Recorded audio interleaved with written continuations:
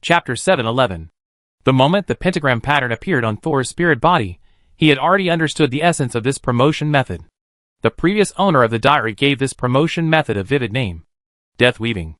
So this is the difference between a 4th level wizard and a 3rd level wizard. Thor stood there blankly, still quickly digesting the knowledge that entered his brain along with the pentagram. If the difference between a 3rd level wizard and a 2nd level wizard lies in the different degree of use of power, then the gap between a 4th level wizard and a 3rd level wizard is even more exaggerated.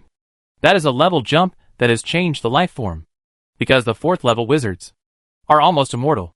This immortality is fundamentally different from the long-lived 3rd level wizards. Although 3rd level wizards don't have to worry about dying of old age, they can always absorb and convert external forces to replenish their naturally aging bodies, but they can be devoured, polluted, and destroyed. But 4th level wizards are different. Even if they are completely polluted and killed to pieces, they can still recover completely. Only with such a strong vitality can one withstand more profound knowledge and more dangerous power. But the method of resurrection of every 4th level wizard is also their fatal weakness. If the key to resurrection is grasped by other strong men, the 4th level wizard may also fall completely. The stage of promotion from the 3rd level to the 4th level is actually the stage where a high-level wizard transforms himself into an immortal form. And their resurrection method, or fatal weakness, will be fixed in this promotion and transformation process. Therefore, every 4th level person will carefully hide his or her promotion method, unless he has completed the promotion to the 5th level. Kismet was able to obtain the promotion method of Death Thread, which obviously means that the previous owner of the diary had been promoted to the 5th level. But has Kismet read the content of the scroll? Thor glanced at Kismet opposite him, who was smiling and seemed to be waiting for Thor's question. But Thor ignored him, and continued to interpret the death thread represented by the pentagram. The so-called death-weaving line means that the previous owner of the diary created many large-scale deaths, and gathered these death forces to his own destiny through the pentagram array. The pentagram means that the other party created a horrific massacre in 5 locations, and imprisoned a large number of resentful spirits obtained from the massacre. The death energy generated by these resentful spirits will be connected by the pentagram, and all the death forces connected in series will be gathered to the caster. Therefore, this method is also called death weaving line. Under the influence of the death weave, the life form of the caster gradually changes from a normal body to a dark form filled with the power of death. At the same time, he will enjoy death more and more and ignore life. It is very difficult to advance to the 4th level in this way. In addition to creating a large number of killings, how to accept the death energy while not being polluted and affected by the resentment in it is the first thing the caster should consider. But the previous owner of the diary used the diary to avoid death weave for himself. The biggest side effect, the thing that carries all this dead air, is the dead wizard diary that Thor is holding now.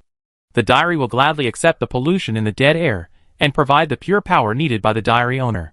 It was with the help of the power of the diary that the previous generation of masters was easily promoted to a 4th level wizard, and his strength was also quite powerful at that time. If you want to kill this 4th level wizard, who was promoted in this way, you need to eliminate all the resentful spirits on the pentagram, and also ensure that no new deaths occur at the top corners of the pentagram. In this way, wizards who have been cut off from the source of death will lose the ability to resurrect. Thor closed his eyes, sorted out the knowledge he had obtained, opened his eyes, and saw Kismet still standing opposite him. Did you also use this method to advance to the 4th level? Kismet shook his head. I am not the owner of the diary. It seems that only those who are recognized by the diary can use this method to advance. However, Thor does not intend to advance completely according to the method of the previous owner of the diary. He was not a person who liked killing. And the simple death thread was not necessarily more advanced than the fate thread he had seen. But the death thread sent by Kismet was definitely not knowledge that ordinary wizards could access. It must have been very hard to get this. Thank you very much. Thor put away the pentagram. But Kismet seemed very interested in Thor's choice. My dear brother, may I ask where you would like to choose as your first stop? Thor warned. Don't interfere in this matter. The opponent raised his hands. Don't worry, this matter is related to your promotion. I will definitely not make trouble. Sol continued to warn him, including acting on your own without permission. Yes, I won't act on my own. After getting Kismet's assurance, Thor told Kismet the destination of his trip. I'm going to Archaster. Kismet's eyes widened with excitement. You want to rob the upside-down tree? It's not about robbing, it's about asking for a new sprout. Thor corrected. Kismet squinted his eyes and smiled. looking like he didn't believe Thor's words at all. But he quickly straightened his face and said to Thor solemnly, "As a former member of the Diary, I suggest you put the last corner of the pentagram in the Stargate Council." Stargate Council? Well, I promise that no matter what you want to do, you won't lose anything if you go there. But the premise is that you must go there last. Thor snorted coldly and thought to himself, this Kismet and the Diary both like to be riddlers. But when you go to the Stargate Council in the end, is Kismet sure that a huge change will happen there? I know, Thor walked out of the manor. I will consider your proposal carefully. Kismet looked at Thor's back and didn't say anything. When Thor walked out of the door and looked back again, the hall was empty. Even the two dancing corpses were gone. It was as if nothing had happened just now, and no one appeared here. Thor held the scroll in his hand, and his figure flashed and disappeared on the spot. A pale yellow giant bird soared in the sky. If you only look from above, it is just an ordinary, and even somewhat good-looking bird. But if you change your perspective and come to the bottom of the giant bird, you will be horrified to find that this bird has no feet, only a dozen long centipede-like whiskers hanging down, and they are constantly curling and stretching in the wind. After flying for a while, the clouds in the sky suddenly thickened and turned gray. The sky was also extremely gloomy. A flash of lightning almost brushed Thor and split towards the earth, and the roar was endless. TSK, lightning? Thor smacked his lips, and his skin instantly shrank, turning into a black skeleton. The thunder became more and more intense, and the rain poured down. In the gap between the dark clouds, a city appeared on the ground below. In the center of the city, there was a majestic palace, simple and heavy, standing in the wind and rain. After another blinding white light flashed, a black shadow suddenly appeared in front of Thor. The other party also flashed with electric sparks, standing in the air, his arms like two huge sabers. She was furious and her voice was as loud as thunder. "Excuse me, are you passing through the Principality of Kerma, or are you here to visit me?" Sol pulled his hood closer and raised his head again. His face had returned to its original appearance. He smiled and said, "Lord Kira, long time no see. I am passing through the Principality of Kerma, and came to visit an old friend." Chapter 712. Thor. The thunderstorm turned the entire Kima Palace into a gloomy gray. In a corner tower of the palace, candles were lit in the long corridor, but the light was still dim. Only Kelly's long red hair was shining softly like satin. After not seeing each other for a few years, the girl with two pigtails and a few freckles on her face has grown up. Kelly slammed into Thor's arms and pulled Thor's collar. "Why are you here? Didn't you advance to the 3rd level? Aren't you not allowed to leave the Borderlands? Did you sneak out?" Listening to Kelly's questions one after another, Thor tapped her forehead with a smile. "I was out on business and passed by Kima. If I don't come to see you, I guess you will hate me, right?" Kelly covered her head and jumped back. "Hey, do you know whose head you are knocking? You are knocking on the head of the future Marquis of the Principality of Kima." The corridor was quiet, with only Kelly's playful voice. "Marquis, I remember you are the daughter of the Earl. The Earl has passed away. Grand Duke Kira intends for me to inherit the title and upgrade it to Marquis." After listening to this, Thor was silent for a moment. "You are about to be promoted to the 2nd level, right?" Kelly pulled Thor to the corner tower. "Yes, you have surpassed me so much. How can I not try my best to catch up? Can you concentrate on studying witchcraft here?" Sol followed Kelly to the laboratory that Kira prepared for her in the palace. There are many materials in the laboratory, as well as bottles and jars, and crucibles roasted by flames. In addition to these, there are also mountains of parchment, delicate flower paper, and several floating feather pins. On the chair next to these, there is also a court dress casually draped. Thor looked back at the black wizard robe that Kelly was wearing at the moment, and asked worriedly, "Do you still need to help Grand Duke Kira deal with a lot of things here?" "Not a lot, but sometimes I need." I told Grand Duke Kira, "Can I take you away?" Thor asked seriously. The exquisite paper and pen on the table represent official business, while the gorgeous court dress represents socializing. Seeing the casual placement of the dress, Thor could almost imagine how Kelly quickly took off her robe and changed into a comfortable and simple wizard robe after entering her independent space. Kelly walked to the court dress and pinched a silk flower on it with her fingers. "I want to leave with you, but the Principality of Kerma still needs me, and my family also needs me in this position." Thor frowned. "When you first entered the wizard tower, didn't you say you didn't want to return to the family?" Kelly stuck out her tongue. "You were still young at that time. When you are young, of course you can say anything and think anything." Thor stepped forward and put his right hand on the back of the chair, his fingertips just touching the collar of the court dress. "You can do it now."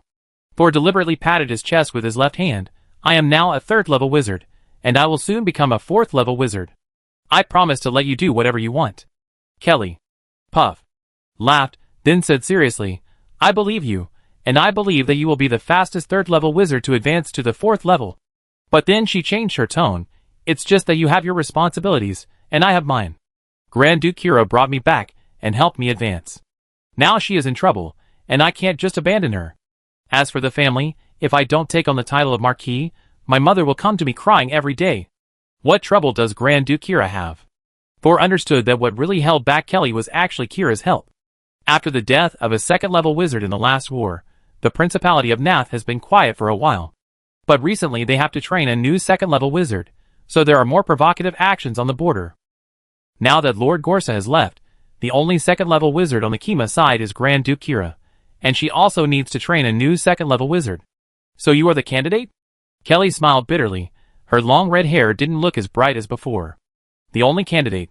Soul's eyes moved slightly, but he changed the subject again. By the way, I have a gift for you. What? Kelly almost jumped on him. This is a gift from a 3rd level wizard. It's really exciting. This guy. Soul was angry. If my gift is not valuable, wouldn't I be embarrassed to give it out? Kelly pulled the corner of her mouth. Of course, if this gift doesn't match your status as a 3rd level wizard, I wonder if you will be embarrassed. Soul was speechless, but he still took out a book from the storage device of the space witchcraft prop he carried with him. Witchcraft book?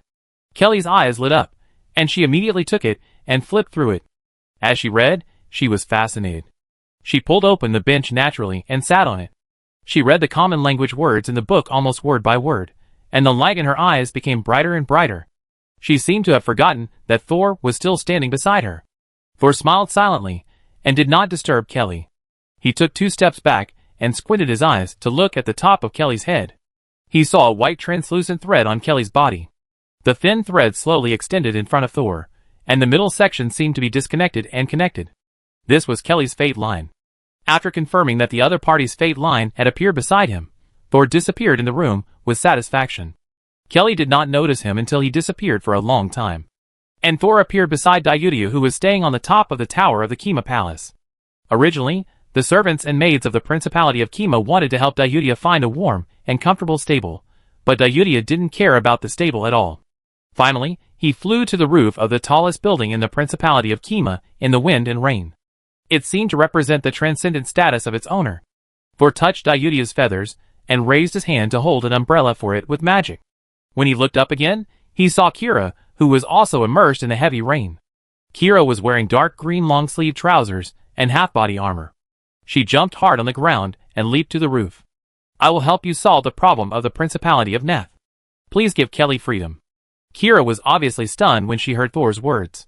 She bit the corner of her pale lips and said after a moment, Actually, I hope you take Kelly away. She is a person who pursues knowledge, and this place is not suitable for her.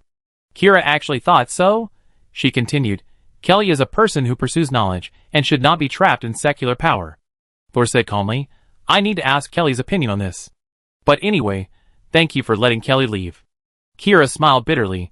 You are really different from your mentor. Why did you suddenly mention Mentor Gorsa? Soul, Kelly is a little busy now. I will ask her opinion after she finishes reading the book. What he wanted to say was clear, and Thor raised his foot and stepped on Dayudia. I have something to leave for a while, and I will be back before dark the next day. If Kelly is willing, I will take her away. Dayudia flapped his giant arms, and the wind and rain had to take a detour in front of it. In the end, the giant bird flew farther and farther, and disappeared in the southeast. A day later, the only 2nd level wizard left in the Principality of Naz was found to have suddenly mutated and then died suddenly. Chapter 713. The new master of the borderless land secretly went out during his tenure, and after a secret visit to his hometown, the Principality of Kima, he domineeringly abducted the future female Marquis of the Principality. For the stability of the country and the prosperity of the family, the future female Marquis tearfully passed the title of Marquis to her brother, and left alone with a terrible 3rd level wizard. Since then, there has been no news. Sitting steadily on the back of the giant bird Dayudia, Thor looked down from time to check the flight coordinates. When he looked back again, he saw Kelly smiling strangely and writing something. He turned his head and glanced at it, his mouth twitching in silence. What are you writing? Kelly didn't even raise her head. You know, I often have to attend some noble events in the Principality of Kerma. I couldn't do experiments or read magic books at the events, so I was extremely bored. As a result, Lord Kira gave me 2 night novels. When I attend such events later, I will put one at the back to kill time. Then did you start writing it yourself? No, I just felt inspired today. Kelly finally raised her head, her eyes narrowed with a smile. In those night novels I read, wizards are mysterious and great beings. But do wizards really care about the lives of ordinary people? I think they are the real evil characters. Anyway, I have been having a headache since reading the book you gave me, so I just wrote down the fun in my mind. Is he scolding himself? In terms of the number of novels read, Kelly is definitely not as good as Thor. I have already reminded you not to keep reading. Thor muttered, and it was rare for him to discuss entertainment with Kelly. Are you going to write me as a villain? And you as a princess waiting to be rescued by a knight? No, you are just a legend. But under your stimulation, the Principality of Kerma will work hard to develop and eventually become a powerful empire that wizards dare not easily blaspheme. Deep down, they still respect wizards. Sol expressed his thoughts. Why don't you just write that the Kerma Empire has developed unprecedented new technology that can use machinery to resist powerful wizards? To deal with ordinary wizards, use standard weapons that are accurate, lightweight, lethal and inexpensive. To deal with powerful high-level wizards, use core weapons with great power, high technical content, and enough lethality to pacify a city. To deal with immortal wizards, like the 4th level, use special biochemical weapons to directly eliminate the source of their power through targeted infection. Kelly opened her mouth wide, feeling a little terrified in her heart, but also extremely curious. What about wizards above the 5th level? It's difficult to deal with wizards above level 5. It may require the help of more terrifying natural forces that cannot be resisted by human power, such as forcing level 5 wizards into places like lightless celestial bodies, and never being able to come out. Of course, this will also be accompanied by huge sacrifices. Kelly turned the quill in her hand. You are also rude when killing your own people. Thor turned around again. It's just talk. The 1st and 2nd levels are okay. Let's talk about the 3rd level of biological weapons against wizards. He suddenly lowered his head and looked at his left hand, a little dazed. Isn't there just one? Could it be that the anchor point, the black tide, and the eye of the abyss are actually targeted weapons used by some civilizations to exterminate wizards? Sol was suddenly shocked by his own imagination. Grand Duke Kira once again dealt with various unreasonable requests from different nobles. Although she was physically fine, she was a little tired and returned to her bedroom during lunch break. Although she was already a 2nd level wizard, she pushed most of the work and social activities to other members of the royal family. But as a decision maker who can really make decisions in a country, she still has many things to deal with every day. Since the first war with the Principality of Nath, the 2 countries have not ushered in real peace. There are always small-scale conflicts in local areas. However, Nath should not have the confidence to challenge the Principality of Kma in a short time. After solving a major problem, Kira did not feel much relieved. There are still problems to be solved in the Principality of Kma and other borders. Now, for Kma, the most troublesome existence is the archaeological city of Street, which is located in the southernmost part of the entire principality and separates part of Kma's land. The city that belongs exclusively to Baidong Academy. This wizard force that was huddled in a corner suddenly began to expand not long ago. This expansion was hidden at first. They just kept telling the surrounding civilians how good the city of Guess was, and how easy it was for the residents who settled there to make money. And Kira, who was confronting the Principality of Nath, no longer had the energy to deal with the affairs of Baidong Academy. She also didn't want to intensify the conflict and cause herself to be attacked from all sides. But now, Baidong Academy was almost openly snatching people. Now several towns near Guster have been cleared. According to the report of the wizard who went to investigate, the townspeople of several towns, including Blue Water Bay, were all forced to move to Guster regardless of their status. Kira couldn't stand this. Now that the problem of Nas has been temporarily solved, she could also spare some time to see what Baidong Academy is trying to do. In the past, Baidong had a 3rd level wizard to lead the way, but now even their 2nd level dean is old, and Kira is confident that he can suppress him. The beautiful Duchess of the Principality of Kima was wearing a comfortable nightgown and lying on a soft mattress nearly 3 meters wide, but her posture was extremely rigid. She didn't look like someone who wanted to enjoy a comfortable sleep at all, and her tired brain refused to rest. As soon as she fell on the pillow, all kinds of thoughts came to her. She couldn't rest well at all. Just as Kira sat up helplessly and was about to give up her nap again, A woman in a red velvet cloak pushed the door and walked in. She was graceful and quiet, and her red velvet cape was barely lifted when she walked. She closed the door, came to Kira, took off her hat, and revealed a cold and mean face. I've already said that you should focus on advancing to the 3rd level instead of wasting your energy on these trivial matters. Kira sat on the bed, and didn't speak immediately. She looked at the face opposite her. She thought she was very familiar with this face, and would never forget it. But in the end, memory was defeated by time. Eula. She paused. I took you in not for you to interfere in my political affairs. Eula's chest rose and fell suddenly. I am your sister, and one of the heirs of this country. I have the right to participate in it. Seeing that Eula was about to go berserk again, Kira turned his head silently, and stopped arguing with her. The woman in front of him, whether in appearance, temperament, or behavior, was completely different from her sister. But the mental fluctuations from the other party clearly told Kira. This person is her sister. Seeing Kira showing weakness, Eula started to chatter again. What? As long as you become a 3rd level person, it doesn't matter if all the people in the royal city die. But Kira was unmoved.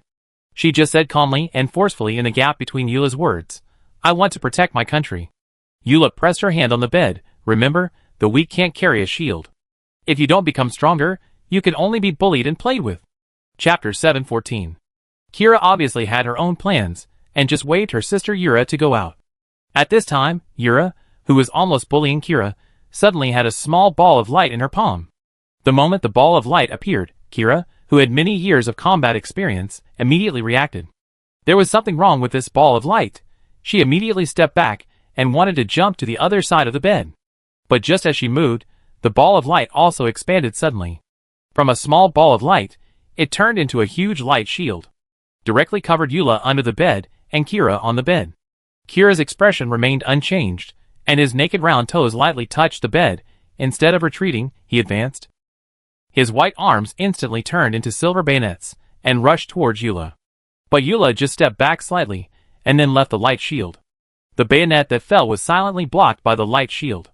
Kira looked at her weapon, and couldn't leave any trace on the light shield, and secretly thought it was not good. She immediately changed the shape of her hands, and the bayonet turned into a giant axe, and a flash of lightning flashed from time to time on the axe blade. But even her most lethal weapon could not break through the defense of the light shield. Kira stopped the meaningless attack, and stared at Eula angrily. This is not a witchcraft you can perform. What force have you joined? What do you want to do by imprisoning me? You don't need to know for now. Eula bent her fingers, and tapped on the light shield to make sure it was stable. Seeing that Eula was about to turn around and leave, Kira immediately said anxiously, Don't mess around. Kima is also your country. Eula turned her head halfway and whispered, I know. But your so-called protection is useless in the face of a real natural disaster. If you want Kima to continue, certain sacrifices are necessary. Kira wanted to say something else, but Eula had already left the room. Her voice seemed to be trapped in this room, and could not be heard outside. Kira stopped struggling and sat back on the bed. It would be useless even if she asked someone to come. Even she couldn't open the light shield, and others didn't have the strength to do so. If I had known, I wouldn't have let Thor go so early. Kira thought, is Yura waiting for Thor to leave before attacking me? Just as Kira was sitting on the bed thinking about how to solve this sudden crisis, Yura had already come to the balcony outside the reception room. She and Kira were biological sisters, and looked 50% similar. The moment Yura stepped onto the balcony, the red velvet cloak on her body turned into a silver half-body armor. The upper half of Yura's face was also covered by a silver hollow mask. In addition, her temperament changed. She looked very heroic, and she looked 90% similar to Kira. Standing on the balcony, Eula waved her hand and called down a bird that was hovering in the sky. The bird's orange-red feet landed on Eula's fingers, and every movement looked like dancing. Eula raised her hand and stroked the bird, saying softly, Tell him that Thor is going to Archaster. For our plan, this is a good time to do him a favor. The bird tilted its head towards Eula, and a ball of fire suddenly appeared in its black pupils. Yura knew that the voice had been recorded, so she raised her hands and let the bird fly high. The young bird gradually flew high until it could no longer be seen. Such a height was not something it could adapt to, so it would die immediately after delivering the message. After Yura could no longer see the bird, she turned and came to the personal attendant. She still looked like Kira at this time, and the personal attendant could not tell the difference at all. Notify everyone confidentially. I will hold a court meeting. Quaguster is located in the south of the Principality of Kerma, occupying a major transportation route and a natural high-quality port. Therefore, the city of Augusta has become more and more prosperous in recent years. Due to the expansion of the entire city, it is currently divided into the inner city and the outer city. People who cannot enter the city envy those in the outer city, and those in the outer city envy those in the inner city. Now the nearby cities and towns all know that they can easily make a lot of money after entering the outer city. And ordinary people who enter the inner city can enjoy the high-quality living facilities that only wizards could enjoy in the past. At the same time, people who enter the inner city can get a lot of rewards for doing a little work. However, in recent times, the population growth of Archaea City has declined to a certain extent. The main reason is that there are no suitable towns nearby to migrate people. Sol rode on the giant bird Diudiu and originally planned to fly over the outer city without hesitation and go to the inner city closer to the mountains and forests. There is a circle of waterfalls between the inner city and the outer city. Yes, waterfalls. Because the inner city has been raised 10 meters in the past 2 years, coupled with the tall walls around the city. People in the outer city can't see the situation of people living in the inner city at all. But when he saw the huge changes in the city of Gloucester, and the huge magic circle that was blocked from outside observation by witchcraft, he changed his mind. He asked Diudiu to land in a small town outside the outer city, and planned to leave Kelly there and go to Gloucester himself. Huh, why don't you take me with you? I am quite interested in Gloucester. They removed the radiation from the witchcraft props, and gave them to ordinary people to use. Is there really no hidden danger in this matter? There are hidden dangers for sure. After all, there is no effective witchcraft that can completely remove the radiation emitted by witchcraft and magic. Ordinary people will definitely not be able to bear long-term contact. Sol explained, but then again, in the eyes of the leaders of Baidong College, ordinary people, whether in the inner city or the outer city, are just consumables for them.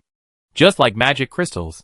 Kelly is from the Principality of Kima, and she has her own family and relatives with whom she has a good relationship. Naturally, she will not really regard ordinary people as consumables. But she also understood the cruelty of the wizard world, and did not make such saintly remarks as wanting to save people. She could not save people, and she would not rely on her close relationship with Thor to instruct Thor to save others. It seems that the situation in the inner city is not as good as people in the outer city imagine. But she still had a somewhat ironic smile on her face. It is so tightly sealed, it must not be because they are afraid of the outflow of the technology of witchcraft props, but because they are afraid that people outside will see the real situation inside, and give up and become consumables of the inner city. Thor nodded and said in tacit agreement, yes. So you stay outside first. The town here is empty, so you can stay here and continue to study the magic book I gave you. After thinking for a while, Thor asked again, do you need me to leave and to accompany you? Kelly originally wanted to refuse, but after thinking about it, she took the initiative to ask, can I let Agu accompany me? Sol was stunned. Why Agu? He is the ghost of the library, he must know a lot. Sol understood that Kelly regarded Agu as a mobile dictionary. He kept him because it had the strongest fighting power. But since Kelly asked so, then I will keep an and Agudu with you. Don't use them for experiments. Sol raised his finger and warned solemnly. After all, Kelly abused poor Herman 2 days ago and made him cry and complain to Sol. Chapter 7:15. After leaving Kelly in an uninhabited town, Thor tidied his clothes and prepared to enter the ancient city of Stena. The last time he came here, he accidentally discovered the existence of the inverted tree, and then was chased away by a bunch of branches and roots. So this time it can be regarded as a return home in glory. It shouldn't be too much to ask to exchange a few branches of the inverted tree. There was no one here who could teleport Thor, so he followed the ordinary people and entered through the gate of the outer city. This time he paid attention to disguise, and the ordinary wizard apprentices guarding the city gate would definitely not recognize him. But when Thor sneaked into the outer city, he looked around and found that there was no one he knew. He had also stayed here for more than half a year, but now the place has changed, and the people are different. Now things are really different. Thor sighed and strolled in the outer city, observing for half an hour. But after observing, he found a strange phenomenon. There is only one entrance and exit between the outer city and the inner city. This entrance and exit is embedded in the mountain, and is the only place without water between the waterfalls in the inner city. Probably, they entered the inner city through the passage inside the mountain. But the entrance and exit gates were tightly closed, and it seemed that no one was allowed to enter or leave. There were always people coming and going near the passage in the outer city, but no one went in. Seeing that no one had entered, Thor knew that he probably couldn't get in. Then used the second plan. Thor approached the waterfall and looked up at the water vapor in front of him. The concentration of magic elements here was very high, but there was no maintenance array. It was obviously another new witchcraft prop developed by the Archaeos city. Thor's figure suddenly became transparent and merged with the waterfall in front of him. Seeing Thor's face was unfamiliar. Several wizard apprentices in the outer city kept watching Thor's movements. However, this group of people lost track of Thor in an instant. Just as they realized that someone was trying to break into the inner city, and were about to report it, a silver butterfly suddenly appeared in front of them. The butterfly fluttered and swayed around each of them. These apprentices suddenly forgot what they were supposed to do. They looked at each other, wondering how they got together. Although they were confused, they quickly put aside their doubts, and dispersed again, because they each had a mission. At this time, Thor had already flown into the air, waiting for the nightmare butterfly to return. "Brother Thor, complete the mission." Thor took back Penny and thought, "We can't take the normal passage. The surrounding passages seem to have no protection, but there must be traps in them. We can force our way in, but the inverted tree is a bit weird. Before finding its core, it's best not to expose the power of the third level, so that it won't run away directly." Whether the upside-down tree ran away or hid deep in the earth, it was still difficult for Thor to track it. Next, Thor moved forward carefully, avoiding every place that seemed to be a trap, and not disturbing the nearby magic fluctuations. It took him almost 20 minutes to get through the short distance of more than 10 meters. At the last moment of crossing the protective barrier of the inner city, the resistance in front of Thor dropped suddenly, and he took a step forward and successfully arrived in the inner city. However, when he saw the scene of the inner city, even Thor, who thought he had seen a lot, was shocked on the spot. The ancient city of Stena, where the Bidong Academy is located, looks like the end of the world. The once tall buildings and wide roads are now covered with a thick layer of dust. The ground is full of broken parts and collapsed buildings. Although the sunlight can penetrate the isolation protection layer above the entire city, it cannot change the gray tones here. Thor took a step forward and stepped into the thick dust. This should be near the high-rise building where I used to rent. But looking around, there is no building with more than 10 floors. Most of them are ruins or wreckage lying on the ground. The fluctuations of magic here are extremely chaotic. Penny couldn't help but come out of the diary and flew around Thor for a few circles, taking in the miserable surroundings. Even if we cast magic directly, it won't attract other people's attention. A black shadow emerged from Thor's chest and turned into a young man. He crossed his arms. "I doubt whether there are other people here."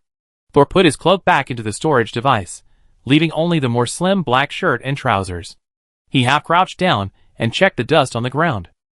The dust is more than a palm thick. Judging from the softness, almost no one has ever set foot here. Thor took off again and came to the top of the tallest building nearby, standing on a steel bar sticking out. Looking down at the earth from a high place, you can get more information. Not only nearby, but the entire inner city as far as you can see, there are no buildings taller than 10 stories. The entire inner city has become like this. Herman also flew beside Thor. It looks like some violent force exploded in the air and directly destroyed the upper half of the city. The dust from the explosion directly covered all the buildings in the city with a layer of dust. Thor nodded. Now the question is, when did the inner city become like this? Did the inner city become the ruins in front of us by accident, or was it divided into the inner and outer cities after it became a ruin? So do the people in the outer city know that the inner city has become like this? Where are the people in the inner city? When Thor was observing the outer city, he did not see any formal wizards, and all positions were held by wizard apprentices. And they are all newcomers. Goster, it seems that something big has happened at Bidong College. Thor did not find any trace of the upside-down tree, and the inner city's magic fluctuations were chaotic, so he ordered Penny and Herman beside him. Go and look for survivors in the inner city separately. Yes. The two of them went to explore on the left and right. Thor was not idle either, jumping off the tall building, floating half a meter above the ground, looking for possible survivors. Or corpses. But after searching the ground and the corridor for a long time, he didn't see a single person. He did see a lot of rotten food and dusty furniture. Most of the homes were tidy, without the mess caused by people fleeing in a chaotic manner. People should have evacuated in an orderly manner. Thor went in through a window and saw several plates of green and black food on the dining table. He opened the storage cabinet and saw a lot of food and drinks inside. There were also some locked cabinets with silver coins and archaeological banknotes. When evacuating, these people probably didn't know they would never come back. Otherwise, they wouldn't have left their necessities and money behind. An hour later, Sol, Penny, and Herman met again on the roof of a tall building near the city center. "Did you find anything?" Sol asked him. Herman shook his head. "It's like no one has ever lived here. Not even a finger can be found." Penny brought back good news. "I didn't see any human figures either. It's as if the people here disappeared out of thin air. However, I sense that there are active dreams in the city center." "Dreams? If there are dreams, there should be living people." Sol immediately decided, "Let's go to the city center." Chapter 7:16.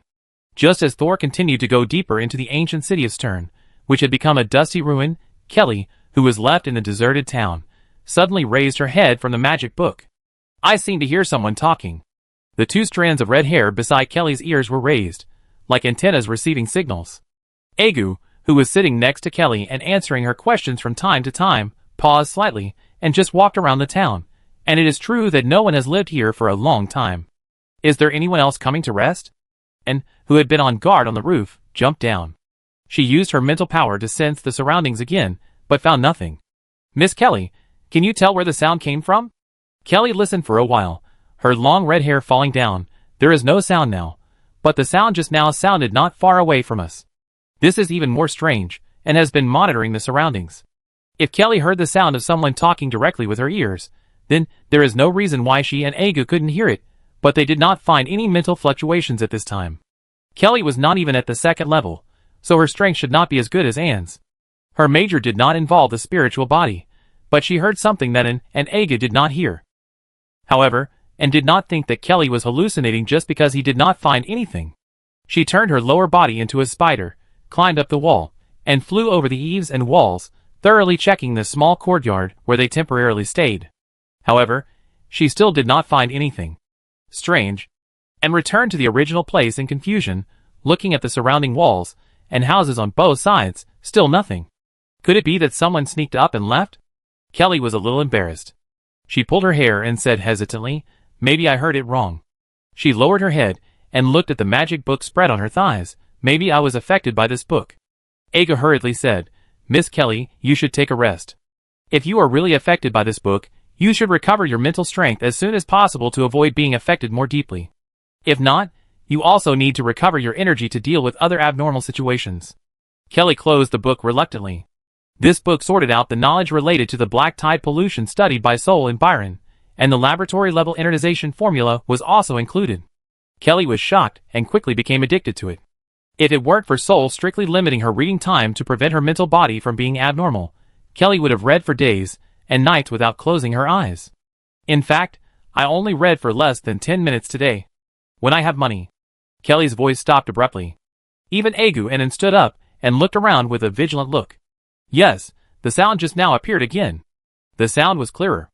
And this time, Agu and Anne also heard it. "This sound is really close." And squinted his eyes, and his sight finally fell on the house behind them. "I will also go to Guster, but not now." The voice became clearer and clearer, and gestured to the others, and then slowly approached the house behind her. There was still a voice coming from inside. "I'm leaving now, who will take care of you?" And could already hear the voice of a boy through the window, probably less than 16 years old. Her face was solemn, ready to fight at any time. When she was checking just now, she also checked every house in this small courtyard. There was obviously no one in there, but how come a little boy appeared now, especially after hearing several sentences clearly, and still couldn't find the mental power that should belong to the boy? It was as if there was only sound, but no one inside. But when Anne's head was about to touch the window, she vaguely saw two figures. But both figures were a little strange. Kelly released the protective development and walked to Anne's side. "Open it and you know." Kelly also found something unusual. Her expression was serious, but she still pushed the window open. After the window was pushed open, Anne and Agu instantly tightened their non-existent muscles. There were indeed two people behind the window. But these two people turned out to be caterpillars with human heads. Both caterpillars were as thick as a man's forearm. The fat white body was covered with black spots. The tiny and very sharp spike-like hairs covered the whole body, only stopping near the neck. Also here, the white worm gradually turned into dark skin, and finally evolved into a boy's head. The boy's neck and face were not big, about the same size as the worm's body, as if his head had drilled out of the worm's body. Kelly's action of pushing the door did not disturb the boy, or the boy caterpillar, nor did it disturb the listener opposite him. An old man with gray hair and wrinkles on his face, also growing on the caterpillar. The boy caterpillar was still talking. Don't persuade me, wait until I do some more work and prepare food for you for the winter, and then I will go to the city to make money. Kelly pursed her lips and looked at him beside her. Then, she gently closed the window. Is it an illusion? Kelly whispered.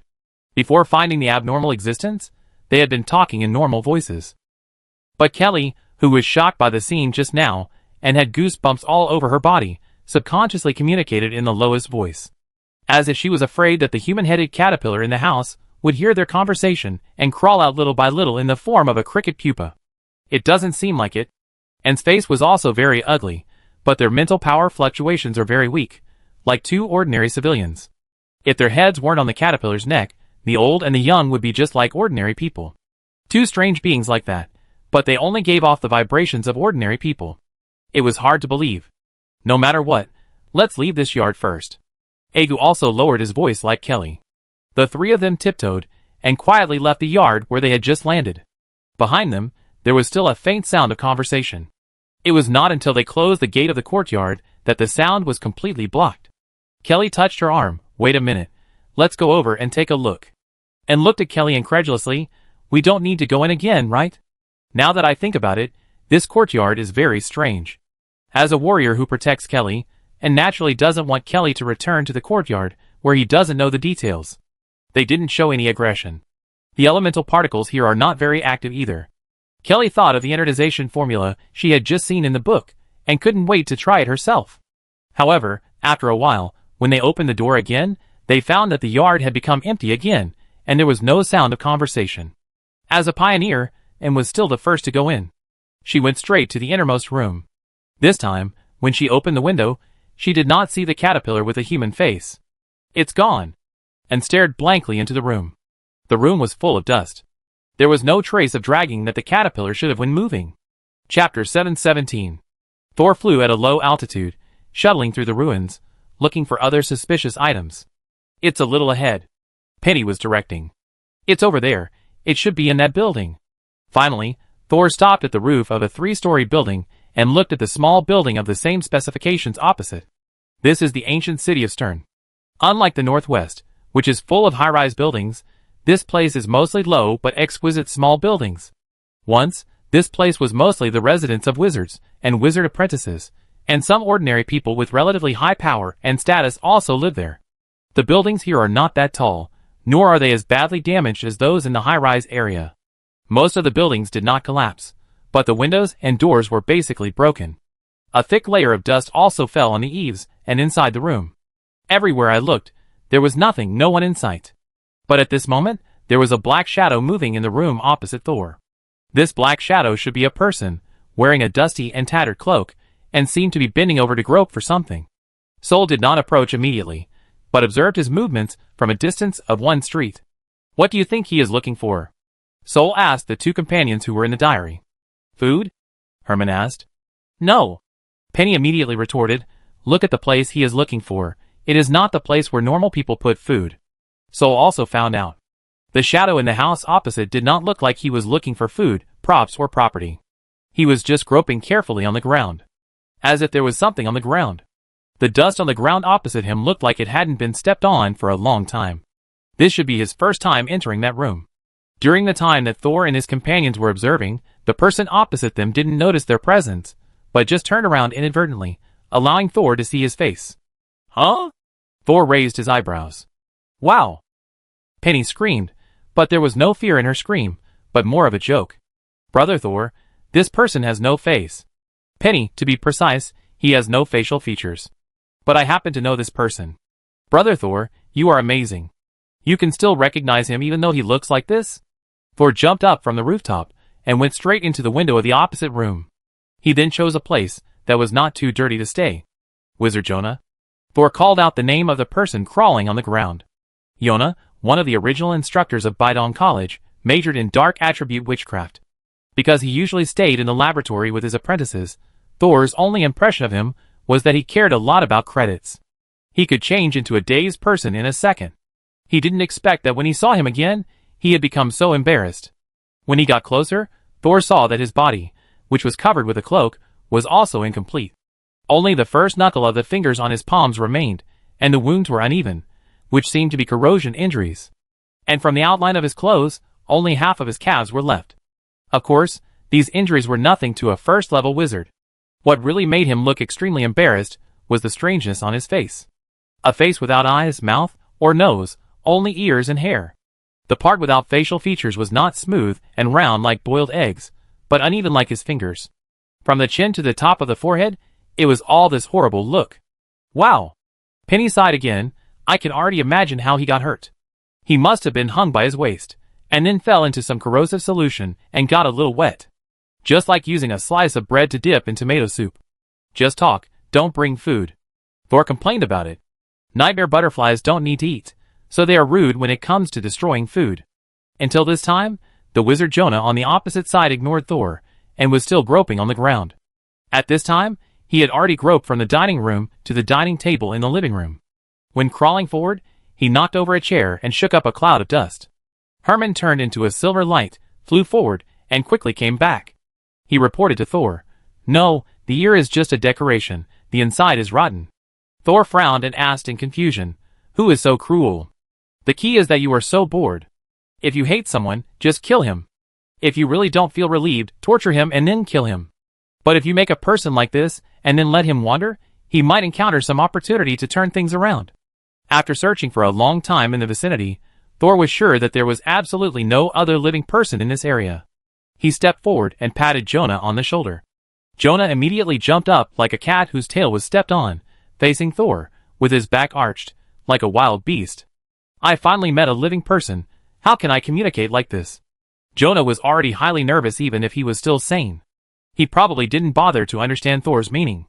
Most of the communication was done with witchcraft, and when performing and receiving, multiple organs such as eyes and ears were used. But the person on the other side is not there yet. Should Penny find another person? Then I will take advantage of this time to communicate with the other party. But just when he thought of this, Thor changed his mind. "Wait, since it is difficult to communicate with Jonah in reality, I can try to communicate with him in dreams. As long as you are not born without 5 senses, you should miss your healthy life in your dreams." Penny laughed and cooperated naturally. The butterfly made of silver silk flew out from Thor's forehead lightly. Thor slowly closed his eyes. The silver butterfly landed on his back, curled up suddenly, and stretched out in the next second. The silver butterfly wings expanded into huge butterfly wings nearly 2 meters long in an instant. The wings flapped gently once. After Thor closed his eyes, colorful blocks immediately appeared in the dark world he saw. These blocks were like building blocks, square and with clear edges and corners. But there were so many of them that when they fell from the sky, it was like a torrential rain. These blocks, like building blocks, fell to the ground and automatically pieced together the original appearance of the world. Gradually, the blocks became smaller and smaller, but the objects made of them became clearer and more detailed, and finally, the world took on a new look. Thor seemed to be in a comfortable bedroom in an instant. On one wall of the bedroom, the cabinets were filled with all kinds of witchcraft books. The other wall of the bedroom was filled with bottles and jars. Obviously, it was another problem that could only be seen at home. And Jonah, the wizard mentor who used to have crooked eyes and crooked mouth, stood in front of his laboratory table, holding a small wooden box, rummaging through it. "Wizard Jonah?" "Hello." Thor greeted again. Jonah was startled and turned his head suddenly, revealing a face with only one eye left. Penny was a little disappointed. "That's it? I can't be afraid of this face." Chapter 7:18. "Your eyes are so beautiful." The wizard Jonah turned around and seemed not to know Thor, just staring at his eyes. After a few seconds, he even stretched out his hand to Thor. Thor raised his hand to knock off Jonah's finger. As a result, he really knocked off the other party's finger. Brother Thor, I am in Jonah's dream now, so I can't be too harsh on him," Penny reminded quietly. "I didn't use much force." Thor rubbed his chin with his backhand. "It's just that his body is very fragile." Jonah, who was on the other side, saw his finger fall to the ground. He first looked at his palm in confusion, and then looked at the broken finger on the ground. "Ah!" He seemed to react suddenly, and quickly lay on the ground, groping on the ground with his hands. Perhaps the only eye left interfered with his judgment of the distance. Jonah touched the broken finger several times before he touched it, and tried several times tremblingly before he pushed his finger back. It was like glue was applied to the cross-section of the broken finger. Push it up, twist it, and the finger will return to his palm and continue to move flexibly. Look at what he did just now, Herman said loudly, as if he had discovered something. I see. Penny also said excitedly, it's the same as his groping movements in reality. Thor finally concluded, he is looking for his own body. After putting his finger back, Jonah continued to stare at Thor's eyes, as if nothing had happened. You have such nice eyes. This time, Thor did not refuse Jonah's approach. Instead, he raised his hand and pressed it on his right eye. When he put it down again, there was a round eyeball with a black pupil in his palm. Let's make a deal. I give you this eye, and you tell me what happened in Bidon College. Jonah nodded excitedly, okay. Seeing that the other party agreed, Thor threw the eyeball in his hand over without any nonsense. Jonah's one eye kept staring at Thor's eyes. He raised his hands high and carefully caught the eyeball. Then he dug a bloody hole on his face and stuffed the eyeball in. When he stuffed it in, the position was wrong, and the pupil was facing inward. He gently adjusted the position with his bloody hands. Thor watched speechlessly as the other party stuffed his surrendered eye on top of the one eye. It turned into a strange face with two eyes in a row. It was even worse than the one-eye face just now. However, when Jonah installed Thor's eyes on his face, Thor saw a translucent thin line on his body extending to Jonah's forehead. But this time the faint line flickered and seemed to disappear at any time. Is it you? After wearing Thor's eyes, Jonah seemed to be more awake. He actually recognized Thor in front of him. How dare you come back? Why, in your impression, I was chased and left Archaster? Thor sneered. Brother Thor, we were indeed chased away from here. Penny bluntly exposed Thor's trick. Shut up, Penny. Thor talked to Penny in his mind. Jonah, who was on the other side, didn't know about the secret communication between Thor and Penny and just murmured, It's a good thing you left so early. Did the dean have problems at that time? What happened? Thor asked. Jonah hesitated for a moment and finally told Thor the truth. Not long after you left, the dean suddenly went crazy. Crazy? Sol raised his eyebrows in confusion, but did not interrupt Jonah. I don't know what happened exactly.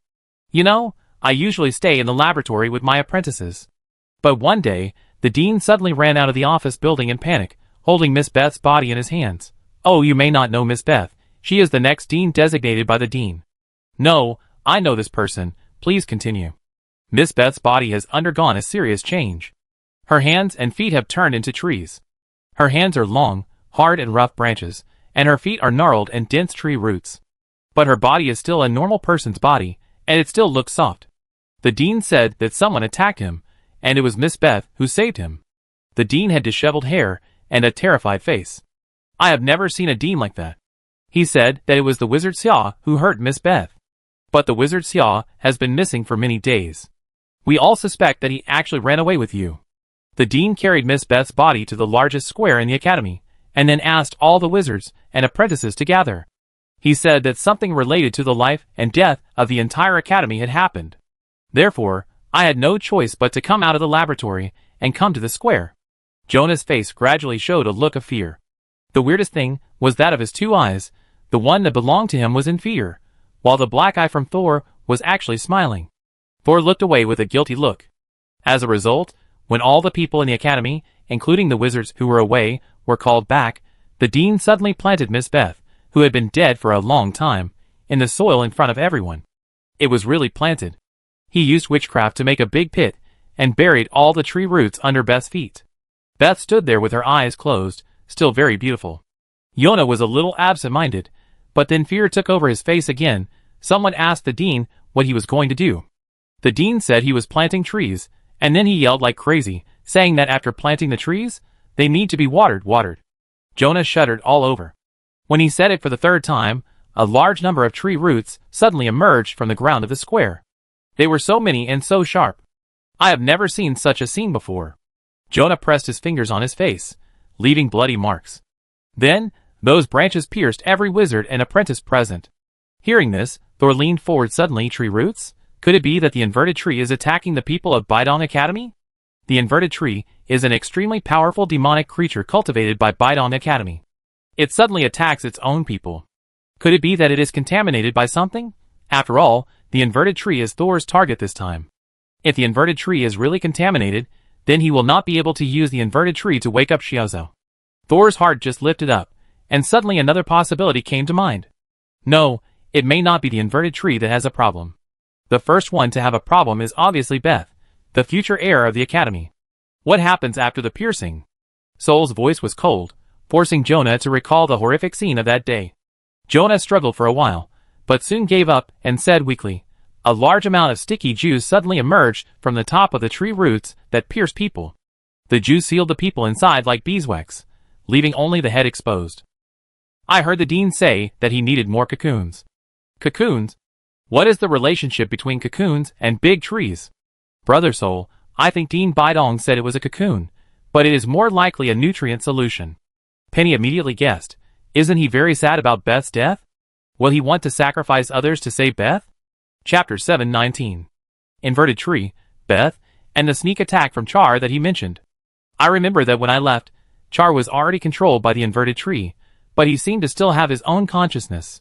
Could it be that his consciousness affected the inverted tree? This wizard Char is really not simple.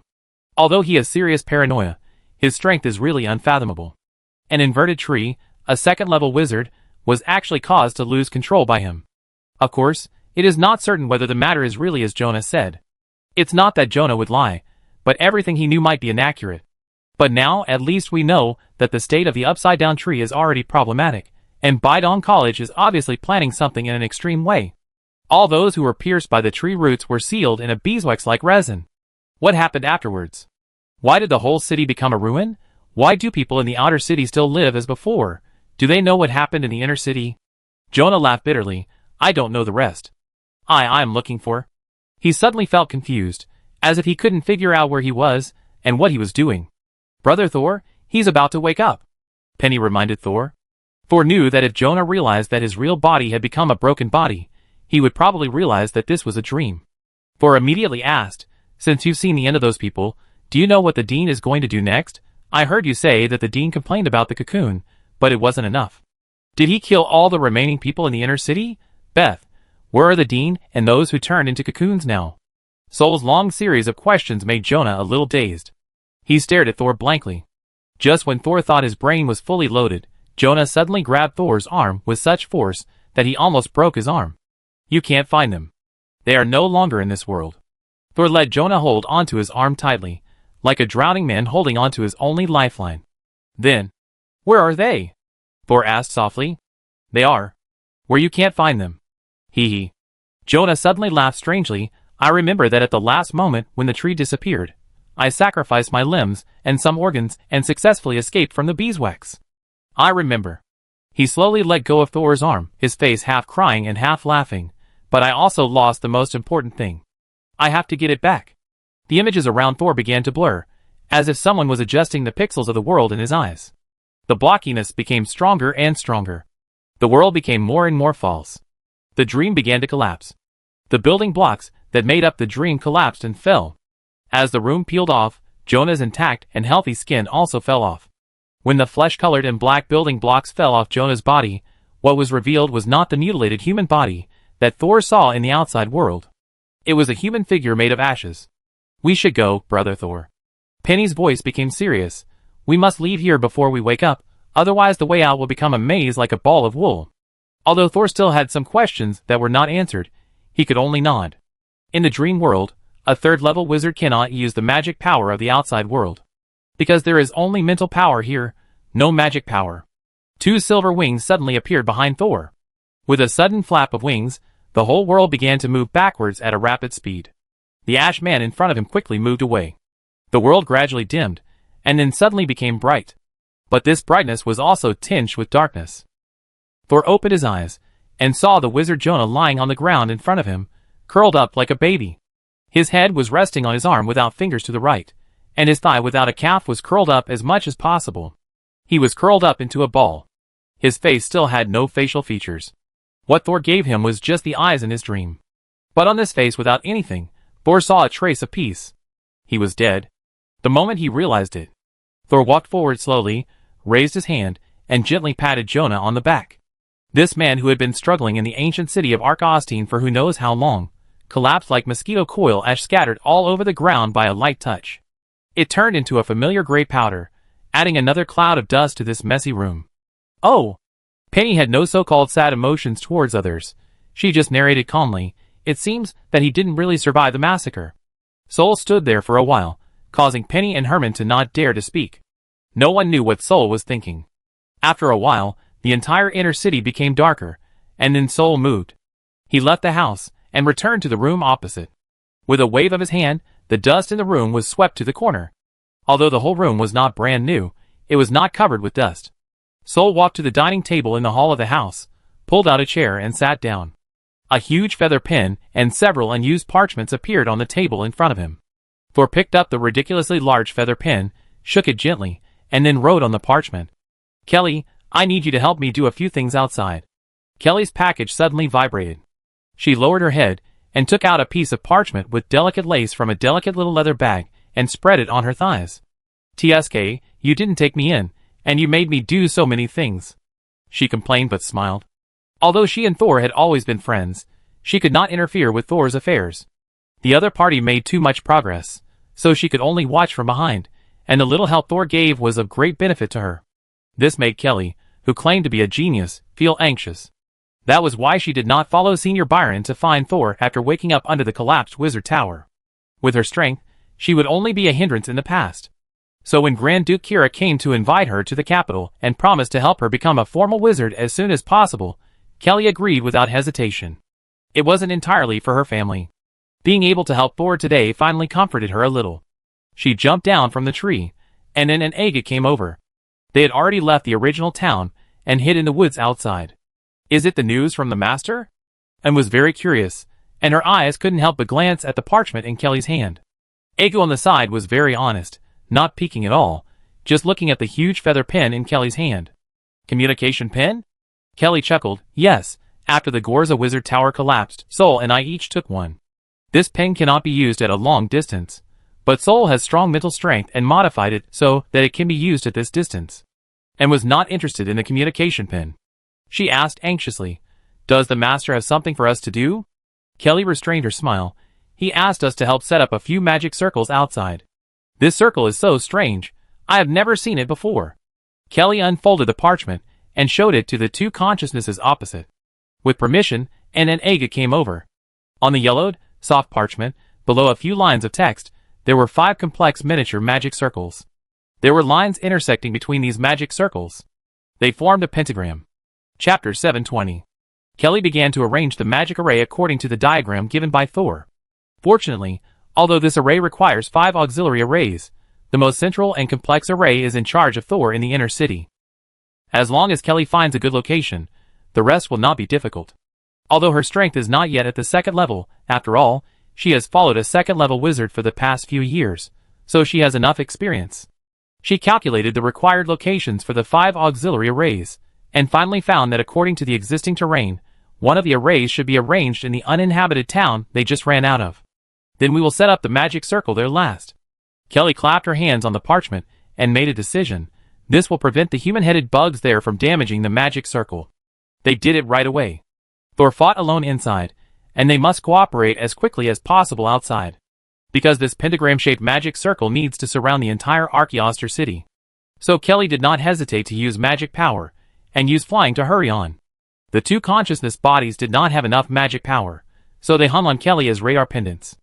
They spent a day flying around the 4 corners of the ancient city of Guster, and set up auxiliary magic circles in hidden and unmanned places. Fortunately, the materials required for these auxiliary magic circles were not many, and the magic crystals on hand were enough, otherwise they would have to worry about how to make money. After dealing with 4 auxiliary magic circles, Kelly performed the flying spell again, and the group returned to the unmanned town. However, at the entrance of the town, Aga called Kelly. "Miss Kelly, you should meditate and rest first, and then I will protect you by your side," and nodded. Although flying is a basic magic that a 3rd level wizard apprentice can learn. But after learning it, 3rd level wizard apprentices can basically only fly short distances. They don't have enough magic power to support long-term flight. Although Kelly is already a formal wizard, and is even preparing to break through the 2nd level recently, her magic power has gradually returned to 0 after a day of consumption.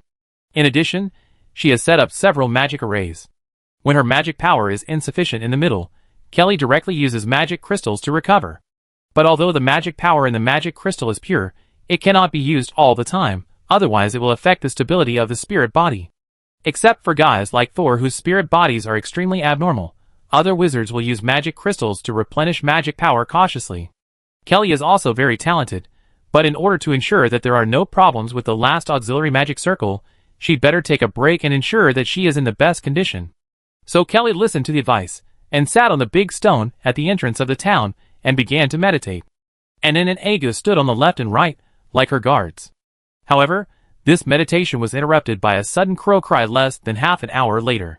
Quack! Quack! And immediately looked in the direction of the sound, and found a black crow on the nearest tree. Are there crows here too? She did not relax her vigilance, but instantly grew 8 spider legs, and quickly climbed up the tree, grabbing the crow's 2 feet before the crow noticed her approaching. Then, and jumped lightly and jumped back from the tree to Kelly. At this time, Kelly was startled and opened her eyes. She looked at the crow in Anne's hand, and she was also not careless. She scanned it with her mental power, and found the magic fluctuations on the crow. The iron ring on the foot. Agu walked over, lifted the crow's wings, and asked him to observe the crow's feet. Hey, the words on the iron ring seemed to be Gloucester. Kelly also saw the question above. Could this be a crow raised in Gloucester City? Anne's face sank. Could our whereabouts be leaked, and we be targeted by someone? Before Anne continued to analyze, the 3 of them heard louder crows. And the sound of wheels. Agu whispered, People are approaching, I go and take a look. He flew out directly, and then he flew back with a strange look on his face. What's wrong? What's that expression on your face? Anne asked, puzzled. Agu shook his head at Anne, then turned to Kelly. We seem to have met an acquaintance. Kelly, huh? The sound of wheels, and the cries of a large number of crows gradually approached. A long and large dome-shaped carriage appeared in front of Kelly. There were more than a dozen crows standing on the dome of the carriage. The carriage continued to approach, and Kelly called out the person sitting in front of the carriage in surprise. Dozer? Dozer, Kelly, and Thor were all apprentices who entered the Gorza Wizard Tower. He had average talent and average effort. He used to be a little arrogant, but after several of his friends died unexpectedly, he was suppressed. Kelly subconsciously looked at him, and found that Dozer was still only a second-level wizard apprentice. After so many years, your strength hasn't increased at all? Duos recognized Kelly, and he opened his mouth in surprise, raised his hand to quiet down the crows on the carriage. Then he jumped off the carriage, trotted to Kelly, and greeted her with a nod. Master Kelly, it's been a long time since we last met. I heard that you were injured before, but now it seems that you have fully recovered. That's great. Kelly's original greeting was interrupted by Duo's continuous flattery. It was as if I had returned to the days in the capital of the kingdom of Kerma. Kelly also subconsciously straightened her back, and put on a businesslike smile. Thank you for your concern. We are all apprentices of the same class. There is no need to be so polite. But Duo seemed to be used to talking like this, and flattered a few more times. When the two talked about Teacher Kaz, their attitudes returned to normal a little. When Teacher Kaz brought dozens of us to the capital, we didn't find a suitable place for everyone to study. There are some small wizard forces in the capital. They have been operating in the capital for hundreds of years, and have almost divided up the power of the capital.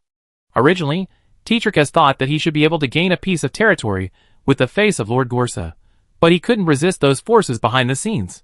Duos looked numb, and he was no longer excited and angry when he thought of the time. Later, after losing a large amount of supplies, Teacher Kaz took us west. But some third-level apprentices didn't follow at that time. We heard that Gloucester is recruiting wizards and small wizard forces on a large scale and allowing them to live in the outer city, so we wanted to come and take a look. But soon after Teacher Kaz entered the city, he came out and asked us to leave and continue to go west. Dozer's voice gradually became lower, but there is no good place further west. Teacher Kaz wants to go to the sea, but going to the sea is too dangerous. Kelly already knew Dozer's choice. So you left Teacher Kaz and stayed in Gloucester? Dozer nodded silently. Although Kelly was not Teacher Kaz's student, she still respected the older formal wizard. Have you ever thought about why Teacher Kaz would rather go to the more desolate and remote west, or the more dangerous overseas, than stay? Chapter 721. Kelly's question made Duo silent again. After a while, the other party replied weakly, Master Kelly, going out to sea is too dangerous for me. Seeing that Kelly didn't speak, he mustered up the courage to defend himself. In fact, it's not just me. Almost all the third-level apprentices who followed Master Kaz chose to stay. When Master Kaz left, there was only one third-level apprentice and a few second-level apprentices around him. Kelly sighed. This was everyone's own choice. She couldn't interfere. At this time, Perhaps because the carriage had been parked for a long time, the curtain was opened a little, and several pairs of eyes were hiding behind it and peeking. Kelly saw it and changed the subject. What are you doing now? Working for Bidon Academy? Or have you joined a wizard organization? I am alone now. I don't join an organization here, I work directly for the archaeological city of St. Paul. The people behind are refugees I brought back from the border between KMA and Nas. Kelly raised her eyebrows. Kidnap people from the Principality of KMA? Population is a big deal for every country. A second-level apprentice like Doze shouldn't dare to secretly kidnap people. No, Lady Kelly. Doze knew that Kelly came from a noble family in the Principality of Kerma, and he quickly explained, Kerma and Nas have been experiencing small-scale wars in recent years, and the number of refugees and slaves has been growing. This is the population I bought from there, and I have obtained permission from the local lord. Doze also showed Kelly the license certificate hidden on his body. Kelly knew that Grand Duke Kira did not want the population of Kema to continue to decrease, but she was powerless to stop the border lords from buying and selling people. But Kelly did not understand. Why does the city of Gloucester need so many refugees? The nearby towns have obviously been emptied by Gloucester. Why are they still buying people? I don't know about this. I am only responsible for sending people to the outer city. Doze continued to lower his head. Forget it, don't think about it. Anyway, the position of Marquis has been given to my brother. Kelly curled her lips, and didn't want to ask any more questions. Then I won't waste your time, go and get busy. After saying that, Kelly flew back to the big rock where she was meditating just now, sitting upright with her eyes closed. Doze quickly bent down and bowed again. Then he returned to the carriage, and continued on his way. Kelly's location was not far from the outer city of Gloucester. After Doze continued on his way, he passed through the outer city gate, and entered the outer city. After entering the outer city, he followed the previous route, and came to an office, found a third-level apprentice, handed him the things in the carriage, and got a small bag of magic mirrors. But before leaving, Doze suddenly remembered Kelly whom he met today. The red-haired freckled girl had grown into a graceful lady. If it weren't for the familiar mental power fluctuations, Doze would not have dared to recognize her. Although Kelly's mental power was familiar, the intensity almost made him breathless. Thinking that the other party had at least advanced to a formal wizard, while he was still a second-level apprentice, Doze's heart, which had shrunk for many years, was suddenly awakened. He gritted his teeth and stopped the third-level apprentice, who was about to leave. Senior, we have brought in so many people, why don't we see them in the outer city? Who would have thought that the face of the third-level apprentice opposite him suddenly darkened, and his originally kind smile disappeared. Why, are you curious? If you are really curious, I can let you send them there. Doze's heart skipped a beat, and he immediately knew that the destination of these refugees must be very complicated, and he quickly smiled and said, No, I just asked casually, you go ahead, I won't bother you anymore. Doze was so scared that he left directly. The third-level apprentice, who stayed in the office, snorted coldly, and watched him leave. Doze, who left, thought about it, and ran to the trading center again. He bought a magic book with the magic crystals he had saved these days. Holding the expensive book that had passed through countless hands, he thought silently, I don't want to be promoted to a formal wizard, but a third-level apprentice should be fine, right? Thor picked up a broken book from the dust and carefully shook off the dust on it. This is a witchcraft notebook. It also looked like it had been through a lot. Although Thor had shaken it carefully, a few pages of the book were still shaken to the ground along with the dust. After leaving the small building where Wizard Jonah was, Thor did not immediately head to Bidon College, but wandered around the college as if he was not doing anything serious. Sometimes he would pick up some books left by wizards, like he was doing now, and sometimes he would stay in a room for a while. This time, the book he picked up was a wizard's magic notebook. Purely handbound, very thick, but the magic mark on it has disappeared. Some experimental experience, you can take it back to the newcomers in the wizard tower for research. Sol picked up the pages that fell on the ground, stuffed them back, and then put them into his storage device. It seems that the radiation of the disaster that broke out in the inner city was quite large, and these simple witchcraft books and witchcraft arrays have been scrapped. Penny was also flying in the room to help Sol find useful materials. On the other side, Herman put down the several glass bottles in his hand, turned back, and said to Sol helplessly, Master, the materials here are all contaminated and deteriorated, and they can't be used. That's normal. The protection measures for materials placed outside are generally not very good. See if there are any secret rooms or something like that. Physical secret rooms are hard to find clues through mental scanning. Herman nodded, then found a wall and crashed into it. His spiritual identity was very useful at this time. Without magic power, physical facilities could basically not stop him. Soul continued to look for the original owner's notes and books, but when he was looking, he found that these things seemed to have been touched. The thickness of the dust on the bookshelf is different. Brother Soul, Brother Soul. Penny flew to a corner, and suddenly flew back.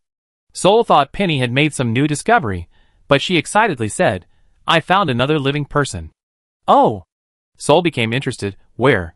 Penny said, there are two people, and they are consciously hiding their existence, so I discovered their dreams.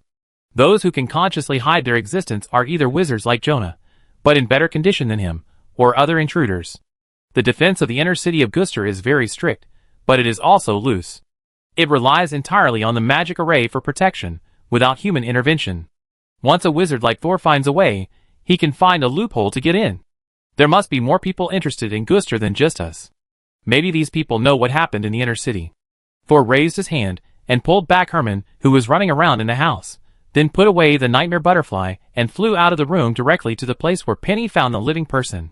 Along the way, Thor deliberately restrained his magic fluctuations and maintained it at about the second level. His approach soon aroused the vigilance of the two targets. But what surprised Thor a little was that the first one to sneak attack him was actually a cat? Chapter 722. Thor had already flown to the location Penny pointed to, but there was no one in sight. He's hiding. Thor landed on the ground. You flew over here with such fanfare. A normal person would hide and observe first, right? Penny complained in her diary. Just as Thor and Penny were joking, a thin black shadow suddenly rushed towards Thor from the crack in the wall. Meow! Meow!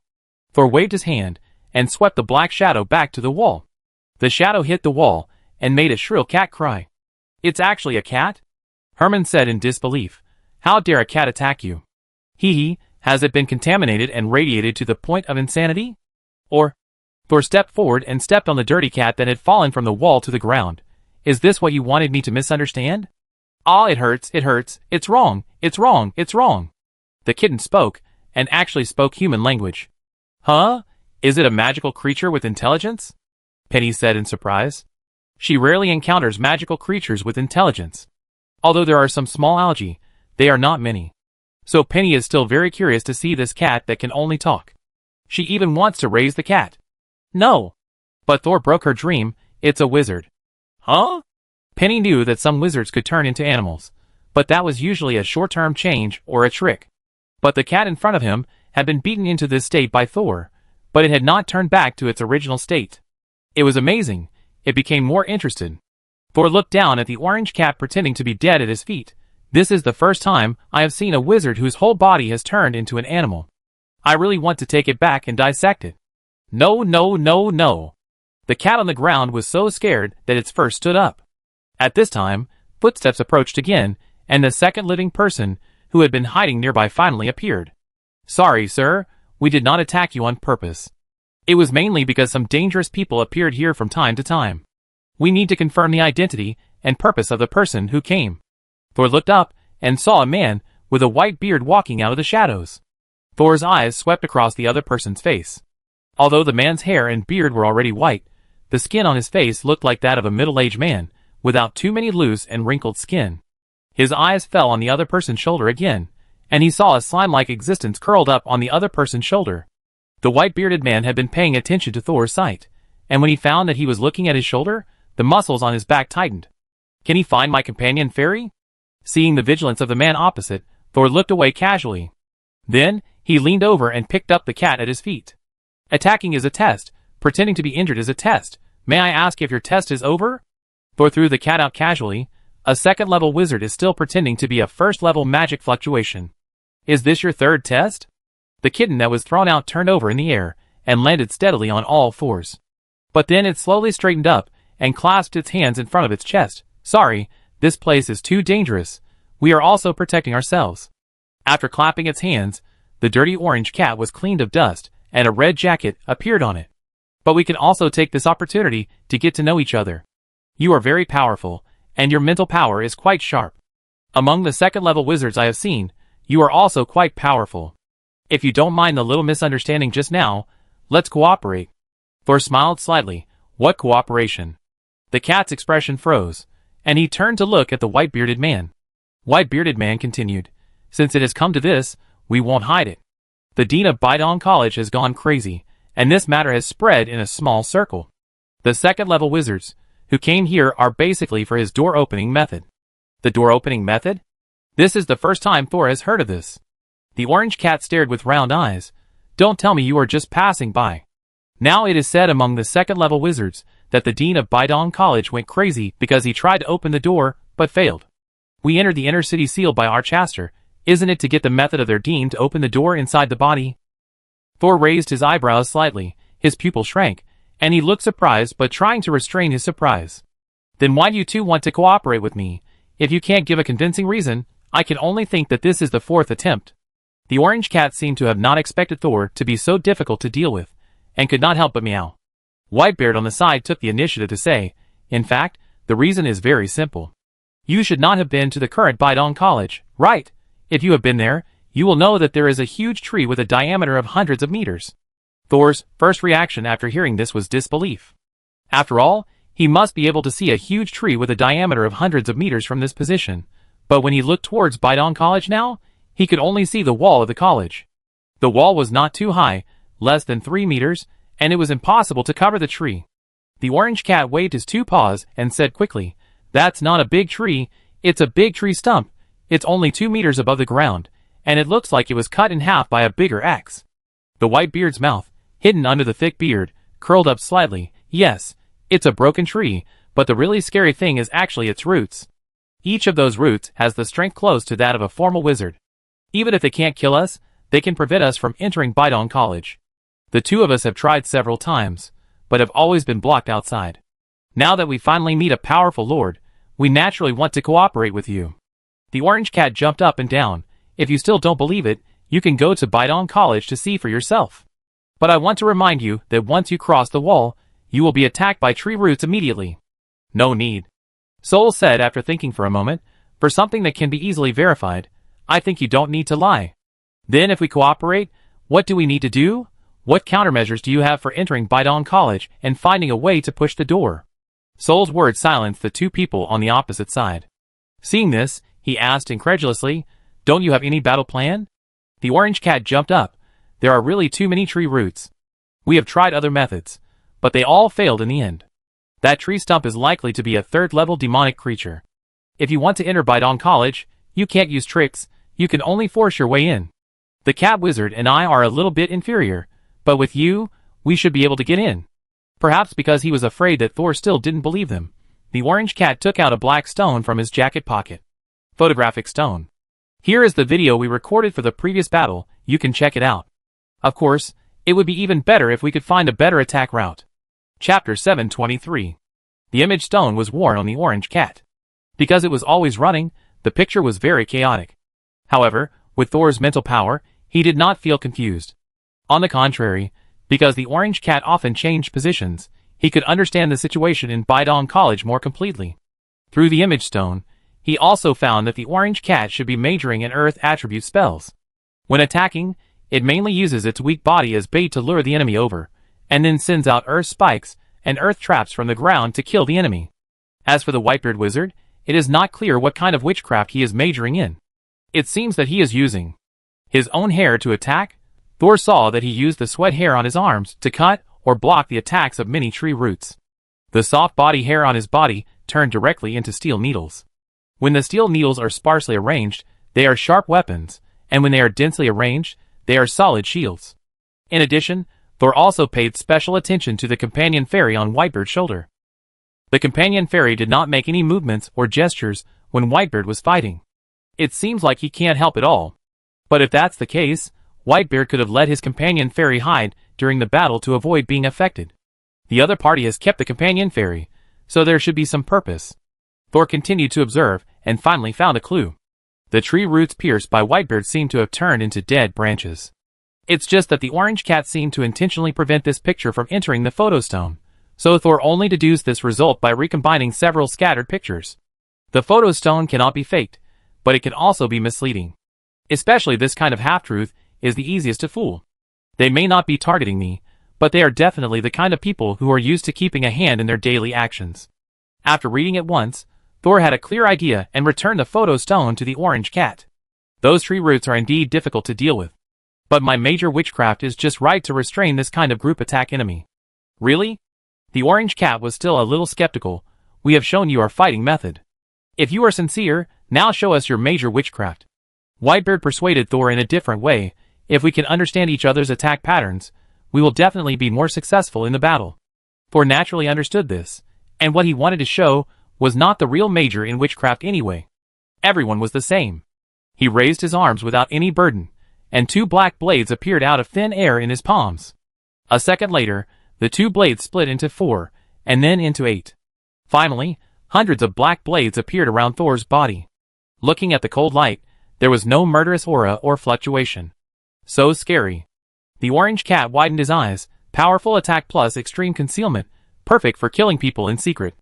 The white beard on the other side also widened his eyes, and blurted out, "Soul Blade." Thor immediately turned his head. This was the first time he heard someone call out the real name of this witchcraft, after he learned it from the knowledge memory left by Jasm. "Who are you to Jasm?" the white-bearded man continued to ask. His beard trembled slightly, and he seemed very excited. "I have met Wizard Jasm a few times. Later, he suddenly taught me this witchcraft, saying that he didn't want it to disappear from then on." The white-bearded man nodded, looking a little frustrated. "It's his style." "What is the relationship between you and Wizard Jasm? I remember Wizard Jasm should be a judgment wizard of the tribunal." Thor asked back. "Me? I am just an abandoned child of the tribunal like him." Whitebeard was reluctant to say more at this point, but his expression was much gentler. He said to Thor, "Since you can get his approval, I believe we will succeed this time." The orange cat on the side jumped up and down, impatient with the 2 people's sudden reminiscing, and asked hurriedly, "So we have reached a cooperation agreement, right? Do we need to sign a contract scroll? If not, shall we go to Bidon Academy now?" "A contract is not necessary, but I still need some time to prepare." "Ah?" The orange cat was a little disappointed. "I see you are in good condition. What else do you need to prepare?" Whitebeard picked up the orange cat. "You suddenly found someone to cooperate with. Isn't it normal for the other party to need to prepare?" He said to Thor again, "How long do you need to prepare? I'm not rushing you, but this matter will definitely attract more wizards who want to be promoted to the 3rd level. Once there are more people, there will be more troubles and changes." Thor glanced at the sky. "It won't take too long. We will meet directly at the main entrance of Bidon College at sunrise tomorrow." "Okay." Whitebeard nodded, picked up the orange cat, and turned to leave. After their backs disappeared into the ruins of the low-rise building, Herman asked Thor in confusion, "Master, what are you going to prepare tonight?" Penny wanted to rub her tentacles. "Are we going to set up an ambush at Bidon College in advance, and then catch them both in one fell swoop? Do I need to prepare for a whole night if I want to catch them all in one fell swoop?" Thor snorted coldly, turned around and walked back. "I haven't finished what I want to do yet." Penny was still wondering what Thor hadn't done, but he returned to his original house to continue scavenging. But in between scavenging, Thor would set up some witchcraft arrays in several rooms. Some of these arrays were spirit-gathering arrays, some were blasting arrays, and some Penny couldn't understand. There was nothing he could do. He was just a butterfly that didn't want to make progress. As Thor became stronger and stronger, his knowledge reserve was no longer enough. However, compared to Herman, he still felt superior. "Look, Brother Thor is definitely planning something big," Penny whispered to Herman. They were busy like this until the sun went down, and then they went up the mountain. Sol arrived at the main gate of Bidon College on time. As soon as he arrived at the door, he saw a cat jumping down from the crossbeam of the gate. "You're really on time. Where's Mr. Whitebeard?" The orange cat meowed and laughed. "Meow, you actually called him Whitebeard? It's just a temporary name." Sol didn't mean to tell them his name. "What do you call me then?" "Mr. Orange Cat." "Meow, I'm not an orange cat, No, I'm not a cat." Thor glanced at the orange cat and thought, this wizard has been in the form of a cat for a long time, and his spirit has been polluted. If he can't solve the pollution in time, he will be alienated sooner or later. But Thor didn't point this out at the moment. The orange cat didn't seem to notice that his mental state was abnormal at all. "Then I call you." "Call you?" He didn't think of anything particularly eye-catching about Thor. Although Thor looked good, he looked too normal. "Oh, by the way, I call you the Black Blade Wizard." Finally, the orange cat thought of the powerful magic that Thor cast yesterday. "How is it? Not bad, right?" The orange cat looked very proud and meowed there. "You haven't answered my question yet." "King." Oh, Whitebeard is preparing the magic circle inside. When we get there, we can officially start the assault. Then let's go! Thor took off the hood of his cloak and walked in first. Chapter 724. Whitebeard is behind the gate. He and the orange cat have made this place their base. But when Thor walked through the gate, the first thing he saw was not the Whitebeard wizard squatting on the ground, but the dense, twisted and curled tree roots behind the gate. These tree roots should have been underground, but now they are piled up inside the academy like the walls of a maze. It seems that the gardener deliberately trimmed it into this shape. The wall made of these tree roots is taller than Thor. When Thor flew up, he could see the more shocking tree stump through the vast tree root wall like a dense forest. Just as the orange cat described, a tree stump that was cut in half, or cut off by the roots, lay flat in the center of the academy. The original buildings had been annihilated or squeezed to the surroundings. What surprised Thor was that the tree stump in front of him should have been exposed to the air for several months. But the cross-section of the tree stump was still as fresh as before, as if it had just been cut. Thor narrowed his eyes, and countless runes seemed to be moving on the broken cross-section of the tree stump. Sometimes they appeared on the bark, and sometimes they sank into the trunk. The magic power was evenly transmitted to the roots around, making the wall of roots in front of him slowly grow higher and larger. Don't think about flying over it. At this time, Whitebeard, who was squatting on the ground drawing a magic circle, said, "My witchcraft and that of the orange cat are very dependent on the ground. If you are in the sky, we can't go over to support you." He pointed to the wall of roots without looking back, and these roots can actually grow to a very high height. And even if you can fly higher, it's useless. After all, our target, the huge tree stump, is on the ground. Thor fell back to the ground. Thanks for the reminder. Only then did he observe the magic circle drawn by Whitebeard on the ground. This small piece of clean open space is almost the last pure land in the academy. And there is also a witchcraft magic circle drawn on this open space that almost covers the entire open space. Thor and the orange cat can only stand against the wall. Whitebeard is still perfecting the details of the magic circle, making final preparations for the upcoming attack. Thor observed the magic circle on the ground for a while. Air? Cannon? I like your adjective. Whitebeard finished drawing the last magic rune and looked up. I used to fire cannons frequently. It's just that I don't have the chance now. He stood up and explained the magic circle to Thor. Air cannon, just like what you described, gathers the air nearby and then shoots it out like a cannon. The longer we entangle with these tree roots, the more passive we will be. This magic circle can use the air cannon to open a path closer to the tree stump for us. When we reach the end of the path opened by the air cannon, we can use witchcraft to advance, which can save a lot of effort. Whitebeard did not seem to be afraid that Thor would steal his skills, so he showed the original witchcraft magic circle in front of Thor. How long do you have? The orange cat walked around impatiently. When the sky is completely bright, these tree roots will be more active. Now. Whitebeard stood up and said, "We retreat to the front of the gate. Remember to rush into the gap as soon as you hear the roar." The orange cat on the side was ready to attack, and said to the two of them with his eyes fixed on them, "Remember, once you find someone who looks like Dean Baidong, you have to wait until everyone gathers before you can search him. Otherwise, you'd be asking for trouble." Thor heard the tone of the orange cat, and seemed to have determined that once he found Dean Baidong, he could subdue him. But would the strength of a Dean of a powerful force be so weak? As for whether the other party was alienated, Thor was not sure. After all, in the memory of Wizard Jonah, the other party only launched the inverted tree that sacrificed everyone in order to save Wizard Beth, who was injured by Char. However, no matter what the truth is, he should enter the academy now. I think Kelly, who stayed outside, has already arranged 5 auxiliary magic circles. Bang. Suddenly there was an explosion, as if someone broke a drum in an instant. The orange cat and Whitebeard beside him rushed out at the first time, and Thor waited for a few seconds before following behind them. The huge air cannon smashed the tree roots in front of it in an instant. When Thor stepped into it, the tree roots behind him had actually closed the entrance again. The 3 people ran into the gap created by the air cannon. The closer they got to the center of the academy, the denser and thicker the tree roots inside became.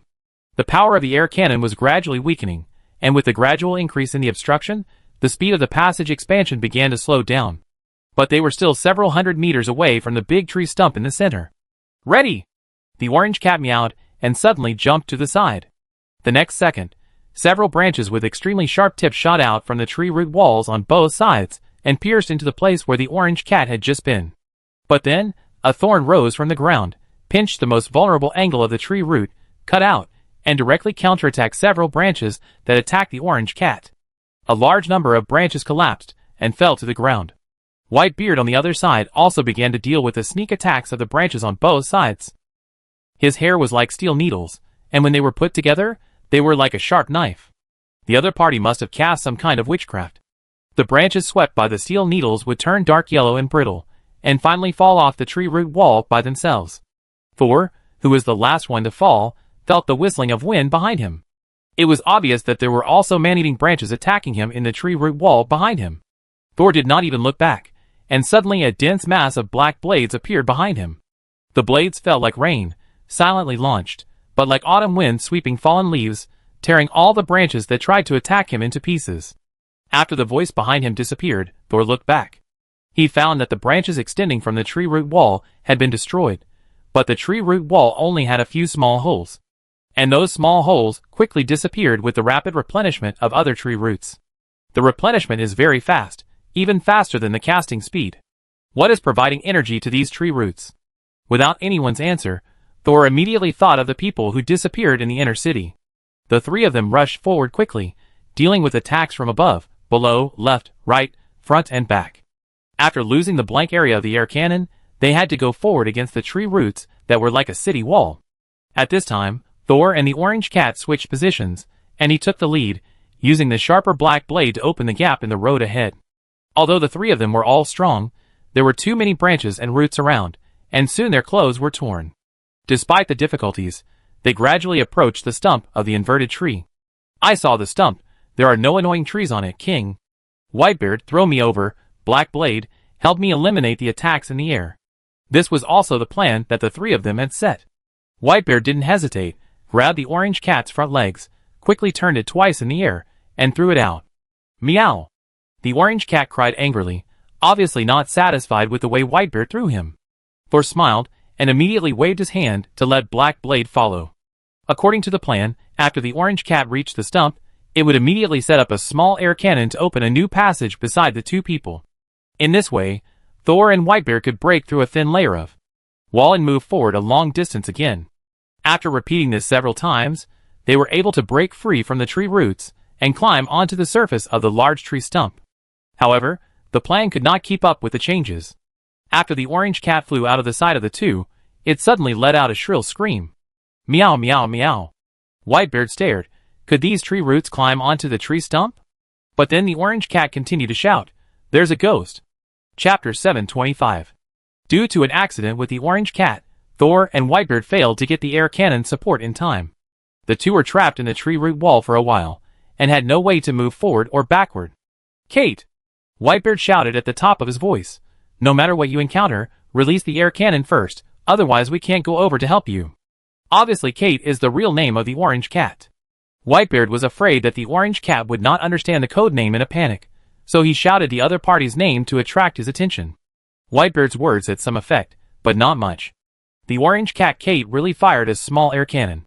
But the air cannon missed the target, and it was nearly 20 meters away from the two people, which was about the same distance as the two people were from the big tree stump. Damn it! Whitebeard couldn't help but curse when he saw this. Whitebeard actually had a backup plan to deal with this situation, but that plan could only save himself. It's not that he is so kind and wants to save Thor, but he finally gathered a team with good cooperation, and it would be a pity if it was disbanded like this. The most important thing is that it will be a long time before he can get so close to the tree stump again. Just as Whitebeard was hesitating whether to use his last resort, Thor suddenly jumped into the air. Then a large number of tree roots followed him to attack him. Just as Whitebeard was wondering whether Thor had given up on escaping, a large number of black blades suddenly appeared around Thor. But this time, the blades were shiny black, unlike the previous dull state. He actually transformed Jasm's strongest magic? The black blade shot out, instantly cutting off all the tree roots that attacked Thor, and inserted into the nearby tree root wall, leaving tiny holes. More black blades were fired towards the big tree stump, turning the tree root wall there into cheese. But it seemed that was all. In terms of attack power, it didn't seem to be much stronger than the original Soul Blade. However, something happened that almost shocked Whitebeard to the point of pulling his beard off. This time, the tree roots cut by the bright black blade did not repair themselves automatically. Not only that, the tree roots seemed to have encountered corrosive liquid, and the wounds pierced by the blade continued to expand.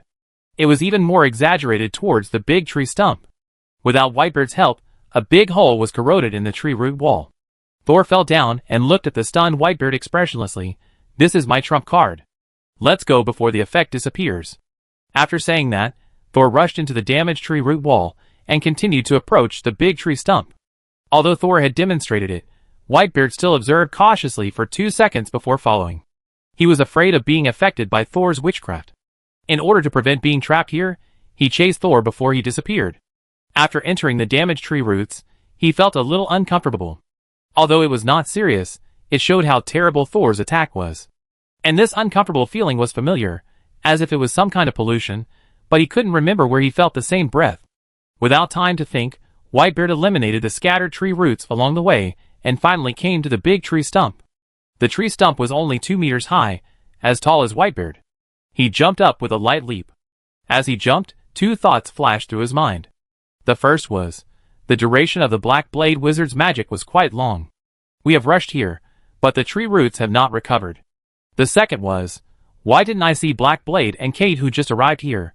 When Whitebeard landed on the cross-section of the tree stump that was as fresh as a new cut, the scene in front of him changed. Hallucination? Whitebeard did not panic, but immediately began to observe the surroundings and spread his mental power, trying to find Thor and Kate who had come up earlier. Now, there were no tree stumps and densely entangled tree roots around him. Not only that, even the time had changed. When they acted, the sun had just risen above the horizon. It was at most half an hour before he stepped on the big tree stump. But at this time, there was a crescent moon above his head. Time suddenly changed from day to night. Under his feet was a clean and tidy cobblestone road. On both sides were tall buildings, with a few windows lit up, but most of them were dim. If Thor was here, he would recognize that this was clearly the night view of the city before the destruction of the ancient city of Stena. It's just that the night view here is a little abnormal. Sometimes black figures appear in the rooms with lights on, but they disappear when you look closely. Humph. Whitebeard sneered. Are you using such low-level scaring methods on second-level wizards? However, he still walked cautiously to the middle of the road, away from the nearby buildings. He was not being stubborn, but was actually worried that there might be a trap hidden in this strange scene that could hurt him. He was not afraid of ghosts, but ghosts that were deceitful and could not hurt him, not ghosts as powerful as the second and third levels. There was a street lamp every 10 meters on both sides of the road. However, the light was dim, and people could only barely see the road ahead. Even if Whitebeard was a second-level wizard and had the ability to see in the dark, it would not work. The entire illusion was sending unclear signals to his brain. Since I'm here, the Black Blade Wizard and Kate should be here too. I just don't know if the illusion will make us unable to see each other, or even regard each other as enemies. Don't look for people first. Find the source of the illusion that affects my spiritual body first, eliminate the source, and naturally get out of the illusion. Within a few thoughts, Whitebeard had made a decision. He didn't stand there waiting, but stepped forward. Since I was facing this direction when I appeared, the source of the illusion should also want me to move forward. Following the guidance of the illusion, although it is easy to encounter danger, it can also find flaws faster. Whitebeard is confident in his own strength, and naturally feels that it is better to move than to stay still. Meow. He had just walked less than 10 meters when he heard a cat's meow. Whitebeard sneered. Sure enough, there has been a change. Meow. Another cat's meow. The imitation is not very similar. Although Kate looks like a cat, his voice is still a little different from that of a real cat. Although he had seen through the other party's disguise, Whitebeard still walked up. Let me see who is calling. He continued to walk forward following the sound.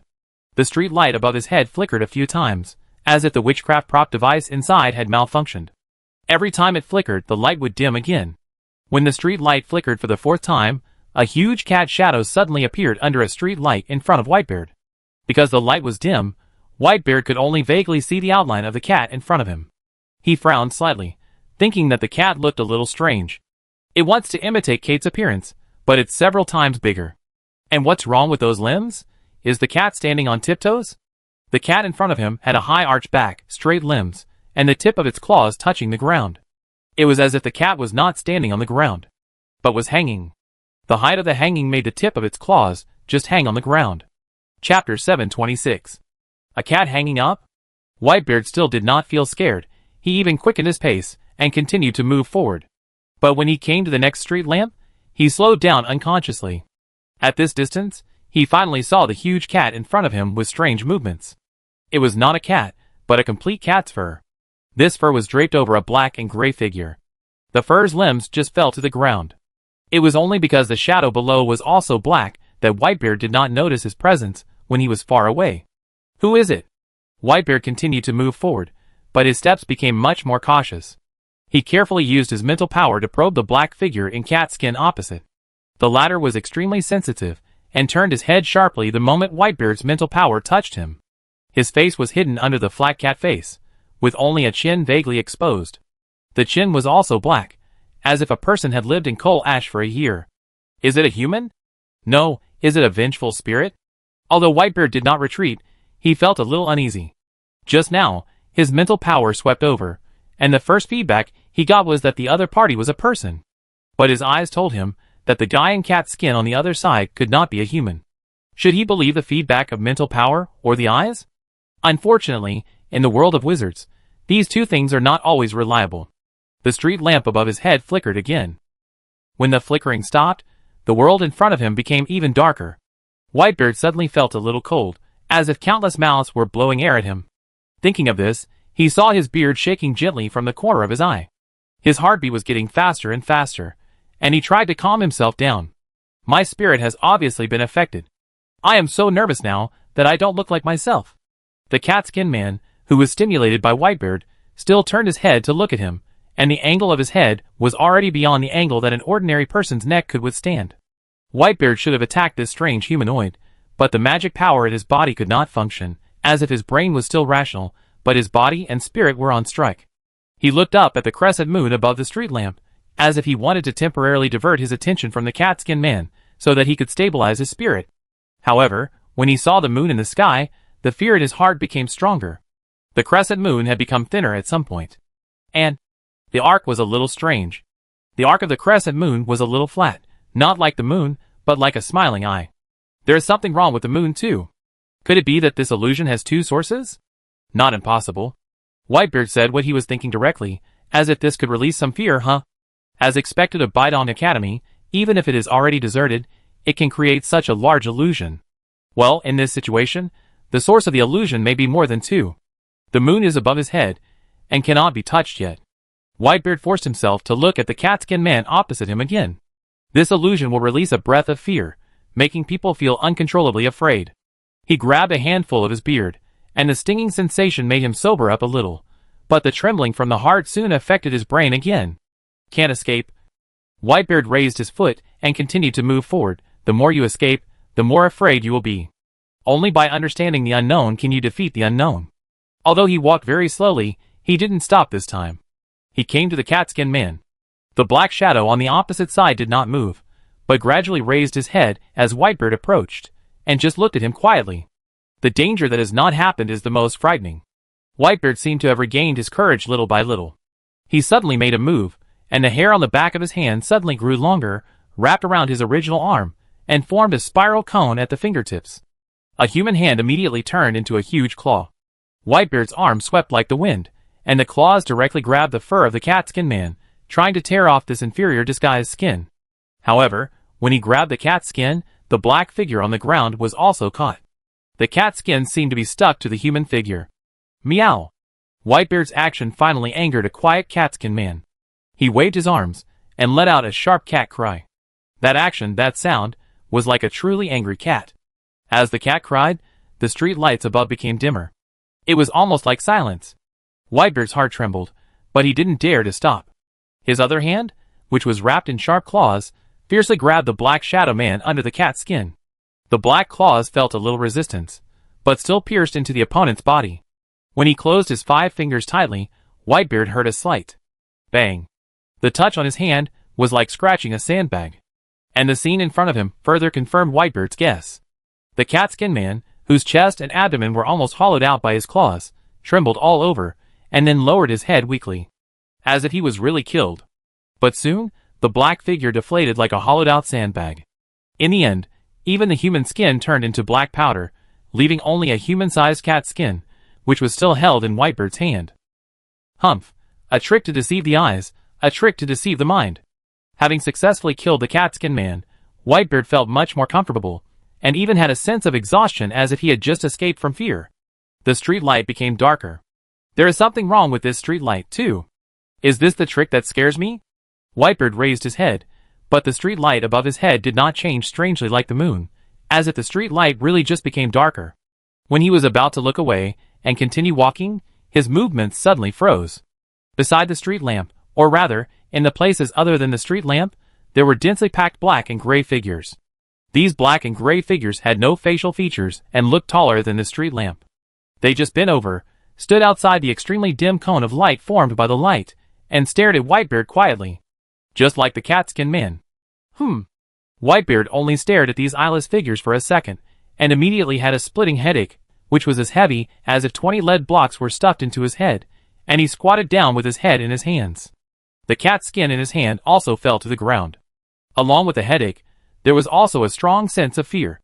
Although Whitebeard lowered his head and closed his eyes, he could still feel countless eyes on him. He was panting. Fear was like an ant, following the pores of his skin and drilling into his flesh and blood. At such a difficult moment, Whitebeard actually laughed out loud. It is worthy of being. The inverted tree. If you evolve completely, you will definitely become a third-level existence. Whitebeard's hands, holding his head, slowly moved down to the thick beard on his cheeks. His fingers reached into the beard, slowly tightened, and grabbed a handful of long white beard. Then, tear it hard to both sides. Sizzle, sizzle. The numbing sound of skin and flesh separation was heard. Under the cracked chin skin of Whitebeard, a highly rotten face was revealed again. Sure enough, the battle of mental power still requires mental power to resist. Although he was gasping in pain, the corners of Whitebeard's mouth were still raised. This is the scar left by the elves. I want to see whether the pollution left by the elves is stronger, or the mental pollution of you Ash people controlled by the inverted tree is more terrible. Tier. Chapter 727. The moment Thor jumped onto the tree stump, he found himself forcibly transferred to another space. He looked around, surrounded by tall buildings and hurried pedestrians. Everyone looked very tired. The scorching sun was shining overhead, making it hard to open one's eyes. The noises around were chaotic and annoying. Hallucination? This was Thor's first reaction. No, this should be an inverted tree. There were benches on both sides of the road, but no one was sitting on them to rest. Everyone was busy as if they were wound up. Thor looked around and walked to the bench to sit down. He clasped his hands and held his chin.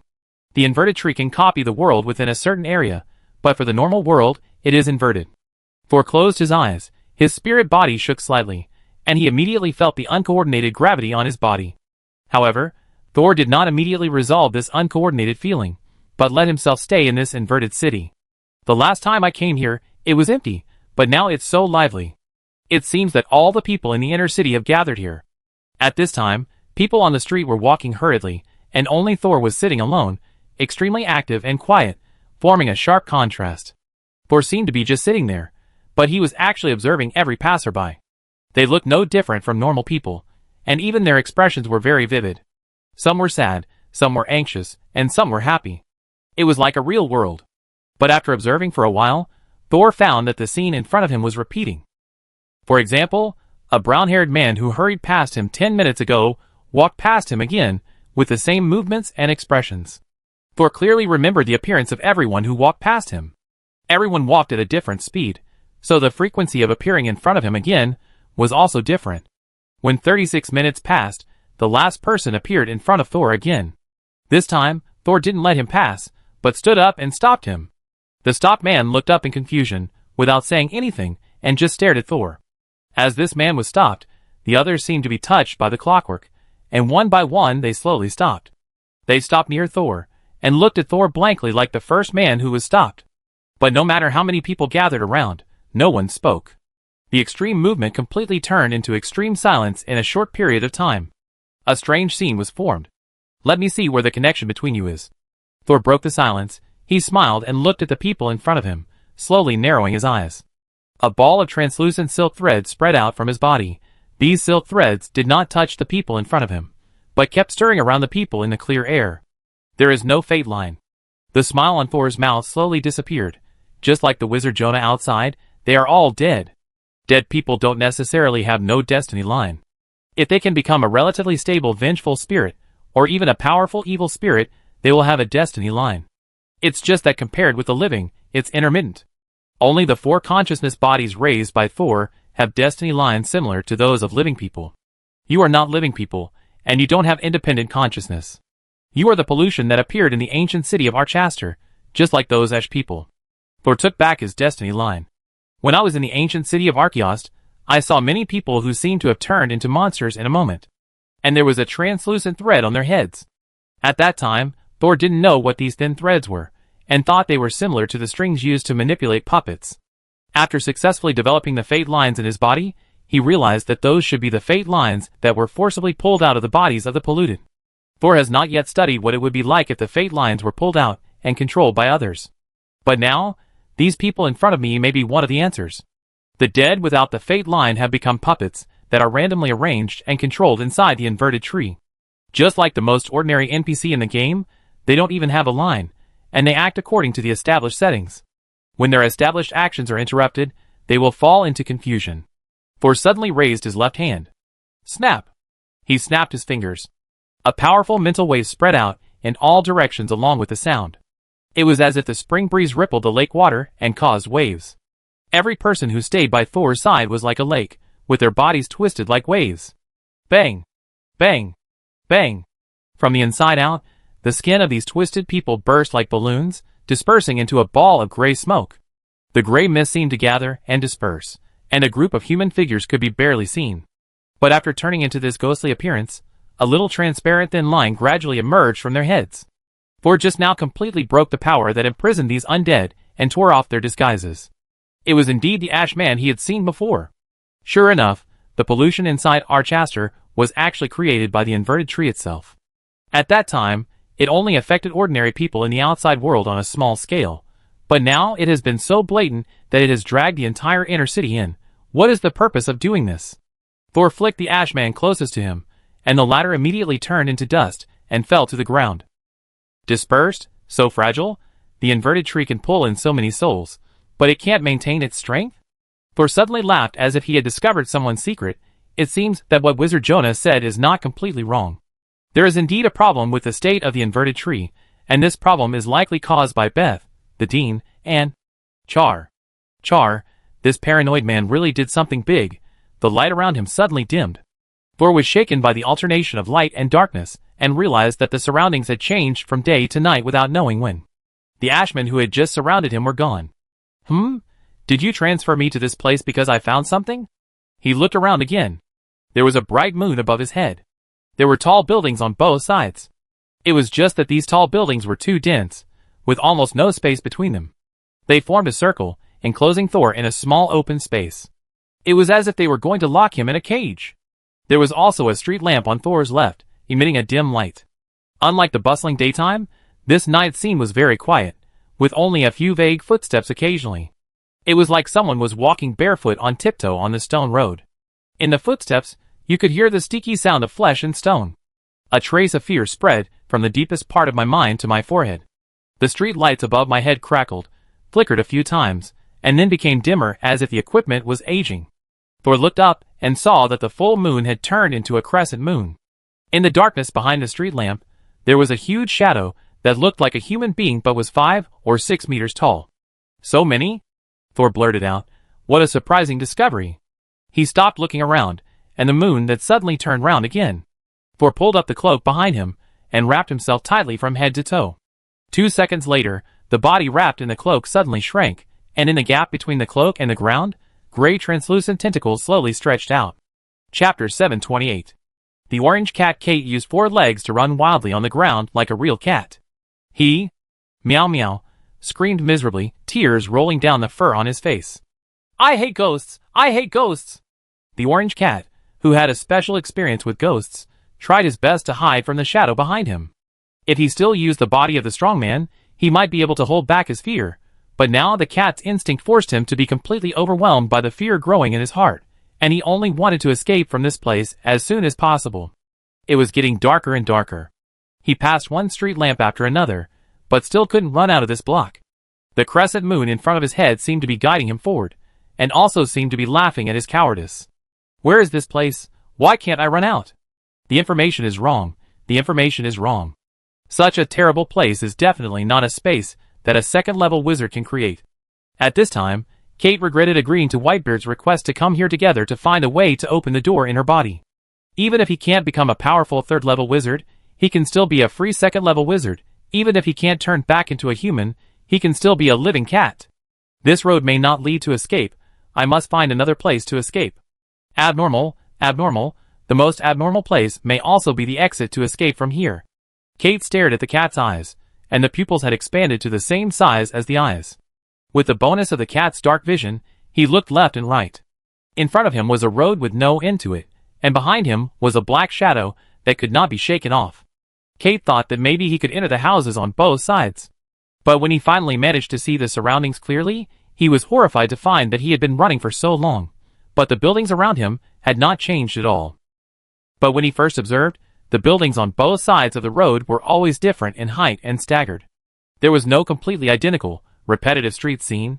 But now, he found that he had been running for so long, but it seemed that he had not taken a step at all. He still remembered that there was a peculiarly shaped building about 10 meters in front of his left hand, and now this building was about 10 meters in front of his left hand. It was exactly the same position as Kate's before she ran away. Is the road here going backwards, or is there something wrong with my mind? The ghost behind me. Kate's 4 cat paws were immediately nailed to the spot, and the cat hair on his body exploded at once, and the whole cat was like a thorn ball. He wanted to look back to see if there was still a ghost behind him, but he didn't dare to move or look back, because he was afraid that if he looked back, the terrifying ghost would stick to his back. But if he didn't look back, and didn't know for sure, this fear would stick to his back like a dogskin plaster, and he would never be able to get rid of it. Kate had no choice but to prick up his cat ears and try to listen to the movement behind him. He heard a gust of wind. Whoosh whoosh. It was as if a huge cloak was blown by the wind. And the sound was getting closer and closer, and it was about to come behind him and brush against the hair on his back. Meow. Kate shuddered all over and didn't dare to look back. He knew that he couldn't run forward, so he just randomly chose a direction and ran towards the buildings on both sides. After running 2 steps, he suddenly found that his feet were not on the ground. After kicking his legs in the air a few times out of inertia, he realized that he was actually being lifted up to a height of more than 1 meter in the air. I found you, Wizard Kate. Is it the newcomer? Kate immediately turned back excitedly. But when he turned back and saw the person holding him by the back of his neck, he was so scared that his cat face twisted. The guy who was pulling him and making the voice of the Black Blade Wizard turned out to be a skeleton. The skeleton in front of him was completely black, without a trace of flesh on his body. In the empty eye sockets of the head, it seemed as if there was a gray flame burning. Only his left hand, which was not holding Kate, was white, and was covered with a transparent skin-like medium. Meow! The orange cat cried more miserably, and kicked desperately with his limbs, trying to escape from the palm of the black skeleton. But the struggling orange cat Kate did not realize that the real horror was not the black skeleton in front of him, but the translucent tentacles extending from under his wizard robe. Most of those tentacles stretched behind Thor, wrapping around every street lamp he passed by. Only 2 tentacles seemed to be curiously stretched forward and scratched the small pads Kate stretched out in front of her. Looking at the orange cat in front of him, who was panicking and about to collapse, Thor was a little puzzled. After all, the other party was also a second-level wizard. Although he turned into a cat, he shouldn't be so scared of seeing a skeleton, right? Seeing that the other party was about to collapse and alienate, and his spirit body was becoming more and more unstable, Thor had to retract most of the tentacles, and flesh and blood grew back on his face, restoring his appearance. Wizard Kate, if you can't calm down, I can help you. As Thor spoke, a black blade appeared on the fingertips of his left hand. Black blade. Wizard? The orange cat was forced to look back again, and after seeing Thor's appearance clearly, he finally calmed down. Of course, what really made him confirm Thor's identity was the mental power that escaped when Thor released the witchcraft. Kate's current state is extremely sensitive to mental power. Seeing that the orange cat in his hand finally stopped struggling, Thor put Kate back on the ground. Wizard Kate, I have a piece of advice for you. Solve the problem of being trapped in the cat form as soon as possible, otherwise your spiritual body will collapse sooner or later. Kate did not respond to Thor's advice. After being put on the ground, she secretly glanced at Thor and muttered, I didn't turn into a shadow. I didn't turn into a shadow. Thor knew that Kate might have met some people or things at the inverted tree, and finally turned into an ash man. The cat was scared to death. Wizard Kate, I have to say that this place really restrains you. Kate originally wanted to be tough, but thinking of her performance just now, all of which was seen by Thor, he could only nod listlessly. Yes, my nerves are very sensitive in this state, and this place has the special effect of stirring people's fear, so After all, he didn't dare to say too scared out loud. But from another perspective, your characteristics are not bad. What's good about it? The orange cat Kate almost meowed again to express her indignation. Thor crossed his arms and looked around at the tall buildings around him. These tall buildings look like three-dimensional buildings, but if you stare at them for a long time, you will vaguely feel that all of this is drawn on paper. Thor looked at the obviously unhappy orange cat Kate again, and smiled softly. Of course, it is the attribute of gathering monsters. Kate froze all over, and almost meowed again. What are you going to do? I saved you. You should be grateful, right? Have you ever heard of a cat repaying a favor? Chapter 729. Kate had never heard of. The cat returns a favor, but he has seen it now. This guy seemed to have no fear in the dark. He walked on the road with the cat in his arms, and from time to time, some shadows staring at the man, and the cat appeared in the tall buildings around him. Although being carried by Thor, Kate still felt waves of fear. He shrank his hands and feet, and kept looking around, as if he had completely forgotten that he was a wizard. What he hated most was that every time Thor walked past a street lamp, he would stop and wait for a while, taking advantage of the orange cat Kate's sensitivity to fear to gather those shadows hidden in the dark. Many shadows would soon gather around the streetlights, making the already dim light even dimmer. When these shadows gathered to a certain extent, Thor would use a special method to shake the tall and thin shadows into a pile of powder. Kate didn't know how Thor resisted the terrifying pressure created by these shadows. It couldn't be that he just used his spirit body to bear it, right? After passing the third streetlight, Kate finally couldn't help but tremble and spoke. Black Blade Wizard, do you want to eliminate the enemies here in this way? But I don't think this will work. The orange cat quickly glanced at the tall buildings around him. The fear these buildings brought to him did not lessen a bit, because Thor killed some black shadows. I think these black shadows should be attached here. If you smash them, it will not affect this place. In fact, I didn't smash these black shadows to destroy this place. Thor took 2 steps forward and then stopped. Do you feel that there are eyes watching us all the time? The orange cat stretched out its front paws stiffly. Of course, there are, always. Since I came in, these shadows have been staring at me. Beside the street lamp, in the room, and the moon in the sky. What moon is that? It's obviously the most terrifying eye here. Soul suddenly interrupted Kate. You're right. Kate was puzzled at first, and then emphasized, right? Instead of wasting time like this. Unexpectedly, Soul raised his head, and stared at the moon above his head. I can always feel a sense of being watched since I came in. That look is different from the others here, very special. Because he is very rational. Rational? Kate was a little confused. It's normal that you don't know. After all, you don't know where this place is. What is our situation? You know? Yes. Thor looked up, his eyes fixed on the moon above his head. The moon at this time turned into a full moon again.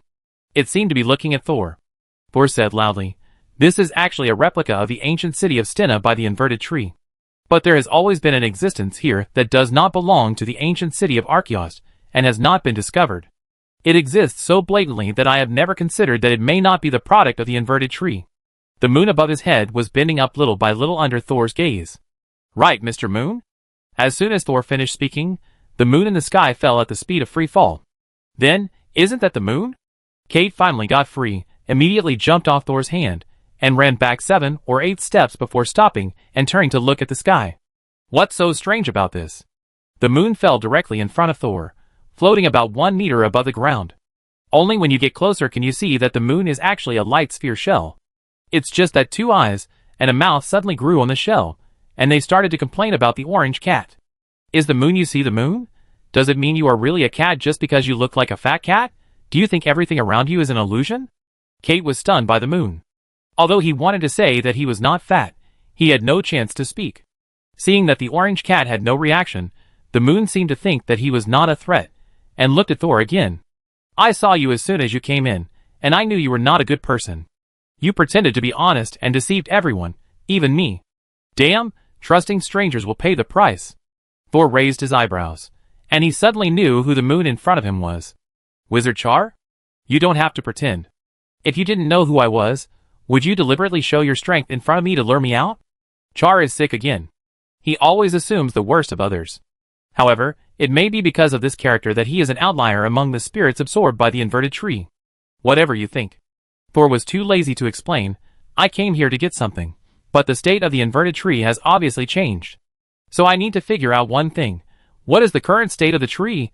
Who is the owner of this tree? Kate, who was stunned by Char's question, could not help but turn her eyes to Thor. Who is this Black Blade wizard? He seems to know more than Wild. A cold light flashed in the orange cat's cute eyes, and then disappeared in an instant, returning to a state of stupidity and daze.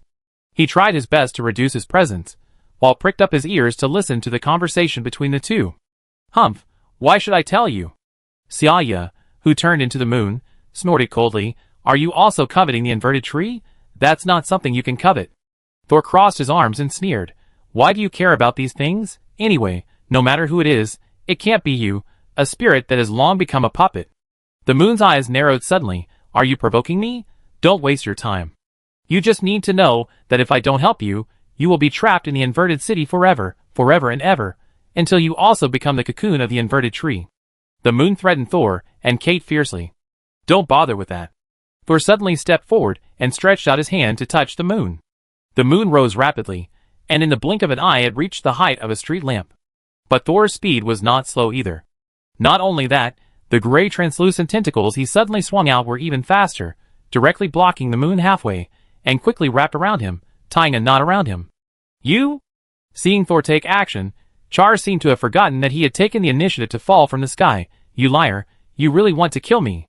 Although Char, who had been in the inverted tree for many years, was angry, he was not panicked.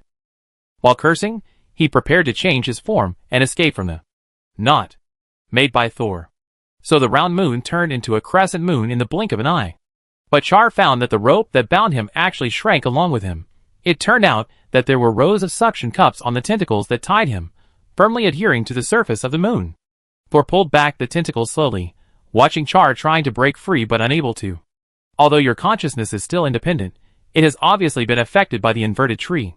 If it weren't for you, we might not be able to leave this inverted city, but without me, you will lose yourself little by little in the disguise. Char's struggle slowed down significantly. Obviously, he also understood this. Otherwise, he wouldn't be so anxious to show up in front of Thor. Compared to Thor, who was trapped in the inverted city, he, Char, was the one who was eager to escape. Char turned into a full moon again. What exactly are you going to do? Thor smiled. Let's make a deal. I help you heal, and you help me get the seeds of the inverted tree. If it hasn't rotted yet. Chapter 730.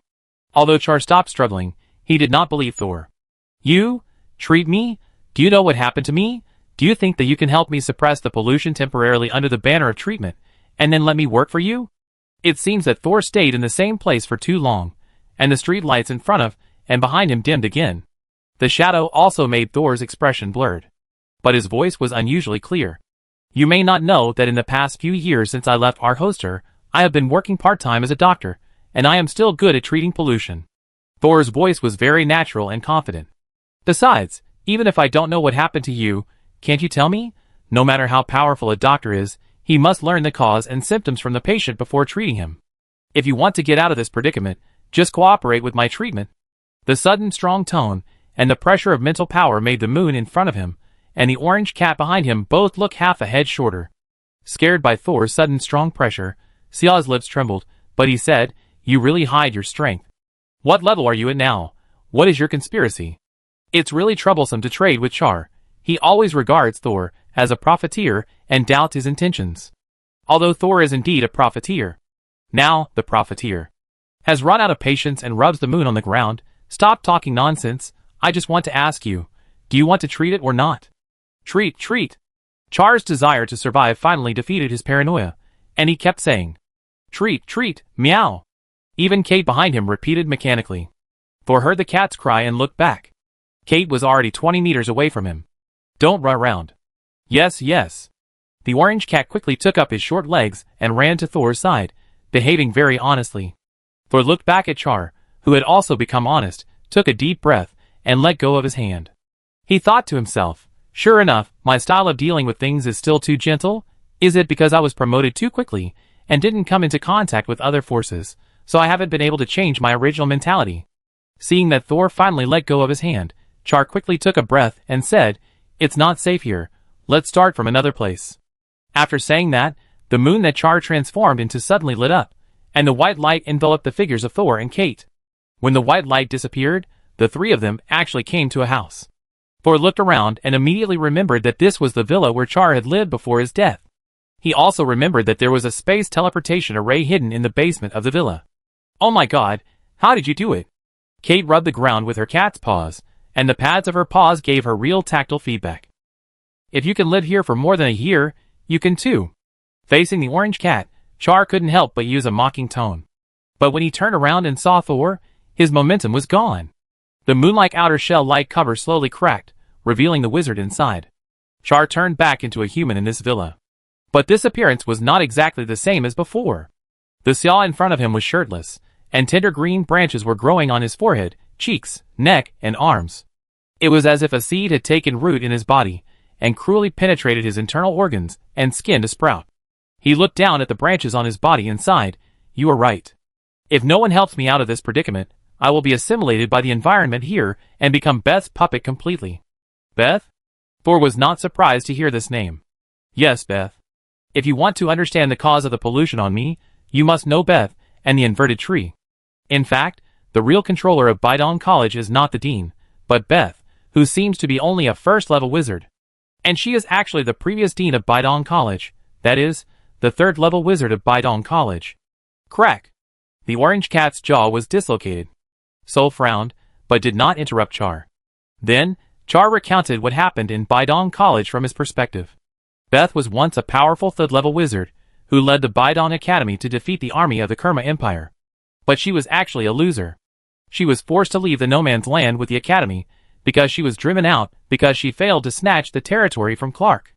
At the same time, because she was seriously injured in the battle with Clark, Beth barely relied on moving mountains and burying people, and created the Chueshu Valley tragedy to help Bidong Academy quickly gain a foothold, but she died due to serious injuries. But Beth was a third-level wizard after all, and she had already prepared for resurrection.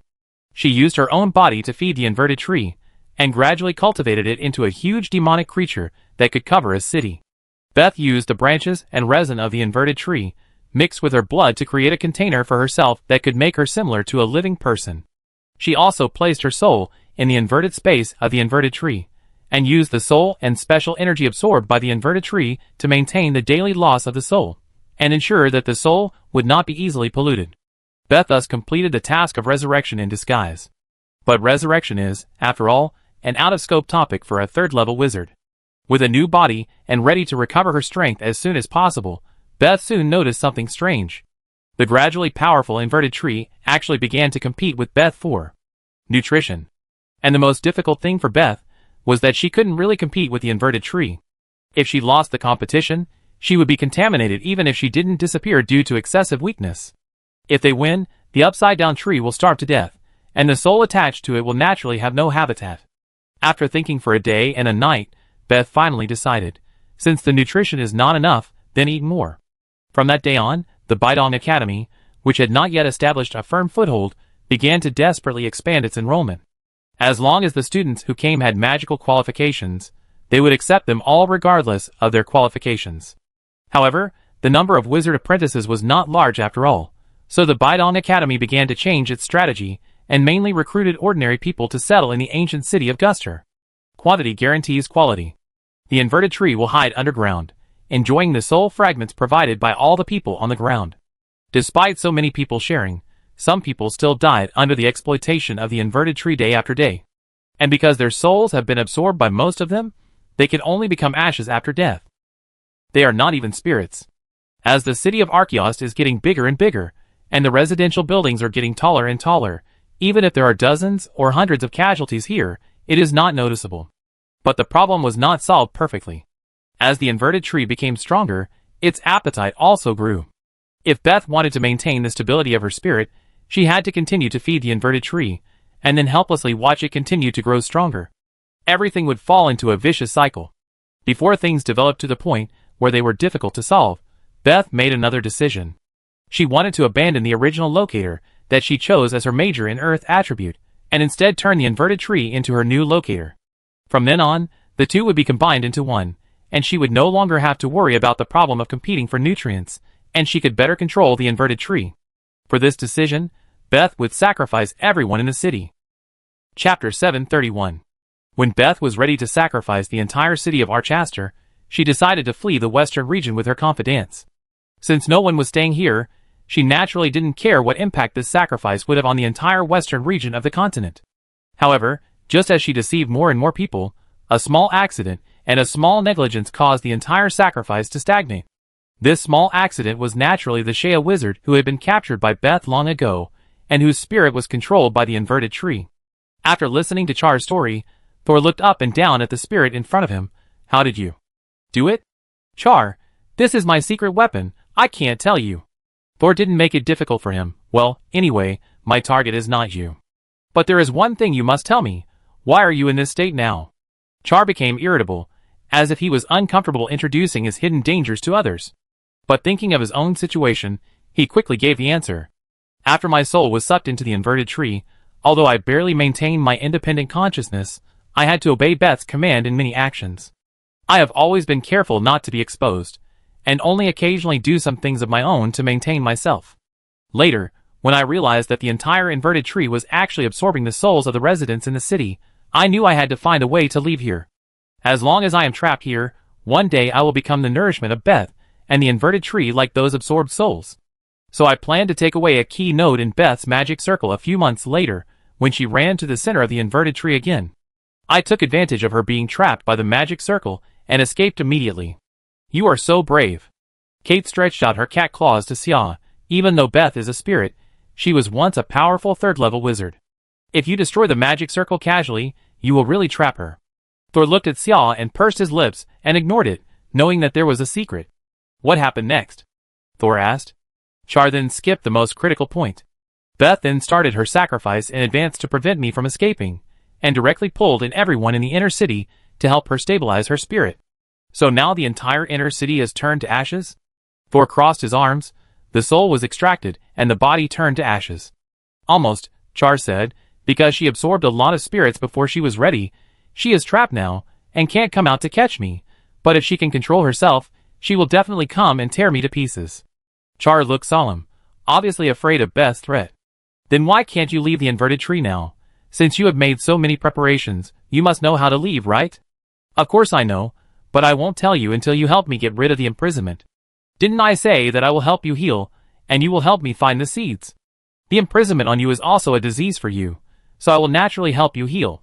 Seeing Char's excited and vigilant look, Thor added fuel to the fire. But anyway, you have to help me get the seeds of the inverted tree. Why don't you set a bigger goal when you act? Char immediately began to doubt Thor's purpose. What are you going to do? Don't try to deceive me. I can kick you all out at any time here. Thor chuckled, not caring about Char's threat at all, and continued to persuade. Anyway, you are only a spirit now, which is equivalent to death. Even if you escape from the inverted tree, you are just lingering on. Why not go find Beth, and take away her inverted tree while she is trapped? How about it? Click! Kate heard the sound of her cat's jaw falling to the ground again. Kate turned her head, and looked at Thor in a daze. Just now, he thought that Char was a fool for scheming against a third-level wizard, but now Thor was a madman in his eyes. You are crazy! Char directly said what Kate was thinking. You want to find a way to escape, and then trick me into going to die. I can wait until you get the seeds of the inverted tree back, and then leave. Char still didn't believe it. Then you want to do something bad, while I'm stealing the seeds of the inverted tree. Thor's heart skipped a beat, thinking, this guy's guess is pretty accurate. But he remained calm. Then let me ask you, will you take me to the core of the inverted tree? Char was stunned and immediately shook his head. Impossible. Thor spread his hands. Then how do you think I'm going to do something bad? Without waiting for Char to think, Thor continued to add, I can help you treat it now. Can't you drive us out at any time? After I finish the treatment, you can help me get the seeds. How about it? Char still hesitated. Will you be so kind as to help me heal first? The spirit is your own. Can't you tell the good from the bad? Char was still hesitating. Soul frowned. Is Char, who is so indecisive and afraid of danger, really the right person? Suddenly, the whole house shook violently, and the pendants on the table and overhead shattered to the ground. Several thick branches emerged from the wall, winding up, and soon wrapped up the walls around the entire room. Meow, what is this? How did the tree roots get here? Kate immediately ran to the center of the room. A flash of panic flashed across Char's face, but he did not surrender or resist. Instead, he turned into a ball of light again, and the white light engulfed Thor and Kate again. When the light faded, Thor found that they had come to another place. He had never been here before, so it must be another secret base of Char. You really don't have much time left. Thor was a little grateful to the tree roots that had just appeared. Are you willing to make this deal? Don't waste other people's time. Char knew that Thor was right. After all, he was Beth's puppet. Even if he escaped from her control for a short time, he would be controlled by her again after Beth recovered. Under the mixture of nervousness and fear, Thor's proposal, which he had just regarded as a scourge, gradually became a fatal temptation. If we can take the inverted tree. Char seemed to be afraid, or perhaps excited, and his whole body was shaking. If I can become the master of the upside-down tree, I won't have to run away. Soul nodded with relief. Not only do you not have to run away, you also have the hope of resurrection. Char suddenly looked up at Thor. You are a very talented wizard. Can't you do what Beth can do? Char's breathing immediately became heavy, although he had not had to breathe for a long time. Okay. Finally, Char agreed to Thor's devilish proposal. Help me treat it now. I'm afraid those tree roots will come soon. This is a sign that Beth is gradually recovering. We don't have much time. Chapter 732. The white-bearded wizard fell under the dilapidated building, his back leaning against the ruins, and he was so exhausted that he could hardly stay awake. At this time, there was a very deep and terrible wound on his chin. It was like a fish mouth growing on the chin. The skin cracked and then sagged, revealing the white flesh inside the wound that seemed to be rotten. It was dark all around, but this time the darkness was not caused by those black figures. I never thought that I, Wild, would end up in such a situation. Whitebeard, or rather Wild, carefully touched the wound on his chin. I finally recovered. After I get out, I'm afraid I have to hide for a while. The wound left by the half-elf is really troublesome. This Wild is the former president and captain of the Land Boat Chamber of Commerce. The original plan was to remove the powerful Gorsa, and then divide the legacy of the Wizard Tower among the three families. In this way, Wild could use Gorsa's body and legacy to try to advance to the third level. But his plan failed. There was no possibility of success. Because at the beginning, the information he received was inaccurate. This led him to underestimate Gorsa's background. It also turned the captain, who was living a good life, into a wanted criminal in the Principality of Kerma.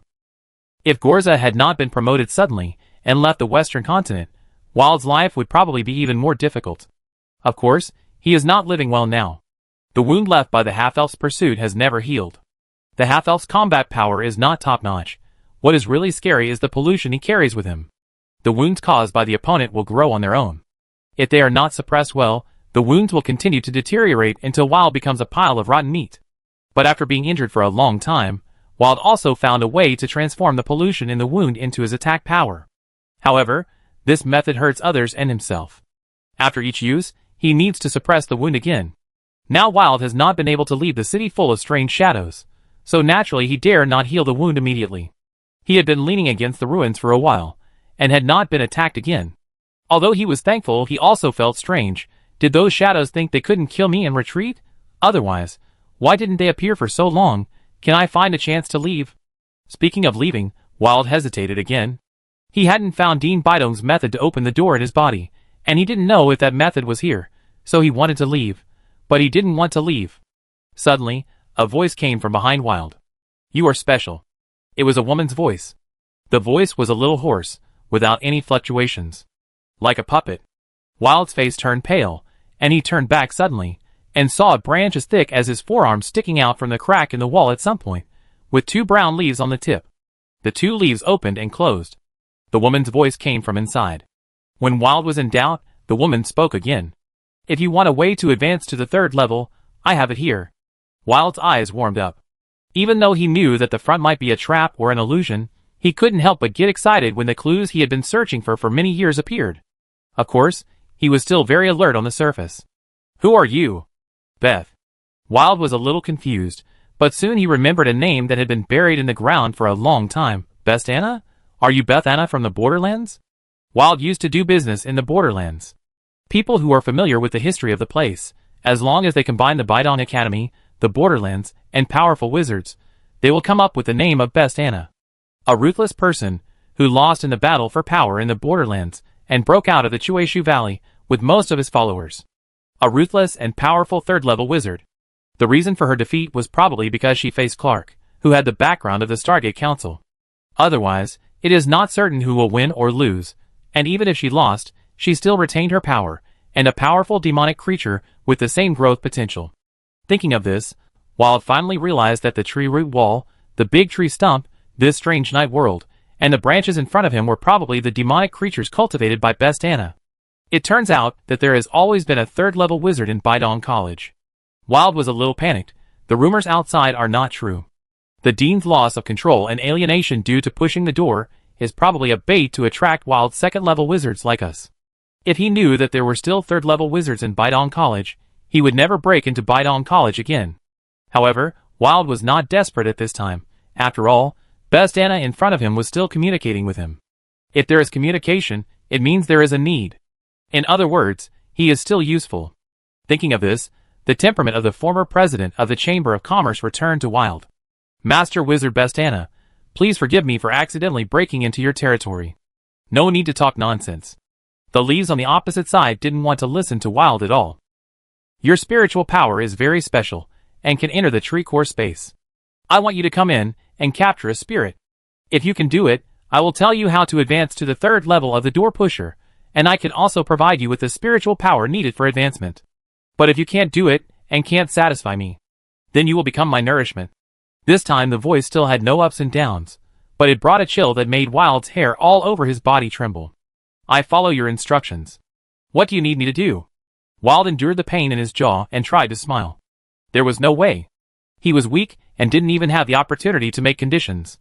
Go to hell first. A cold voice sounded, and the branch that had just been communicating calmly suddenly moved. Wild had no time to react, and the branch pierced his head. Then, the branch stained with red and white juice slowly pulled out, and the brown leaves were still speaking in that calm tone. You are not completely dead yet. If you complete my instructions, I will send you back and help you get promoted. If you can't complete it, you don't have to come back. The branches slowly retracted into the cracks in the wall. Now, let's go to the tree's heart space. Thor's tentacles pulled out from the gap between Xia's eyebrows. The orange cat Kate beside him twitched his eyes and whiskers. Damn it, if someone wants to put a tentacle into my head to treat it, I would rather die. Kate muttered in her heart. In contrast to Kate's shock, neither the healer nor the healed felt uncomfortable with this treatment method. Even when Char touched the round hole between his eyebrows, he curiously put his finger in. Amazing. So you are really a doctor. Char had a peaceful smile on his face, completely different from his previous nervous state. How did you do it? Not only did you suppress Beth's control over me, but you also... Halfway through his words, Char seemed to realize something and closed his mouth again. Thor lowered his eyes. I know that in addition to Beth's control, there are other abnormalities in you. I'm afraid it is because of this abnormality that you can temporarily get rid of the control of the inverted tree. Is this your biggest secret? Seeing that Thor tacitly did not mention the other pollution in his body, Char was slightly relieved and gradually developed some good feelings for Thor. This is actually the effect of another pollution in his body being suppressed. Thor, who was very perceptive, naturally noticed the change in Char. By the way, I lent you this thing. It should be useful when you go to the tree core space to steal tree seeds. He stepped forward, blocked Kate's sight with his body, and handed a small thing to Char. At the same time, he also blocked Char's face, so that Kate behind him could not see the round hole between Char's eyebrows. An eye with a colorful pupil suddenly appeared. Chapter 733. What is this? Char lowered his head, and didn't notice that there was an eye between his eyebrows. What Thor handed him was a white tooth wrapped in a gray transparent substance. It looked like a beast's tooth wrapped in gray amber. It's a tooth, Thor answered seriously. Char on the other side narrowed his eyes speechlessly. I can see it. Thor smiled. You still don't need to know what it is specifically. Just know that if you are in a critical moment, and have no other way to save yourself, this thing can cause great harm to both you and the enemy. Char widened his eyes again in silence. Then why did you lend it to me? Commit suicide, to avoid being controlled by Beth, and becoming her slave. It's chronic suicide. Soul remained calm. As long as you win, you can come back to me before you die, and I can save you. If you lose, at least you can get revenge for yourself. Char looked tangled, but still accepted the wrapped tooth. Afterwards, Soul used secret language to tell Char how to use the tooth. Char stared at Thor, wanting to say something but stopping himself. Thor patted Char's back. Okay. The house began to shake again. The orange cat Kate immediately arched her back and stood upright after reacting. Those tree roots are coming again. Char was about to turn into a full moon again, but was stopped by Thor. Don't worry about us. Just go to where you should go. Beth is recovering faster and faster, and you don't have much time left. Huh? The orange cat was stunned and asked first, what should we do then? If you can beat them, fight. If you can't, run. Soul said indifferently. Huh? Kate's cat eyes widened. Char was decisive. Okay, then take care of yourselves. His figure disappeared in an instant, not worrying about who would remove the pollution for him if Soul and the orange cat died under the attack of the tree roots. It seemed that he suddenly had more trust in Soul. After Char left, this originally unstable space was immediately invaded by countless thick tree roots and branches. These tree roots and branches seemed to have their own consciousness. As soon as they broke through the room, they immediately attacked Thor and the orange cat. The orange cat Kate nervously prepared to find a gap to fight, but before she could act, Thor grabbed her by the back of the neck and lifted her up. Kate? What are you doing? Put me down. Soul said calmly. The deal has been made. There is no need to stay here now. Kate was even more confused. Looking at the sharp branches that were about to touch her, she was about to cast a spell, but was interrupted by Thor's pull. Hey! But the next second, Kate found that the whole world suddenly stopped. Damaged houses, flying stones, roaring tree roots, sharp spikes. Everything stayed quietly in place. Only the hand behind him was still holding him in the air and hitting Shinner. What's going on? Then, he heard Thor's voice. If you want to leave here, you need to see it clearly. Thor looked around the world. It suddenly stopped because of his mental suppression. Just like the old manor, if you can't see the road in front of you clearly, you can't find the exit. He carried the orange cat and flew into the air. Kate, actually this city is upside down. Without giving Kate time to understand, Thor closed his eyes. The moment he closed his eyes, Kate suddenly felt dizzy. When he got used to the dizziness, he suddenly found that the world was upside down. The gravity came from the top of his head, but he did not fall to the ground. What keeps me from falling? Kate looked down and was shocked by what she saw. The reason why he didn't fall on his head was that there were many fine roots under his feet, which wrapped around his limbs and torso. These roots had very fine tips and were drilling into his body through the pores of his skin. Oh my God! Kate immediately struggled, trying to get rid of the roots. But no matter how hard he tried, he couldn't pull off the roots on his body. Just when he was about to try to light a fire, he heard Thor's calm voice again. Don't be afraid. Thor also opened his eyes and saw the roots on his body. He didn't care at all. He looked up and looked around. The house built by Char collapsed and fell towards the top of his head. In the dust, many tall black shadows could be seen standing around. In the distance, there were many square shadows that looked like tall buildings. There were also several thin black shadows that looked like street lamps nearby. It was as if the night city that the two had just left came to find them. Thor raised his hand and waved. The wind took away the dust, and the surrounding scenery became clear. Oh my God! Kate sighed weakly beside him. Have we always been in this place? Yes. Soul was also a little shocked. So this is how Beth's sacrifice was done. The towering buildings around them were not buildings at all. They were extremely thick branches that were straight up to the sky. In Soul's eyes, they looked like tall buildings. There were tumor-like nodules growing in these branches. And in the middle of the nodules were human heads. After a closer look, it turned out that there were no human heads growing on them, but that the people were wrapped in the fruits of the tree, with only the head left outside, drooping weakly on top. Thor suspected that the shadows they saw in the dark, and the pedestrians they saw in the day, were the souls of these people. Stupid, mechanical. They were puppets completely controlled by the inverted tree. Life, death, and annihilation were all easily controlled by others with their consciousness. Unlike the sober Char, these trapped people were probably still living in the busy and falsely hopeful city. Until they died and were forgotten. The roots on Thor and Kate became more and more, and penetrated deeper and deeper into their skin. What should we do? Will we become like those people? Be trapped here forever? Kate's voice was also trembling. Meow. He couldn't help but scream again. Now that we can see the road clearly, we can find the exit to go back. After Thor finished speaking, the skin on his body suddenly began to fade, revealing the black bones inside. As the skin disappeared, the roots wrapped around his body suddenly lost their support points. Just as the roots tried to move forward and continued to wrap around Thor's bones, several gray tentacles stretched out and twisted the roots in turn, twisting them lightly and breaking them. Black smoke gushed out from the root port. That was the pollution of the inverted tree.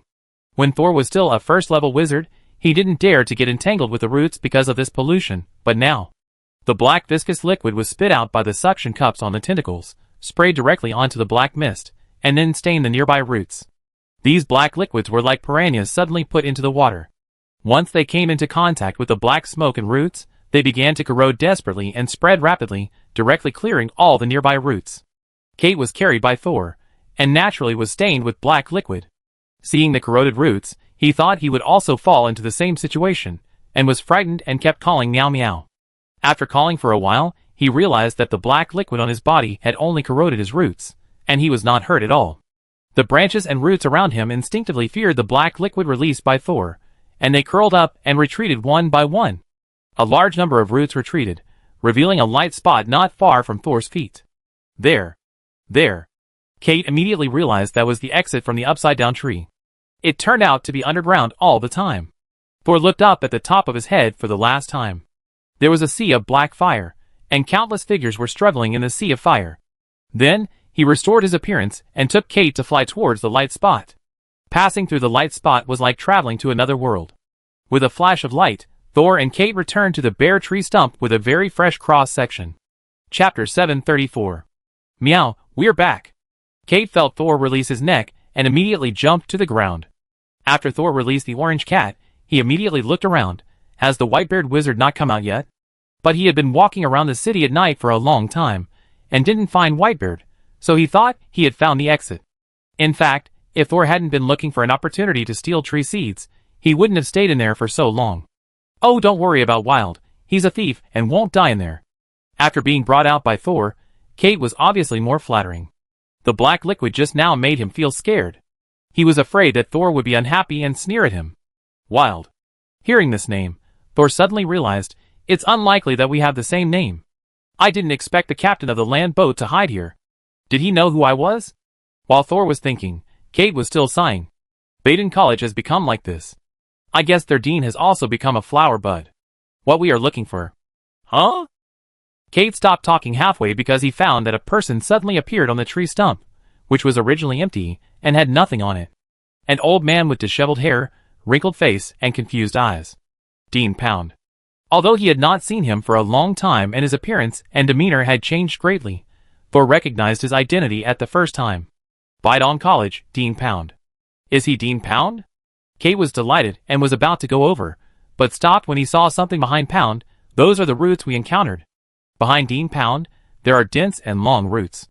These roots are connected to the center of the tree stump. The long and thin root canals are like human blood vessels, and you can vaguely see something inside being transported to the old Dean Pound. How did these roots appear here? Thor walked forward slowly. These are the roots of the inverted tree. It is normal to appear inside and outside. Don't get close first. After saying that, Thor walked forward and came to Pound. Dean, do you still remember me? The bewildered Dean heard Soul's voice, raised his head a little, and then quickly sank down again. Is he like those shadows inside, and has lost his self-awareness? Kate was obviously very concerned about the Dean. He was also looking forward to getting the method to open the door from the Dean. Soul also wanted to have a good exchange with this Dean Pound. Although the other party was not the actual controller of Baden College. But he had led the college for so many years, and he must know more about Beth and the inverted tree. Although he had already asked Xia to steal the tree seeds, it did not prevent Thor from trying again through Dean Baden. In order to ensure success, he did not mind making a deal with the Dean. Can you hear me? Thor released a mental force and scanned Dean Pound's entire body. Unexpectedly, the other party's physical condition was very good, almost comparable to that of a top-level wizard of the second order. But Dean Pound's mental state must be problematic. When Thor used mental force to scan him, his mental body did not even have the most basic stress response. Maybe the soul is inside the inverted tree, and only the body is left outside. Thor raised his hand, and his index finger turned into a tentacle, tapping Pound's forehead. After a moment, Thor let go. Strange, the soul is still there, and there is no excessive pollution. Thor took 2 steps back, observed for a moment, and suddenly laughed. I have encountered too much pollution recently, and my brain has become rigid. This is not the effect of pollution, it is witchcraft. He cast a 0-level Clear Mind on Dean Pound. Although it was only a 0th level sorcery, the effect of this 3rd level sorcery was almost comparable to that of 3rd and 4th level sorcery when performed by him, a third-level sorcerer. After a moment, Dean Pound, who looked numb, suddenly trembled all over and almost fell down, but was pulled back by the roots that pierced his body from behind. Beads of sweat immediately appeared on his face. Obviously, although Thor had awakened him, he also regained consciousness and was tortured by the roots behind him. But the Dean was also a ruthless person. Although he was almost knocked down by the sudden pain, he quickly adapted to it, and he stood up to face Thor despite the pain behind him. "You?" Pound smiled. "I heard you went to the Borderlands. I didn't expect to see you again. You've been promoted to the second-level wizard. You're indeed Gorza's student." Soul turned his head to look behind Dean Pound. "Don't you need to care about your condition?" Pound turned his head slightly to check his back, but his neck hurt as soon as he twisted it halfway. Even though he was an experienced wizard, he couldn't stand it. He smiled miserably and said, "I'd better not care. This will relieve some pain." Since the other party is not worried about his own body, Thor will not waste words. Beth turned the bodies of everyone in the inner city into ashes to cover up the fact that she absorbed the spirits of these people. Pound immediately showed a painful expression. Even Thor could not tell whether this emotion was true or false. "I wanted to save her, but she lied to me. She is no longer the original Bestana. In order to resurrect, she even ignored the inheritance of the Academy." "Inheritance? You mean the upside-down tree? Beth's resurrection also hurt the upside-down tree, right?" Pound smiled bitterly. "Although I don't know where you learned about the upside-down tree, but you are right. Forcibly resurrecting Beth will consume a lot of the upside-down tree's essence, which will cause irreversible damage to the upside-down tree and even cause the tree to wither. In the past, we have always deliberately slowed down the resurrection process to ensure that the upside-down tree will not be damaged too much. But when that madman Xia stole the tree seeds, Beth and the upside-down tree were both severely damaged. At this time, according to our original plan, we had to protect the inverted tree first, but Beth chose to protect herself first, almost overdrawing the essence of the inverted tree." At this point, Dean Pound's face showed pain again. She was obviously not such a person. She was obviously sacrificed to protect the inheritance of the Academy. Time can change a person, and so can experience. Thor also died once, but he forgot the process of death. Thinking about it now, this might be his luck. However, Thor had no time to lament Bond's experience. He frowned and said, "Char stole the seeds of the inverted tree?" Kate's beard trembled behind him, and he forced himself to hold back his laughter. Seeing the person who suppressed him suffer, Kate was very happy. He made a deal with him and treated him first, but he didn't give him the thing he wanted when it was right there. Did he lose money? Bond nodded to confirm Thor's guess. Thor touched his chin. It shouldn't be. He narrowed his eyes, and confirmed that the theory of cause and effect had been achieved. The opponent was only at the first level. Even if he had become the second level in the inverted tree, he could not resist the guidance of the theory of cause and effect of the fate line. Since the theory of cause and effect has been achieved, either Char didn't know that he stole the tree seeds. But this possibility is not high. Or he couldn't give me the tree seeds in his state at that time. Thor was not angry. He thought to himself, "Fortunately, I also habitually kept a hand." Then, he smiled at Pound again. "Dean Pound, let's make a deal." Chapter 735. When he heard that Thor wanted to make a deal with him, a look of doubt flashed across Bond's face. "What can I trade with you in my current state? I help you find Char, and you arrange a meeting between me and Beth?" Bond was stunned. Kate behind him was also stunned. Dean Bond, who didn't know that Thor was selling out his teammates, could only answer, "You want me to help you contact Beth?" Thor shrugged his shoulders. "Although you acted in pain, you're standing here because of Beth's manipulation, right? I think you should be able to contact her." Pound gritted his teeth and said, "I don't know why she left me alone, but I can't take the initiative to contact her. If you really want to find her, you can directly leave your body and go to the tree core space of the inverted tree. She must be there. You are a wizard who specializes in dark attributes, so this should not be difficult for you." It is indeed not difficult, but giving up the home advantage, going to the tree core space completely controlled by Beth, and then facing the former third-level wizard and the current third-level demonic creature at the same time? Go and bet that they have enough sense and won't kill me right away. Thor raised his hands and pressed Dean Pound's shoulders, ignoring the pain on his face. "Or you can send a message to Beth. I want to make a deal with her. If she is willing, I can help her overcome the difficulties of resurrection." Kate at the back couldn't listen anymore. He thought this Black Blade wizard was simply weird. Kate admitted that the other party was very powerful, but he was a third-level wizard. He even said shamelessly that he would help Beth revive. Wait, the Dean of Bidong just said that he was Gorza's student? Could he invite Gorza? Kate didn't know Thor's identity, but Gorza's name was famous throughout the Western continent in the past 100 years. There is no wizard who has lived here who doesn't know how powerful and domineering he is. But this man is also famous for not caring about anything. Even if the wizards in Gorza's wizard tower go out in danger and are plotted against, he will never stand up for his subordinates. Can such a person really be invited by the Black Blade Wizard? But this Black Blade Wizard is not simple, he is simply a profiteer. In just less than half a day, he has made deals with several people, and he turned around and sold out his former partner Xiaoya, without any hesitation. Kate originally wanted to follow Thor to find an opportunity to get some benefits. Now think about it, don't do it. He may not be able to beat Thor. Thinking of this, the orange cat began to slowly retreat. Now the enemy of Bidong College has become 2 third-level ones. This is not a fight he should participate in. The best strategy is to slip away. Kate's decision was very wise. Just after he quietly retreated more than 10 meters, Sol and Dean Pound suddenly broke down. Dean Pound, who had just looked very painful, suddenly raised his head and showed a hideous smile on his face. 2 slender roots suddenly stretched out from his shoulders and quickly locked Sol's arms. At the same time, branches as thick as pythons grew around Sol's position in the blink of an eye. They were like prison bars, trapping Sol and Dean Pound inside. Pound stared at Thor's face, and for the first time, greed appeared in his eyes. Don't worry about it. Lady Beth has already found a way to revive. As he spoke, more branches and roots wrapped around Thor's body. Thor tried to struggle, but found that these roots were extremely tough, and were even stronger than those encountered in the inverted tree. Not only that, the moment these branches and roots wrapped around Thor's body, they began to emit a natural fragrance of grass and trees after rain. Even with Thor's sense of smell, he almost didn't detect the smell. Poison gas? Thor found that this gas would penetrate into his body when it touched him, and holding his breath obviously couldn't prevent the poison gas from entering his body.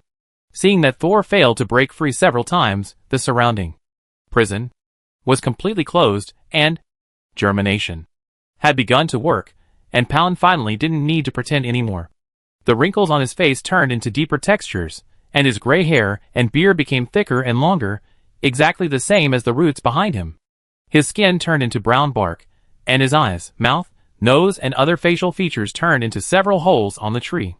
Dean Pound is actually a tree man. Thor sighed.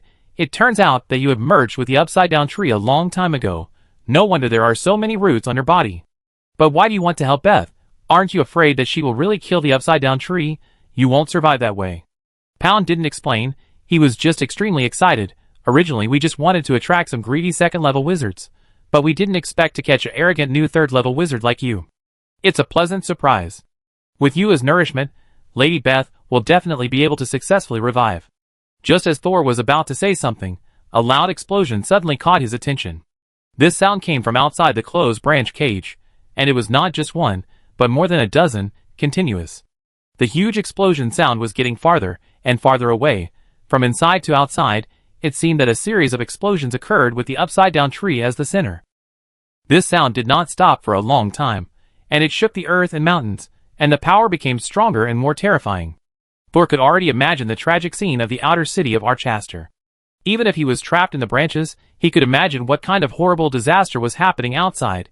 He turned around and said in surprise, "You want to sacrifice the outer city? Sacrifice the entire Archaeost?" Pound only laughed wildly, happy that the plan went smoothly, and did not answer Thor's question at all. Sol sighed. It seems that you are not going to make this deal with me." Suddenly, his expression changed, and his eyes were sharp. First courtesy, then force. Since the talks have failed, let's fight. His arms shook, and the branches that had just been tightly wrapped around him seemed to have lost their force bearers and fell loosely. The roots that had pierced into Thor's palms also broke into pieces, and the residue that fell on the ground looked like it had been highly corroded.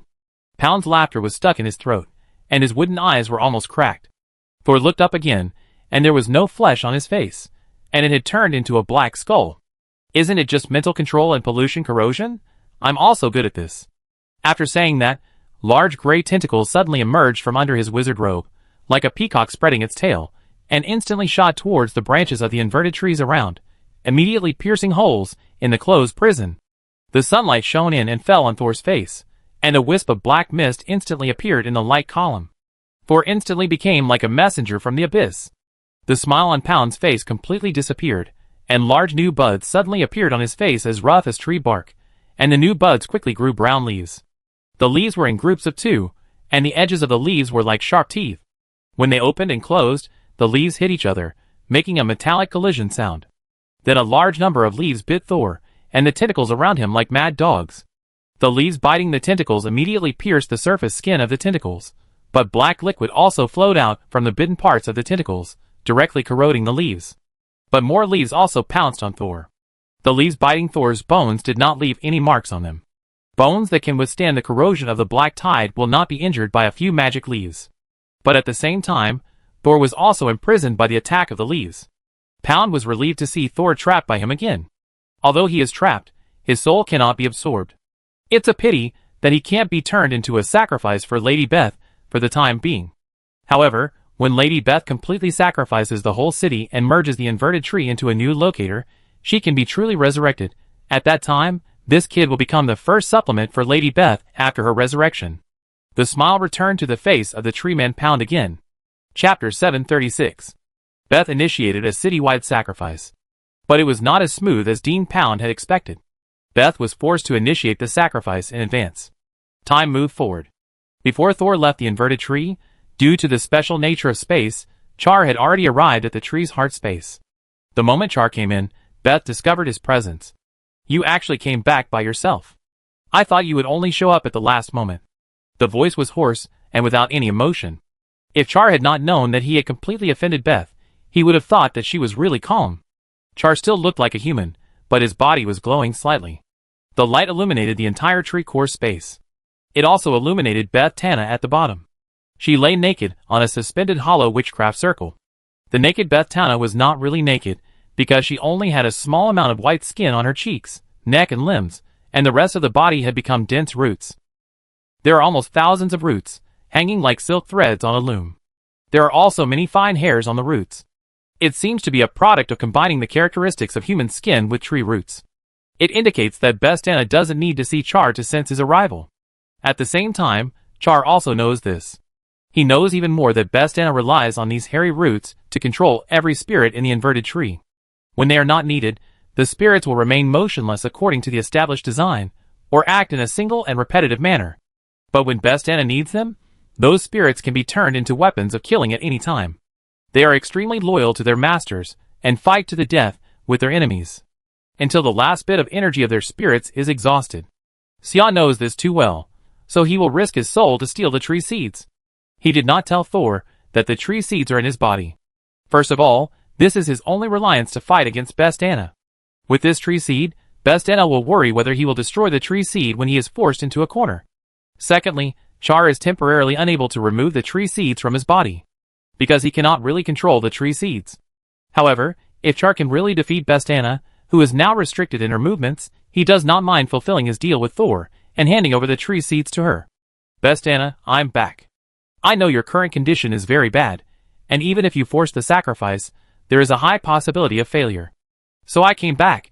As long as you give me a promise, I will return the tree seeds to you, so that your chances of success will be higher.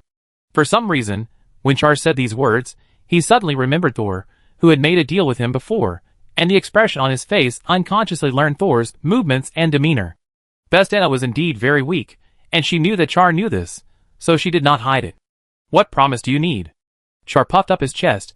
I want to become an inverted tree branch like Pound, and then I can work for you, but you have to set me free when I can survive independently. Okay, come here. After I take out the tree seeds in your body, I will give you a branch for you to live on. Beth Tana was so straightforward that Char hesitated. Why is the process different from what I thought? But despite his uneasiness, Char had no way out. He flew towards Beth Tana like a warrior who was ready to die. The dense roots actively split to both sides, making way for Char. Char continued to fly forward. I don't believe you. I need to sign a witchcraft contract. You and I are both in spirit form now, but I have a contract that can be signed without magic power. As Char said this, a candle suddenly appeared in his palm. This candle was white and ordinary, just like the white wax used by ordinary nobles. As soon as the candle was taken out, it automatically ignited, the flame was stable, and no one knew what was burning. Beth Tana, who had not paid much attention at first, also focused her attention. The witchcraft props that can be stored in the spirit are definitely not simple. 2 roots suddenly rolled towards Char, as if trying to snatch the candle from his hand. Char hurriedly shouted, "Don't move, or I leave immediately." But just as he was halfway through his words, his attention was drawn to the attacking roots in front of him, when a man with a black beard suddenly appeared behind him. The man hugged Char from behind and bit him on the shoulder. Char immediately realized that Bestana had no intention of making a deal with him, and had already prepared an ambush behind him. Just as he was about to break free from the person behind him, he found that his shoulder was numb. The numbness spread quickly along his shoulder, and Char immediately felt that his consciousness began to slow down. He turned his head with difficulty, and finally saw the appearance of the man behind him. Char had never seen this man in the inverted tree. His face was full of beard, and the skin where there was no beard was all ulcerated. I don't know how a person can make his soul look like this. The man who ambushed Char was naturally the soul of Wild, who was brought to the tree heart space by Bestana. Although he was very dissatisfied with Bestana for extracting his soul without even saying hello, he was powerless to resist, and could only help Bestana to control Char first as she requested. When he bit Char's shoulder, he used all his strength to stimulate his spirit body, and transmit the spiritual fluctuations into Char's spirit body. At the same time, he also transmitted the spirit pollution lurking in his spirit body. As expected, Char, who had just come into contact with the spirit pollution, was controlled by this overbearing pollution. For a while, except for desperately resisting the pollution entering his spirit body, he could no longer resist. Wild immediately escorted Char to fly towards Bestana in the center of the space. Hurry up, although the pollution of the elves is overbearing, it is not completely irresistible. Char was sent to Bestana, with fear in his eyes. However, when the two were less than 3 meters apart and Bestana had already begun to skin Char's spirit, Char, who had been struggling in numbness, suddenly blew a breath at the white candle in his hand. Because his face was numb, the breath Char blew was very weak. Normally, such airflow can hardly shake the flame. But Char blew gently, and the steadily burning white candle suddenly went out. Then the candle in Char's hand disappeared, and turned into a transparent crystal bottle in the next second. The crystal bottle contained the same transparent liquid, which looked like the most ordinary spring water. Before others could react, Char's fingers gently pulled out the cork on the crystal bottle. Then, a sweet fragrance spread out. When Char smelled the scent, the numbness in his body quickly faded away. It was as if he had encountered a nemesis. The most shocked person was Wild behind him, because he also smelled the scent of the bottle of spring water that suddenly appeared. And the pollution of the elves that had troubled him for many years was so easily eliminated by the sweet smell. Wild immediately became excited and blurted out, "What is that bottle of water?" without caring that Bestana was right next to him. Char didn't say anything, but pressed his backhand on Wild's face. A flash of light passed, and the other party was instantly moved outside the tree core space. Char couldn't kill Wild immediately, but he had the tree core, so he could throw this unexpected place out first. After dealing with Wild, Char immediately rushed to Bestana, with a white tooth sealed in gray amber in his hand. Bestana didn't pay any attention to the tooth in Char's hand that had no thread at all, but just stared at the crystal bottle in Char's other hand, and suddenly shouted like a madman, "Wishing candle, what you just took was a wishing candle. The legendary cursed object is actually in your hand." Chapter 737. Char's face turned pale, but his mouth answered uncontrollably, "Yes, it's the wishing candle." As soon as he answered, he clenched his teeth tightly and looked helpless. Then Char rushed towards Bestana at high speed. Bestana also released a large number of roots towards Char, and suddenly, she was no longer worried about the tree species in Char's body, and was ready to suppress Char directly with force. Since the wishing candle has appeared, I don't need to worry about the tree heart. Bestana suddenly stopped suppressing her emotions, and the only human face left began to twist like a demon. As Char approached Bestana, he tried to avoid the roots coming from the front and back. When he couldn't avoid them, he used the power of the tree's heart to move the roots that touched him away. Despite the help of the tree's heart, Char still had several wounds on his body because he couldn't react in time. The skin around the wounds became rough and brown, like bark. But now Char had no time to deal with the wounds and the pollution on them. Damn it, I originally wanted to use the wishing candle at this time, but I had to use it on that bearded man in advance. Without a trump card, Char had to rely on his perseverance and quick observation to dodge the roots that pierced him and approached Bestana with difficulty. But just when Char was about to touch Bestana, he was pierced in the thigh and lower abdomen by 2 roots that attacked from the left and right, and he could no longer move forward. Char was helpless. He could already feel the roots that pierced his lower abdomen searching for tree seeds in his soul. If he let the other party take the tree seeds, he would no longer have the ability to resist. And the look on Bastana's face just now clearly showed that she no longer cared much about the integrity of the tree. She was willing to take out the tree even if it was damaged, probably waiting for Char to lose the protection of the tree so that she could take his wishing candle. Without the protection of the tree, it would be difficult for Char to resist Bastana's manipulation when she was on guard. As a puppet, he would definitely hand over the wishing candle uncontrollably. Absolutely not. Thinking of this, Char's eyes were already red with anger. The wishing candle is my last hope. No matter who it is, don't take it away. Char took a last look at the amber tooth in his hand. I still can't touch her. But at this distance, it should be effective. No matter what, if I don't use it again, I will have no chance. Char crushed the gray substance wrapped around the white tooth with one hand, just as easy as crushing the skin of a peanut. Before crushing the skin of the white fang, Char had no time to think about what weapon Thor gave him. And after he crushed the skin of the white fang, he completely lost the ability to think. Therefore, he did not see that Bastana, who was originally crazy, suddenly became extremely frightened and even hysterical after seeing the white fangs and feeling its breath. Anchor point. Bastana retreated violently. This was also her first time moving in the tree core space. Hundreds of roots connected to her body were torn off during the movement. The huge pain was as if someone reached into her body and tore her bones. But even with this terrible pain, Bastana still did not stop retreating. At this time, she had forgotten about the candles for making wishes and only wanted to run. It was not until she retreated to the edge of the tree core space that Bastana had to stop. But this stop also made her almost confused consciousness slightly stable. She then noticed that the anchor point that frightened her so much that her heartbeat almost stopped did not erupt with terrible black-type pollution. At least she had not turned into a sculpture yet, and no flowers grew out of the holes in her body. The sealed anchor point? Her voice still carried the weakness of surviving a disaster. After all, Bastana is not a true third level, so she is more afraid of the black-tide pollution than she was in her lifetime. However, because she did not directly touch the tooth, although she could feel the terrifying aura on it, she did not lose her mind like Char, who directly touched the anchor point. Damn it! After being extremely frightened, Bastana turned into extremely angry. She suddenly swung her arms that turned into roots, and several roots pierced into Char's body, almost turning him into a hornet's nest. Then she pulled again, tearing a big hole in Char's stomach. A brown seed was wrapped by roots and carefully brought out of Char's stomach. Bastana carefully avoided the teeth in Char's hand and prepared to take back the tree seed first.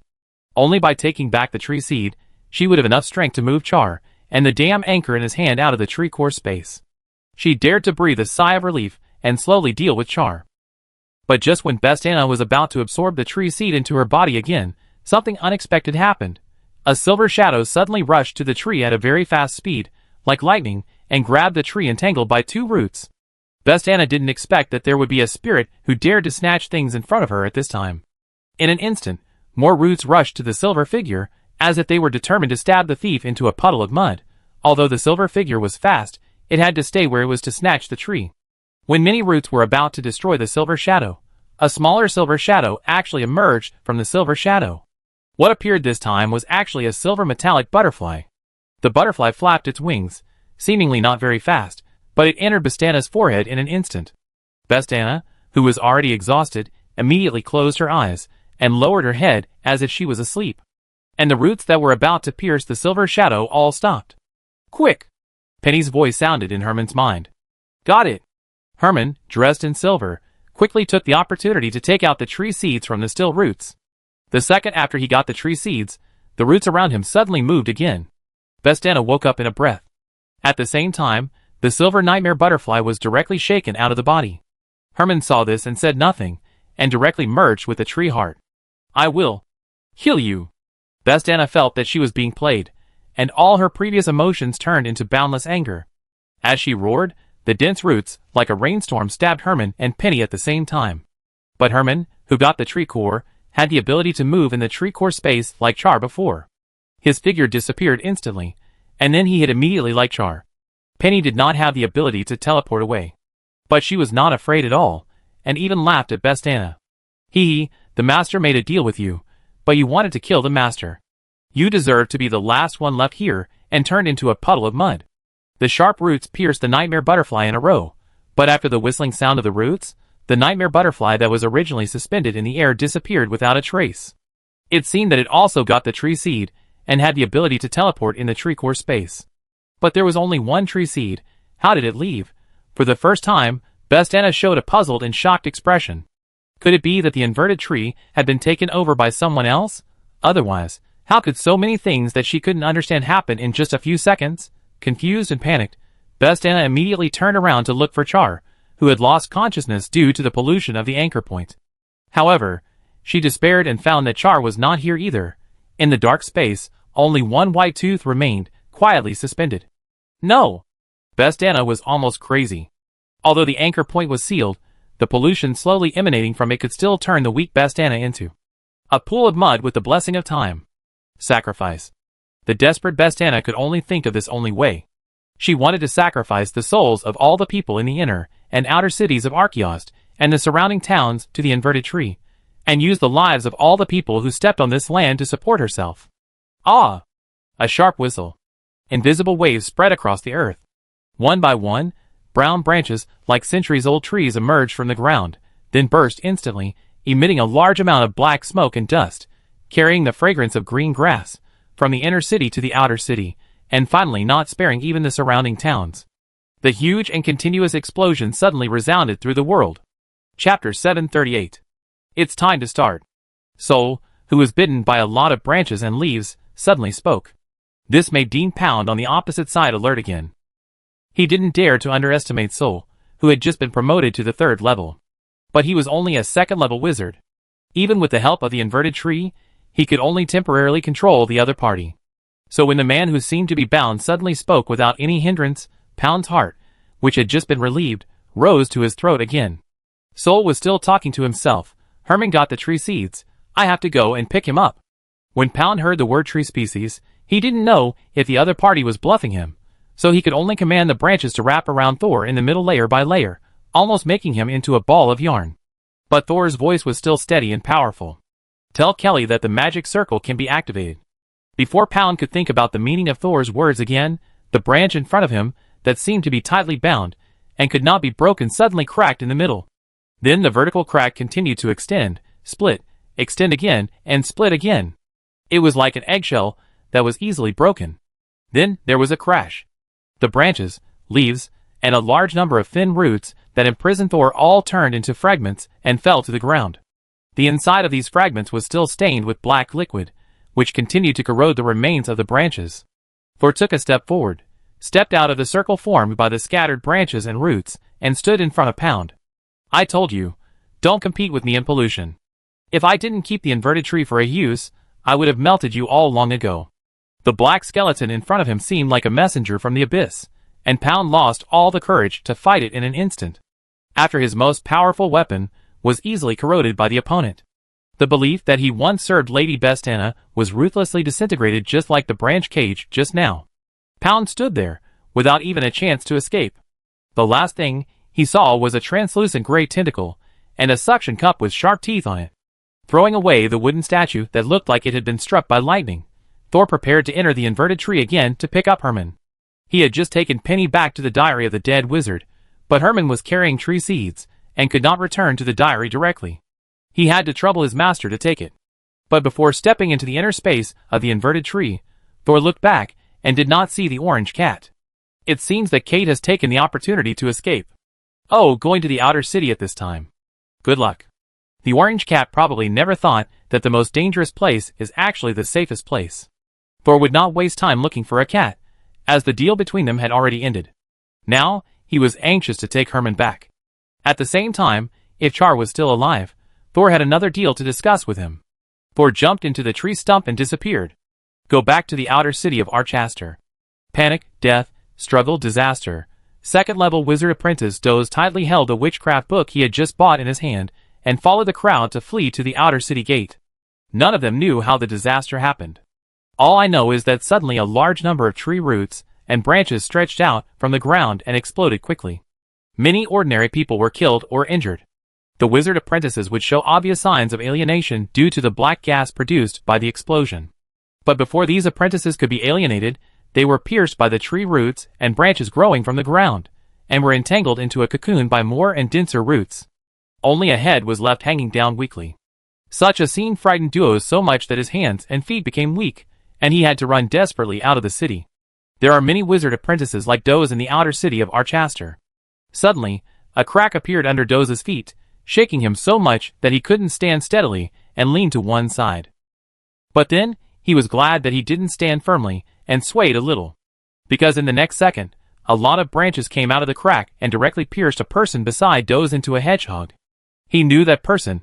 It was the third-level wizard apprentice, who handed over the refugees to him. The arrogant third-level apprentice was now hanging in the air like a little bug, and died without even the chance to struggle and cast a spell. After wiping the hot blood that splashed on his face, Duos almost forgot that he was a wizard apprentice, and could use witchcraft to clean the blood on his face directly. He staggered to his feet with one hand, and then continued to run with his back bent. But he left the witchcraft book he had just bought at a high price on the spot. The lost book was half covered by the fallen soil under the body. Not long after, a ginger cat came out from under the ruins, and nimbly avoided the tree roots that stabbed him. He stepped on the book on the ground and almost slipped. Then, Kate, who had stabilized her body, looked up and saw the body hanging on the side, which had been gradually trapped into a cocoon by the dense roots. Crazy, crazy, really crazy. The orange cat looked around and found a small road with not many people to continue fleeing. Outside the ancient city of Archaeost, Kelly was sitting on the roof of a 2-story building, holding her chin and waiting for Thor's signal. What do you think Thor wants to do with such a big scene? Egu went and sat on Kelly's left and right. Egu said nothing, because he saw that this combination of witchcraft array was not simple. Even if it was an auxiliary array, it would require the joint efforts of Kelly and him to complete the construction. On the other side, and curled his lips, maybe the master wants to occupy the city. Egu glanced at him speechlessly, although he was not very clear about what Thor came here for. But he knew that Thor came here to get something. He still understood his master, who was not interested in dominating the world at all, and even needed others to help him manage the no man's land. It can't be said that he is similar to Lord Gorza, but it can be said that he is exactly the same. I don't think so. And shook his head. Galside once hunted us down, and now the master has advanced to the 3rd level, so he will naturally take revenge. Maybe he will directly massacre the city. And was just halfway through her words, when a loud noise suddenly broke out in the distant Galside city. She was stunned on the spot. Wait, I'm just talking. The master won't really massacre the city, right? As soon as the second massacre was said, there was a continuous loud noise in the Galside city, accompanied by a strong earthquake, and even those who were far away from the city could feel a slight tremor under their feet. Kelly and Egu stood up at the same time and jumped to the ground. Something happened to our coaster. Will Thor be okay in there? She looked at Egu.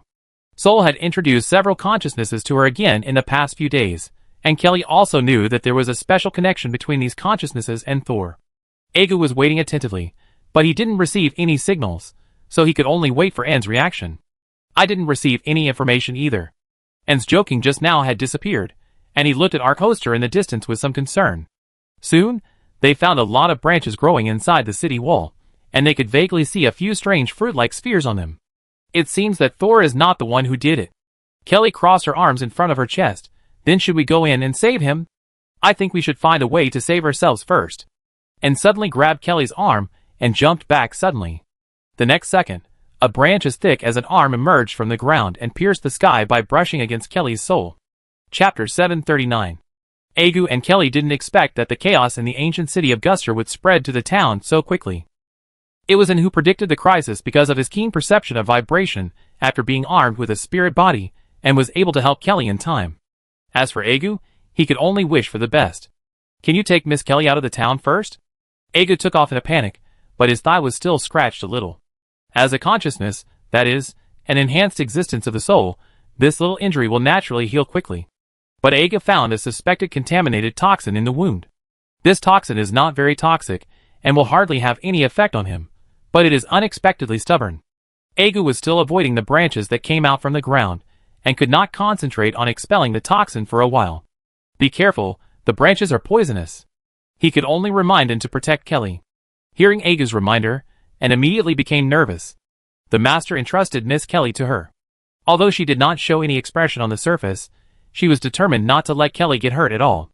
So it immediately turned into a spider, with 8 spider legs, like sharp sickles, ready to cut all approaching enemies into pieces. However, when Anne was concentrating on protecting Kelly, she suddenly felt a very special magic coming from behind her. At the same time, Kelly put one hand on Anne's back. "Don't move." Looking at the branch that was about to pierce him, Anne hesitated for only a moment, but decided to follow Kelly's instructions, and did not attack or defend. Seeing that the sharp and poisonous branch was about to pierce the two, Kelly's long red hair suddenly fluttered. Then an invisible force bypassed Anne and Agu and rushed towards the branches that were besieging them. The branches that were about to pierce Anne's body suddenly became charred and shattered into powder. Not only the branches in front of Anne, but also a blank area with a diameter of 30 meters was cleared with Kelly as the center. Both Anne and Agu, who was farther away, were shocked by Kelly's clearing operation. Although they had seen more powerful attacks than this, Kelly was only a first-level senior wizard. He was actually able to perform the clearing magic that only second-level wizards can do. And the attack effect is quite domineering. The most important thing is that they have never seen this magic, and they can't even tell what kind of magic it is. "Can I move now?"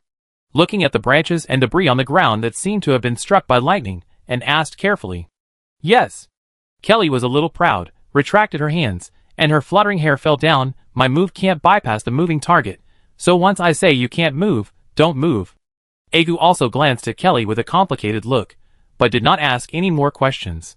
He landed beside Kelly and said to them, "Very good, now you should leave here quickly and go east again." "No." Kelly stood up. "Sol is still waiting for us to activate the auxiliary magic circle outside. Even if you plan to stay, it is too dangerous to stay here alone." Agu hesitated for a moment. Judging from Kelly's attack magic just now, it is indeed suitable to stay next to the auxiliary magic circle, but he is worried that the enemy is too powerful and will hurt Kelly. According to Agu's intuition and his observation of the ancient city of Archaeost, the attack of these branches was just the beginning of a disaster. Suddenly, a rustling sound was heard around the three people. They looked over vigilantly and saw the human-headed caterpillars that had disappeared before, crawling out from the cracks in the ground. Most of these caterpillars' heads belonged to old people, with only a few young people. They stared at Kelly and the other two with wide eyes, completely losing their human rationality, like a group of wild beasts. The two human-headed caterpillars in the lead were the two that Kelly saw in the deserted town. Could these insects be transformed from the residents here? And stamped his feet, looking unhappy. The owner of the ancient city of Guster did not let go of the people in the city, and also turned ordinary people around into monsters. What exactly do they want to do? These human-headed caterpillars crawled towards the three people, while Kelly and the other two stood in front of the auxiliary magic circle and did not retreat. Seeing that the enemy was about to crawl into Kelly's 30-meter attack range, Kelly's red hair floated again, and her magic power was running, brewing a new round of witchcraft. But before they entered the 30-meter range, the human-headed caterpillars on the opposite side suddenly raised their heads and spit out strings of silk at them. These silks did not shoot at them, but sprayed on the land around the three people. It seemed that they wanted to use the silk to surround them in a circle.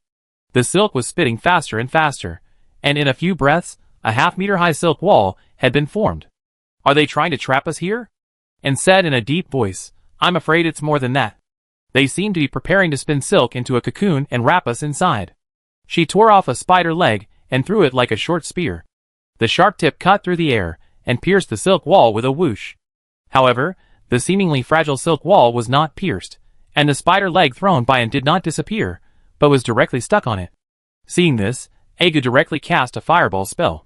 However, the strange thing was that the blazing fireball also stuck to the silk wall. It was completely against common sense. Because the opponent did not enter the 30-meter attack range, Kelly had been holding the witchcraft and could not release it. She panted a little while maintaining the state of witchcraft waiting to be activated. That is not the pure physical meaning of insect silk. Agu's face was solemn. "If we get stuck?" And immediately turned to Kelly and said, "Miss Kelly, let's evacuate first." "Okay." Kelly nodded immediately. "When it's time to be brave, be brave. When it's time to be timid." Kelly didn't hesitate at all. Agu still stayed where he was. "You go first. I wait for the master's order here." In any case, someone must be responsible for activating the auxiliary witchcraft array that Thor arranged here, and wanted to exchange tasks with Agu, but the latter still stood at the place closest to the silk and did not retreat. Time did not allow people to continue arguing, and grabbed Kelly's arm again, and prepared to escape from here before the silk was closed. Just as the two were about to fly out of the silk wall, they suddenly found a dark green cloud above the caterpillars. I don't know when the green cloud landed less than 10 meters from the ground, and then water drops fell from it, as if it was raining. But the rain was also dark green, and had a fishy smell of rotten fish and shrimp. The rain dripped on the human-headed caterpillars below, immediately corroding their bodies into large holes.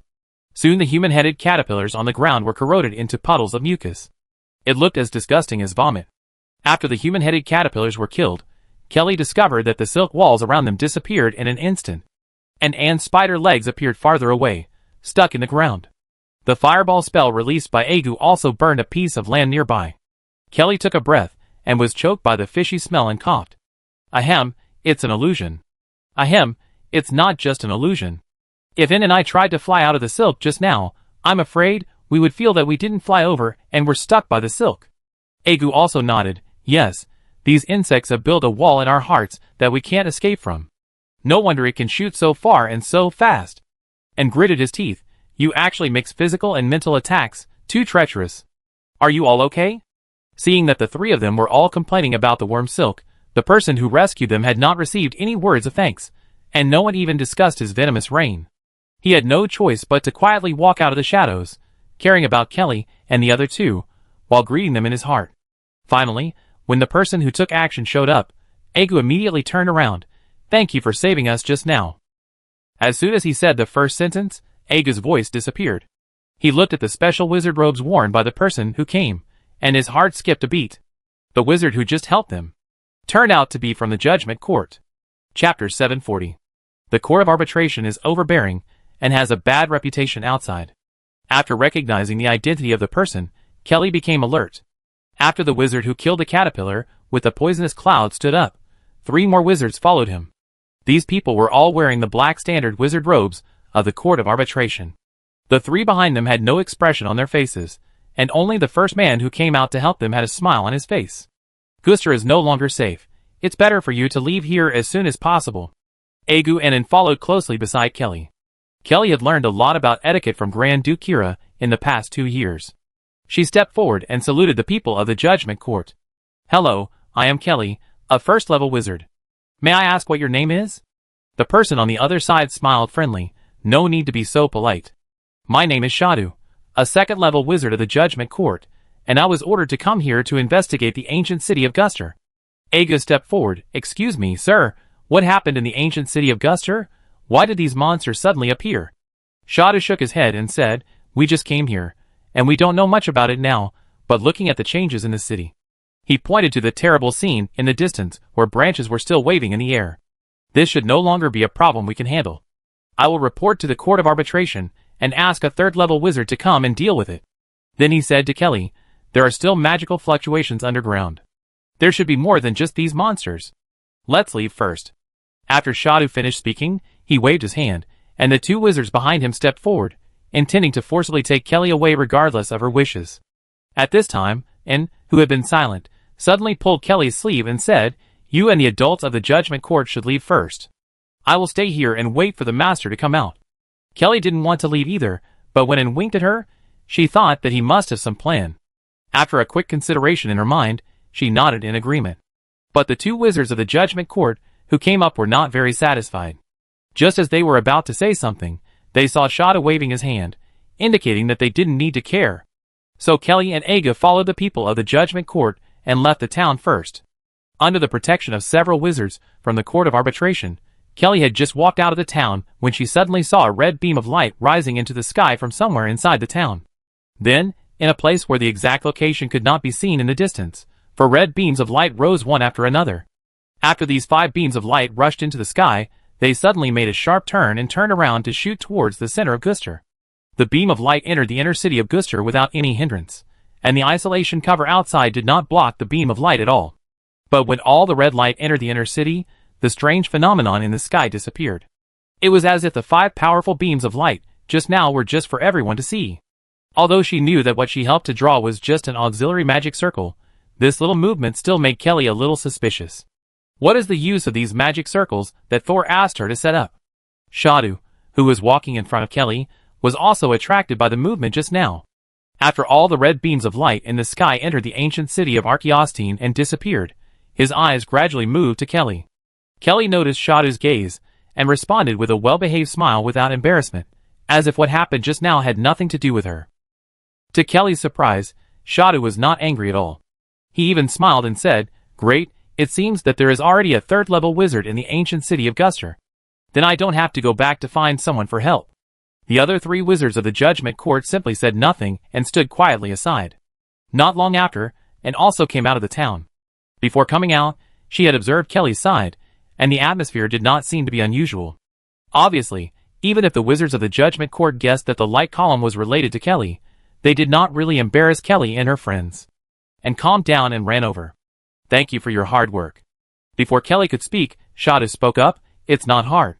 He even had a smile on his face. "Excuse me, is it Master Thor who is in the ancient city of Archaeoster?" Thor's second entry into the inverted tree was completely different from the first time he was Loki. He flew forward in the dark city. Wherever he went, houses collapsed and street lights broke. The black shadows in the shadows were swept by the whistling sound of Thor's flight, and immediately screamed and turned into dust. Moreover, every time Thor flew over a place, a red micro-magic circle lit up on the street. Like a lit torch, it gradually turned from a spark into a raging flame. The fire was burning. The darkness and shadows were driven to invisible corners. Tens of thousands of spirits imprisoned by the inverted tree tried to attack Thor, but before they could get close, they were attracted by the micro-magic circles on the ground. A translucent thin thread suddenly emerged from the center of the micro-magic circle, piercing the head of each approaching black shadow one by one. These shadows were all nailed to the spot as if they were hit hard. No matter how the branches of the upside-down tree pushed them, they refused to move. Behind Thor, there was a scene like this. He sensed Herman's position and immediately turned around and flew to the tall building on the side. As he approached, the dark tall building seemed to have shed its outer skin and turned back to its original appearance as a branch. The cocoons hanging on the branches, with only their heads exposed, swayed gently, and the heads also swayed from side to side. The branches swayed, and the cocoons kept hitting the trunk, making a sound of dong, dong, dong, dong. The sound. Every time the sound sounded, the world in front of him became darker. Even Thor was not immune. The world in front of him gradually moved closer to darkness, and there was no light at all. Thor slowly stopped. He could not see anything, so he could only rely on perception. Even the perception of Herman's position gradually became blurred because of the darkness in front of him. As a last resort, Thor stopped and waited in place. Now the only light in the space of the inverted tree was the hundreds of micro-magic arrays he had just activated along the way. Just like the stars at night, the color of the sky is not completely monotonous. But as time goes by, as more and more shadows gather near the micro-magic circle, the light of the magic circle gradually dims as it is consumed. The tall buildings are shaking, as if mocking. This underground world that has been built for decades is not so easy to disintegrate. At this moment, 5 red beams of light suddenly descended from the sky at the top of the world. These 5 beams of light are like morning glow, completely tearing apart the darkness. When the 5 beams merge into one, they are like the newborn sun. The sun poured into Thor's body, which was suspended in the sky. The thread of fate suddenly began to move, weaving a new storyline. Thor's body turned into a ball of tangled transparent silk threads in an instant, emitting light under the filling of the red light column. The light tore through the darkness, and tall buildings, monsters, and shadows could not stop it, destroying everything in its path. The light completely illuminated the black city, and the sky and the earth turned upside down, and the surroundings reappeared the appearance of an inverted tree. With no more interference in perception, Thor accelerated again, and finally saw the depressed Herman on a branch at the edge. Herman narrowed his eyes, and finally saw Thor clearly. He smiled, but couldn't say a word. He reached into his chest, and held out a dark red seed. As soon as the seed appeared, it emitted a strong mental fluctuation. The 2 auras of truth and falsehood appeared on it at the same time, which was very contradictory. Thor took the seed, and carefully sealed it in the palm of his right hand. Now, he could also enter the tree heart space. Thor pulled up the weak Herman. Then Herman turned into a black light, and sank into the diary that suddenly appeared in his palm. Thor. Snap. The page closed. Now, let's go and thank the wizard Bestana in person. Chapter 741. It is different from the night view city disguised by the inverted tree. The space in the heart of the tree is a monotonous darkness. As soon as Thor came in, he felt damp and depressed. It was as if he was buried alive in the deep underground soil. But the gentle touch brought by the inverted tree seeds quickly relieved his discomfort. If Thor could completely devour the tree seeds instead of simply carrying them on his body, he might like this dark and quiet feeling. It's a pity that the tree seeds were prepared for Foresaw. After adapting to this place, Thor looked up and saw Best Anna, who only had half of her face left. That was the expressionless wizard Beth he had seen in the dean's office of Bidong College. At this time, Beth still had no expression on her face, but she had no other body except that expressionless face. Her body had completely turned into branches, and had grown many, dense, dazzling tiny roots. Some of these roots were hanging high, and some were hanging straight down. These roots and branches surrounded Bastana's head in the center. Wizard Thor, when you first came to Archaeoster City, Bidong College warmly welcomed you and provided you with a lot of help. Now you repay me like this. Bastana's voice was not fluctuating, but her words were full of anger. Soul sneered, "Don't pretend, Wizard Bastana. If I was subdued by Dean Pound in the outside world, you would probably be happy to use me as nourishment to maintain your spiritual body, right?" Thor looked at Bastana from head to toe, and suddenly shook his head. "Actually, I came here to make a deal with you. But now it seems that you don't even have the basic qualifications to make a deal." Thor left Bastana behind and flew to the unconscious Char.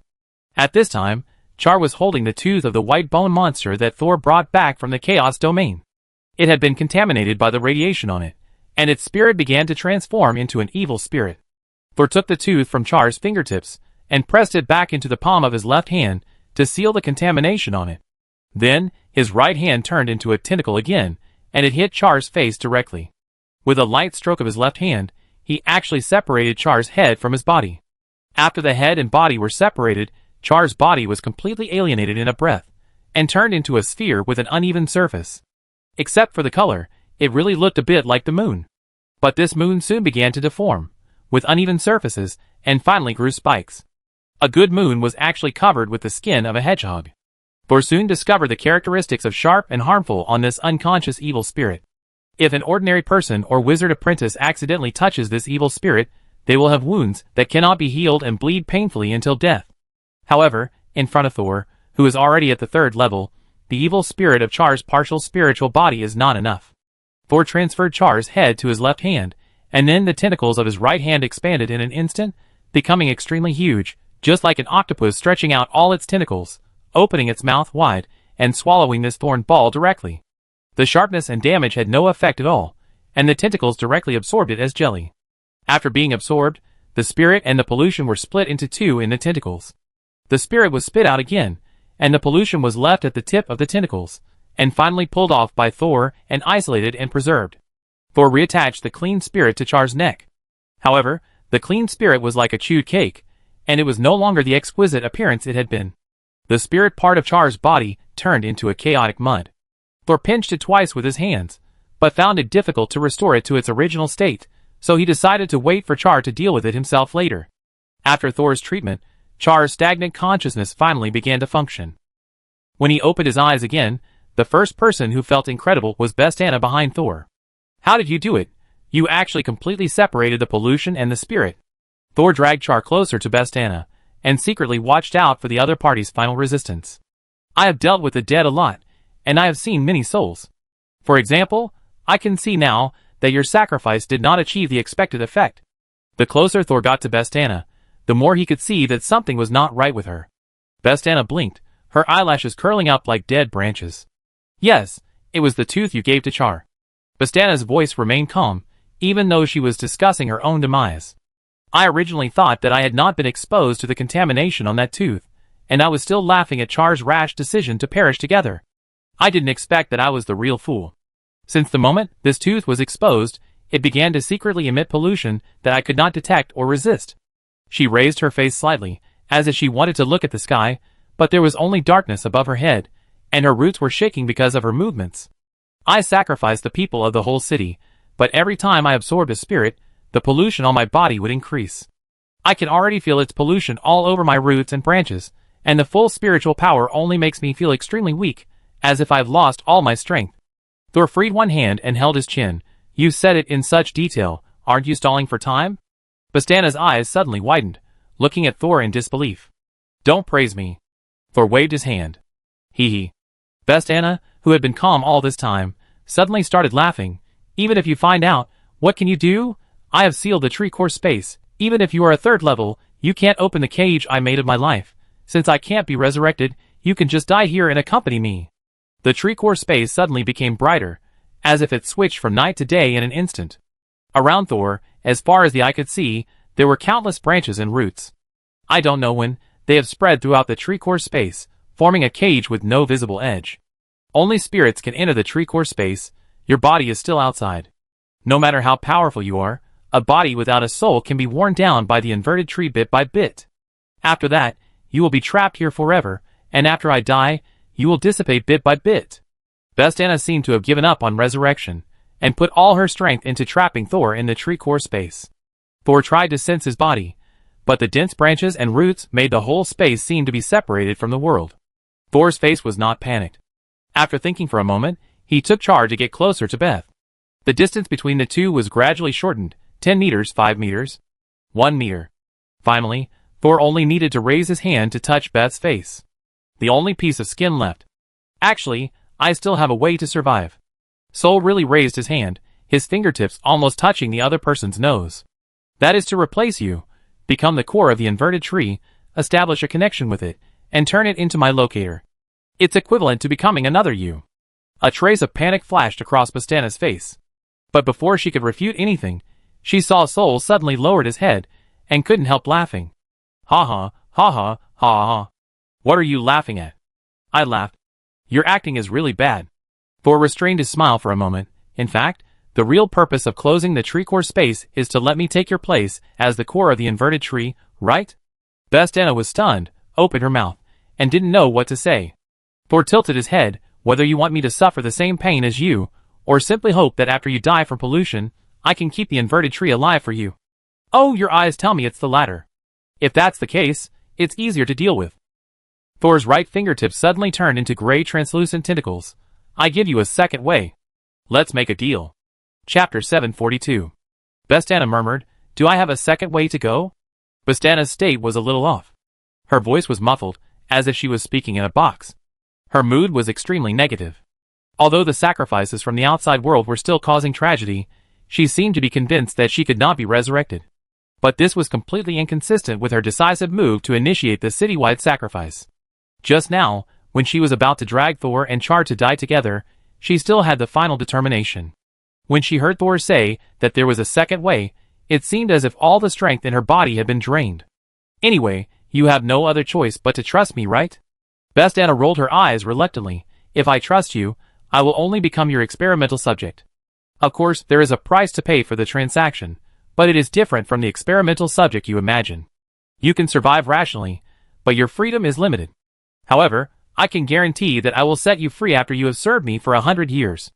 Bestana was still hesitating, and Thor had already used his mental power to quietly explore the other party's situation.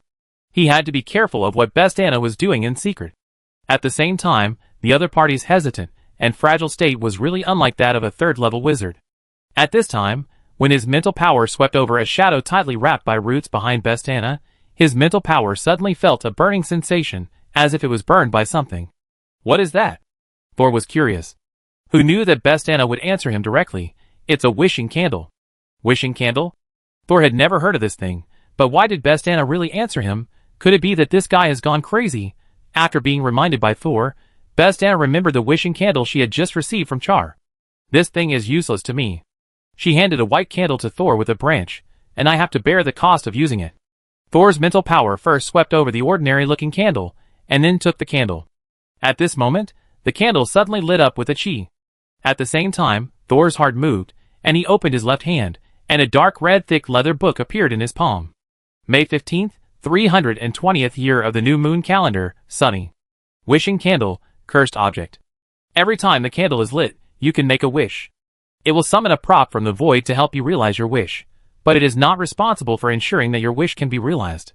But as the person who makes a wish and blows out the candle, your negative emotions will be amplified. The harder it is to realize the wish, the stronger your negative emotions will be. Until your soul is completely twisted and finally becomes the candle wick. Thor looked at Char, who was still unconscious beside him, and Bestana, who had lost her fighting spirit in front of him, and finally understood how the abnormalities in their personalities were caused. Bestana's exaggerated emotion should be despair. As for Char, perhaps it's paranoia. After the Death Wizard diary appeared in Thor's palm, Best Anna kept staring at the diary. Thor closed the diary and directly pressed a corner of the hardcover book against the remaining face of Best Anna. You don't have time. If you agree to the deal, then relax and don't resist. If you don't agree, we will fight to the death. After saying that, Thor immediately used the Death Wizard diary to absorb Best Anna's soul without waiting for Beth to consider. After all, Best Anna was once a third-level wizard, and she was not completely dead at the moment. If she resisted, the diary might not be able to absorb her spirit. But the diary was only slightly blocked, and soon absorbed Best Anna's soul and turned into Thor's fifth black page. Without Best Anna's roots, her last bit of body was completely turned into tree roots. At the same time, the inverted tree without a controller began to grow wildly, and almost in just a few seconds, Thor and Char beside him were all rolled in. The space in the tree's core was also shaking unsteadily. Without Best Anna's control, the inverted tree began to grow at will. If it could no longer be controlled, it might evolve into a terrifying third-level monster that devoured people's souls everywhere. Wake up, it's your turn next. Thor swung the unconscious Char, turned it twice in the air, and threw it hard into the center where Best Anna had just been. Char suddenly opened his eyes before being thrown into the tree's core, as if he had been pretending to be unconscious just now, but Thor didn't even ask him, and was going to throw him into the inverted tree. Poor Char was sucked into the inverted tree, which suddenly lost its core, before he could say a word. But he really needed the inverted tree. Although he was angry, he still stayed in the tree to stabilize himself. Char opened his eyes. He just said one word, and was shocked to see Thor waving his fist to hit him. You did. He also failed to finish his words, and Char was once again attracted by the red light beam on Thor's fist. Char's vision immediately turned red, and even his consciousness fell into a short stagnation. This stagnation did not last long. It seemed that in just a blink of an eye, the dazzling red light disappeared. When Char saw everything clearly again, Thor was already standing in front of him, holding a dark red hardcover book in his hand, with elegant movements and calm temperament. It seemed that the one who just swung his fist to hit someone was not him at all. What did you just do? Did you bury some explosives in my body? Or did you curse me? Thor was not surprised by Char's series of questions. But he did not respond to her immediately. Instead, he looked up after making sure that Kelly's auxiliary magic circle had been connected to Char. This is my attempt at transformation, and it is also a way to ensure that you will not follow the old path of Best Anna. Char was still in the core of the inverted tree at this time, without even a body of his own. Although he was bewitched by Thor to steal Best Anna's inverted tree as a support for his own resurrection. But in fact, he did not have a clear plan for how to revive himself. Even a powerful third-level wizard like Best Anna couldn't use the inverted tree to revive. He is a first-level wizard, and although he thinks he is a genius, can he really do something that even third-level wizards can't do? For now, he could only trust Thor. Sol knew that Char didn't trust him yet. If he hadn't been parasitized by Star Eyes, Kong Pao would have run to another part of the inverted tree to avoid Thor. Sol took out the wishing candle, which was not extinguished at this time, as if tempting Thor to make a wish quickly. But Thor did not make a wish, but returned it to Char. Char looked at Thor in disbelief. He thought no one could resist the temptation of the wishing candle, but Thor gave him the candle without making a wish. Can you move now? If not, I can keep the candle for you first. Char tried his best, and finally manipulated two slender and soft roots to take the candle back from Thor. But even after getting the candle, he felt unreal. Why don't you want the wishing candle that everyone is rushing to get? Is it really a good thing to be cursed to lose part of your sanity every time you make a wish? As a wizard, being able to control your brain and sanity is the most important thing. After reading the diary's introduction to the wishing candle, Thor decided not to use it. No golden finger is more important than a wizard's brain. But Thor is interested in something else. I give you the candle back, and in return, you give me the crystal bottle. Char was stunned for a moment. He didn't know how Thor knew about the crystal bottle, even though Thor was not in the space at that time. I can give it to you, but I don't know what the bottle of water is used for. You need to study it yourself. Char used the branch to bring the crystal bottle to Thor with difficulty. Thor watched Char move with difficulty. Looking at you like this, it will take a long time to adapt, but I can't always watch you in the tree core space. After getting back the most important candle for making wishes, Char calmed down a lot. He was finally able to say rationally, "What do you need me to do?" Stop offering sacrifices to the outside world, collect all the branches, and make a bigger noise. Char didn't know what Thor was going to do, but now he was on the same boat with Thor, so he could only say, "I try my best." Chapter 743. Char's voice fell silent. But the tree's core began to boil.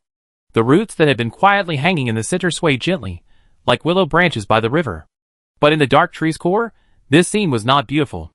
A dilapidated and decadent mental force spread out to both sides with Char as the core, gradually spreading to the outside of the tree's core. Although he couldn't see it, Thor could sense that the micro-magic arrays he left inside the inverted tree and in the archaeological city of Stena had all fallen silent. Apparently the riot outside was beginning to subside. The forced cessation of the sacrifice that had already begun made the already depressed inverted tree, which was already suffering from Bastana's torture, even worse. It was only at this time that Char tried his best to comfort the tree in its heart, which prevented the inverted tree from exploding. Nevertheless, the constantly shaking roots also showed the anxiety and restlessness of the inverted tree. Losing the soul obtained through sacrifice was like asking a person who had been hungry for 3 days and had just eaten half a steamed bun to stop eating. It was simply inhumane. After a while, the irritable upside-down tree gradually calmed down. The whistling sound that had been in the darkness also gradually stopped. "You got the hang of it pretty quickly," Thor praised. Char, a first-level wizard, was able to calm the upside-down tree so quickly. It was obvious that he had an outstanding spiritual talent. Char's weak voice came, "I have collected all the tree roots and shrunk them inside the Bidong Academy. Now from the outside, we are just a dry and dense forest of evil trees. As long as you don't burn this forest, no one outside the city can see what you do." Thor nodded with satisfaction. Then he stopped smiling, his face solemn, crossed his fingers in front of his chest, and quickly pulled them apart. 10 red rays were pulled out from his palms. He flicked his wrist lightly, and the rays automatically formed a pentagram pattern in the air. The magic circle took shape and began to flash intermittently. The frequency was getting faster and faster, and the light and darkness were almost blinding Char's eyes. He could no longer look at the pentagram magic circle in the air, nor could he see Thor behind him clearly, so he simply turned off his external visual perception and waited quietly for Thor to operate. As time went by, Char gradually felt an inexplicable force connecting him to the pentagram array. Although he didn't see it, the pentagram array was clearly visible in his mind. At the same time, his lifeless spirit suddenly became full, as if he was truly resurrected. After an unknown amount of time, Char slowly opened his eyes. This time he really opened his eyes. The feedback from the muscles and nerves was so clear. That was a sense of reality that the spirit state did not have. Char looked down and saw his torso and limbs. He actually had a body again. Char looked up at Thor excitedly, but saw him shaking his head. "You haven't been completely resurrected yet. You just reshaped your body with the help of the inverted tree." Char's body is actually different from that of a normal person. The most obvious thing is that he has roots. Behind him, there are several roots connected to his body like blood vessels. This is what others can see. But inside Char's body, there are thin lines that others, including himself, cannot see. These thin lines penetrated all the important organs of his body, and then came out from the gaps in his skull, some of which were connected to the inverted tree. But there was a special thin line that was connected to Thor.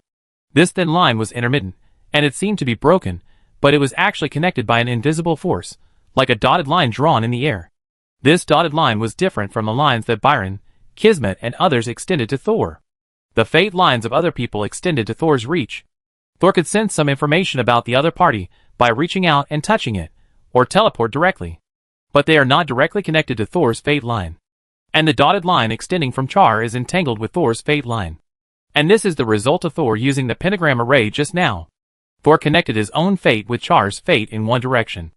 This connection method originated from the method used by the original owner of the Death Wizard Diary to advance to the 4th level, the pentagram array, death weaving. But Thor did not completely replicate the death weaving. The essence of the death weaving is to select 5 special places in the world, first use the diary's ability to perceive fate, and these 5 places are related together.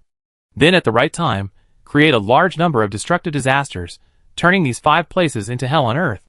The large number of dead spirits caused by the disaster will become stronger and stronger under the interaction of the death thread, and at the same time feedback to create greater disasters and more deaths.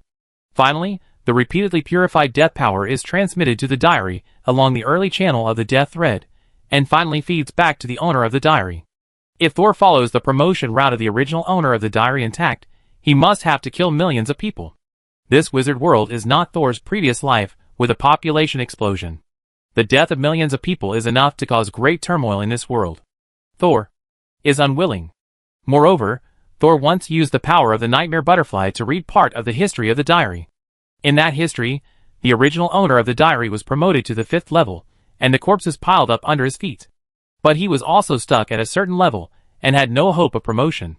In the end, he had to abandon even the diary of the dead wizard. Therefore, after studying the promotion principle of the death-weaving thread, Thor decided to combine his own ability characteristics and his spirit body, which can be called a monster in this world, to transform the death-weaving thread into. He named the new way of promotion he studied, Symphony of Destiny. The biggest difference between Symphony of Destiny and Thread of Death is that Destiny is not just death. The change, rebirth, and end of Destiny will generate huge energy. This energy can only be felt by Thor's Destiny line. He called it causal energy. Thor connected his Destiny line with a special object he chose through the pentagram to form a one-way energy transmission channel. Char, who became the new core of the inverted tree, is a very suitable candidate. The inverted tree gave Char a guarantee of survival, and the wishing candle gave him the means to solve difficulties. Coupled with Char's own talents, means and character, Thor believed that he would definitely live a wonderful life. And the more twists and turns Char's fate is, the more powerful the feedback energy to Thor will be. Theoretically speaking, if Thor completes the 5 related objects and uses the pentagram array to connect all of them again, these 5 objects will interact with each other. Then he can obtain extremely powerful causal power, and at the same time he will not be bound by these causal powers. The key to all this lies in Thor. This promotion method of Symphony of Destiny cannot be replicated by others. Of course, all this is just a fantasy on the drawing. Thor cannot even guarantee that the first experiment on Char will be successful. Everything needs time to verify. At present, the progress of this experiment is still smooth, and there are no sudden problems. After Char admired his new body, he couldn't stop smiling, and he trusted Thor more and more. However, Char soon had new troubles. Ugh! The pollution inside the inverted tree is so horrible. How did Bestana endure it before? Before he could feel proud for long, a kind of pain soaked in strong acid came into every pore of Char. It made his expression twisted. If this continues, I'm afraid it won't be long before I will be polluted, alienated, and become a monster again. Char was very anxious. He finally had a chance to live, and didn't want to taste death again. Don't worry. The pollution is serious now, because Bestana just launched a citywide sacrifice, and the inverted tree absorbed a large number of souls of the living. I will help you clean up the pollution in your body. As long as you stop using the inverted tree to absorb souls in large quantities, there will not be so much pollution. As long as you recover your strength as soon as possible, you can withstand low-level pollution. Char nodded quickly. Although he was still very uncomfortable, he was not afraid as long as there was a solution. I admire Bestana very much now. She has been here for so long, but she is just crazy, not crazy. Char didn't know that he was much happier than Bestana. Thor looked down at the diary in his hand. Do you have anything to say? Thor, I have a clue to the fate line. Can you set me free in 10 years? Chapter 744. Bestana was the first person to speak up after entering the black pages of the diary. Thor was still very satisfied with her initiative, if the clues you provide are valuable enough. Bestana didn't know that when she was in the black pages of the diary, she had no secrets from Thor. If Thor wanted, he could even ask her the most private questions. And she didn't even have the chance to refuse to answer. But Thor was still willing to give her this chance. When he performed the Symphony of Destiny, he did not block Bestana's perception of the outside world, just to see what this third-level wizard knew about it. After learning about Bestana's experience, he hoped that this powerful third-level wizard could be used for his own benefit. Even if they could not become nominal servants like in Agu and Herman, they could still be partners in reality, and they could benefit each other. The inverted tree is not a product of this world. In ancient times earlier than the Dark Moon Chronicle, civilizations from other worlds visited our world.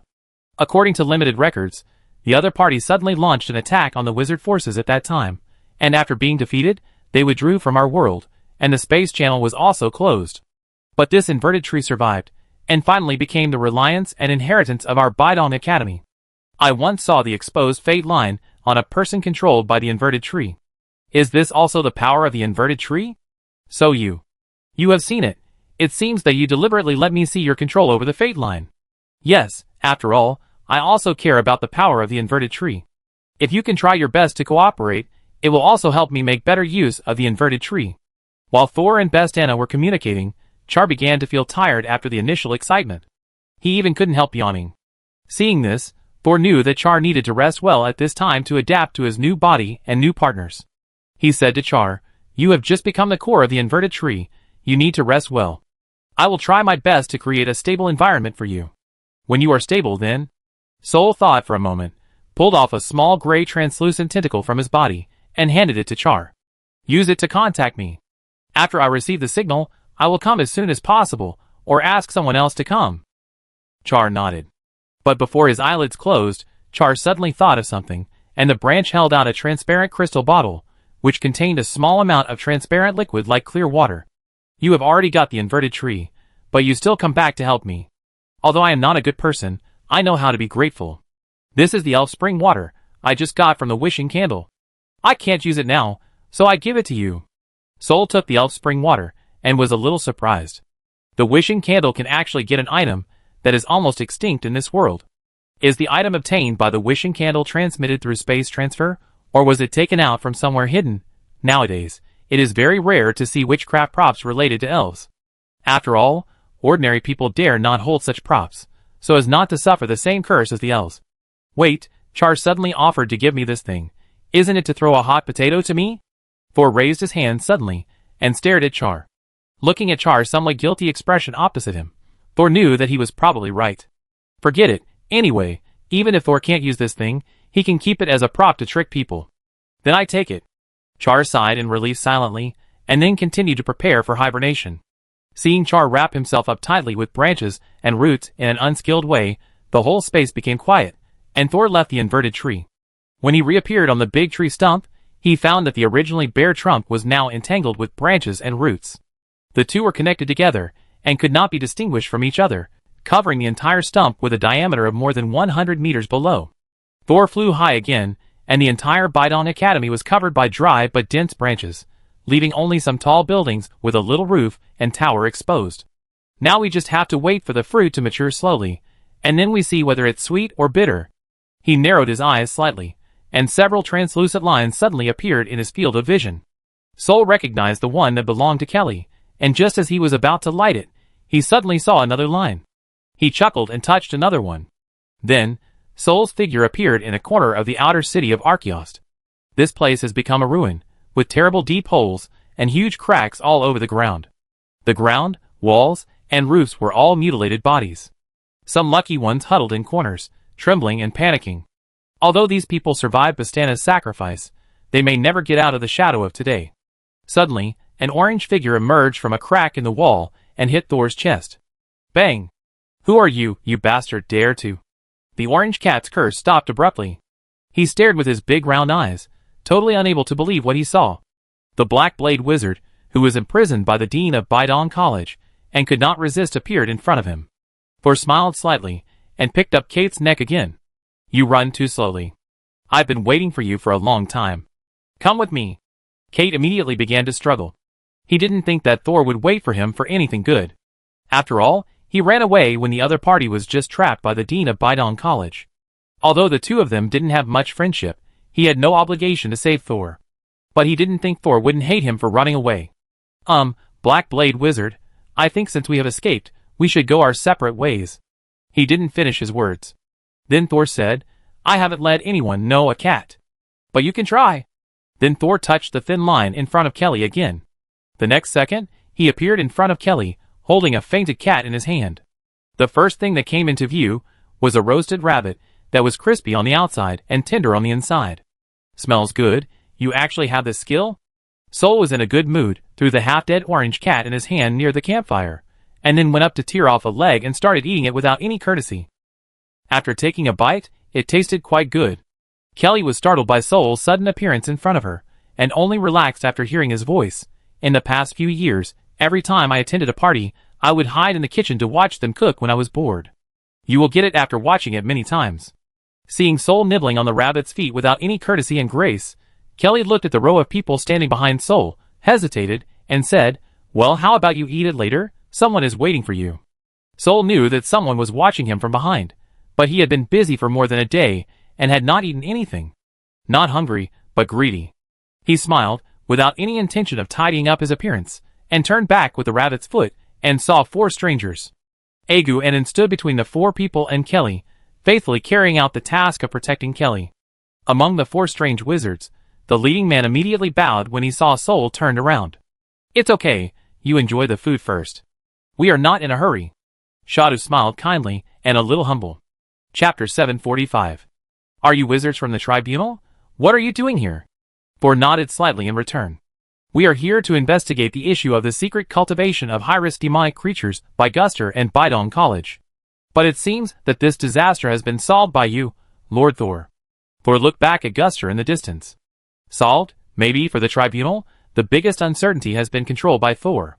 Unless they still want to snatch the inverted tree from Thor, the source of this riot has indeed been eliminated, but the disaster caused by the inverted tree has not been solved. According to the investigation, there are no living people in the inner city of Gust, but there should be some survivors in the outer city. This sacrifice is a disaster for them. Will the Court of Arbitration send people to search for survivors?" Thor asked. Shadow on the opposite side shook his head very straightforwardly. If it were an ordinary person, he would have been completely contaminated at the moment the inverted tree erupted. Even if he is still alive now, he will only have 1 breath left. As for the wizard, the moment the disaster was stopped by you, the living people were naturally saved. They will come out by themselves. This is the horror of wizards. It is more terrible for ordinary people to be slaughtered by wizards than to be killed by natural disasters. Even if they don't die directly in the disaster, they will die in various radiation pollutions of wizards later. I am naive. Sol laughed at himself. You stopped the spread of the disaster. This is not naive, but noble. Shadow smiled, and patted Sol's horse without blushing. Sol, the one being praised, felt ironic, but the other party looked natural. Then Shadow changed the subject. Excuse me, has the dean of Bidong College been executed by you? He is dead. That's good, the inverted tree is in your hands, and we can rest assured. Shadow hinted to Thor that the tribunal would not compete with Thor for the inverted tree. Then, he invited Thor again. In addition, Lord Thor, our Lord Flem would like to invite you to the tribunal for a chat. I wonder when it would be convenient for you. The Lord of the Tribunal invites Thor to the tribunal? In order to set up the pentagram array of the Symphony of Fate, Thor did plan to go to the Nefert continent. But not now. Xiuzhou is still waiting for his tree seeds. But the invitation of a 4th-level wizard is not something that can be easily rejected. Kelly had been quietly listening to Thor's communication with the people of the Judgment Court, but now she stood up nervously. She heard Thor say that the rebellion of the Gorza Wizard Tower might have something to do with the Judgment Court. But I don't know what their attitude towards Thor is now. Thor thought for a moment. I would like to go to the Court of Arbitration to meet the head of the court, but I have something important to do now, and cannot leave immediately. Shadow smiled and said, It's all my fault for not being clear. We invited you. If you have something to deal with, we will naturally deal with your matter first. Of course, we still hope that you can come to Nefert within a year. We can send a special airship to pick you up at any time. The other party was very polite, but also clearly gave Thor a 1-year time limit. As domineering as ever. I see. Thor put away his smile and nodded slightly. Shadow smiled and saluted again, then left with the 3 wizards, who had been silent behind him. What do the people from the tribunal want you to do? Kelly was a little worried.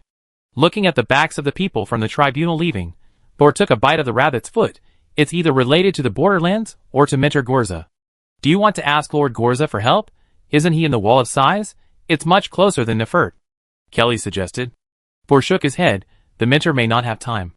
When they parted last time, Mentor Gorza had clearly told Thor that he would prepare to be promoted to the 4th level after returning. This is definitely the most important thing for Mentor Gorza at the moment. Thor didn't want to bother him with his own affairs and disturb his promotion. He also hoped that Mentor Gorza would be promoted as soon as possible. After all, which one is better, a 4th level mentor or a 3rd level mentor? Is there any need to consider it? Then I go with you. Kelly puffed out her chest, holding a large portion of the roasted rabbit in her hand. And Egu did not express their opinions. Anyway, wherever Sol was, they would definitely be there too. We talk about it later. Sol shook the rabbit's foot in his hand. Let's eat first. While eating, the two talked about each other's experiences. Where are we going next? Are you going to take the upside-down tree back? Kelly sucked her fingers. Sol did not tell her about the Symphony of Destiny. If she knew about this, it would be a burden and would be detrimental to her promotion. I have entrusted the inverted tree to a powerful person. Let's go back to the borderlands first. Senior Byron is also there. After a pause, Thor asked her, Are you willing to go to the borderlands with me? I have built a wizard tower there, but there are not many people there now. Kelly pulled the corner of her mouth. This is the first time I have seen a kidnapper ask the kidnapped person's wishes. After saying that, she stroked her long hair with a metallic luster with an unnatural look. As long as you don't despise me for being only a first-level wizard and not being able to help you with anything, it's fine. Thor immediately showed a look of disgust. Of course I dislike you, but aren't you going to be promoted? How about this? If you can't be promoted within 3 months, I will hang you on the top of the wizard tower as a flag, okay? Why a flag? Kelly was confused by Thor, but she suddenly reacted and punched Thor on the shoulder. Flag your sister? Hey, how can a great marquis still swear? I learned it from you. By the way, do you want to roast your cat together? Goodbye, it's expensive. The two chatted and laughed, and quarreled, as if they were back to the time when they were wizard apprentices, and completely forgot the pressure from the court of arbitration. Aguinen stood aside and watched, feeling both amused and envious. Wizards are people whose reason overwhelms their emotions. How many can maintain such pure emotions after being promoted to the 3rd level? The master was promoted too quickly and too smoothly, and he doesn't have much of the power of a 3rd level wizard. Agu sighed, and rolled his eyes at him and disagreed. Power is only used by those who have no strength to scare others. I think the master is fine now. The evil wizard Thor, who was rushing back with the seeds of the inverted tree and the kidnapped female marquis, did not know that Byron, who was guarding the pure spirit wizard tower, suddenly had a dream. In the previous second, Byron was still buried in the laboratory, conducting a complex cultivation experiment. But in the next second, he suddenly lost consciousness and fell headfirst on the laboratory table. The bottles and jars in his hands also fell to the ground and shattered. Suddenly, an illusory human-shaped shadow appeared in the dark space, rippling like water waves. The shadow was colorful, and the colors kept changing as it swayed. Just watching it made Byron dizzy. But Byron was not nervous, as he had seen such scenes before.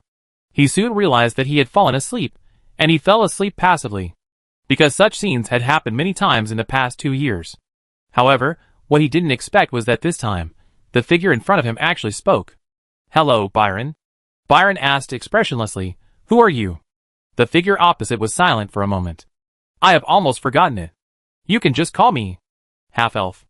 Byron's eyes widened slightly. Chapter 746. Byron was a little confused and a little disappointed. Am I crazy?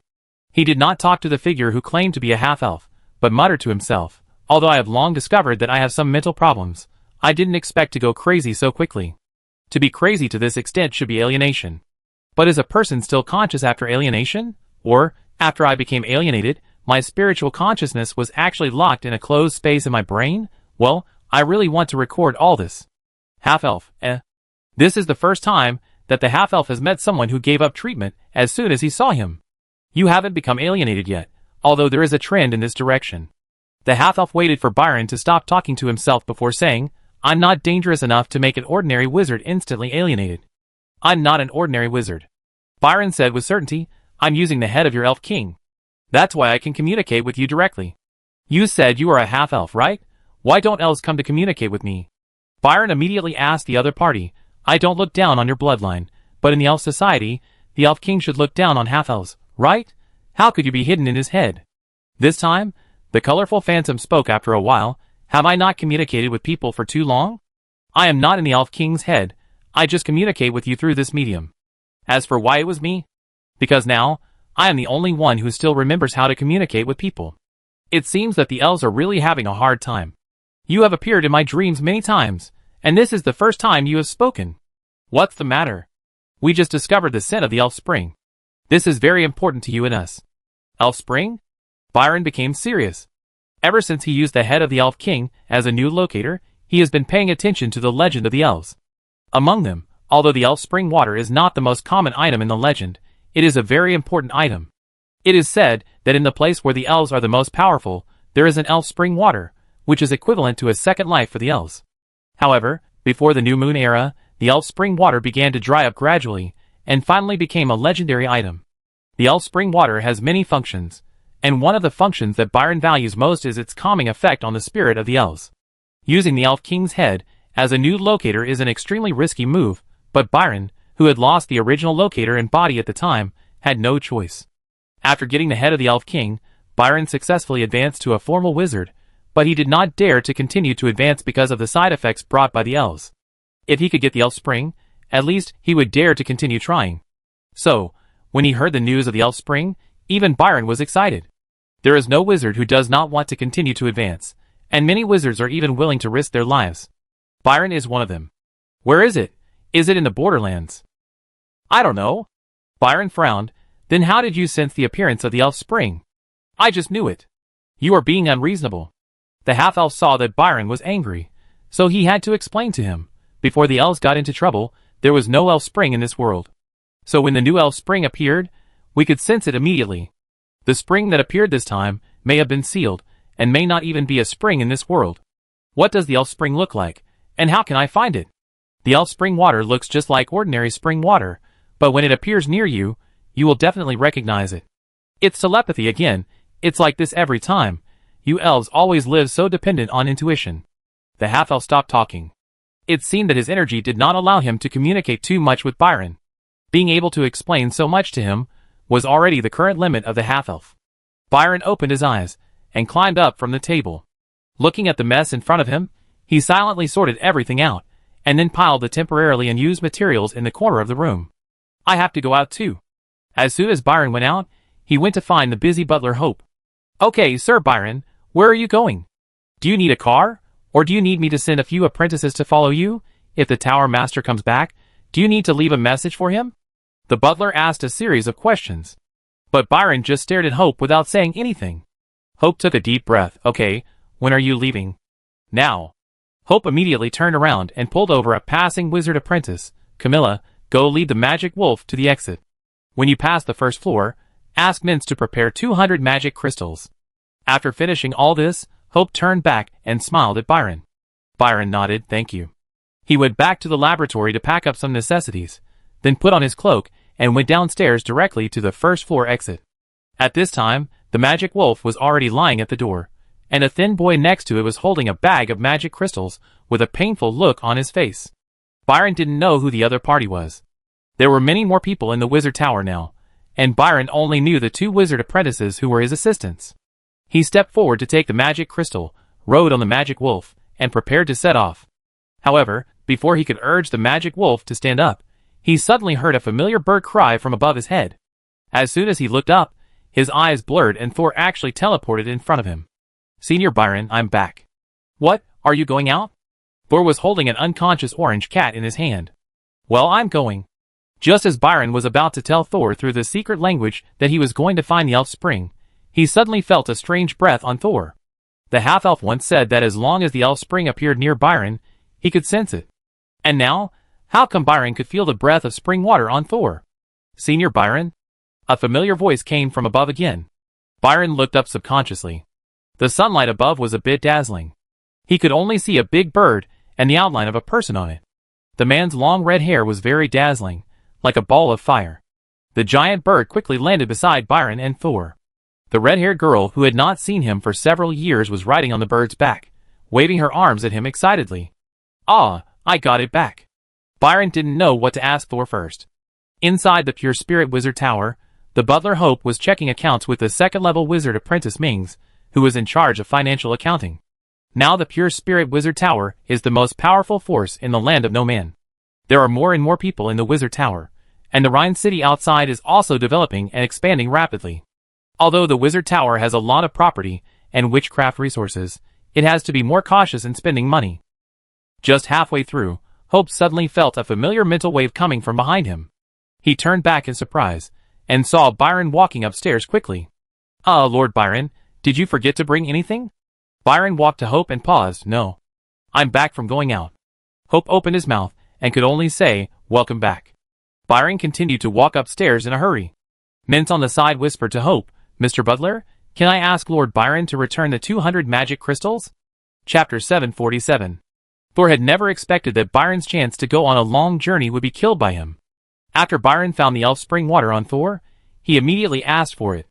Thor didn't waste any words, and directly handed the spring water to Byron. He believed that Byron must know more about elves than he did.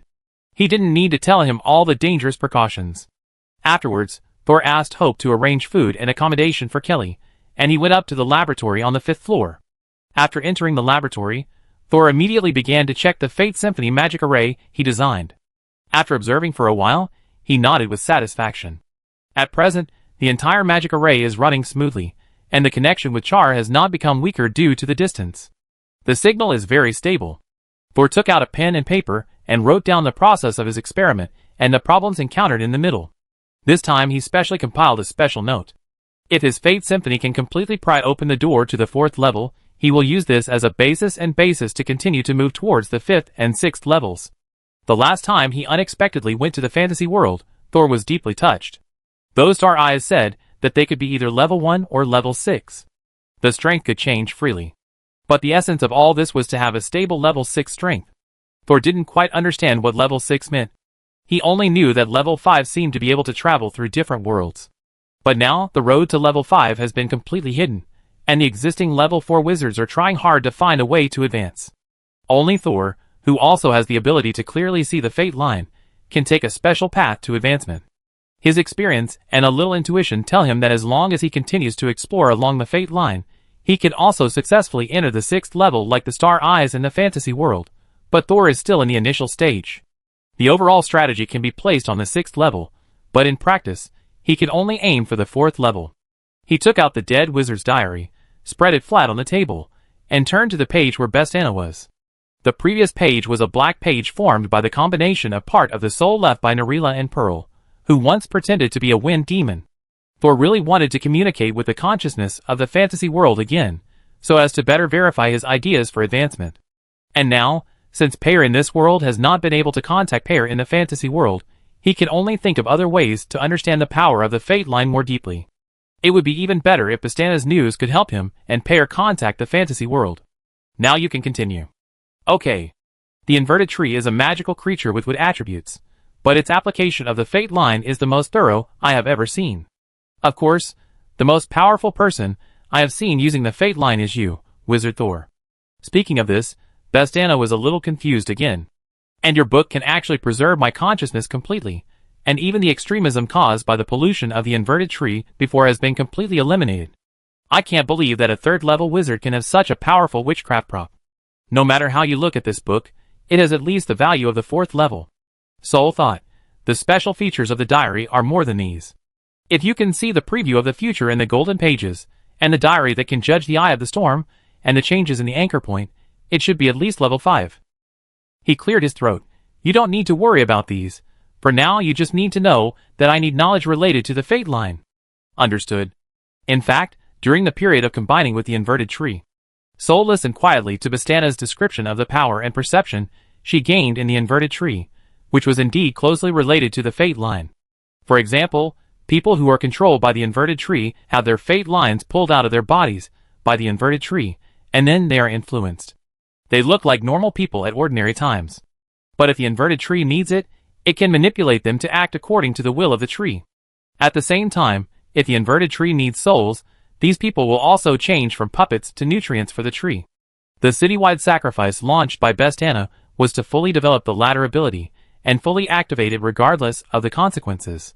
Thor suddenly became curious.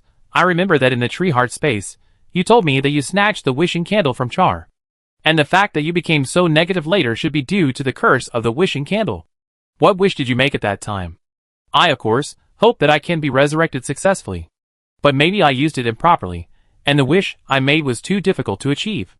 Although the wishing candle turned into a bottle of liquid, I still couldn't complete the resurrection through the bottle of liquid. Instead, I fell into despair. So after I found out that you entered the tree heart space, I only wanted to die with you. If you hadn't suddenly said that there was another way to choose, I would have definitely attacked you when I was controlled by despair. Liquid? What liquid is it? I don't know. The wishing candle will not tell me the information of the item I wished for. I used it without thinking anything at the time. It did accelerate the fusion between me and the inverted tree, but it also accelerated the pollution on my body. Oh, as expected, the wishing candle lives up to its title of cursed object. Are there many cursed objects in this world? Very few. At least I know that even many 3rd level wizards have never seen them. So I never thought that Xia, a 1st level wizard, would have a wishing candle in his hand. One of the cursed properties of the wishing candle is that once someone asks you about it, you must answer and explain. No wonder you answered me immediately when I asked you what it was. This property is really... Soul sneered, I want to cause people to fight. No wonder Char was so nervous before. Whoever has this will be told about the wishing candle if they are found and asked. And he is only a first level. No matter who comes to grab it, he can't grab it. After a moment, Bestana suddenly reacted. Is my information not very useful to you? Soul shook his head, that's not the case. I am very interested in the way the inverted tree peels off the fate line. It's just that what I need more now is how to connect with other people's fate lines. Soul bent his fingers and tapped another black page with his knuckles. For example, I now have part of a person's soul and her fate line, but no matter how hard I try, I can't connect her with another part of the spirit far away in another world. How do you want to connect and merge the soul here with the soul over there? That probably requires going to another world, or letting the soul from another world come over. The separation of the world is a problem that bothers the 4th level wizards, and it is not something we can solve now. It is not necessary to completely merge them for the time being, but at least the two must be able to communicate with each other. If this is the case, at least the power of a 4th level wizard is needed. They may be able to knock on the world barrier a little bit and transmit the information. Soul was thinking, if he had to ask a 4th level wizard to help him, which one could he ask for the price he could offer at the moment? Or which 4th level wizard is safer and won't suddenly trip him up in the middle of the journey? At this time, Pearl, who had been reluctant to speak, suddenly wrote white words. Go find that bastard Ophelia. Soul lowered his head. Ophelia knew that Pearl would be sacrificed, but still didn't reveal any information. Are you sure she will help us? That. Miss Pearl, please don't swear. On the same black page, another font appeared, which was Norella's font. Damn it, don't call me Pearl, I'm not that stupid woman. Soul tapped the page again, go on. Although Ophelia is not optimistic about the Stargate project, she is also very interested in the outside world. This woman puts interests first, and for the sake of her goals, she can even lose face. As long as you tell her a little bit of outside news, she will definitely help you actively. Very good. Soul nodded with satisfaction. It seems that Ophelia is indeed a good person to ask for help. Powerful and smart, sober and cold. Such a wizard is very suitable to be the second target of the Symphony of Destiny. As for how to include her in the Pentagram of Destiny, Soul needs to plan carefully. Chapter 748. After Thor and Kelly left Archaster, the people of the Court of Arbitration sealed off the entire outer city. The inverted tree that had killed many people was completely sealed off. The roots of the inverted tree inside Bidong College had turned the part exposed above the ground into a giant hemisphere, which was completely sealed off from the outside world. The people of Archaster did not touch the inverted tree. They had already assumed that the inverted tree was Thor's property. Even if the other party left here at this time, they would not touch it, and even forbade others to touch it. This also made it easier for Char to rest. On the evening of the second day after Thor left Guster, another survivor came out of the inner city of Guster, which had been quiet all day. Wild had a thick bandage on his head, and his gray beard had turned black, and he looked much more energetic. He was not really killed by Bestana just now, but his soul was sucked away by the other party, and Char was blocked in the tree heart space. Although the blockade failed, he accidentally healed the hidden injury left on him by the half-elf, because of the elf spring water that Char took out. Wild was unable to continue his study of witchcraft because of his injuries, so he could only seek other ways to open the door in his body, and try to expel the pollution of the half-elf by advancing to the 3rd level. Unexpectedly, he unexpectedly solved the hidden danger in his body. In this way, the way to open the door promised by Beth was not so important. Moreover, he felt that Beth was not in a good state, so he secretly left the tree core space while the two of them were entangled. Shadu, who was stationed in the outer city, sensed the fluctuation of Wild's magic power and flew directly in front of him. You are still alive. You haven't come out for such a long time. I thought you had become the nutrients of the inverted tree. Shadu said with a smile, without any worry on his face. Wild didn't care about the other party's ridicule, but asked in surprise, Why are you here? Doesn't the Court of Arbitration always care about the affairs of Bidong College? Eula sent a message that Soul went to Archaeost, and the target is likely to be the inverted tree. Anyway, Bestana has reached the end of her life, and she asked us to come here to flatter Soul. Eula? Wild was even more confused. Wasn't Eula taken away by Gorza? Or did she come out to be your accomplice? Oh, you have been hiding from Gorza for too long. Don't you know that Eula has been completely resurrected by Gorza, and then thrown away like garbage? Wild covered his forehead. The hole on his head had not been completely healed. Sure enough, she was abandoned. In fact, I suspect that she is not Eula at all. Eula was completely dead after the soul experiment. This soul may just be a poor fellow that Gorza found to complete the resurrection experiment. Shada waved his hand. We don't know the truth of the past, but that's not important. What's important is that the current Eula can do more for us. Wild nodded. I believe that the current Eula must hate Gorza. This is good, that guy is looking for death, and it is convenient for us to complete the order of the court master. Shada's face was slightly cold. Now the glowing family is trying to protect Gorza, waiting for him to be promoted to the 4th level, so that after their 4th level wizards die, they can maintain the status of their glowing family. But you and I both know that once this madman Gorza is promoted to the 4th level, he will definitely turn the table over. At that time, the stable situation that the Lord of the Court has worked hard to maintain for hundreds of years will be destroyed. Wild nodded, and continued to show his loyalty. On the surface, the two have reached an agreement, but no one knows what they think in their hearts. Then let's go to Sky City first.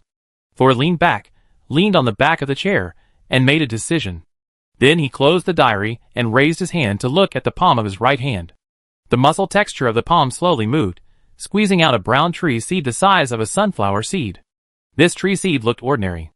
If it were not for the vigorous vitality on it, it would be impossible to imagine that it would have the opportunity to grow into a towering tree that could swallow a giant city in the future. However, this tree seed basically lost the opportunity to grow into a towering tree when it fell into Thor's hands. Thor stood up, and the diary on the desk suddenly disappeared. Thor walked downstairs quickly, and along the way, he found that there were a few more people in the wizard tower. When these people saw Thor, they all had some fearful expressions, and made way for Thor. Thor went down all the way, passed through the black fog corridor, and finally came to the second underground floor. There were still only Shiozao, and a small sapling hanging in the air. Because Thor was not there, no one dared to provoke Shiozao. When it just felt the light, its first reaction was to attack. Thor was not polite either, anyway, he was not afraid of who had more tentacles. The black vines and the gray translucent tentacles were entangled, but soon the vines were defeated. The tentacles pressed her to the ground one by one, like a girl being subdued by a strong man. When Xiaozao finally calmed down, Thor freed one hand and slowly put the seeds of the inverted tree into the core root system of Xiaozao. The seeds began to sprout immediately after being activated, and grew fine and dense brown roots, like hair. Xiaozao seemed to be startled and froze in place without moving. But Thor would not let the seeds of the inverted tree take away the nutrients that belonged to Xiaozao. He immediately put a seal on it, and cut off most of its roots. After setting up 3 more seals to restrict growth, Thor slowly let go of Xiaozao. Xiaozao was a little confused, but finally recognized that the person was Thor. He collapsed on the spot, and did not move. He looked a little aggrieved for no reason. Thor gently patted Xiaozao's tentacles. This seed will help you absorb the pollution in your body when it grows up. Those are the things that make you uncomfortable and want to hit people. Xiaozao carefully stretched out a tentacle and opened his shark-like mouth, but this time he did not attack Thor. ABA. Knowing that it was Xiaozao who told him not to worry, Thor sighed softly. The inverted tree can absorb pollution, but it will definitely compete with you for food. Remember to share some of it, and I will give you extra food. Seeing Xiaozao nodding obediently, Thor also smiled. At this time, he found that the diary was moving again, so he took it out to check. It turned out that Bestana was talking in it. Wizard Thor, if you took the seeds of the inverted tree just to save the soul-devouring swamp in front of you, I can only say that you chose the wrong way. What do you mean? Bestana knows the inverted tree very well, and Thor also values her advice. Although the inverted tree is powerful and can absorb pollution and riots in living things, it has too much autonomous consciousness. Even if you can temporarily suppress the growth of the tree species, it will gradually become stronger after absorbing the pollution in the soul-devouring swamp. The soul-devouring swamp is originally much lower than the inverted tree, and it is inevitable that it will be swallowed up in the end. Thor admitted that Bestana made sense. I have also considered this point. So I put a seal on the tree species, and I will keep an eye on their changes. Excuse me, how much energy do you have to keep watching it? If you are careless once, your little cutie will become a puppet of the inverted tree. Soul clasped his hands and lowered his eyes. Then just tell me what you suggest. Black Sea Tree Source. In fact, there is a more suitable choice around you to absorb the pollution in the soul-devouring demon swamp, but you haven't found it yet. Chapter 749. Bestana originally wanted to keep the secret, but under the influence of the dead wizard's diary, she couldn't help but tell the answer first, and then said the roundabout words. It seemed as if she was mentally disturbed. Thor naturally knew what Bestana was depressed about. The Black Page's question and answer function was definitely unbearable for a proud third-level wizard. This was also the reason why Bestana was eager to leave. Even in the Black Page, she didn't have to worry about the problem of her soul being polluted. Thor did not expose her embarrassment, and asked, "I don't know much about the Black Sea Tree Source, but I heard that the arbitration court has been investigating it. Is there any relationship between it and the Red Sea Tree Source planet in Nephrite?" Bestana had sorted out her emotions at this time. In fact, the Black Sea Tree Source and the Red Sea Tree Source are both new products derived from the transformation of the inverted tree. Are they both related to the inverted tree? Because the inverted tree has a strong sense of autonomy. Only one tree can survive within a certain range, so the arbitration court did not take away the inverted tree after understanding this. However, in order to preserve the inverted tree, I took the initiative to divide them and research new species. At that time, the royal family of the Eternal Night Empire of Nephrite first researched the Black Sea Tree Source, and the tribunal researched the Red Sea Tree Source. The Black Sea Tree Source is more like the inverted tree, with a strong sense of independence, but it will not rebel against its owner. And it has a strong ability to absorb and deal with pollution. The Red Sea Tree Source is more in line with the requirements of the tribunal. It has almost no independent consciousness, and can be planted and cultivated at will. But although it can also absorb pollution, its efficiency is lower than that of the Black Sea Tree, and it cannot process it autonomously.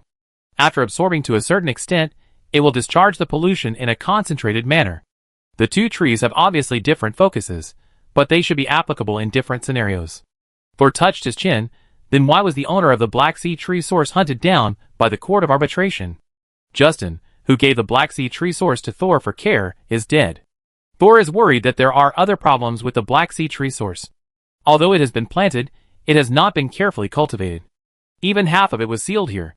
However, the tree did not change after the black tide erupted, which is worthy of being the masterpiece of the Eternal Night Empire. Because where there is Black Sea Tree Source, Red Sea Tree Source cannot grow, and even involuntarily becomes the nutrient of Black Sea Tree Source.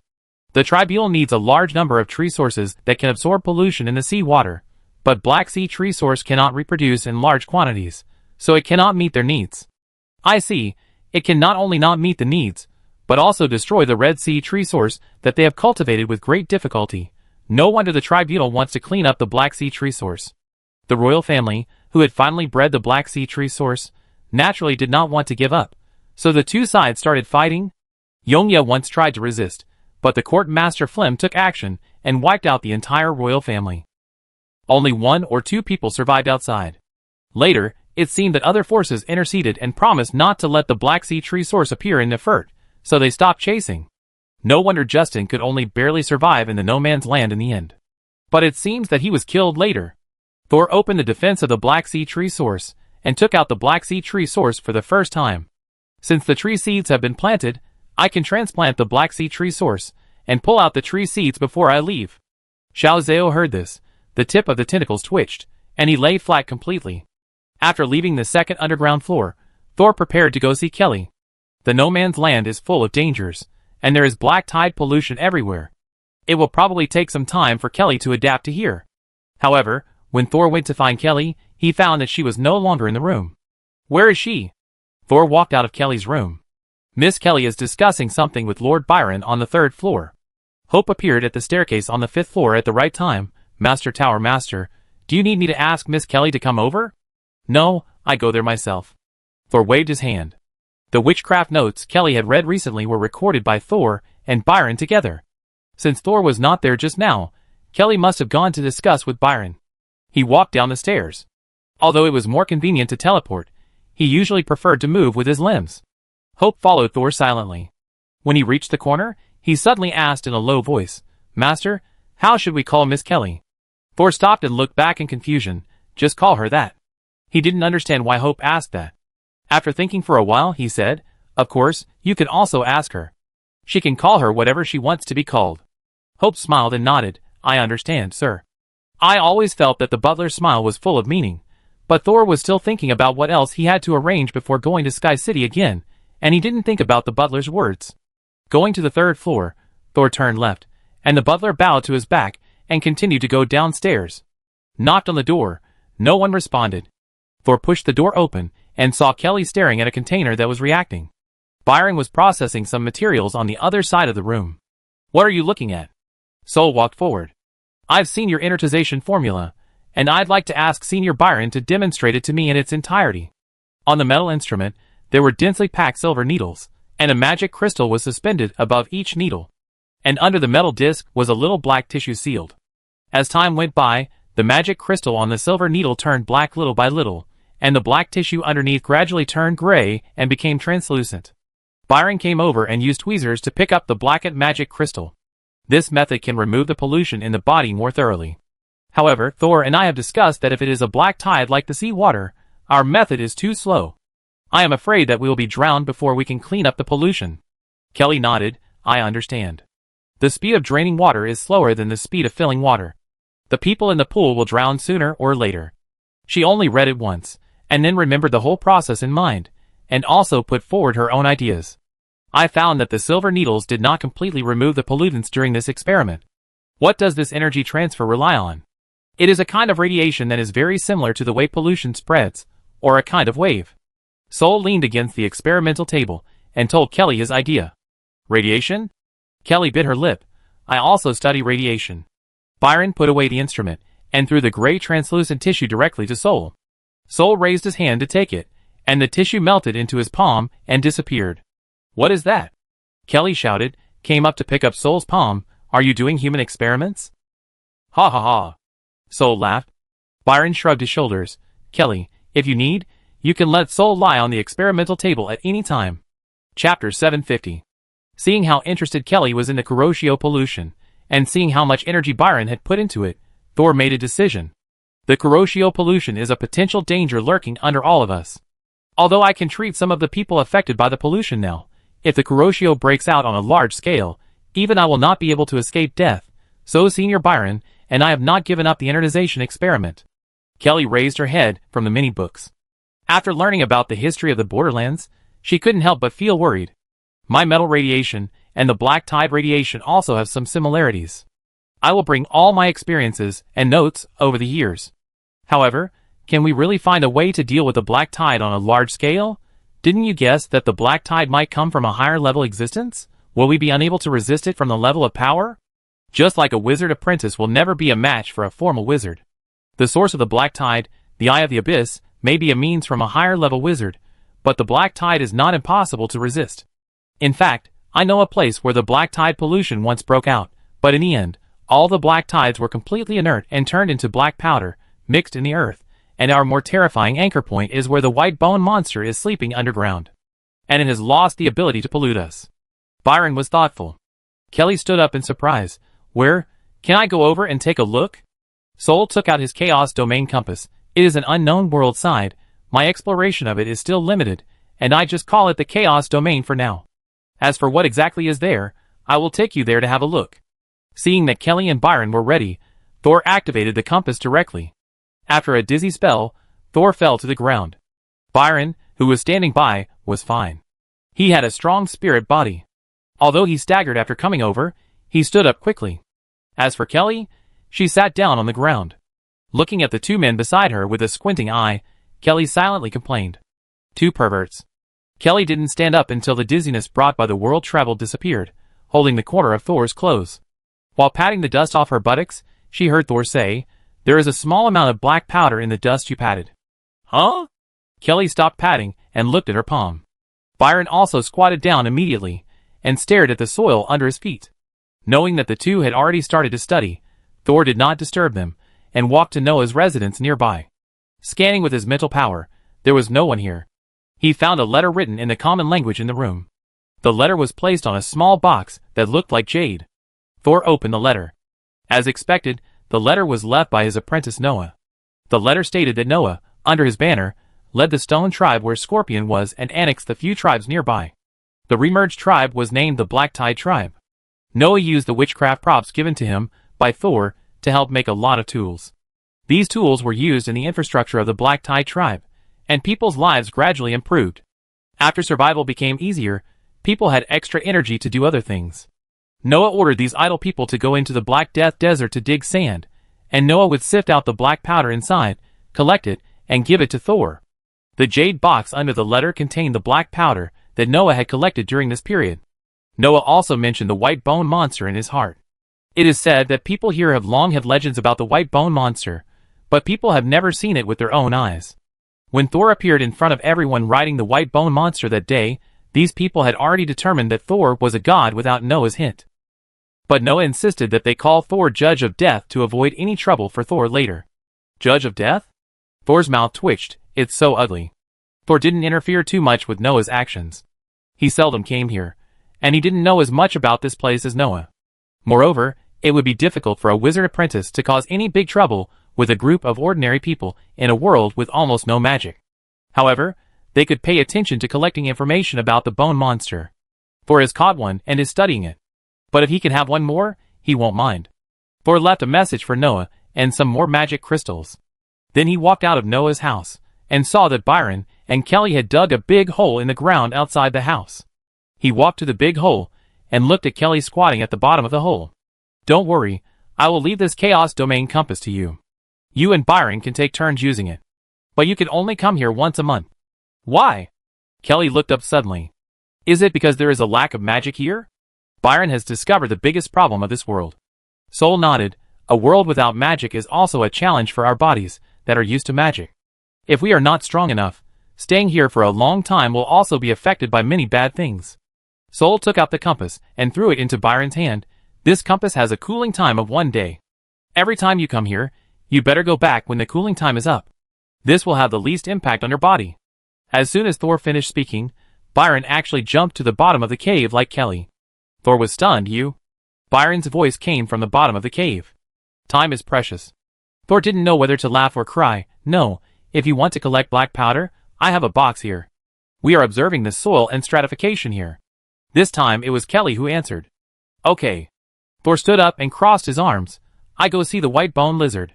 He left the two crazy researchers behind and went underground to check the bone monster he had sealed. It seemed that Thor had hidden the anchor point on his body well this time. When he arrived at the underground sealing point, the bone monster inside did not react at all, as if it was asleep. Thor took a small piece of bone from the other party, and then resealed and reinforced the place. The bone monster did not react at all during the whole process. A day later, Thor came back with Byron and Kelly, who were covered in dust.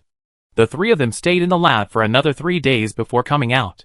After that, Thor finally had time to listen to the butler Hope's report on the latest situation of the Wizard Tower, and met several newly joined wizards and wizard apprentices.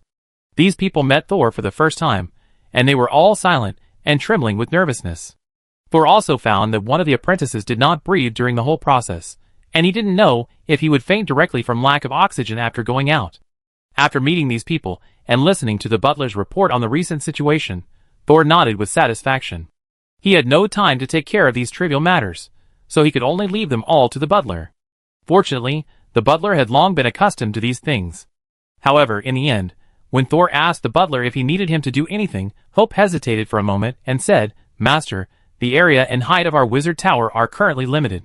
These newcomers all live in the mushroom forest outside. However, some things need them to handle, which is still not very convenient. Do you think it is possible to expand the Pure Spirit Wizard Tower? Yes. Thor sighed. When the Wizard Tower was built, there were only a group of souls around him. Not even a living person. Unexpectedly, in just a few years, a city has been built next to the Wizard Tower. He raised his hand and touched the wall beside him. I will communicate with them tonight. Chapter 751. When Thor left the Pure Spirit Wizard Tower again, the Pure White Wizard Tower, which was originally 5 stories high and had a large disc on top, became 17 stories high. Of course, Thor only changed the overall structure of the Wizard Tower, and the interior decoration still needed to trouble the housekeeper.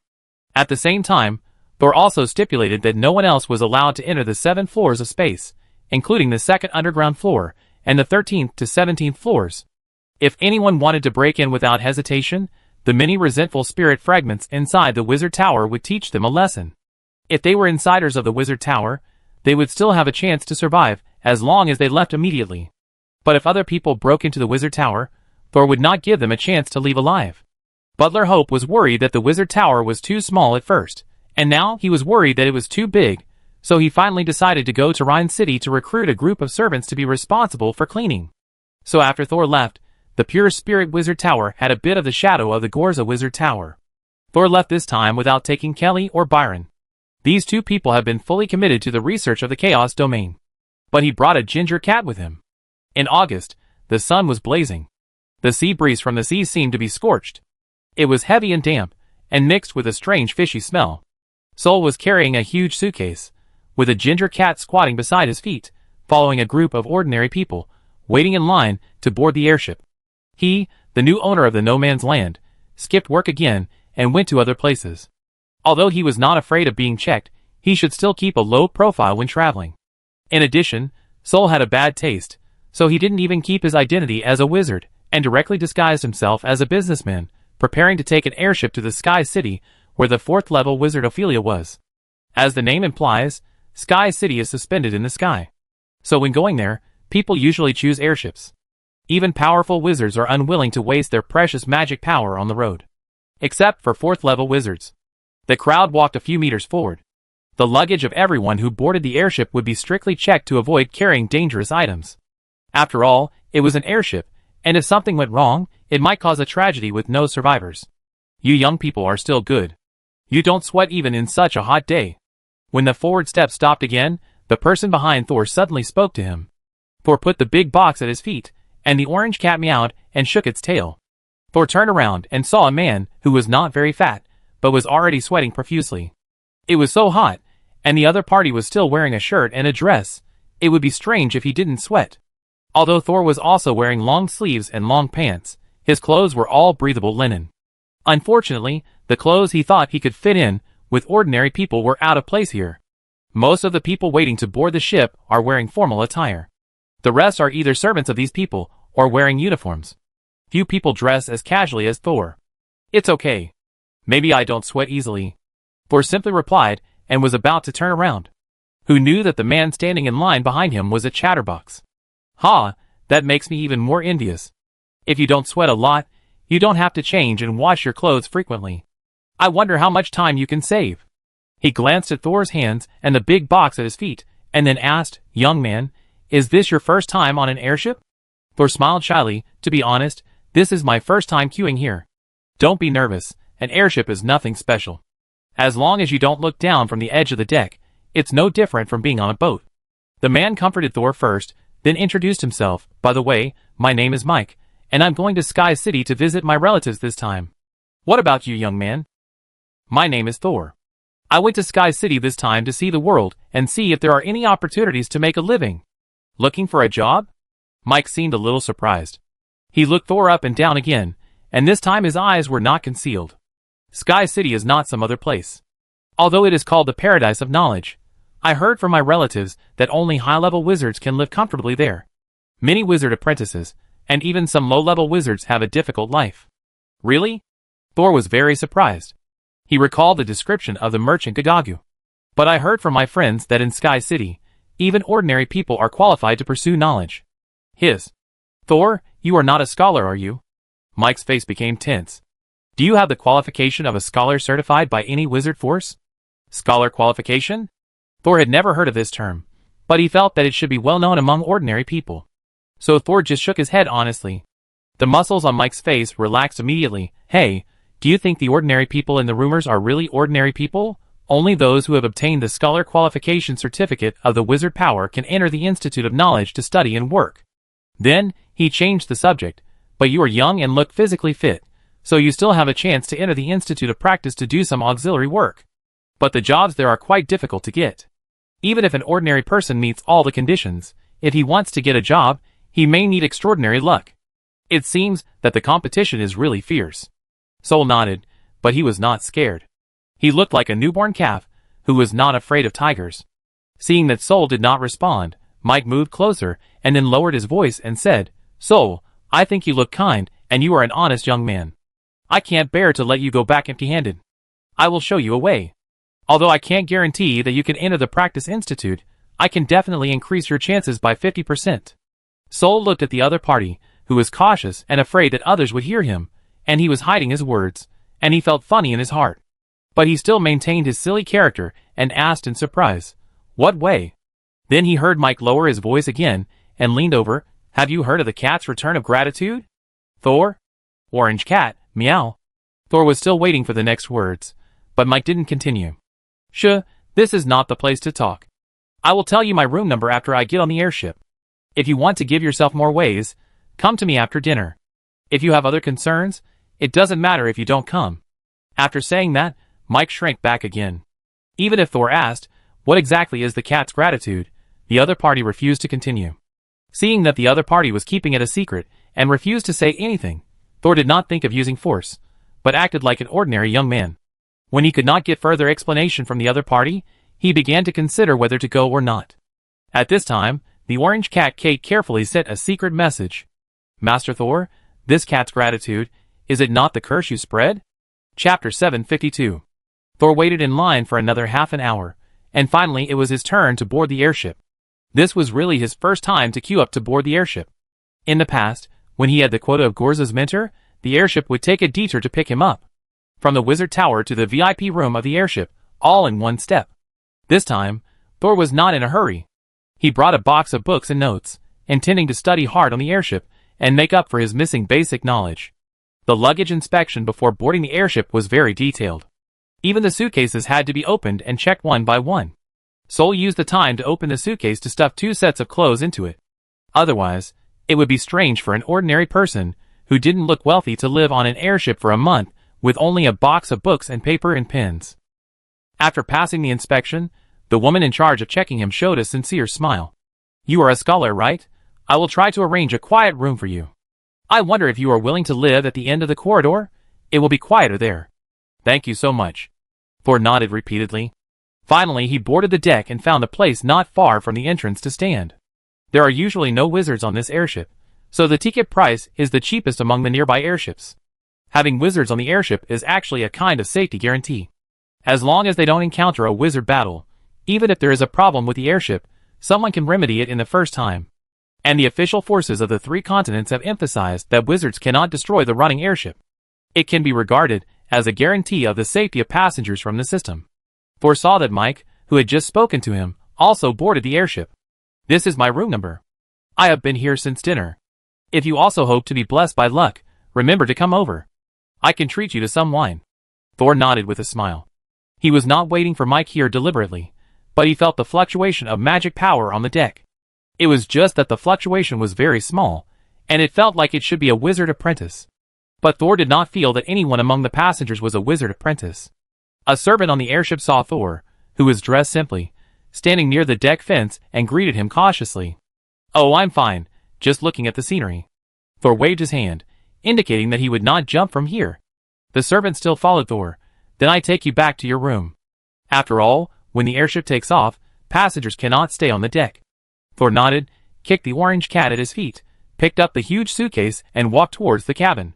After walking 2 steps, he turned around and said to the servant, who was still following him, Excuse me, is there a wizard on this airship? No wizard.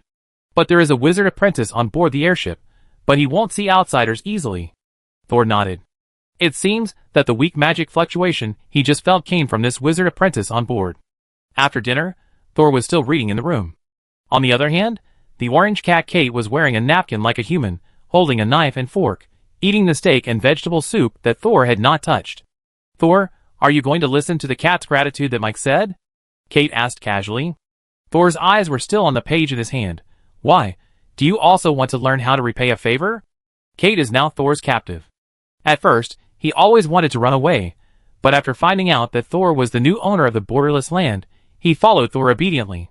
As a wizard who turned into a cat, he really needed a strong backer like Thor who could treat mental pollution. And Thor was also curious about Kate's condition, so he kept him by his side to study. The book he was reading at this time was also about the study of soul transfer. He wanted to try whether he could transfer Kate's soul into a human body without the help of the diary. Kate always felt a chill on her back when she looked at the book in Sol's hand. He moved his buttocks, and his tail behind him swung unconsciously. I am a little curious, after all, the adults also mentioned this word. I think it must be not simple. Sol put the book on his chin, wondering whether he should tell Kate that the cat's return of gratitude was just a joke he told. After a moment, Thor put the book on the table without explaining anything. Okay, then I go and take a look. Maybe I can find something interesting from an ordinary person. Kate smiled when she heard this. A long scarlet tongue suddenly stretched out from the kitten's mouth. It was about 1 meter long. It swept the table again and again, clearing all the food on it. Then the orange cat jumped down and walked to Thor on 2 legs. "I'm done, Master Thor. Let me go with you." Thor looked down at Kate, who was still wearing a napkin, and said, "I can let you follow me, but I'm bringing a cat, not." Kate understood immediately, lowered her head, stepped on the napkin around her neck with her front paws, and tore it off. He then got on all fours, looked up, and meowed. Soul smiled with satisfaction, pushed the door open and walked out. The orange cat followed him lightly. The two went up a flight of stairs, and found Mike's room in the middle of the floor. Knock, knock, knock. Thor knocked on the door gently. After a while, steady footsteps were heard, and Matt opened the door from the inside. As soon as he saw Thor, a smile appeared on his face. "Are you in such a hurry to come here? I haven't finished my dinner yet." There was still a napkin hanging around his neck, just like the orange cat just now, as if Thor's arrival just disturbed his meal. Thor said nothing, looking past Mike and looking at the dinner on his table that was no longer warm. "Ahem. Since you're here, come in. I don't eat much at night." Mike coughed twice and quickly stepped aside. Then Thor walked in. The orange cat also slipped in through the crack of the door at the moment it closed. Mike put down his knife and fork, tore off the loose napkin around his neck, and looked out to see if there was anyone in the corridor before closing the door. He looked mysterious. "Thor, to be honest, I saw that you were so young and had to come out on your own. It was not easy, so I gave you a chance to be lucky. Otherwise, this little bit of luck would not be enough for me alone." "What is it exactly? Why can luck be shared with others? And what is the cat's return of gratitude that you mentioned?" Mike smiled mysteriously, shaking his head. "I know that you came here this time. 90% of your heart does not believe me, 10% is to try your luck." He walked to the bed and took out a palm-sized package wrapped tightly in cloth from under the layers of bedding. "But it doesn't matter if you don't believe it, I can make you believe it now. This is a magical world, and it's not surprising to see any magical props in this world." As Mike spoke, he unwrapped his tightly wrapped package. After layers of unwrapping, a white ceramic kitten appeared in front of Thor and Kate. This ceramic kitten was crudely made, all white, with only a pair of eyes, which were dyed red with rough paint.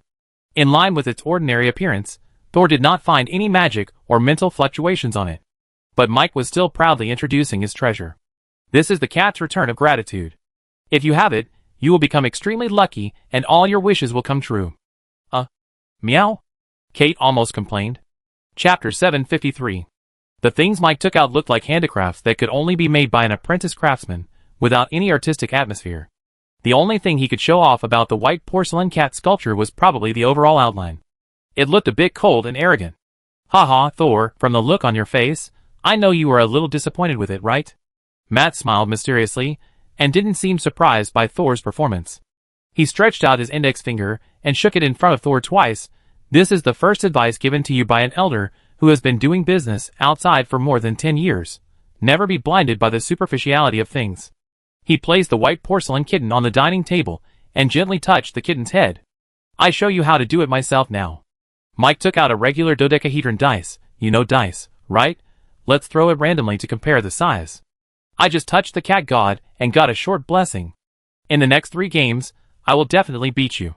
After saying that, Mike stretched out his hand to Thor, signaling him to go first. Thor picked up the dice and thought, is Mike a con man or a skilled gambler? He didn't control the force, and casually threw the dice into the plate that Mike had arranged. The number on the dice facing up was 10. This was already a very large number. Mike smiled confidently, picked up the dice, and threw it casually. The dice hit the plate, making a crisp sound. When the dice stopped again, the number on the top was 11. Just a little more than Thor's. Thor didn't say anything, picked up the dice and threw it again. This time it was 6. Mike also threw it casually. The dice drew an arc in the air, and when it stopped, it was 8. Mike looked up at Thor. "I have already won 2 games from you." Thor crossed his arms and pointed at the dice on the plate. "You go first this time." Mike raised his eyebrows and smiled slyly, as if to say, "I already know what you are thinking." But he did not refuse, and still picked up the dice and threw it casually. This time he threw an 11. A fairly large number, but not the highest number. Thor reached out and pinched the dice. He felt the texture of the dice with his fingers, and did not find any interlayer inside. It seemed that the other party's dice throwing technique was very delicate. But Thor was not afraid. With his control over his muscles, he could throw any number he wanted. He flicked his middle finger lightly, and the dice flew out, ding, and landed on the plate, and began to spin. When the rotation was about to stop, the two could already see that the top of the dice was 12.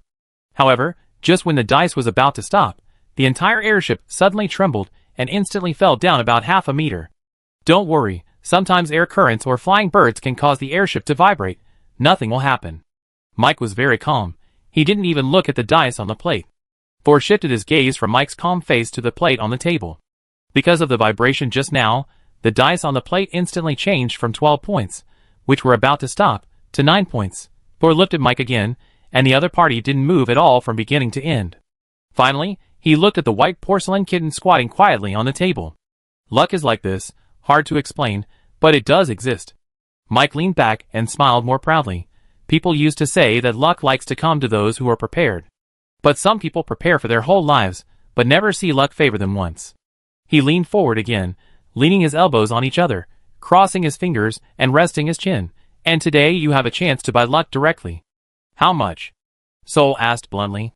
Mike's mouth, which was blocked by his fingers, curled up. From the last time Soul threw the dice, he could tell that the young man in front of him had some skills. But the more capable a person is, the more likely he will fall into another extreme after failing in something he is sure of. They will inexplicably believe in the opportunity that overcomes their own ability, even if that opportunity seems extremely absurd. Since you are so straightforward, I won't keep you in suspense. 20,000 silver coins, or 20 magic crystals. Thor raised his eyebrows. You still accept magic crystals? Of course, we are all people who go to Sky City to make a living. Don't tell me you don't have magic crystals prepared. Yes, but I need to think about it. This money is too much. Of course. Mike nodded first, but then reminded Thor. But Thor, good luck will not always stay there waiting for you. If you can't make up your mind before the airship arrives in Sky City, I can only give up this deal. After Thor returned to the room, Kate, who had been holding back for the whole journey, finally couldn't help but speak. I think this man is an experienced liar. That white porcelain kitten is ugly, and has no magic fluctuations, but he actually wants to cheat you out of 20 magic crystals. If we are really just ordinary people, then 20 magic crystals are basically a lifetime savings. But he did beat me 3 times. Thor thought thoughtfully, and the last accident was not something that an ordinary person like him could do. Lord Thor, I can tell you don't deal with people like this often. Kate licked her cat's paw. People like Mike, even if they don't encounter the vibration of the airship, will definitely have other ways to interfere with your dice. And did you notice the time limit he gave you to consider? Why before the airship arrives at the port? Because as long as you complete the transaction, he will leave the airship immediately, and you will never find him again. Of course, this is only based on the premise that you are just an ordinary person. That makes sense. Soul nodded. So I plan to go over tonight to see the ceramic kitten. Tonight? Kate blurted out. How?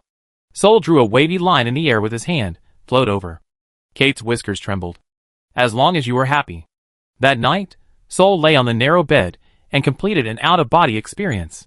The orange cat sleeping in the chair seemed to sense something, raised one eyelid, and when he saw Soul was still in bed, he closed it again. It was still mumbling. I knew it wouldn't go. Soul didn't wake Kate up, and floated up directly. He quickly came to the upper floor, passed through several walls, and finally came to Mike's room. Today during the day, when the airship vibrated, he vaguely felt a spiritual force. But that spiritual force was very special, a spiritual force fluctuation he had never seen before. It was fast and weak. It was like fluff floating in the catkins, making it impossible to tell the difference between it and the wind. Thor decided to enter the out-of-body state, which was more sensitive to spiritual bodies, and go over to check the white porcelain kitten again. He believed that in this state, as long as the white porcelain kitten produced the slightest fluctuation, he would be able to sense it. However, when Thor passed through the last wall and came to Mike's room, he was silent. Because Mike was dead. He sat on a chair, bent over, face down, drowned in the less than 3 centimeters deep washing water in the basin. At his feet, the white porcelain kitten that Mike had carefully kept during the day fell to the ground and broke into 2 pieces. Chapter 754. Dead? Hearing Thor's description, Kate licked the corner of her mouth in surprise. Drowned in a basin? Really? There are all kinds of ways to die. Soul was still leaning on the single bed, holding the book he had taken before leaving. But he didn't read the book, but looked at the air in front of him, revealing a hint of confusion. He seemed to be explaining to Kate, and also seemed to be sorting out his thoughts. I checked the white porcelain kitten, and there was no magic inside or outside. The overall structural material is the most common clay and the most common pigment, and it is not a witchcraft material. It could also be murder. Kate said, this man cheated people everywhere, and he might have made many enemies. Sol tapped his chin lightly with the spine of the book. I checked his luggage, and there were large bills hidden in it. But his luggage was untouched, so it should not be for money or revenge for being cheated. Kate didn't care about the life or death of a liar at first. But he suddenly found that Sol was investigating very seriously. It seemed that he was very concerned about the cause of the liar's death. Kate raised her upper body and listened to Thor's words with her ears erect. I also checked his soul, hoping to understand the cause of his death by exploring his consciousness. Sol stopped tapping his chin with the spine of the book, but his soul is gone. Meow? His soul disappeared completely, cleanly, like a bowl you licked. As long as you were happy. Sol smiled softly, fell on the bed, put the book on his face, and looked like he was going to sleep. Anyway, I'm afraid this journey won't be boring. Kate saw Thor lying down, and he curled up in the chair again and closed his eyes. Anyway, I'm glad you're happy. A third-level boss was on the airship. Even if something happened, it would be like watching a drama for others. He was just a cat. What was there to worry about? The next morning, Kate understood why Thor said this journey wouldn't be boring. Because the door of their room was violently knocked early in the morning. Mr. Thor, are you in there? Sol slowly opened his eyes. He had only slept for an hour last night, and spent the rest of the time meditating. The reason why he didn't get up was that a normal person would be very sleepy at this time, and would not wake up immediately to open the door. Kate had also woken up a long time ago. He ignored the increasingly loud knocks on the door, stretched like a cat, and then turned his head to look at the scenery outside the small round window. Just when Sol thought it was about time to go, the door of the room was suddenly opened silently. At the same time, a weak wave of magic power spread through the small hole of the door lock. Is the door open? You are quite skilled. Thor sat up, and the book on his face fell to his legs. What's the matter? He had a blank expression, and looked as if he had not woken up yet. Why didn't you open my door without my permission? He glanced at the 3 or 4 people outside the door, and finally landed on the middle-aged man standing against the left door frame. The man should be a wizard apprentice. Judging from the mental power fluctuation, he has reached the 3rd level, so there is no need to worry about the alienation of the 30-year-old apprentice. The other person had a gloomy face, and looked more like someone who was woken up early in the morning than Thor. Thor asked with a puzzled look, "What's the matter?" The attendant who had guided Thor spoke first. "Mr. Thor, a guest on the airship had an accident. We want to know the situation from you." Thor showed a little surprise, then pointed at himself. Me? 5 minutes later, Thor was taken alone to an empty room on the upper floor. The room was very clean, with only a whole wall of cabinets, a long table, and 2 chairs. Everyone else left, leaving only the gloomy man. He asked Thor to sit down, and sat opposite Thor. "My name is Paul, and I will ask you a few questions. Don't try to lie." The 3rd-level wizard apprentice named Paul placed a candle on the empty table, and lightly touched the candle with his fingertips, and the candle burned with a chi sound. Thor stared at the candle until Paul also pulled out a chair and sat down. Then he looked at Paul again.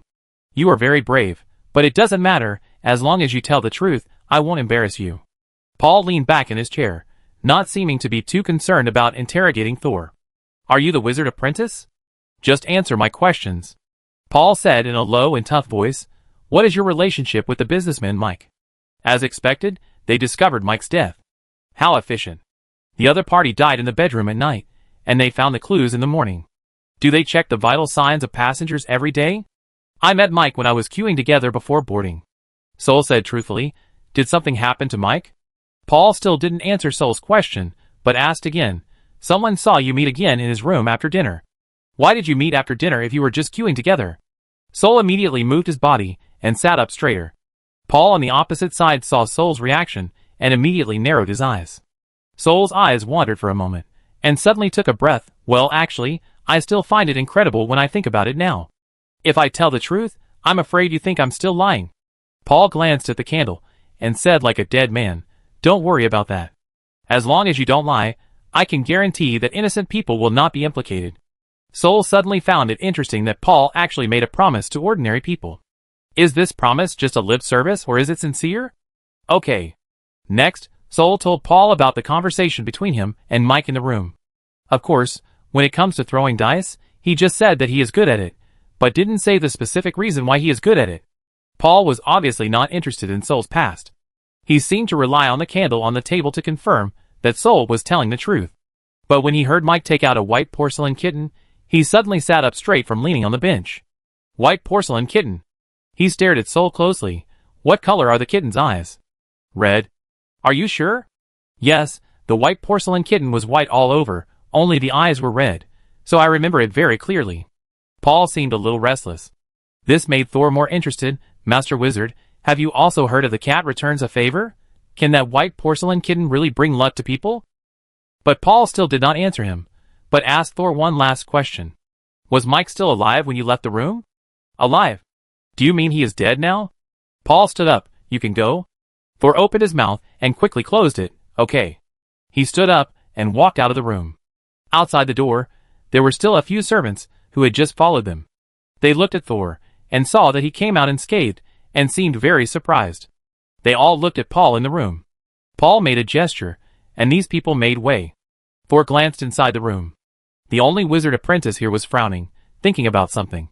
Chapter 755.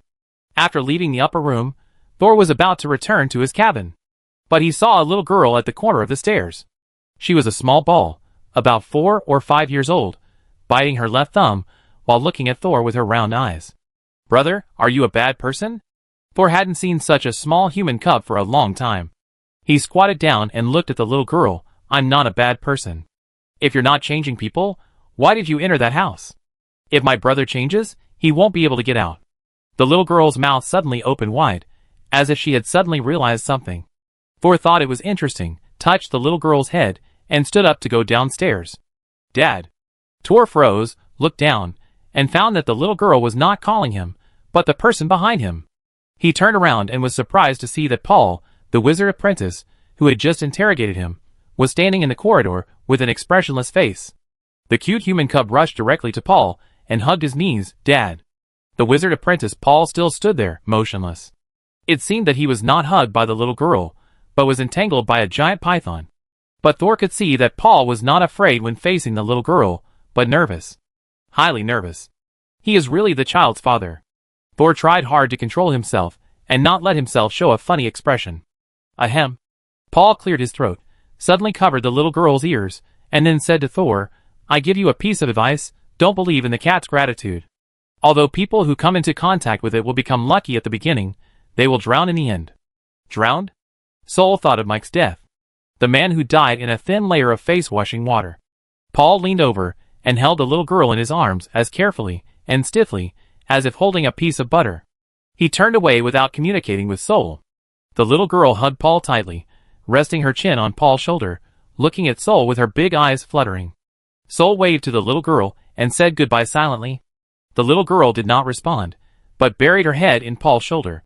It's the first time I've seen a wizard apprentice with a child. Thor wandered back to his room. The death of businessman Mike seemed to be suppressed intentionally. Thor didn't hear anyone discussing death during the rest of his trip, and no one else had an accident. After flying in the sky for a month in a stable and boring way, the airship finally arrived at the final stop of Thor's trip, Sky City. This is Sky City. When it was about to dock with the airport of Sky City, most travelers packed their luggage and stood on the corridor on the top floor. Although passengers were still not allowed on the deck before docking, there were windows on the uppermost corridor for viewing the scenery. Thor stood here for the first time and looked at the scenery across the way. There were 2 people beside him at this time, one of whom seemed to have been to Sky City and was introducing the other. Sky City was originally an island in the sea, and was later moved to the sky by the Sky City Lord. The other person praised very cooperatively. Wow, it looks like the place where the gods live. Thor followed their gaze, and saw a small island floating on the clouds in the clear blue sky. The entire island was quite large, and the lower half was completely blocked by the impenetrable clouds, as if floating on the sea of clouds. The upper half of the island was a city built around a circular volcano. A gray road wound upwards, reaching a water-blue castle at the highest point. The top of the mountain was still covered with snow, and the foot of the mountain was submerged in a sea of flowers. The white and pink petals were blown up by the wind and rolled into the rooms of local residents. Even if you looked through a window, You can smell the fragrance of flowers. It looks like a paradise.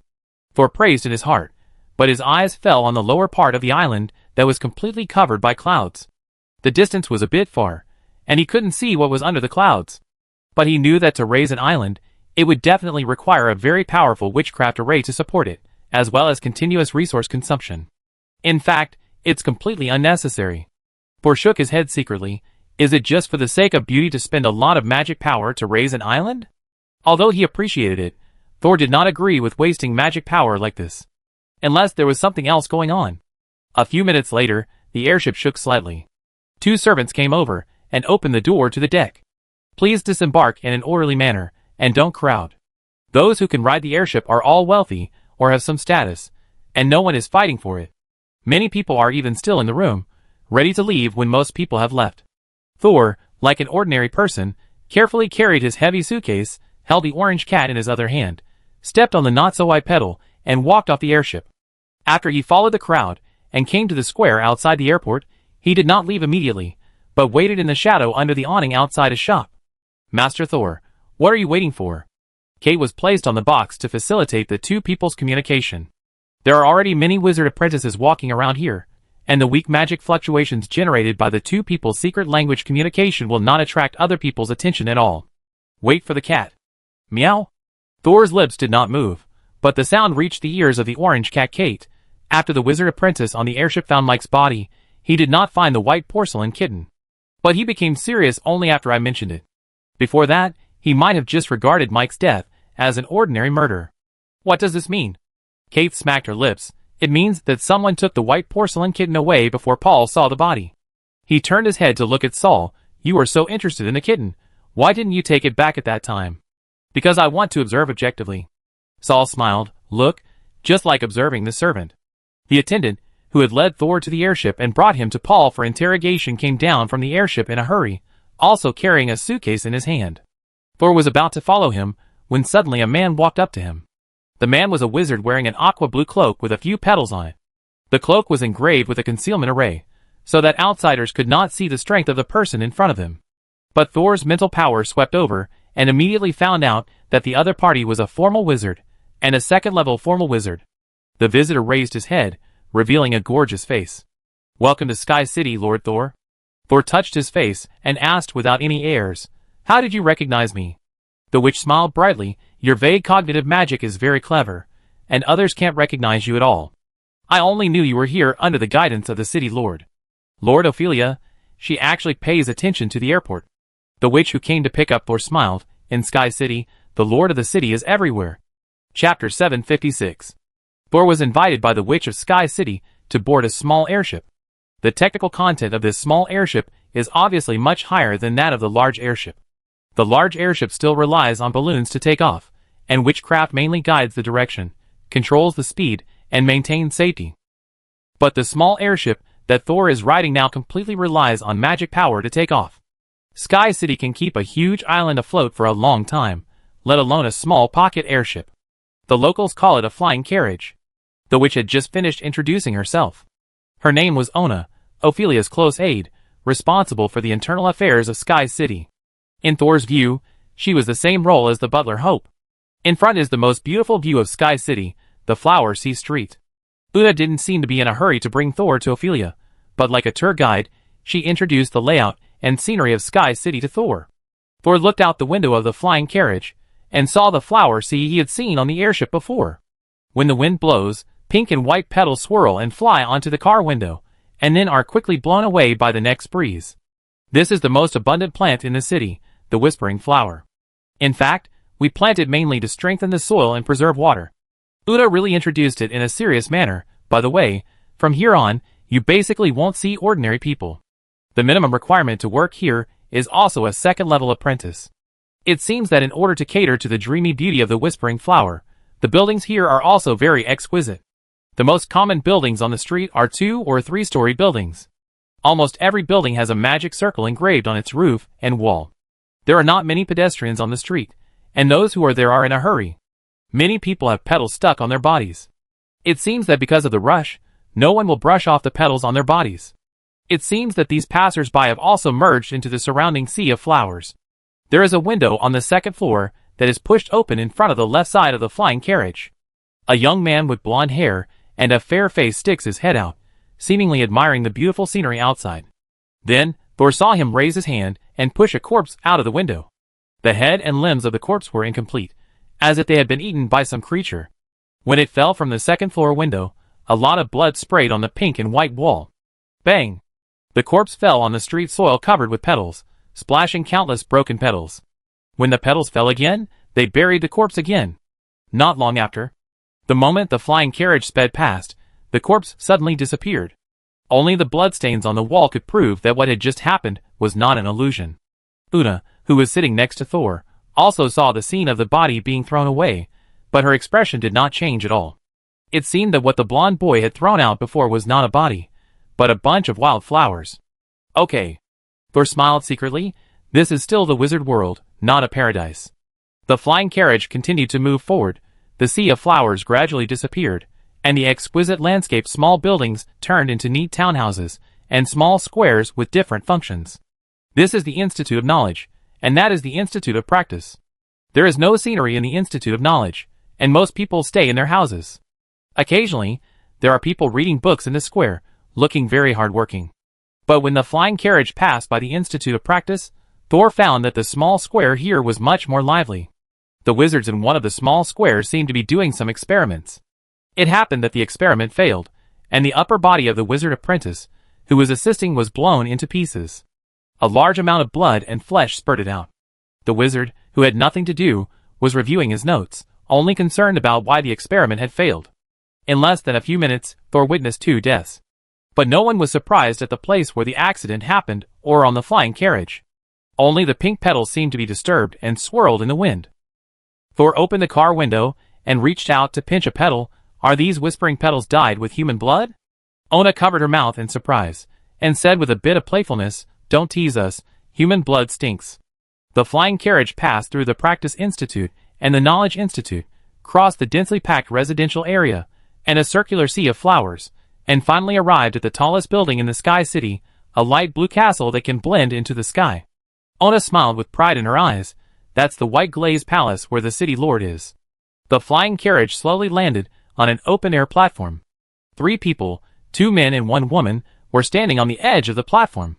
They were discussing something intensely and intently, and seemed to have not noticed the carriage landing at all.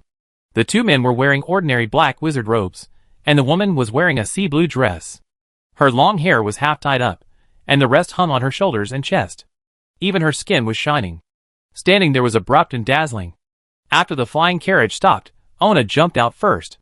Thor saw her walk straight over and kneel to salute the woman in the blue dress. "City Lord, I have invited Lord Thor to come here." That woman turned out to be Ophelia. Was she waiting for me here? Sol barely felt any magical fluctuations from her. Apart from her outstanding appearance, she looked like an ordinary person. Ophelia stopped discussing and looked over when she heard Ona's words. She nodded slightly to Thor and then said to Ona, "Please ask Lord Thor to come and see me in the main hall." Ona knelt again and saluted, then came back without letting Thor come forward to greet Ophelia. Thor was a little confused, and then heard Ona say, "Please follow me to the main hall to see the lord of the city." After that, Ona walked in front. Thor followed, took 2 steps, and turned back to look at Ophelia, who was still standing on the edge of the platform talking to the 2 wizards. Maybe she will go to the main hall after the chat? Thor turned back and continued to follow Ona. It seems that we have to wait there for a while. Maybe I can release Pearl and Nyrila. Since Ophelia can sense that I came to the island, she should be able to find her sister. But Thor had just walked less than 10 meters when he ran into Ophelia again. At this time, the witch in a blue dress was discussing something with another wizard, who was different from the 2 male wizards before, and holding a few pieces of snow-white manuscript paper in his hands. Her expression was calm and focused. When Una was less than 3 meters away from Ophelia, she knelt down again. "Lord of the city." Ophelia didn't even nod to her this time, and walked past Una and Thor as if she didn't see anything. Thor followed Ophelia, who passed by him, and turned back little by little until he saw her walking to the platform. At this time, there were 2 identical Ophelias standing on the platform, one on the left and one on the right. Neither Ona nor the wizards who were talking to the 2 Ophelias questioned it. "Is this a clone magic?" Thor couldn't help asking Ona beside him. "Yes, Lord Thor." Ona smiled and nodded. the lord of the city always said that time is limited, but knowledge is unlimited.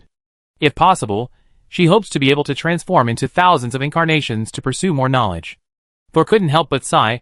It's not difficult to create a clone, and splitting the soul is just a little painful. But splitting the soul, while splitting a part of the consciousness that can think independently. Lady Ophelia is really amazing. He suddenly thought of Pearl in the diary. In fact, she was also split by the wind demon Pearl. These two sisters actually like to cut themselves. Chapter 757. Walking through the open-air corridor, climbing several spiral steps, and entering the dark archway. Thor followed Ona all the way to the most solemn main hall of the entire castle. Along the way, he saw several Ophelias again. It can only be said that this woman is indeed much crazier than her sister. When entering the main hall mentioned by Ona, Ona did not go in, but just made a gesture, asking Thor to enter alone. The door was pushed open, and the room was unexpectedly dim. However, Thor, with his excellent eyesight, still easily saw the scene inside. The spacious main hall was covered with red velvet carpets, and above the head was a huge and gorgeous chandelier. There were also exquisite bronze candlesticks on the walls on both sides. But the light above and on both sides was dim. Under each candlestick was a white porcelain bottle with a round bottom and a thin neck, but there was no decoration in the bottle. There was only a bare bottle. These white porcelain bottles were laid along with the candlelight to the end of the main hall. At the end was a staircase of 33 steps. On the high platform, above the stairs, there was a gorgeous throne interwoven with gold and silver. But the strange thing is that there is no one sitting on the throne, but a white porcelain bottle of the same size and shape is placed in the middle. Where a person should sit, there is a bottle sitting. Funny, but also a little creepy. The midday sun can hardly enter this room, and the windows on both sides are hidden behind heavy curtains. The main hall is extremely dark. There is a solemn and gloomy atmosphere that crawls, like a spider, in every corner of the room. Click! When Thor completely stepped into the main hall, the door behind him closed automatically.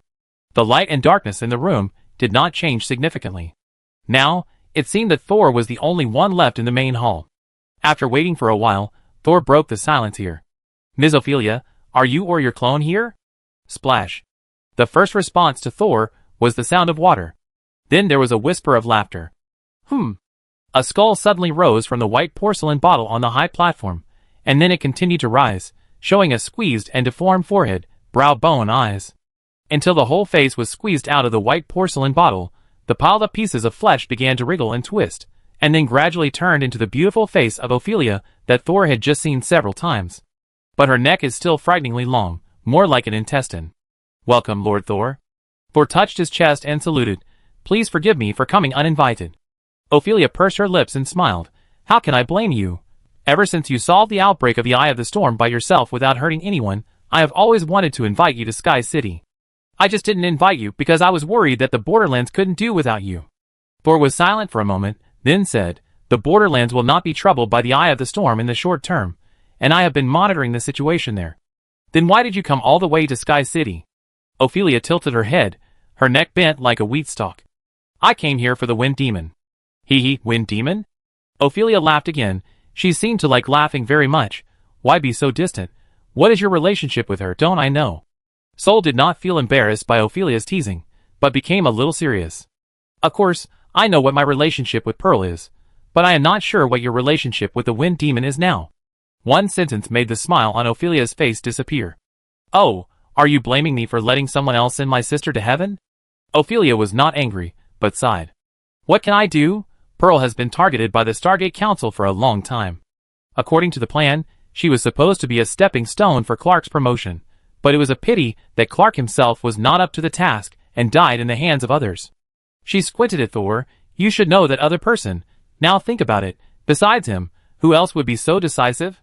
Could it be that Ophelia had guessed that it was Master Gorza who killed Clark? Will the Stargate Council and the Court of Arbitration also find out? Since the last separation, Master Gorza said that he would be promoted to the 4th level, and there has been no news since then." Soul did not doubt whether he could be promoted to the 4th level, but was worried that he would be targeted again.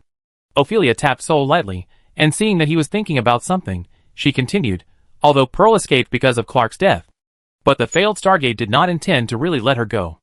There was no way, because she had a small amount of Wind Demon blood in her body, which made it too easy for people to target her. Now think about it. When the Stargate Council and the Arbitration Court agreed to help Pearl advance to the 3rd level and move into the No Man's Land, they probably had already thought about how to use her in the future. After listening, Thor did not argue, but asked the other party, "According to you, if you are not forced to do so, you are not willing to sacrifice Pearl?" "Of course." "So you and Pearl are actually in a pretty good relationship?" "After all, part of our blood comes from the same man." Sol clapped his hands. "Then, if there is a chance to get Pearl back, would you be willing to do me a small favor?" Ophelia slowly straightened her neck. "Oh, so you were waiting for me here?" Sol suddenly felt a mental pressure, like a boulder hitting him, causing his body to shake twice. This pressure came not only from the front, but also from the white porcelain bottles with the same shape and style behind him. "Actually, this is a good attempt for you," Sol said under pressure. "After all, Pearl is now in the middle of the stars. I think you should be interested there too." Ophelia was not tempted. "I am yearning for the other side of the stars, but it is also very dangerous and completely out of my control. And just trying to bring Pearl back may attract very dangerous enemies. And Pearl may not even have a body left there." Ophelia was right about that. The other side of the stars was very dangerous, and Pearl really didn't even have a body. Sol was not in a hurry. "What if I say that I have contacted Pearl once, and she is not in danger for the time being? Are you willing to take a risk?" Ophelia's head suddenly stretched in front of Sol, and her slender and white neck turned several times in the air. "You contacted the world on the other side of the starry sky? How did you do it? Do you have another Stargate?" Sol leaned back slightly to avoid Ophelia's beautiful and terrifying head. "Pearl and I have established a special relationship and have communicated briefly once. But I couldn't contact her again." Sol tilted his head and whispered to Ophelia's left ear without hesitation. "Sir Ophelia, I am actually very curious about the world on the other side of the stars. So, how about we cooperate?" Chapter 758. After the Dark Moon era, the path for wizards to advance to the 5th level and go to other worlds has been cut off. But until the new moon calendar, the only 4th level wizards left in the world have not given up looking for ways to advance. The Court of Arbitration pinned its hopes on the culprit, the Eye of the Abyss. The Stargate Council held the only Stargate and refused to let go. As an independent force, Sky City Lord Ophelia has been looking for ways for ancient wizards to advance. She believes that even if the world has changed, the path that once led to 5th level wizards will not be completely cut off. After all the wizards in Sky City worked hard to explore and study, Ophelia also got several methods that seemed to be the 5th level wizard promotion. However, these methods either lacked important information, or were too dangerous to survive, or lacked corresponding witchcraft resources. In fact, sometimes I also envy the gods believed in by those ancient ignorant people. "Do you know Baikai?" Ophelia said a lot of emotion and asked Thor casually. "I've heard of some. The original human sacrifice of Baikai was not as simple as we thought. It also contained many witchcraft principles, but now they have been lost. Only a few tricks and killings for catharsis remain." Ophelia's neck slowly shortened, and her head returned to the white porcelain bottle. She turned twice in place like a screw, and then slowly stopped towards Thor. "You hope that I can help you contact Pearl. If it were normal, I would also like to contact the colorful world you mentioned. But now, I have finally found a clue to the ancient wizard promotion path I have been pursuing, and I can't spare the energy to help you for the time being. How long will it take you to make time? Who can say for sure about things like witchcraft experiments? Maybe a year, maybe 100 years. I won't give up easily before I confirm that I can't continue." Sol also thought that Ophelia might not help him. Although there are alternative candidates, he still has to work hard to fight for it. Is the attraction of the fantasy world less than that of a 5th level wizard? Ophelia chuckled. "If the fantasy world is really like what you said, it can indeed reach the 6th level, but that also means powerful, dangerous, and difficult to resist. For me, the 5th level promotion plan is more practical." Sol wanted to make a condition, but saw his diary move. Then he swallowed back what he was about to say, and drew a wisp of spirit from his temple. Ophelia watched Sol's movements, and was obviously still concerned about the conditions he was going to propose next. However, Sol pulled Pearl, who had been in a state of a black page, out of the diary. The spirit fell, squirmed and took shape, turning into a woman with 2 heads. One head was Pearl's, looking up and glaring at Ophelia fiercely, with a hideous face. The other head was Narala, who was very uneasy when she met Ophelia for the first time, and could only keep looking for Sol with her peripheral vision. Sol signaled her not to worry, and see what Pearl said. After seeing Pearl, Ophelia was a little surprised, but also a little confused. No wonder Thor came here so quickly. It turned out that you reminded him. Pearl snorted coldly. So, put away your hypocritical look. Others don't know your situation, don't I know it? The other head, Narilla, lowered his head, his chin almost touching his chest. Pearl was still talking, not caring at all about exposing Ophelia's bottom in public. If the promotion methods of those ancient wizards are really suitable for you, would you still betray me directly in order to participate in the research of the Stargate? Pearl gritted her teeth. I have never been to the Stargate. They can only know me through you. If you hadn't told the Stargate Council all my information, how dare they let that idiot become a test subject to explore the Stargate coordinates? She is indeed an idiot. Ophelia said faintly. I have already told her not to separate her emotions when separating consciousness. In the end, she still separated you. Now it seems that you have a fairly independent consciousness. Even if Pearl comes back, it will be difficult for her to take you back. Even if she comes back, I will devour her. How can she survive in this world with that brain? Pearl puffed out her chest, as if she wanted to take a step forward, but the right to move her body was still in Narilla's hands. This second-level wizard didn't dare to step forward to face Ophelia, and her feet were firmly fixed on the spot. Pearl's action failed, and she could only glare at Narilla fiercely. Fortunately, she still remembered her mission. Anyway, you don't have to pretend in front of me. Even if you are really studying how to advance to the 5th level, aren't all your clones studying it? How could you really have no time to connect to the fantasy world? If you have any conditions, please raise them quickly. If you are too slow, I will ask Thor to go to Alec directly. His interest in the fantasy world is definitely not less than yours. Ophelia was not angry. You are right. I am more interested in the fantasy world, but it is also true that I am very busy now. She looked at Thor. If you really want me to help you try to connect to the fantasy world now, you need to accept a commission. Only if you accept this commission can I devote some energy to help you communicate with the fantasy world. Thor nodded. This can be considered a deal. What exactly is it? Please tell me. Ophelia suddenly lowered her voice. A 3rd-level wizard died in Sky City recently. He drowned? Drowned? Somehow, Thor suddenly thought of the white porcelain kitten he saw on the airship. That craftwork has such great power that it can even kill a 3rd-level wizard? Thor's expression did not change. Do you want me to find out the cause of death of that 3rd-level wizard? Not only that. He died while helping me research a method for an ancient wizard to advance. But he betrayed me. Ophelia's voice did not reveal whether she was angry because of her subordinate's betrayal. The Baikai I told you about before was a barbarian who enjoyed killing and blood in ancient times. And the promotion method I found this time came from an existence called the Water God in ancient times. Soul thought, an existence called the Water God? It seems that Ophelia does not agree with the term Water God in her heart. Yes, I am in the Chaos Realm now, and I am also called the Judge of Death, right? If Noah had been braver, I would be the God of Death now. Ophelia didn't seem to notice that Thor was distracted, or she didn't care if she noticed. She continued, the 3rd-level wizard who died was called Crumb. He used to be a wizard from the Nefert continent. After he came to Sky City, I didn't care about his background and gave him several biographies related to the ancient water god to study. Who knew that he really found traces of the ancient water god? However, after he found the traces left by the water god, he did not report it to me, but found a room with 6 frozen walls and secretly studied it. Pearl suddenly laughed and said mercilessly, it seems that your men have found a way to evade your surveillance. A frozen room, no liquid water, ha ha. Pearl's laughter suddenly stopped, because Narilla covered her mouth directly with her hand at Thor's signal.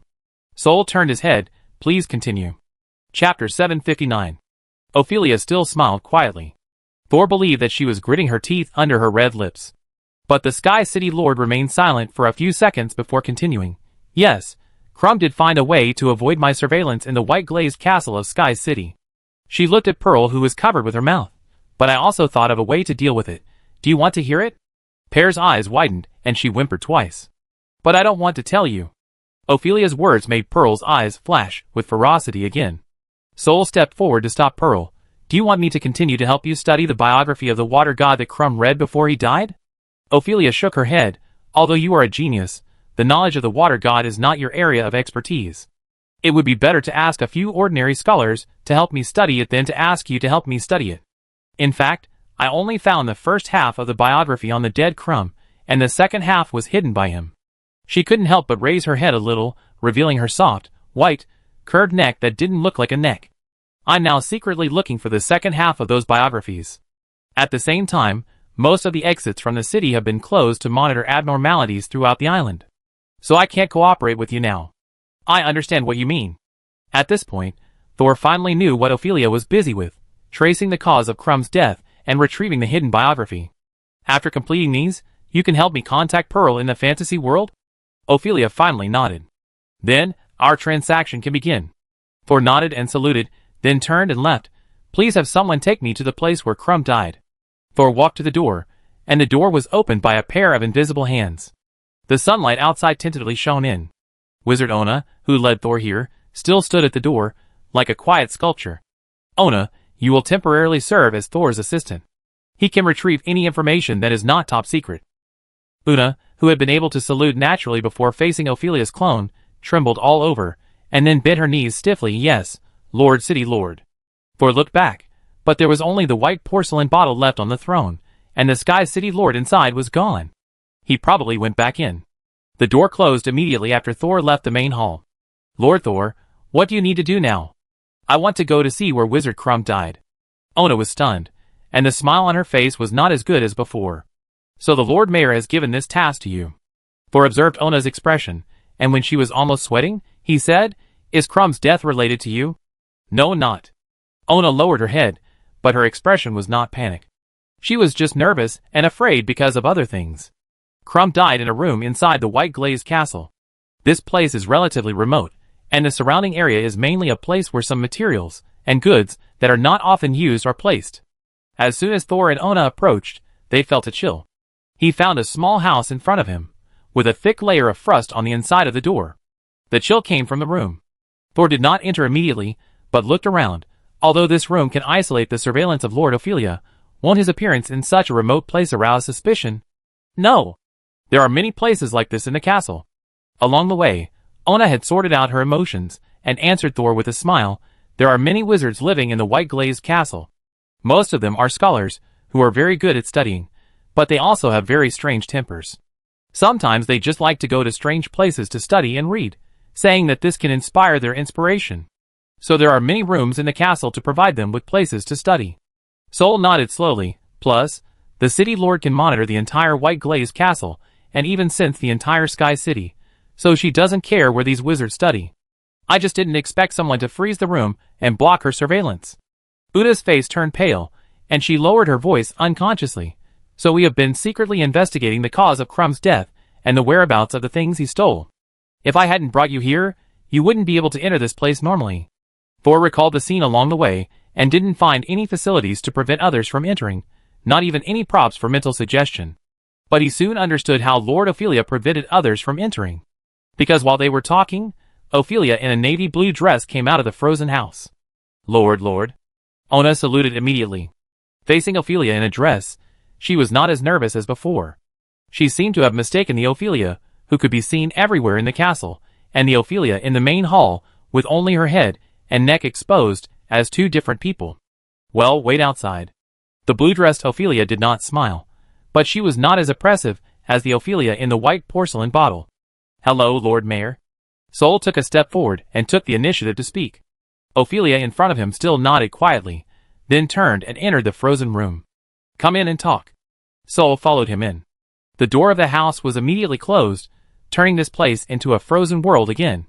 The frozen room can isolate Ophelia's monitoring, but the other party cannot let Sol investigate without paying attention to his movements. So the blue-skirted Ophelia in front of him was deliberately left in the room, more precisely, with a camera probe that transmits independent signals. It seems that you know why I came here? Is it your previous preparation, or the news from the main hall? Sol asked curiously. Ophelia in front of him did not show much emotion. Are you asking whether the information transmitted between different Ophelias is synchronized? Sol held his chin, and did not deny it. But I am not obliged to tell you, Ophelia said, walking to the side of the room, making way for the space inside, and allowing Sol to see the body in the inner lounge. Although he had been dead for more than 2 days, the body lying on the ground was still fresh, not pale like the dead. Thor squatted down and pressed Crumb's skin with his fingertips. It was also soft and elastic, not affected by the freezing cold here. Thor raised his hand and pressed it again, and this time his fingertips turned into translucent gray skin. The skin immediately sank into the body when it touched the dead body, leaving only the bones outside. Ophelia in a blue dress stood behind Thor, watching him quietly, not hiding her intention to monitor him at all. Thor slowly closed his eyes. Gurgle.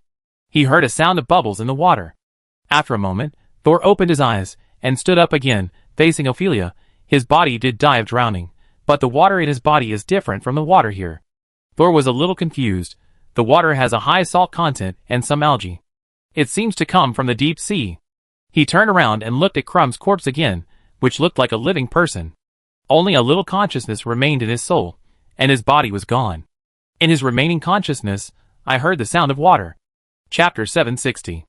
Is there a place to store seawater nearby? Thor took some tissue samples from Crumb's body and prepared to go back and test it again. The sea is under the Sky City. That's a little far. We don't have the habit of storing seawater, but you can look for it yourself.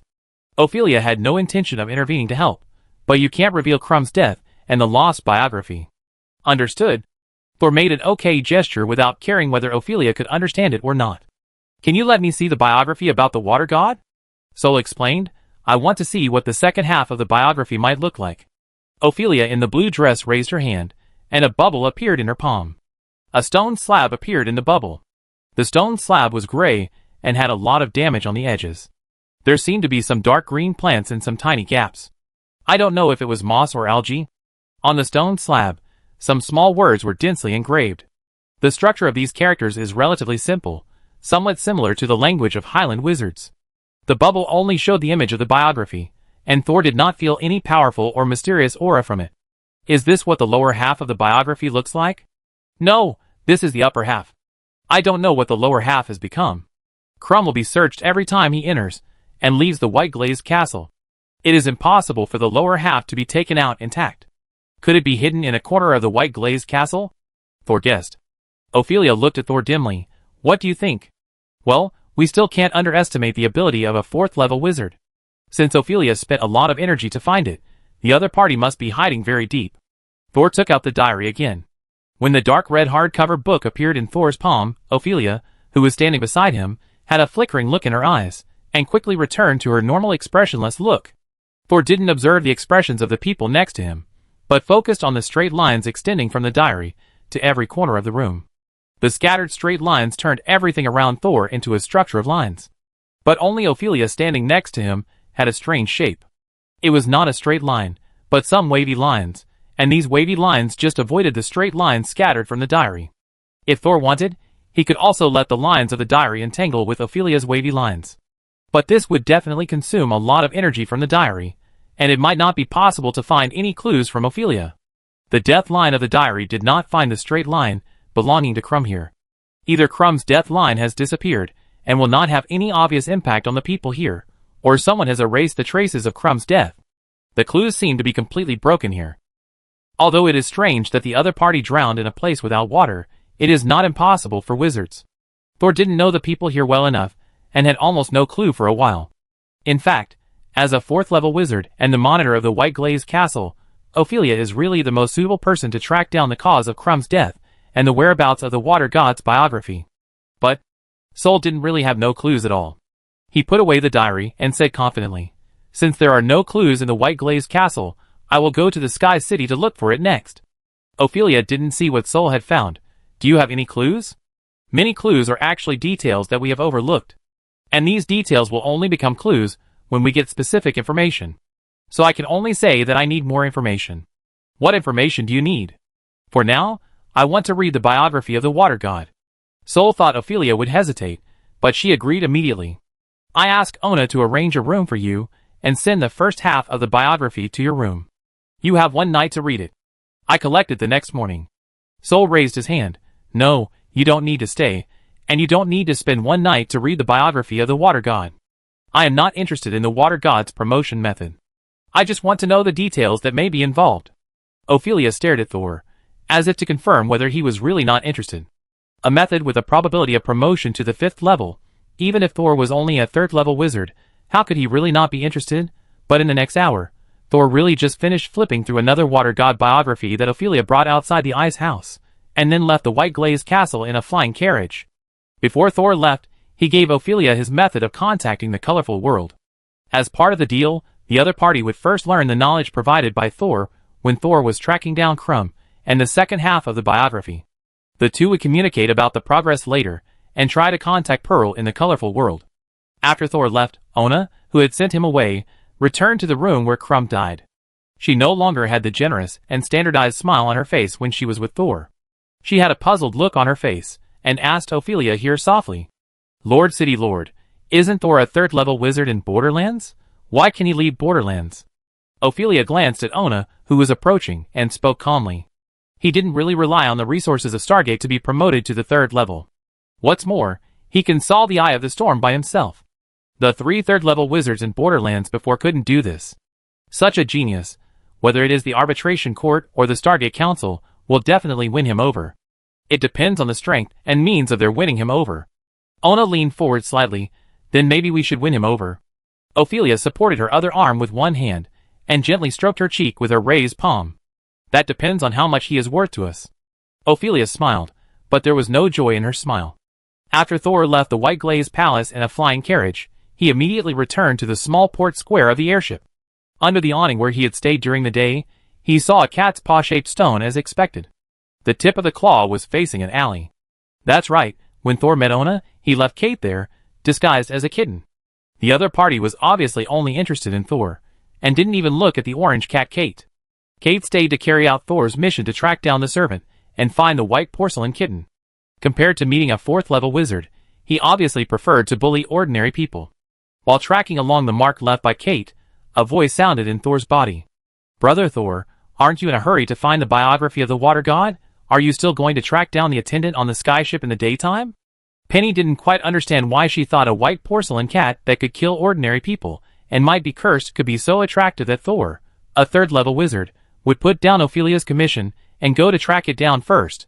The white porcelain cat that can bring luck is not as ordinary as it looks on the surface. I observed it several times, and didn't find any magic or curse on it, but when the businessman Mike rolled the dice for the 3rd time, I vaguely felt the power coming from it. Weak, hidden. But such an inconspicuous power allowed the rich businessman to beat me. Thor stepped forward, and in order to hide, he did not use teleportation. This is what interests me most about it. Chapter 761. Thor chose to track the attendant on the airship. In addition to being interested in the white porcelain kitten, there was another big reason. Crumb's death was very similar to that of the businessman Mike.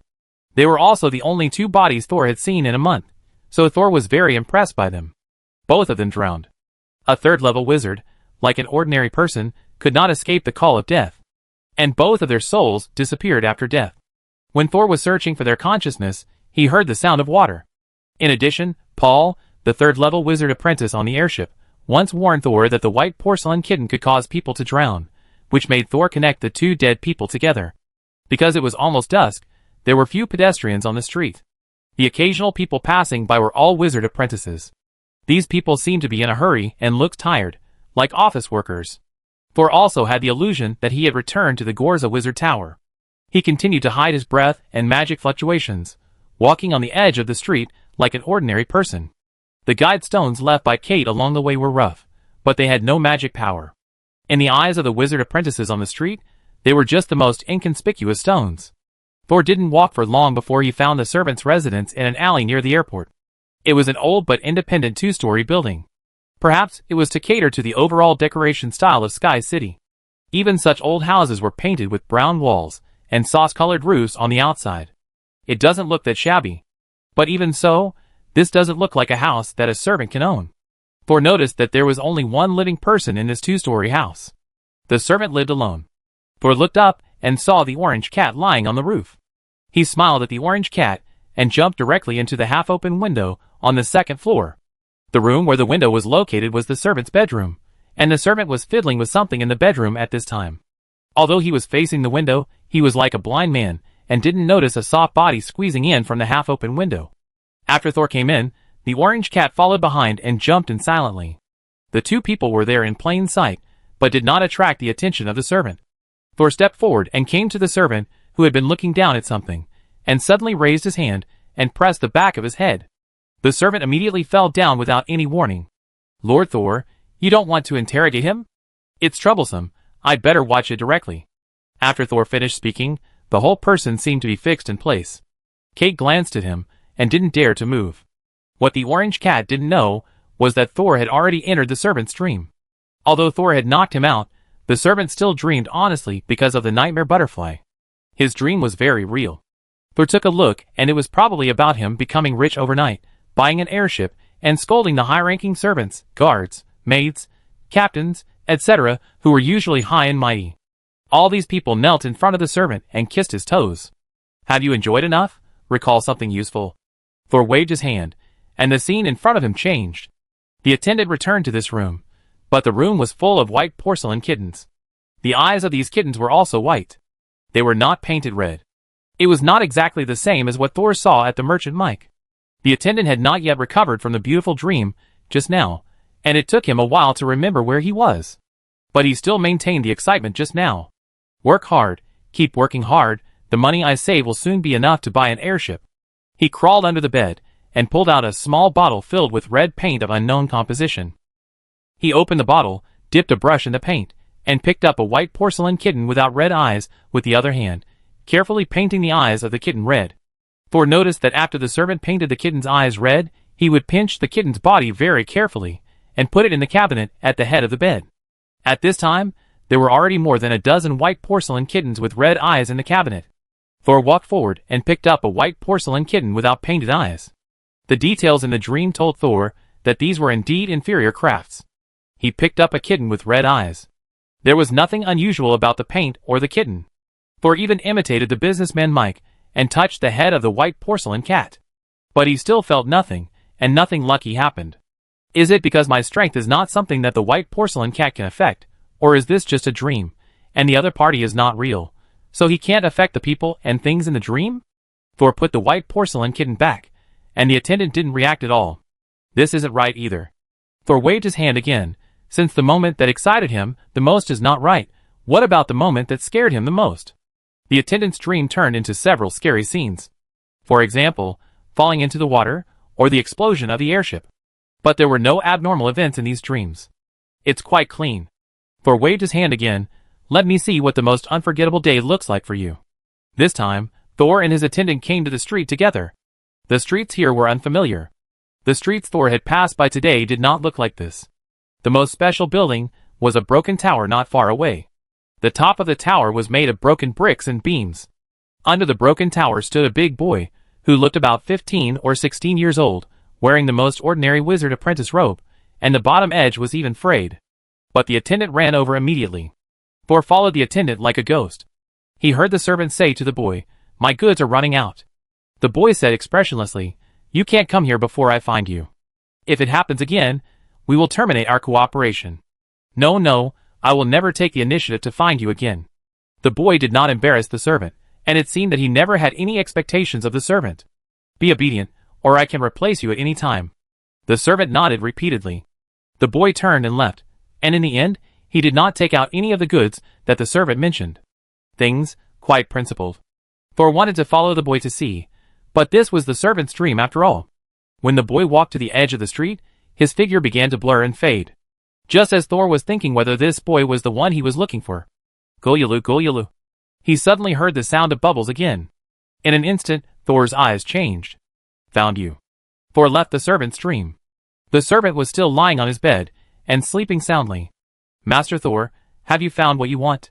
It can only be said that a small shrimp has led to another small fish, and it is not clear whether this small fish is the culprit.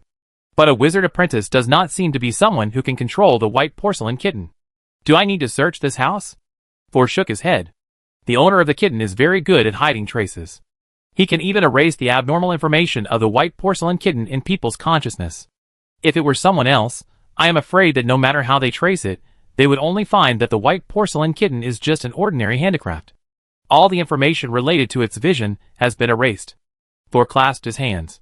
Interesting. Since we can't find it with advanced methods, let's use the most primitive method. Meow? Kate didn't understand. Just like you carved a shape out of the most ordinary stone to show me the way. People who are invisible at the level of witchcraft can often be seen with the naked eye. Chapter 762. It was already late when he came out of the servant's house.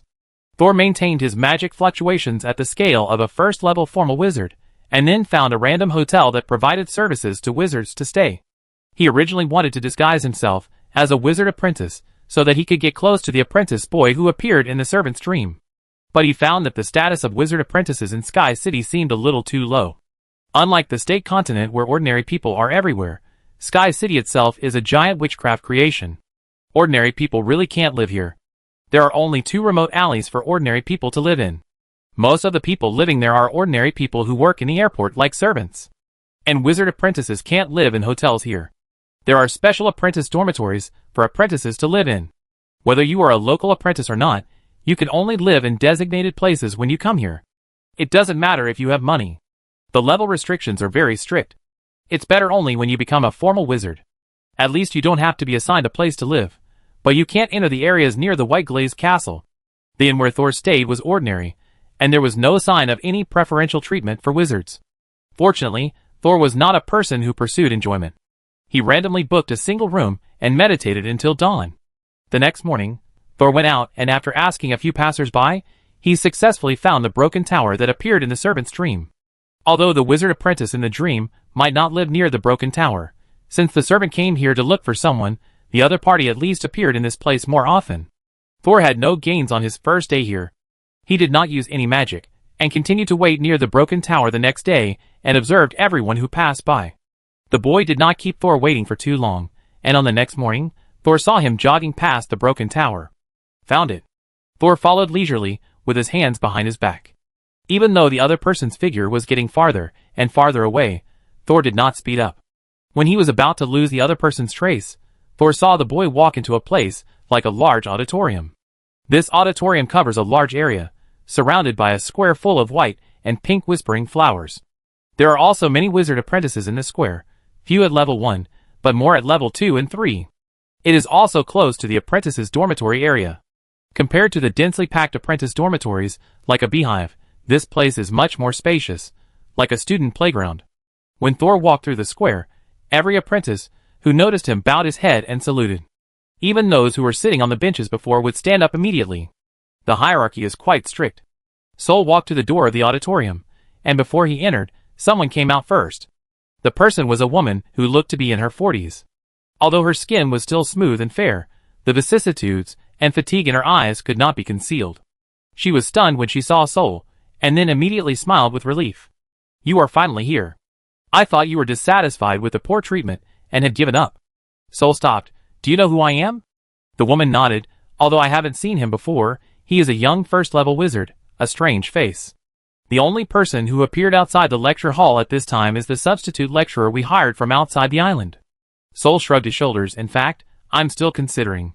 The woman raised her hands. "I know our salary is a bit low, but before you are able to enter the Academy of Knowledge or the Academy of Practice, the lecturer of the apprentice school is the most suitable transitional job." The woman saw that Thor had not left, thinking that he had been tempted, and simply pulled Thor's sleeve and let him in. "I haven't introduced myself yet.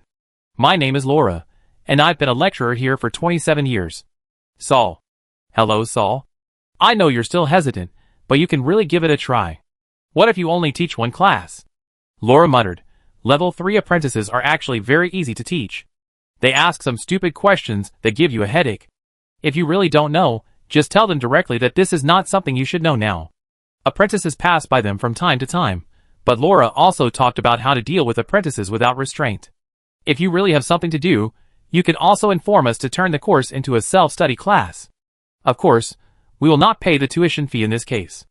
Laura covered her lips with the back of her hand, seemingly secretive, but her voice was still loud. "Of course, my suggestion is that you can come and do your own thing, and then the apprentices can actually study on their own." Thor raised his eyebrows and nodded, as if he suddenly realized something. The Laura wizards in front of him were obviously just workers, not the owners of this school, let alone the ones responsible for paying wages. You young people, who have just become first-level wizards, are full of ambition and don't know the benefits of this place. In fact, the formal instructors here have been working here for decades like me. Although there is no way for you to get promoted or obtain many rare resources here. But it can keep you alive, live like a king. Laura said this, and suddenly waved to an apprentice, who was closer to her. The apprentice was immediately lifted up, as if he had encountered a hurricane, and then slammed hard against the wall of the corridor, and immediately vomited a large mouthful of blood. The apprentices nearby were so scared that they dared not make a sound, and all stood against the wall consciously. Laura said to the apprentice, who had not yet gotten up, in a completely different tone, "Scott, if you don't know how to respect the official wizard, I will smash your head like a berry next time." The apprentice lying on the ground didn't dare to get up at all, and didn't even dare to look at Laura. He could only spit blood and nod desperately. But obviously, he just stood a little closer to Laura. Thor opened his mouth and quickly closed it. His face was stunned, like a new teacher who had just started out. Laura was very satisfied with Saul's reaction. She knew that a normal person would have changed his mind about this low-paying job by now.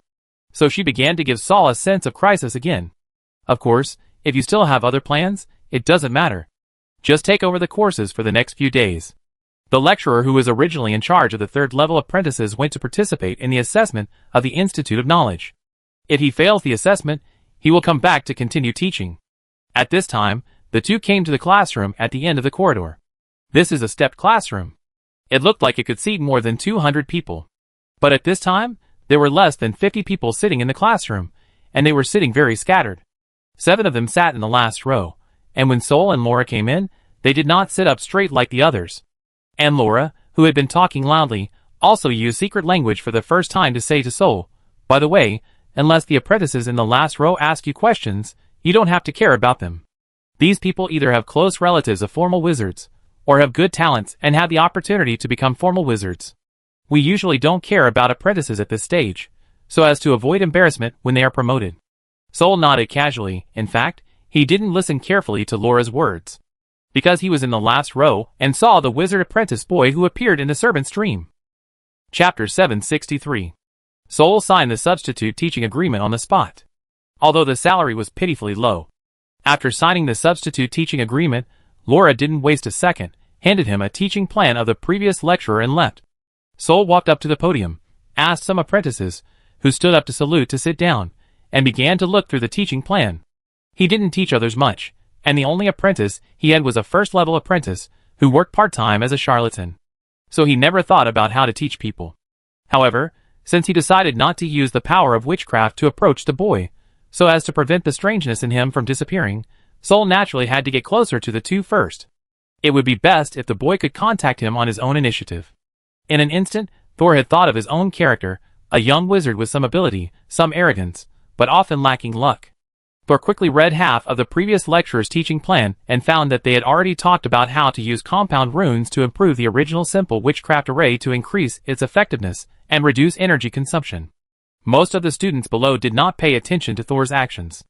They were more likely to chew on the thick witchcraft books or write their own study notes. It seems that he doesn't really care about what this class is about. Thor looked at the class schedule. Level 3 apprentices only have 2 classes per week, and each class lasts for a whole morning. And the content in this teaching plan can be taught for a year. Thor threw the 2-finger-thick teaching plan back to the podium with a loud noise. Several wizard apprentices sitting in the classroom were startled and looked at the new lecturer nervously, fearing that he would also be dissatisfied with someone and want to beat him up. Here, it is too common for senior apprentices to bully junior apprentices and lecturers to bully apprentices. Some people relied on their special status or abilities to stay out of it, while others couldn't stand it and left. But most apprentices stayed in the lecture hall. After all, this was the cheapest academy. As long as they wanted to continue to advance, these apprentices with no background could only endure the cultural environment here, and then work hard to study hard, hoping to advance to a formal wizard one day. Thor's sudden action of throwing the book scared some apprentices in the front, but the apprentices in the back reacted less. Especially the people in the last row. They didn't even raise their heads, and concentrated on doing their own things. Sol's target was holding his chin, looking sideways at the sky outside the window, and no one knew what he was thinking. Sol ignored them for the time being, but leaned forward with his arms on the podium, and said in a higher tone than usual, "Let me introduce myself first. My name is Sol, and I am your substitute lecturer. If nothing unexpected happens, I will not stay here for a long time, so I will arrange the teaching content during this period by myself. If any of you still want to take the planned courses, you can come and study by yourself. As long as you don't make noise, I won't care whether you listen to my class or not." As soon as Thor finished speaking, everyone looked at each other, and some immediately took out other books and started reading. The 3 apprentices in the last row still did not react. Thor was not in a hurry. He snapped his left hand, and a ball of red smoke immediately appeared on the left side of his body, and quickly condensed into a few large words. The choice of locator. The eyes of several third-level apprentices, who had been paying attention to Thor, suddenly widened. I noticed that although you have now established a connection with your own locator, most of your connections are not strong. As Thor spoke, he walked down the stage, picked up an apprentice sitting in the first row, and pulled him to the front. Just like this apprentice, he took great pains to find a locator that didn't suit him, and then forced himself to adapt to the locator that didn't suit him. Thor ripped open the apprentice's robe without hesitation, revealing his chest. There was a metal cylinder in the middle of the apprentice's chest. It was hollow, and the hand could pass through it directly. When the outer robe was torn off, the metal cylinder immediately made a woohoo sound. Whistling sound? This piece of rubbish is essentially a wind-attributed locator. Oh, by the way, what's your name? Died David Minter. David was stunned. Although a third-level apprentice would not be particularly nervous and careful to conceal his locator, he was very upset to be exposed in public and called rubbish. But the stronger emotions than dissatisfaction were fear and shame. Because he also knew that his locator was really rubbish, and there was almost no possibility of being promoted to a formal wizard. When other apprentices knew about this, they would never look at him the same way as before. David tried hard to suppress his spirit, so that his excitement would not be transmitted to his body and be seen by Master Thor. Just when David had already felt hopeless about his future, and was thinking about whether he should drop out of school and find an ordinary job like other third-level apprentices, who had no hope of promotion, he heard Thor's voice again. I don't know where you got this garbage locator formula, or if the formula you got was incomplete. Anyway, you modified it yourself. It deserves the name of garbage. David's head was about to fall to his chest. But then, Thor's words suddenly changed. But you can also be proud of yourself, because the only thing you did right was not to completely destroy yourself for this garbage locator, and this garbage can be upgraded to ordinary quality after a transformation. Thor snapped his fingers again, and the red words on his side. Location selection changed to the 3 words adaptability.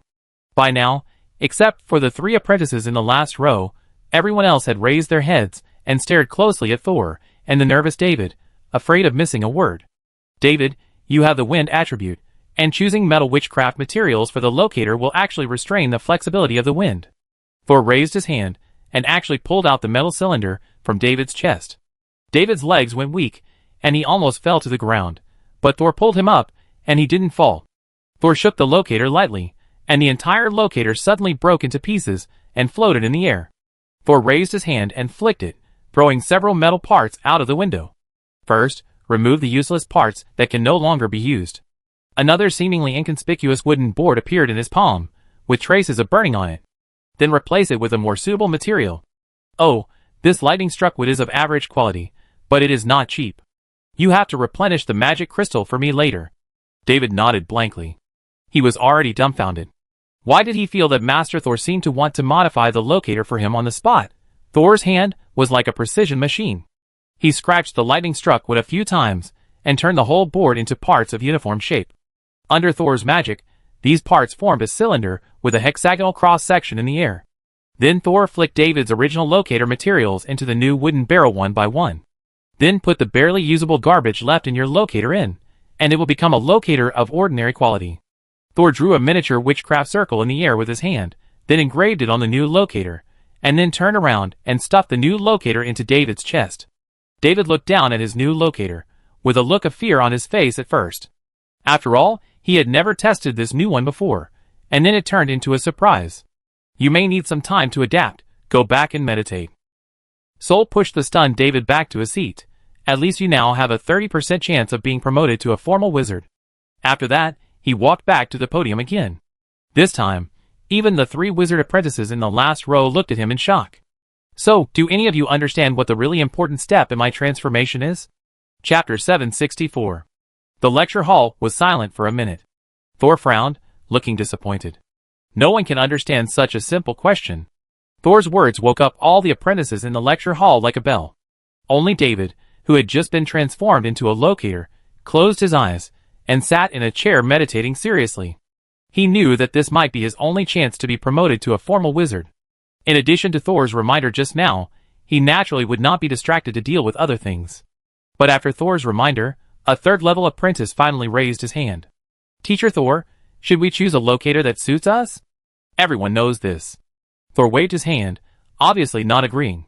Following, several people gave answers, such as attribute matching and catering to oneself, but Thor kept shaking his head. At this time, the apprentice in the middle of the last row suddenly spoke up. Teacher, do you want to say that we should know ourselves clearly? Although answering the question was not Thor's goal, it didn't matter. That's right. If you can't recognize yourself, then there's no need to talk about adaptation and attributes. Sol briefly talked about how to understand your own attributes and know what you are better at. Of course, everyone's situation is very complicated, and the method I mentioned may not be suitable for everyone, but this is exactly what you need to think about as a wizard apprentice. If you just rigidly receive information, then even a cat can be a wizard. Meow. Kate, who was lying outside the window of the lecture hall, said she was offended. Perhaps because Thor could joke around, and was not as serious as other lecturers. An apprentice sitting in the front row raised his hand cautiously to ask a question. Teacher, can you give me another example of how to know yourself? Sol walked into the aisle with his hands behind his back, and stopped for a moment beside the apprentice, who asked the question. A few drops of sweat immediately oozed out of the latter's forehead. Sol thought to himself, I haven't started to scare you yet. He continued to walk forward. I hope you really want me to give an example, instead of using you to give an example to replace your thinking process. Even if you advance to a formal wizard, you will soon become alienated. Thor walked to the last row and suddenly pointed at his target.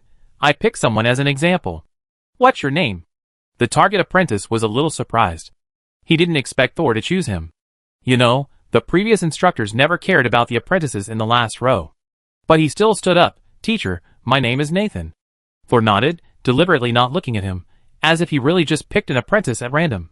Wizard Laura has just told me that the apprentices in the last row are all apprentices with great prospects for promotion, so they usually don't care about your progress. But that's why I use you as an example, and it won't affect your own thinking, because you have already thought about it. Thor waved his hand. I will check on you, don't resist. Thor didn't give Nathan a chance after he finished speaking, and scanned him from head to toe with his mental power. Nathan was a little stunned. His expression was strange, as if he was surprised, but also a little bit of sudden enlightenment. Thor remembered Nathan's emotional changes in his heart. He was a little surprised, but he didn't seem to be surprised that I used him as an example, and he was also a little sure about this happening. Did he have a premonition that I would do this, or did he have a premonition that what happened today would happen? White porcelain cat. Thor realized that this Nathan might have also used the ability of the white porcelain cat. Then I have become his luck? Or maybe he was lucky enough to appear in front of me while I was waiting in the broken tower. No wonder Thor only waited 2 days before meeting Nathan. It turns out that this is a two-way journey. Thor smiled and began to follow the white porcelain cat's luck and told Nathan about his situation. You have good talent, stable mental power, and sufficient magic reserves. Your locator is also quite suitable for your body. Naturally, Thor could not reveal all of Nathan's situation to others, but he only told Nathan how he could understand his situation from several aspects. All the apprentices in the classroom turned around, including the other two in the last row, and began to take notes. After Thor finished talking about several common methods, he waited for a while. Nathan's face showed a little anxiety. Obviously, Thor's explanations were valuable, but they could not meet his needs. Thor became more and more certain of his guess, and then he continued, Your locator proves that you know yourself well enough, but made Nathan nervous again. Your locator is very overbearing, and you are too lazy. Teacher Thor, Nathan actually worked very hard. The apprentice who answered the question in the last row spoke for Nathan. Not enough. But Thor denied the other's thoughts. I think you may be too lucky. You only tried a few times, and got a fairly correct answer. This led to the fact that although you got the question right, you did not summarize the real rules contained in the question. So now, you are about to be unable to suppress your locator, right? Thor smiled. This time, he did not help Nathan modify the locator. Instead, he walked back to the podium slowly, with his hands behind his back. In sharp contrast to Thor's leisurely look were the shocked expressions of the other apprentices. They all looked at Nathan. Thor's last words clearly reminded Nathan that his condition was already very dangerous. Could it be that one of the geniuses in this class was actually a poor fellow who was about to be alienated? Of course, no one dared to speak their mind, but their gazes back at Nathan from time to time had exposed their true intentions. Nathan clenched his fists, his face turned red and white, but he didn't explain anything, just sat back after Thor left.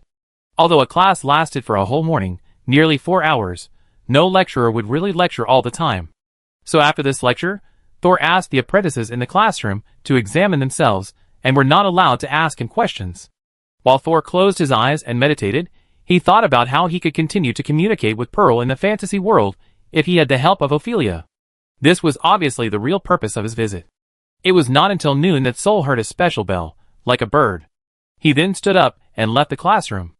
After Sol left, the apprentices in the classroom immediately whispered about him, the new substitute lecturer, praising him for his real skills, fearing him, and feeling fortunate. At this time, a middle-aged man hurried into the classroom and went straight to the last row. "Nathan, lend me some money." Nathan wanted to chase Sol immediately, but was stopped by the man, but he was surprised and not impatient at all. "Paul, you don't need to follow the airship now?" Paul was the third-level wizard apprentice, who had interrogated Thor on the airship. He had a blank expression on his face, and looked a little gloomy. "Someone died on the airship, and it is now being detained and searched. I can only live in Green Shade Lane with Mina." Nathan took out the money and asked curiously, "Why do we need to detain the airship now that someone died?" Paul shook his head. "I don't know either, but it seems that Sky City is under martial law now. It's easy to get in, but you have to go through a strict search to get out." Nathan's expression changed, but he quickly said indifferently, "Whatever happened, it was the business of those big shots, and it has nothing to do with us wizard apprentices." Paul said, "I hope so." After leaving the lecture hall, Thor did not return to the hotel immediately. He walked around nearby, and then met Wizard Laura. Laura seemed to have heard about the content of Thor's class from other apprentices, and was a little surprised. It is rare for a formal wizard to talk about the locator. First, this is equivalent to a hidden skill, and second, even a first-level formal wizard has a limited understanding of the locator. If he is stumped by an apprentice, it will be embarrassing. Wizard Thor is really amazing. I think you will be able to enter the Institute of Knowledge soon. Thor was about to answer when he suddenly found a familiar magical wave approaching, so his answer became, "I hope so, but sometimes I really lack luck. This time coming to Sky City was not as smooth as I had imagined," he said with a wry smile. His face was sincere. Chapter 765. Wizard Laura didn't know that Thor's words "bad luck" were actually meant for others to hear. She nodded with understanding. "Yes, to be honest, which lecturer here doesn't lack a little luck? The first-level wizard who has been a lecturer here for a long time must have no problem with basic skills, but there must be problems with promotion. Otherwise, how could this group of wizards who pursue power and knowledge really be willing to be the mentors of a group of apprentices?" Laura wanted to comfort Thor, but Thor was ready to leave. At this time, a voice called Thor from behind. "Teacher Thor." Thor turned around and saw Nathan jogging over. Laura saw that it was Nathan, and glanced at Thor again, refreshing her impression of Thor for the second time. "Then I go back first." She knew that Nathan might ask Thor questions, so she took the initiative to leave. Thor watched Laura leave, then crossed his arms and looked at Nathan, smiling and saying, "Do you want to ask me how to improve your locator?" Nathan opened his mouth. Thor was right. He came to ask about this problem. Nathan had already discovered the problem with himself. Although he could force himself to be promoted, his state as a first-level wizard would be very unstable. So he had been suppressing himself and looking for a solution. He even used the white porcelain kitten again. Although he was the real owner of the white porcelain kitten, he would hardly rely on it. So far, Nathan had only used the white porcelain kitten twice. One time was when he chose the locator. The other time was yesterday, when he found that he had been controlled by the locator, but he could not find a solution. Looking at Nathan, who didn't know what to say, Thor did not take the initiative to approach him. He turned around and planned to leave directly. "I said that the answer cannot replace your thinking process. If you come here to seek the answer directly, my answer is not to tell you." Seeing that Thor was really going to leave, Nathan hurried forward and lowered his voice. "Teacher, I have really been thinking about it for a long time, almost half a year. Actually, I could have tried to get promoted half a year ago, but because the locator was unstable, I have been delayed until now." Thor continued to move forward with a look of "it's none of my business." Nathan couldn't help but step forward and grab Thor's sleeve. Feeling the resistance on his arm, Thor's face turned cold, and he looked down at Nathan's hand. "Don't you want your hand, or do you want your life?"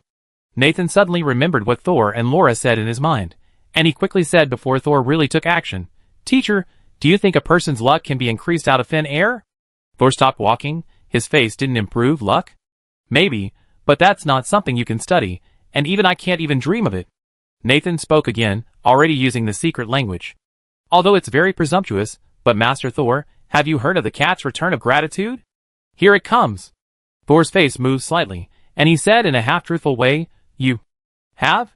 Nathan looked around. Master, let's go to another place. 10 minutes later, the two came to a private room in a tavern. Only official wizards are welcome here, and Nathan can come in with Thor. There is also a minimum isolation magic circle on the wall of the box to ensure that ordinary people cannot eavesdrop on the conversations in the room. Despite this, Nathan and Thor still use secret language when communicating. Teacher, where did you hear about it? Thor was a little dissatisfied, but still answered him. On the airship that came here. I saw it once, but I couldn't get it. Nathan pursed his lips, and Thor could feel that his spiritual body became much more relaxed. I do have it. To be honest, I bought it from a foreign merchant, and it cost me a lot of money. But it is really useful. Thor finally sat up straight. You have it?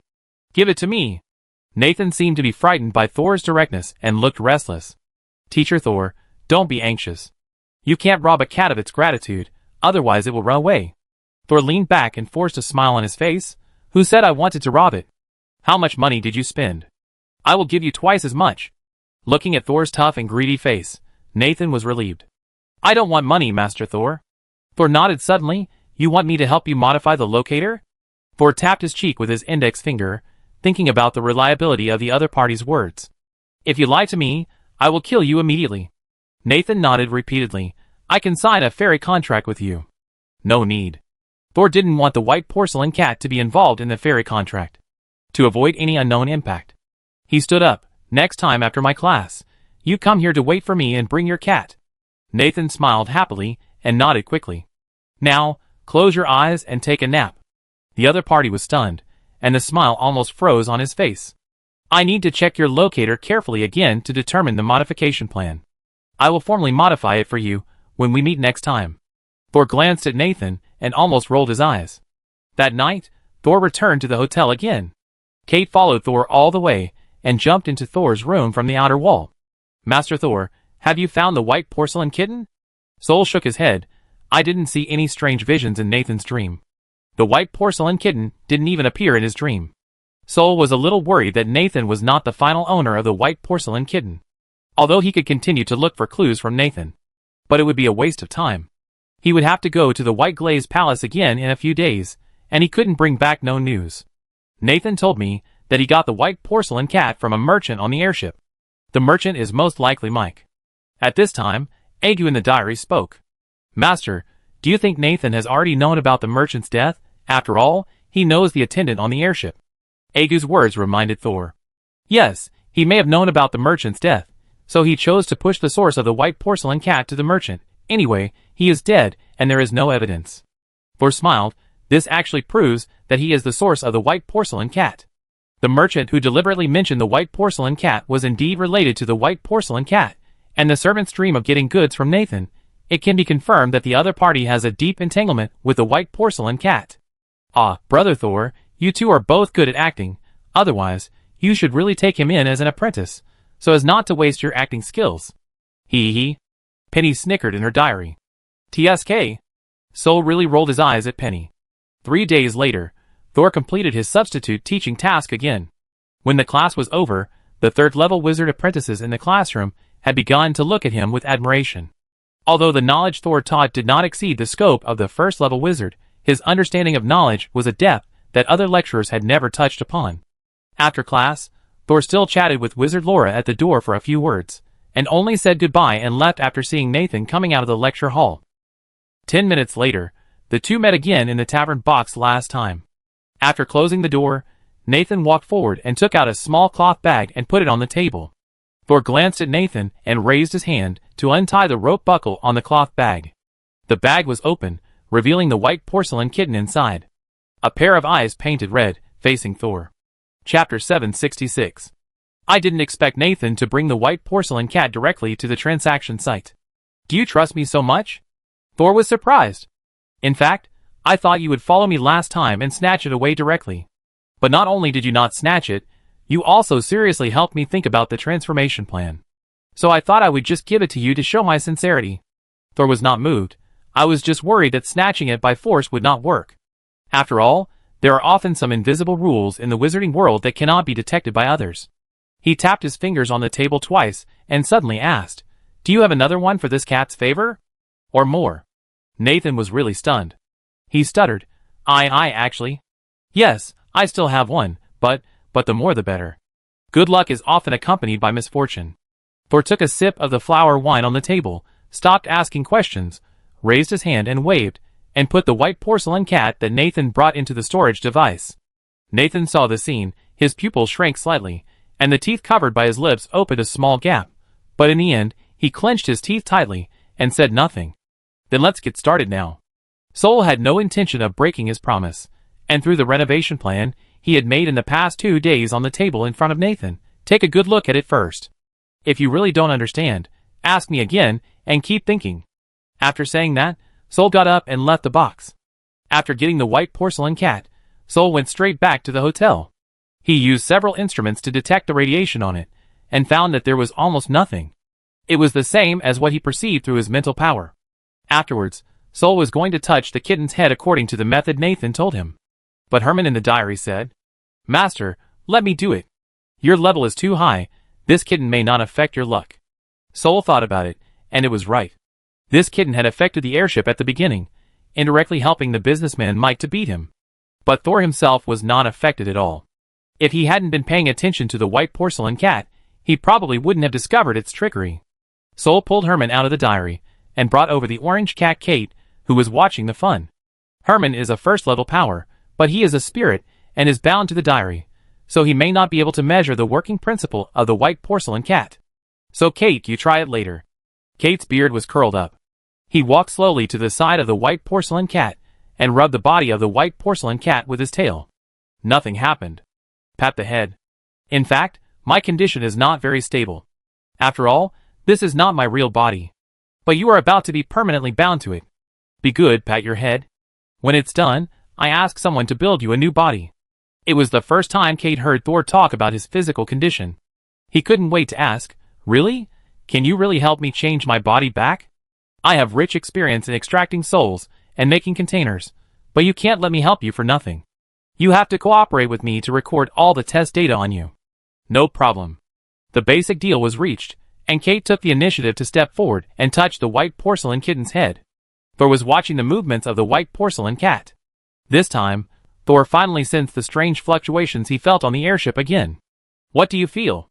Thor asked Kate hurriedly. "It feels like I have a mouthful of water in my mouth, and I want to spit it out." Thor nodded and raised his hand to take out the Death Wizard's diary. "Hold it first, don't spit it out."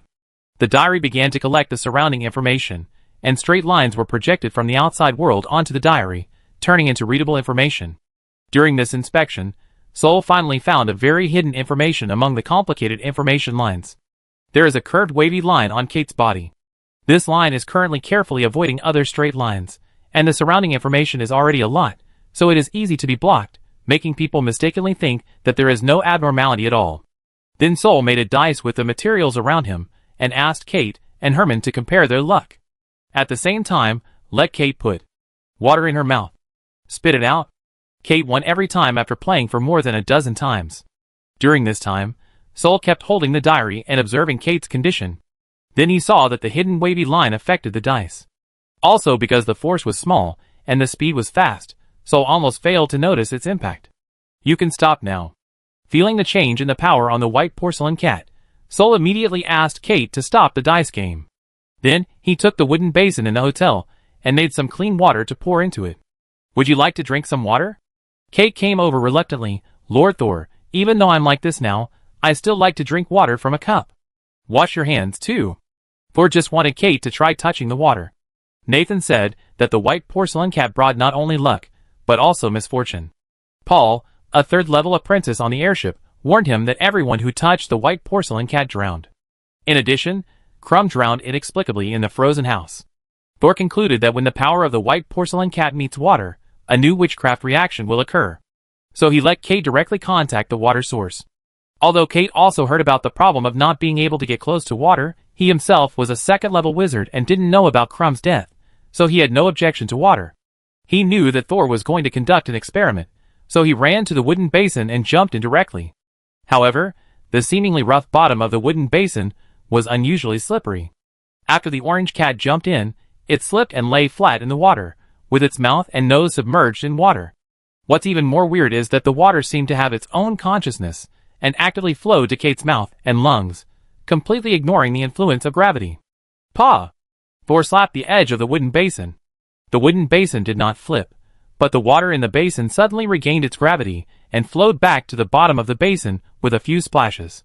At this time, Kate finally jumped out of the basin and shook off the wet fur on her body. "There is something wrong with this water. I am a second-level wizard and I can't breathe in it." "Then can you still cast witchcraft?" Thor asked him. "Yes, but I thought it was unnecessary to use such a small amount of water." Thor nodded. "So even if you are drowning, you still have the power to save yourself." "This is a bit strange. You have the power to save yourself. So why did the third-level wizard Crumb drown?" "Kate, what did you say?" Sol told Kate about his transaction with Ophelia in the white glazed castle. Because they both drowned inexplicably, I temporarily linked the two together. Today I saw wavy lines on you that avoid all straight lines. It seems that the white porcelain cat and Crumb's death are really related. Before Sol finished speaking, he saw pearl-sized tears squeezed out from the corners of the orange cat's eyes. "Woo woo woo, the third-level wizard will die, and you still use me as an experiment." Chapter 767. Although he had obtained the white porcelain cat from Nathan, Thor did not give up his role as a substitute lecturer. Because after Kate tested the efficacy of the white porcelain cat, the abnormality of the white porcelain cat disappeared again. Based on this, Thor judged that the power of the white porcelain cat that could affect the third-level wizard was not in itself. These white porcelain cats that were sold separately should have only played the role of a medium. And the other end of the medium is still likely to be Nathan. So in the second week, Thor still went to substitute for the class. But Nathan didn't come that day.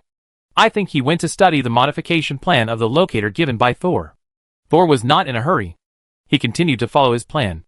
Every day, he gave them some new knowledge that was not beyond the scope but not accessible to ordinary apprentices. He scolded them until they lowered their heads and thought hard. They didn't dare to disturb him casually, and then studied their own things. During this period, Thor also went to the white glazed castle and studied with Ophelia how to build a channel to connect with the fantasy world. Ophelia also asked about the progress of Thor's investigation. Although she could see where Thor was, she couldn't see clearly what Thor did. Thor simply told her that there was a clue, and he was investigating. Ophelia nodded and continued to concentrate on studying the communication with another world. 2 weeks later, an apprentice in Thor's class went back to prepare for promotion to a formal wizard. Although the lecture hall would not reward Thor for this, the apprentice said before leaving that if he was promoted successfully, he would definitely pay Thor a large amount of teaching fees. Thor was not short of money, but the Pure Spirit Wizard Tower was short of money, so he did not refuse. The day after this incident, Nathan finally came back. He went to Thor directly after class, and said he had something to tell him. Nathan looked tired, with red eyes, as if he had not slept for several days. Thor knew that the bait he threw down worked. Now the fish has taken the bait, but is still hesitating whether to spit it out. The two returned to the tavern box they had been in before. "What do you want to talk to me about?" Nathan on the other side took 2 deep breaths and suddenly stood up. "Teacher Thor, I hope to officially become your apprentice." "Oh!" Thor leaned back, looking relaxed. "After your locator has been modified, you should be promoted soon, right? Is it appropriate to ask me to be your mentor again?" "Actually, I have already discovered it." Nathan was very nervous, and the knuckles of his clenched fists turned white. "You are not a first-level wizard, not even a second-level wizard." Thor was not embarrassed by being exposed, but he was still a little strange. "How do you know I am not a first-level wizard, not even a second-level wizard?" He hid a little trick in Nathan's transformation plan. This is usually done by wizards of level 2 or above. He wanted to see if Nathan could use the power of the white porcelain cat to confirm this, or if there was someone else behind him. Because a level 1 wizard's understanding of the locator cannot reach your level. And although the information you left on it can be done by a level 2 wizard, it may be possible to reach the level 3 if you want to do it as easily as you do. You, a level 3 apprentice, can't know this no matter how knowledgeable you are. "Who told you?" "Yes, the water god told me," Nathan shouted in one breath. After he finished speaking, he seemed to have lost all his strength, his body swayed, and he almost sat down. "Water god? Now there are still people who dare to call themselves gods in front of wizards?" Sol raised the corners of his mouth and remained calm. Looking at Thor's appearance, Nathan seemed to be encouraged. "The water god is actually the real body of the white porcelain cat, and the white porcelain cat I sold you is just a fake. But because it was stored with the original, it gained some of the original's power. So there is an original." The counterfeit you gave me can only affect the first level official wizards at most, and the effect it can have on wizards above the second level is pitifully small. Then what can the original do? Can it kill a third level wizard? Nathan was frightened by what Thor said. Kill a third level wizard? Does Thor think he is here to harm him? No, no, no, Master Thor. I came to you with no ill intentions. In fact, the water god I mentioned is also in a sealed state. Otherwise, he would not have come to me. You mean the water god is in a sealed state? Then you secretly gave the white porcelain cat to the airship attendant to sell, and the airship attendant sold it to different merchants. Was it also the water god who instructed you to do it? Nathan was stunned. He found that he was going to confess to Thor, but the other party actually knew what he was going to confess. So is there any meaning in his surrender? Thinking of this, Nathan could only try his best to provide more useful information. Yes, although the water god did not say it explicitly, I think he sent the white porcelain cat to the outside world in order to break the seal. But this matter is too dangerous. If it is discovered by others, it is very likely that the existence of the water god will be discovered. So I have always only let them attack ordinary people. Nathan probably didn't expect that there would be a boring third-level wizard like Thor, who would squeeze into the airship that ordinary people ride. You are too cautious. How much power can be accumulated with ordinary people? When will your water god break the seal? Occasionally, I will secretly sell it to wizard apprentices. If they sell it later, even if they find me, I will push it to the merchants of the airship. Hide yourself in a circle so that you won't be discovered. Sol admired this third-level wizard apprentice. The water god asked him to help sell white porcelain cats, so he sold these kittens to ordinary people first. After the supply was dispersed, the origin of the white porcelain cats in his hands would be difficult to trace. It was hard for others to think that he was the real supplier. And the so-called water god would not ask Nathan to help him gently. He must have used tougher means. And Nathan chose to tell him everything. Do you want me to help you get rid of the control of the water god? Nathan nodded, with fear on his face, but his eyes were firm. The water god is already urging me to spread the white porcelain cat to the official wizards. But once I do this, no matter how careful I am, I will be discovered sooner or later. When the wizards know that I sold a white porcelain cat that brings death to them as a lucky item, they will definitely not let me go. But if I don't do what the water god said, he can always drown me with my own saliva. So after you realized that I was actually a third-level wizard, you took the initiative to confess to me? You want to become my apprentice and then use the water god as tuition? You are right. Nathan clasped his hands tightly together. I know this may also surprise you, but I have no choice but to take a gamble. He looked up and stared at Thor. I'm betting that you disguised yourself as a first-level wizard and came to the lecture hall because of me. It's because of the water god behind me. Chapter 768. After hearing Nathan's desperate move, Thor once again looked at him differently. According to Thor's plan, Nathan had to understand Thor's purpose of verifying Thor, get closer to Thor, and then slowly reveal his predicament to Thor. But Nathan hesitated for only 2 weeks, or even less, before deciding to tell Thor everything. Quite courageous, of course. It could also be that the water god was pushing too hard. But anyway, he saved Thor a lot of time. In that case, let's go and see the water god directly. Nathan was surprised and happy. He didn't expect Thor to decide to see the water god immediately. If even a third-level wizard is not a match for the water god. Nathan only thought about this question vaguely, and then shook his head to stop thinking about it. Since it's a gamble, you can't let it go. Nathan hurriedly led Thor and asked carefully as he walked, Teacher Thor, then, can I call you mentor now? This is asking if I agree to accept him as my apprentice. Thor thought seriously for a moment. You can call me mentor, but only during the time I am in Sky City. Nathan was stunned. Obviously, he didn't expect Thor to set a condition. But he didn't have the right to bargain now. He was stunned for a moment, and then nodded quickly. Okay, mentor. I was afraid that Thor would regret it again. Sky City doesn't have a saying that residents can't go out at night. But the security at night is indeed not as good as during the day.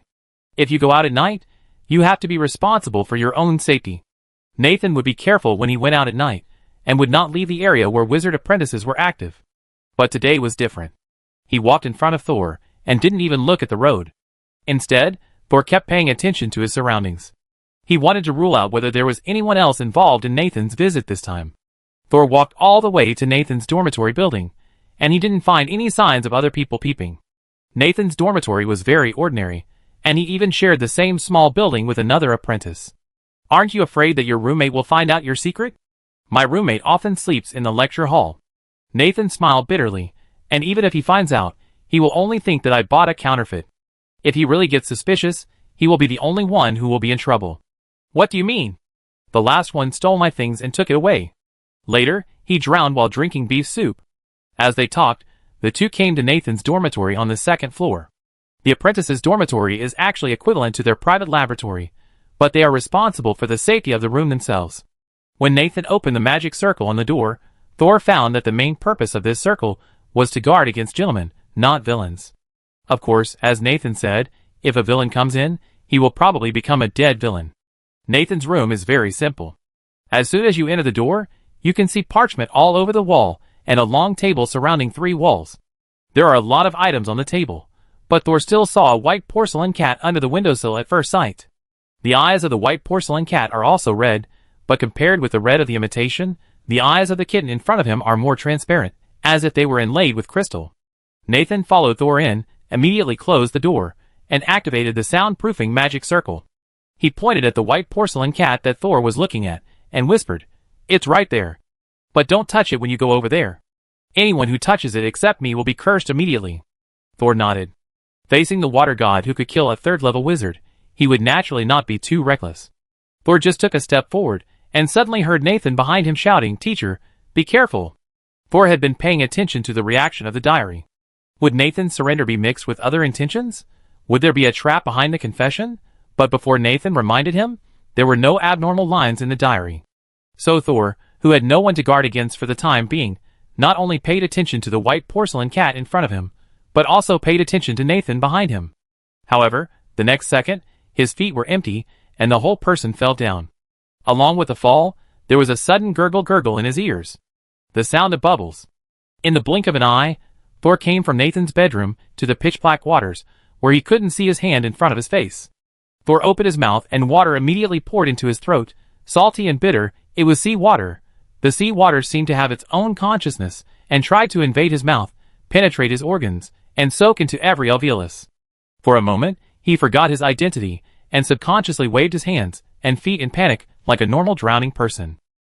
But the icy cold sea water did not provide him with any buoyancy at all, as if it only wanted to make him drown in the darkness. The more Thor struggled, the deeper he sank in the dark sea. In a place he couldn't see, at the deepest bottom of the sea, there was a white kitten, staring at the people above with red eyes.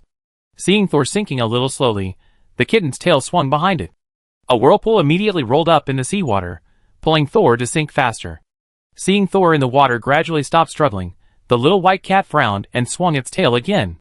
The whirlpool became bigger. Thor sank another 3 or 4 meters in the blink of an eye. The distance between the two was less than 100 meters. At this time, a voice suddenly appeared in the ears of the little white cat. "Strange, you don't seem to drown everyone who prays to you for good luck as the outside world has said?" The little white cat was stunned for a moment, and immediately stood up from the original squatting position, looking up at the person falling rapidly above his head. Thor, who was disguised as a corpse, twisted his waist and turned from back to face down, but his eyes were not open yet. In such an environment where nothing can be seen clearly, Thor does not need to open his eyes.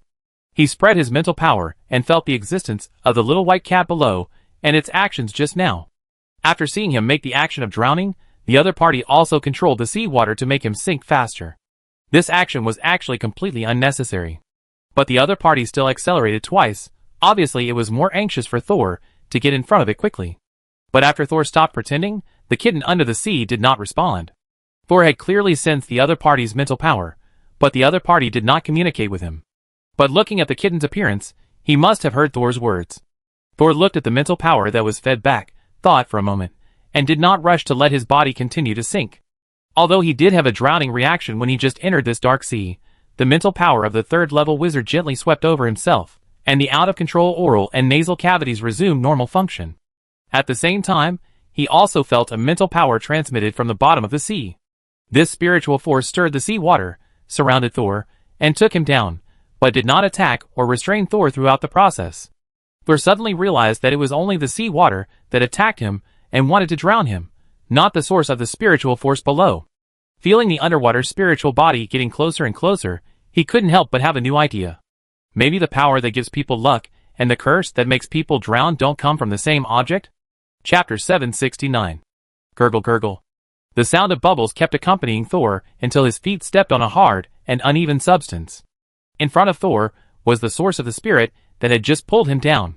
He still couldn't see anything, so he could only reach out and grope forward. Soon, he touched a fleshy, furry thing. Even in the cold seawater, he could feel the smoothness of the other person's hair. The other person pushed Thor's palm with his head, and he immediately felt a pair of small ears. This touch is really a cat. I have a good relationship with cats recently. Sol smiled and transferred his spiritual power along his arm. Hello, are you the water god? The kitten rubbed up and down on Sol's palm as a reply. The other party's spiritual body is very active, but it cannot transmit information. Even direct contact cannot communicate through spiritual power, or does the ancient water god not know how to speak? But as long as it is an intelligent race, even if the language is not common, it can directly communicate information through the spiritual body. Thor suspected that the sea water would block the communication between the two sides, so he waited until he sank to the kitten's side before trying to directly transmit information through physical contact. But the other party responded to him with physical movements. This means that the water god in front of him may be more severely suppressed by the seawater. He can't even communicate with mental waves. He can stir the seawater, but he can't speak. Is it because he can't perform more complex mental operations? It seems that things are not what I thought before. This water god lives a very depressed life. Because he was used to touching orange cats recently, Thor subconsciously patted the water god's cat head twice. The small body under his palm immediately stiffened. This was probably the first time he met someone who really treated it as a kitten. Maybe when it is wrapped in seawater, the other party cannot communicate directly. Thor felt the pressure of the seawater and the coldness that enveloped his whole body. I didn't feel the power of space transmission in Nathan's dormitory before. So this is not the real seabed.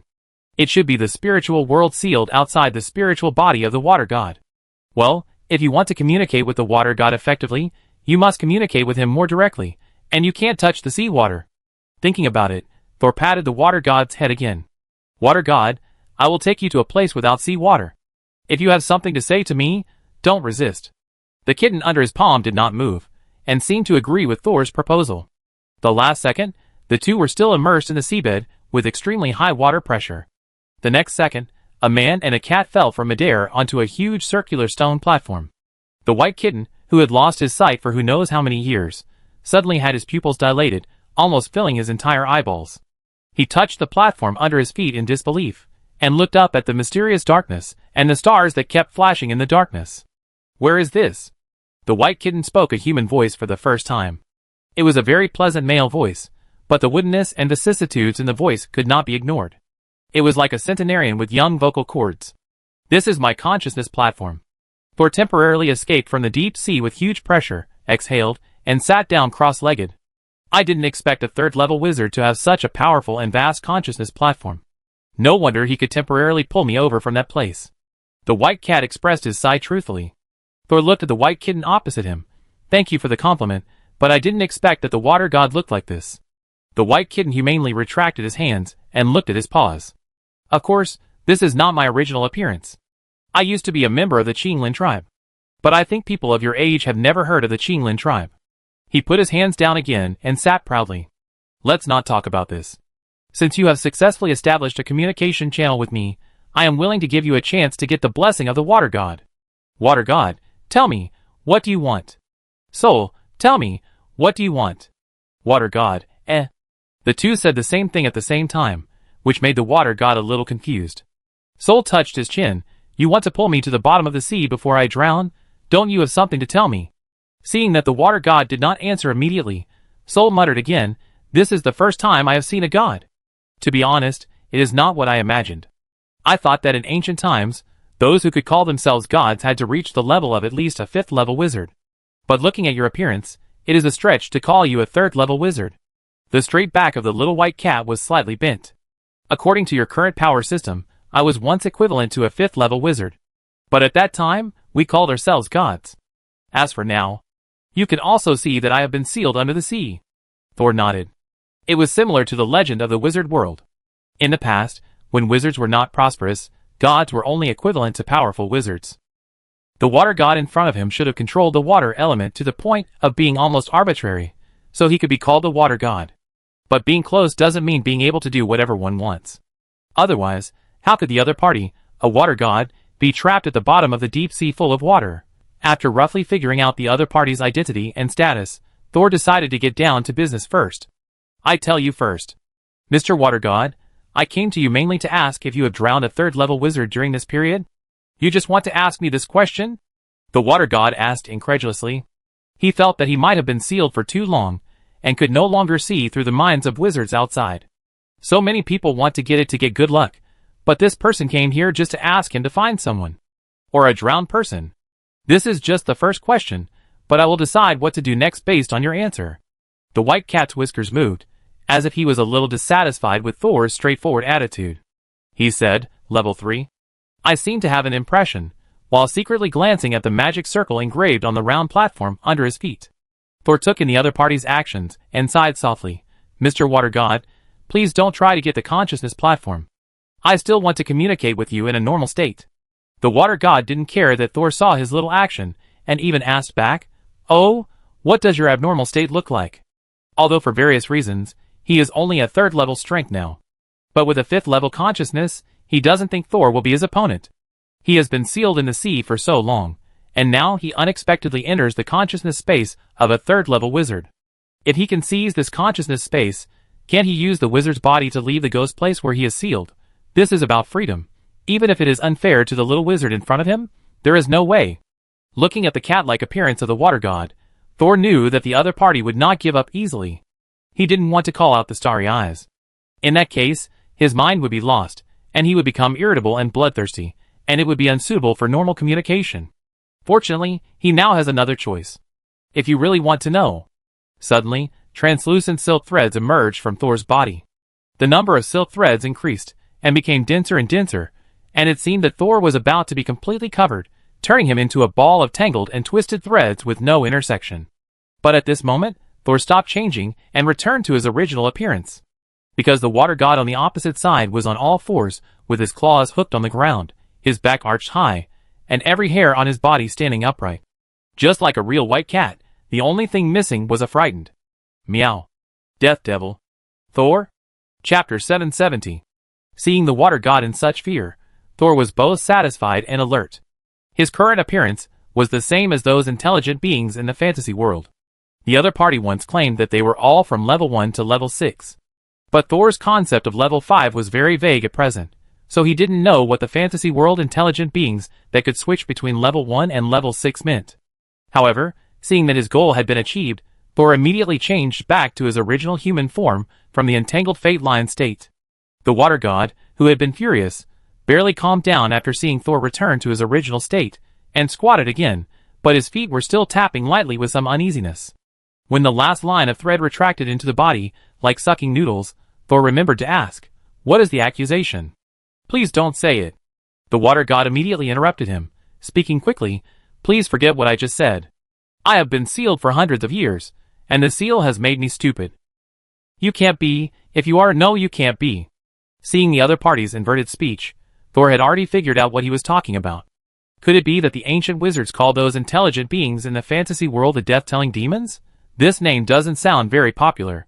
Thor was surprised. When those fate lines communicated with him, they were obviously quite friendly. Please don't let your imagination run wild. The water god spoke again, otherwise it will easily attract unknown attention. Okay. Thor decided to put this matter aside for the time being. The business was more important. Then do you agree to communicate with me properly? Of course. This time the water god agreed very readily. While time is limited, please answer my question just now. After installing a water god, his consciousness platform can only last for a limited time. Soul has to speed up the communication. I have seen one. This time, the water god remembered it after a short time, but he was not drowned by the deep sea. Soul, huh? When he just died, his soul was hooked in by the deep sea. If you have anything you want to know, you can ask him directly. Ouch. Ouch. Ouch. The great water god retched for a long time on the other side. Puff. A gray irregular ball covered with mucus came out of his mouth. A closer look revealed that it was not a ball at all, but a person with his legs curled up, his back hunched, his head buried between his knees, and his hands tightly holding his calves. It's been a while, but we should still be able to communicate. Thor raised his hand and controlled the gray little man, who was curled up into a ball to float in front of him. But this little man was not able to communicate as the water god said. He was tightly hugged into a ball, his face was almost invisible, and he didn't care about his situation at all. If it weren't for the occasional twitching of his hands and feet, it would be hard to tell that he was still conscious. The water god quietly squatted opposite Thor, and didn't offer any advice. It seems that after he calmed down, he began to suspect that I was deliberately pretending to be a death demon to scare him. Although Thor did intend to show a form similar to the fantasy world, in order to deter the water god whose strength had been greatly reduced again, so that he would not have evil intentions and want to make trouble, Thor directly took out the diary and wrote it to the gray soul. Ball. 1 button up. When he took the hardcover book away again, the soul in the air had disappeared, and there was another black page in the diary. Next, Thor interrogated the black page in front of the white cat. Who are you? I am Crumb. This is a magical space. I have regained consciousness. But it seems that I am controlled by someone. Are you my new master? It is indeed this person. How did you die?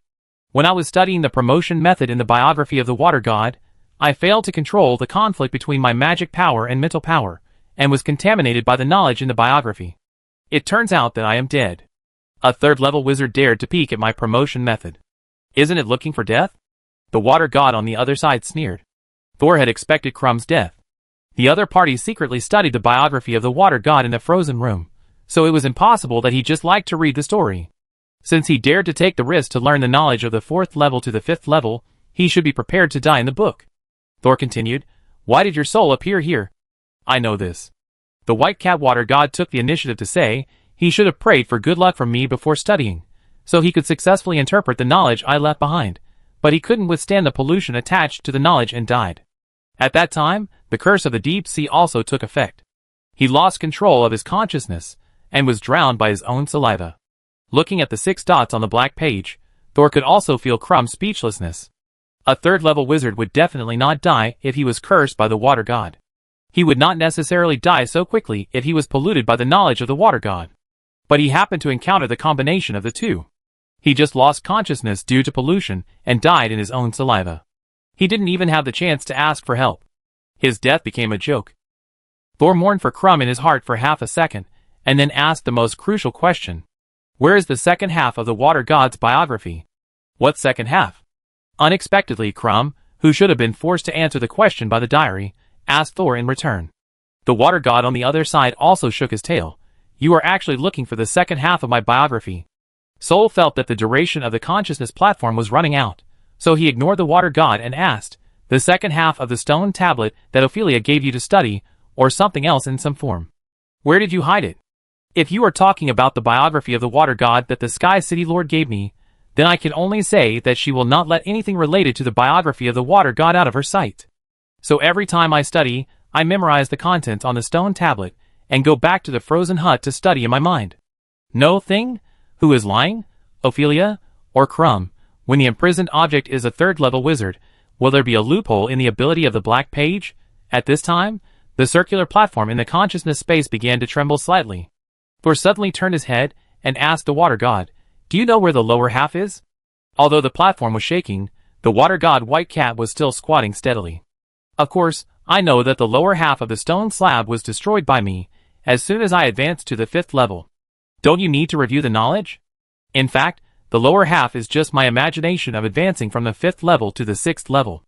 At that time, I was progressing smoothly and was arrogant.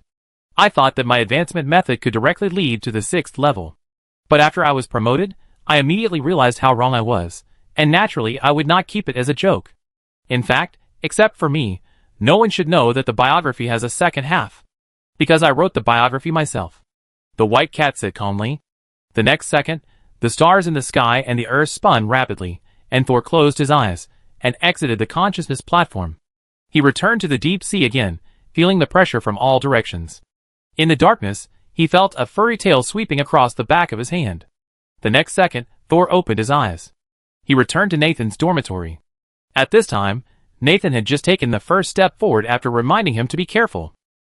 Chapter 771. This time, the communication with the water god was very short, and the two were still testing each other's bottom line at the beginning.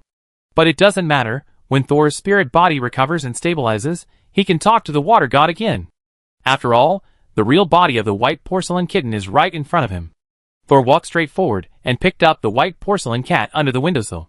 He wanted to put the white porcelain cat into the storage device, but found that the real body of the white porcelain cat could not be put into the space prop at all. He turned around and stuffed the white porcelain cat into the wizard robe, turned around and said to Nathan, who didn't know what happened, "You don't have to help the water god broadcast his replica for the time being. I suddenly feel that this guy is really narcissistic." "Hey, is everything resolved?" Nathan had no idea what was going on. He had just discovered that the water god could affect Thor from a distance, so he immediately reminded him to be careful. But his words of warning were still echoing in the room, and all the strangeness disappeared. It was as if the uneasiness just now was just his illusion. "Yeah." Thor walked back to Nathan and patted him on the right shoulder. Nathan immediately felt that the traces of the water god that had bound him for many years had disappeared. He smiled with relief and surprise, finally confirming that Thor had completely helped him solve the problem of the water god. "Since you have fulfilled your obligations, I will also fulfill my promise next." As a causalist, Thor naturally attaches great importance to his promise. "I probably won't substitute for classes next time. Let me see your current learning progress." The next afternoon, Nathan staggered out of the dormitory to find food. His roommate happened to be on the first floor, and was shocked to see his appearance. "What's wrong with you?" Nathan looked at his roommate silently with dark circles under his eyes. "My brain is not working well enough. I came out to see what to eat to nourish my brain."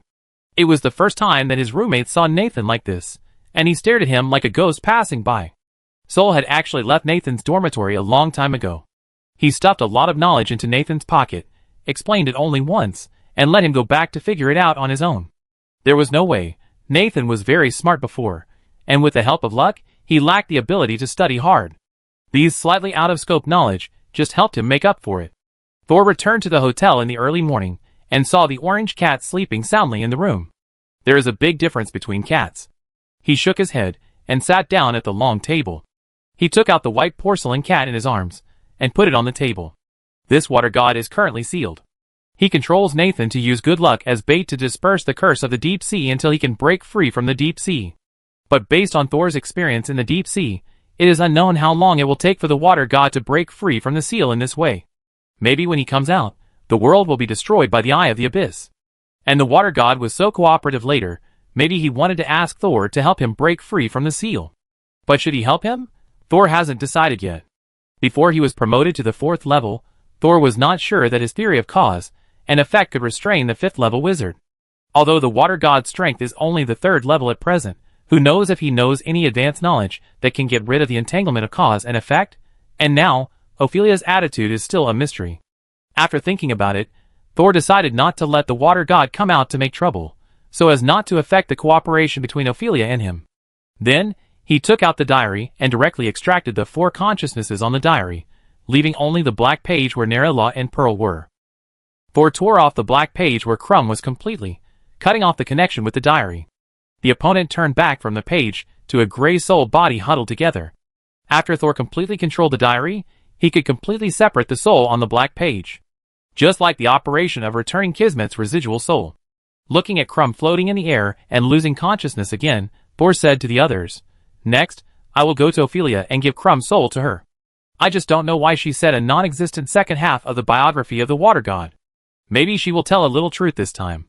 Aga stood up. "Master, will the Lord of the Sky City want to use this reason to hold you back?" "What are you holding me back for?" Thor had no idea for the time being. "Forget it, we know too little about Ophelia. We can only wait until we meet her. During this period, you will divide the work and go around to see if you can learn more about the situation of Sky City and Ophelia." Several consciousnesses nodded.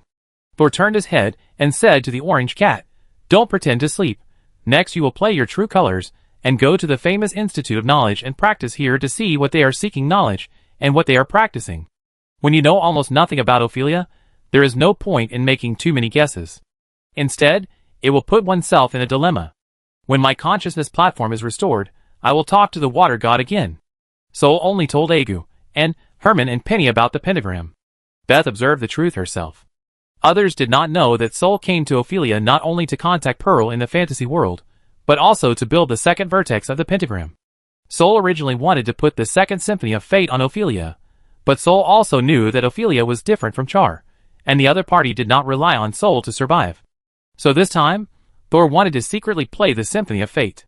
Such a big witchcraft must be covered by a bigger witchcraft. Connecting to the colorful world is the best opportunity. Although Ophelia's attitude is unclear, and she has dug a big hole for Thor in the biography of the water god, he has not given up yet. After resting for 2 days, when he was in the best condition, Thor took Crumb's soul and went to the White Glazed Palace again to visit the 4th level wizard Ophelia. This time, Thor still met the beauty in the bottle, Ophelia, in the main hall under the guidance of Ona. "You found Crumb so quickly?" Ophelia's beautiful head emerged from the white porcelain bottle and flew in front of Thor, showing a long curved neck. "It took less than 3 weeks. Even if I went to find it myself, it might not be as fast as you. It seems that you are really not simple. No wonder Kismet is willing to recognize you as his master." It was a bit embarrassing to mention Kismet. After all, he betrayed and played a trick on Ophelia. But from Ophelia's appearance, she didn't seem to care at all. "I don't know how Kismet did it. Let me see Crumb," Ophelia urged. Thor took out a small bottle with gray mist floating in it. When he took off the cork, the gray mist came out from it and gathered into a little man hugging a ball. "He's not in a good condition." Halfway through, Thor was interrupted by Ophelia. "It doesn't matter." Ophelia smiled and swallowed Crumb's soul in one gulp. Chapter 772. After swallowing Crumb's soul, Ophelia returned to the bottle mouth contentedly, with her eyes half closed, as if enjoying it. Thor didn't know whether Ophelia could also directly read the memory in Crumb's brain. But even if she found out that Thor had interrogated Crumb, it didn't matter. After all, Crumb was in the pages of the book at that time, and couldn't actively receive information from the outside world. At most, Ophelia knew that Thor had discovered that there was no second half of the biography. After a moment, Ophelia opened her eyes. "You completed this commission very well. Next, we can discuss how to contact Pearl in the fantasy world." The other party actually kept silent about the second half of the biography. Did she ask Thor to investigate the cause of Crumb's death, and the second half of the biography just to delay time? No, it's not that simple. About the second half, Thor took the initiative to mention it. "Don't believe the words of a betrayer," Ophelia said softly. "Since you brought back his complete soul, I can naturally dig out the secrets he concealed." The other party obviously would not tell Thor the truth. Thor smiled and sighed. "Okay, I don't care about this matter. It has nothing to do with me anyway."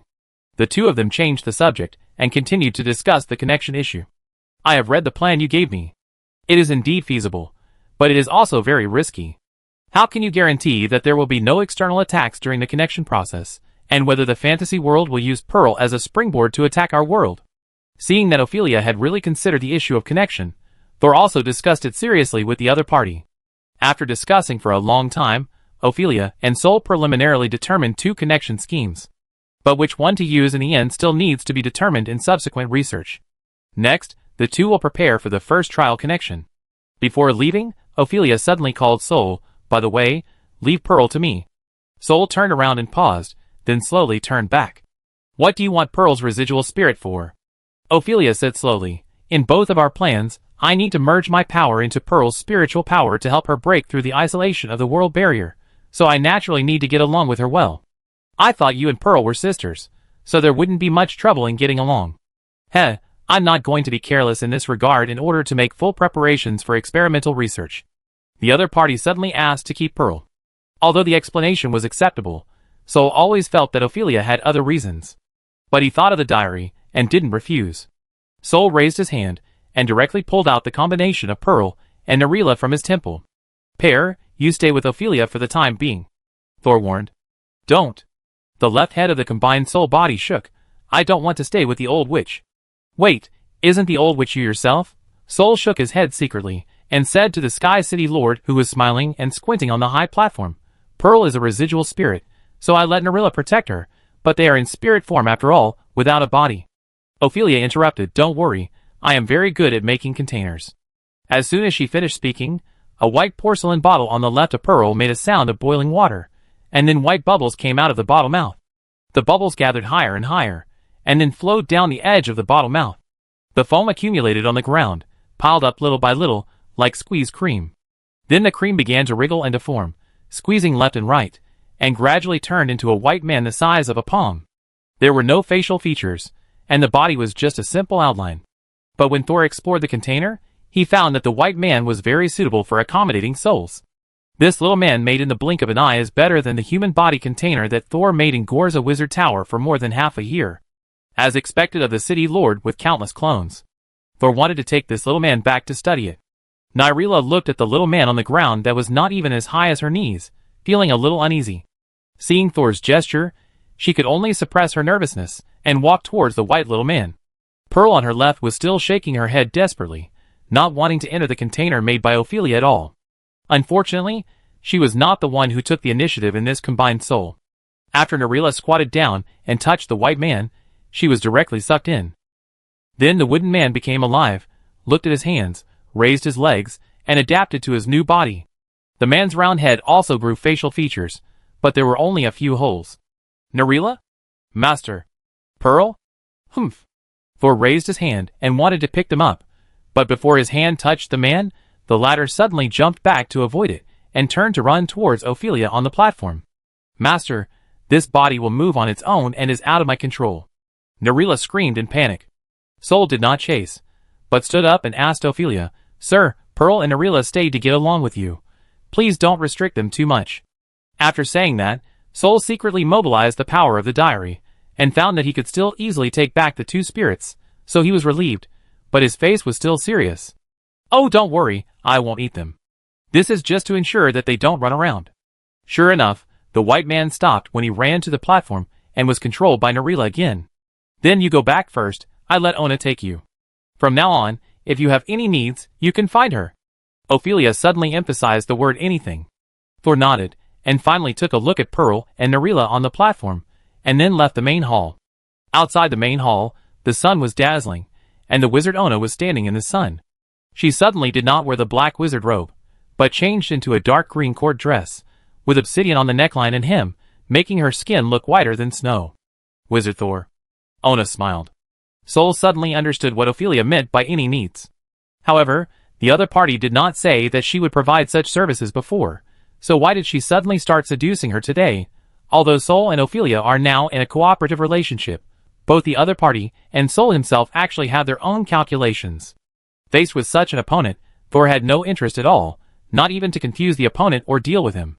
Hello, Wizard Ona, I go back first. Uda walked up quickly, not deliberately showing her grace, but she was beautiful in herself, and with her bright smile, she looked like a summer flower. Wizard Thor has been running around for the city lord these days, and it's been very hard. Why don't you go to my place first, have a couple of drinks and relax? Thor shook his head, I don't drink. It's not wine. Uda smiled, covering her lips, it's cream soup. Thor still shook his head, turned around and walked away, raised his arm and waved casually, no, I go back and drink some water. Chapter 773. Did he reject you? After the flying carriage took off, Ophelia, wearing a blue dress, lifted her skirt and climbed onto the platform from the stairs on one side. Uda said with some embarrassment, Sorry, Lord Mayor, I failed to fulfill your instructions. Ophelia stepped forward and pinched Uda's white chin. It shouldn't be, in terms of appearance, you are not worse than Pearl. Uda blushed, maybe Wizard Thor likes your sister very much. TSK. Ophelia shook off Ona and sneered. Talking about feelings with a wizard? I prefer to believe that he has no interest in venting his instincts with you. Ophelia walked to the edge of the platform and leaned on the wall with one hand, but he is already a third-level wizard after all, so it is normal for him to have less interest in the flesh. The index finger gently tapped the bricks, making a dong-dong sound. When he was with Pearl, he was only a second-level wizard, and Pearl was already a senior third-level wizard. Ophelia smiled, tilted her head to one side, letting the breeze blow her hair. Maybe he prefers psychological pleasure. Una, who was following behind, froze. Lord City Lord, you are not? How can this be? Ophelia didn't pay attention to the changes in Una's mood behind her. The more she thought about it, the more interested she became. There must be some secret in this Thor's body. Since Pearl has been with him, there has been a shadow in her spirit that I can't detect. And this shadow must be the fundamental reason why she can survive outside the Star Gate. She turned around suddenly, her long skirt fluttering in the air in a sharp arc. I am very interested in him now. Before I get his secret, no one is allowed to let him leave the Sky City. He must be held back by me. Una knelt down immediately. Yes, I will try every possible way. Also, I will continue to work hard to get the favor of the Wizard Thor. Please give me another chance. Ophelia glanced at Una. The smile on her face disappeared. Go. Una breathed a sigh of relief. Yes. Also, send a message to Kismet, telling him that I have something to do and ask him not to come over yet. We talk about it in half a year. Yes. Sol didn't know that Ophelia had coveted his body because of Pearl's experience. After he returned to the inn, the first thing he did was to call back the scattered consciousnesses. Did you gain anything today? Agu was collecting intelligence in the apprentice area. The apprentices here can go to school for free before becoming third-level apprentices, but they need to spend money or prepare magic crystals and witchcraft materials themselves. After becoming a third-level apprentice, you can work and live in the outer city. It is said that many third-level apprentices work in the airport and airships. Some people with good talents or money to continue their studies will continue to study in the lecture hall, or go to the Institute of Knowledge and the Institute of Practice. As long as they pass the assessment, they can continue to study there. However, the two institutes have very high requirements for apprentices, and only those with outstanding talents will be admitted. After listening to Agu's introduction, Thor suddenly felt that Sky City was like a university town. What about the first-level wizards? Most of the first-level and second-level wizards are in the two academies. The speaker was Beth, who was originally a third-level wizard. It was safest to go to the Knowledge Academy and the Practice Academy to gather intelligence. The deans of the two academies are all third-level wizards.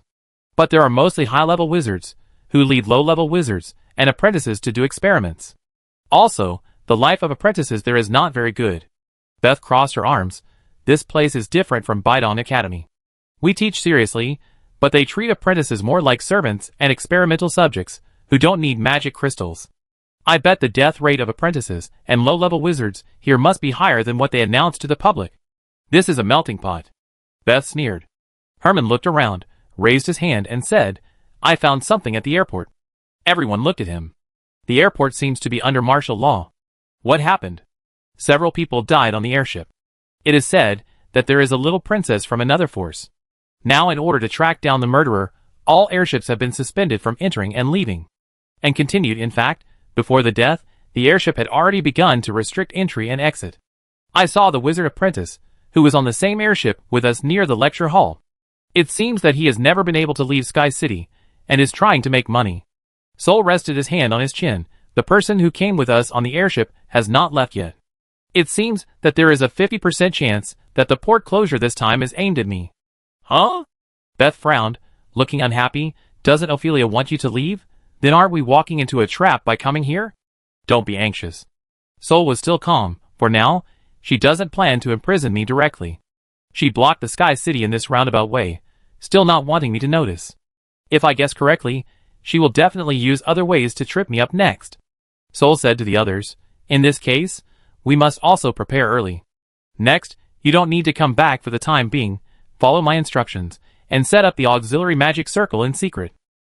Agu was a little worried, but Master, Ophelia may be bad for you. Do you still want to choose her as the second one? Let's see first. It's not clear what Ophelia is going to do. But it's right to be prepared first. Agu nodded. After everyone left, Thor sat alone in the room, and his hand subconsciously began to stroke the white porcelain cat on the table. If Ophelia is not okay, then the pentagram must be replaced. In a place that ordinary people can't see, the atmosphere in the Sky City began to become tense. Thor went to the lecture hall to teach as usual. Now, the number of third-level apprentices has increased instead of decreased. This is not because Thor's apprentices failed to be promoted. On the contrary, 3 apprentices in his substitute class have successfully advanced to formal wizards. This rate has shocked other lecturers and apprentices. Everyone knows that a very powerful substitute lecturer has come to the lecture hall. Some third-level apprentices, who had originally given up on promotion, have signed up for classes in order to seize this opportunity, hoping to become the next apprentice to be promoted to wizards. One day a month later, Paul was dragged to class by a friend who had not been to the lecture hall for a long time. He didn't want to come to class, not because he didn't want to be promoted, but because he brought his daughter Mina with him when he was on guard duty this time. As a result, during this period, he could only go in and out of Sky City, and he couldn't send his daughter back home. Sky City is not as beautiful as it seems on the surface, and Paul is even worried about letting Mina stay alone in the rental house. But now, his landlord, who is also the friend who dragged him to class, asked his sister to accompany Mina, so Paul has time to go out alone. His friend Nero introduced with great joy, I heard that the new mentor used an apprentice as an example in class a week ago, and directly modified his locator to be very powerful. Now he has gone back to prepare for the promotion ceremony. Oh, if he could use me as an example today. Paul kept looking back. Although he had a gloomy face all day long, he cared about his daughter very much. I will accompany you to class and leave after class. Really, since you have a daughter, you are not worthy of being a wizard. A real wizard should be like Master Thor, rational and arrogant. Paul turned his head and froze. What mentor? What's his name? Chapter 774.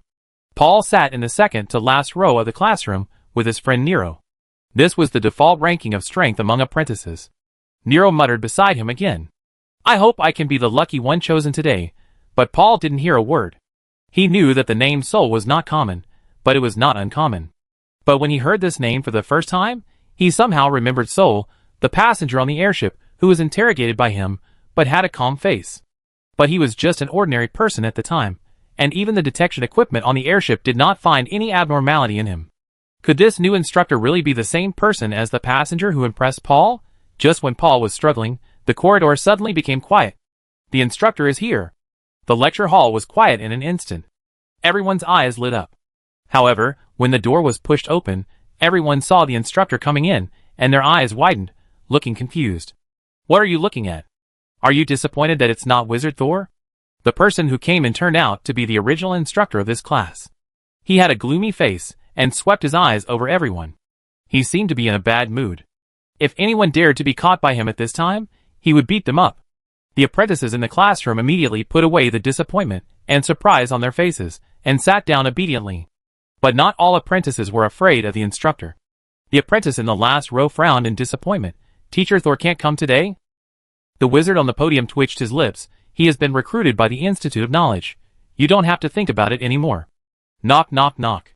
A short and strong knock on the door suddenly interrupted the voice of the wizard on the podium. The next second, Thor walked in from the door. The wizard on the podium looked at the door, with an uneasy look on his face. Who are you?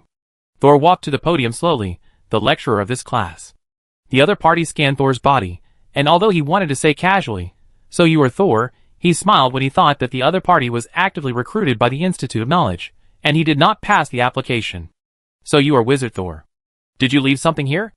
Sol knew that the person in front of him was the original lecturer who was being substituted for him, but his purpose of teaching here was no longer just to get close to Nathan. So he couldn't let the original lecturer come back. Sol turned his head and whispered a few words in his ear. The latter opened his mouth and didn't speak for a long time. At a certain moment, he suddenly reacted and quickly picked up the things he had left on the podium. Okay, no problem, thank you so much. I will trouble you again for these apprentices in the future. He seemed to be afraid that Sol would regret it, so he walked out of the classroom quickly with the book in his arms. The apprentices in the classroom were left confused and surprised. They thought they would never be able to take Sol's class again. Only Paul, looking at Sol leaning calmly on the podium, had a blank mind. At this moment, he suddenly saw Sol look up and look at him, nodding slightly. The morning passed quickly, and Sol continued to explain the knowledge about the locator to the third-level apprentices at his own pace. During this time, some people also bravely asked some other questions, and he also answered the parts that were not beyond the scope. For these apprentices, some deep knowledge cannot be understood casually without the corresponding talent or understanding ability. After class, Thor was first approached by Wizard Laura. Wizard Thor, why don't you go to the Institute of Knowledge? I have never seen anyone refuse the recruitment of the Institute of Knowledge. Wizard Laura was shocked, but she unconsciously softened her tone when facing Thor. It's not that I won't go, but when I was teaching these apprentices, I suddenly found that the knowledge and understanding that I had missed were supplemented. I am now in a stage of mutual verification with the apprentices. When I complete this stage, I will report to the Institute of Knowledge. Laura still felt it was a pity. For a group of first-level wizards, like them, who might be trapped in the lecture hall forever, the Institute of Knowledge was such a desirable existence that they had to pretend not to care on the surface to maintain their self-esteem. After sending Laura away, Thor waited for Paul. Paul actually wanted to sneak away, but when he saw Thor and thought of Mina who lived with him, he went forward. Thor. Teacher. Thor smiled and asked Paul to go with him. Don't worry about what happened on the airship. In fact, I want to thank you for reminding me about the cat's return. Paul was not good at pleasing people, so he would just keep silent and shake his head in this situation. So Thor continued to talk. You are here for class now. Don't you need to work on the airship anymore? Recently, The airship has not received permission to leave the port. Really? It's been more than a month, and it still can't leave the port? Is there something wrong? I don't know. Looking at the uneasy Paul, Sol stopped. Where is your daughter? Paul immediately became nervous, but he could only answer, she lives with me at a friend's house. Don't be so nervous. Sol didn't know what terrible picture this guy had in mind. His face turned pale. You have helped me. If you have any questions in class in the future, you can ask directly. But Paul said, Teacher Thor, I may not go to class anymore. Are you afraid of me? Sol raised his eyebrows. He thought he was the most friendly and kindest teacher in the lecture hall. At least, he had never beaten anyone to vomit blood. No, no. Paul waved his hands and denied. Level 3 apprentices need to pay for classes. My work on the airship is on hold now, and Mina is following me again. Got it. Sol understood. Paul's daughter Mina should have a good talent for mental power. If she can live to the age of 10, she may become a more powerful wizard than her father after being tested.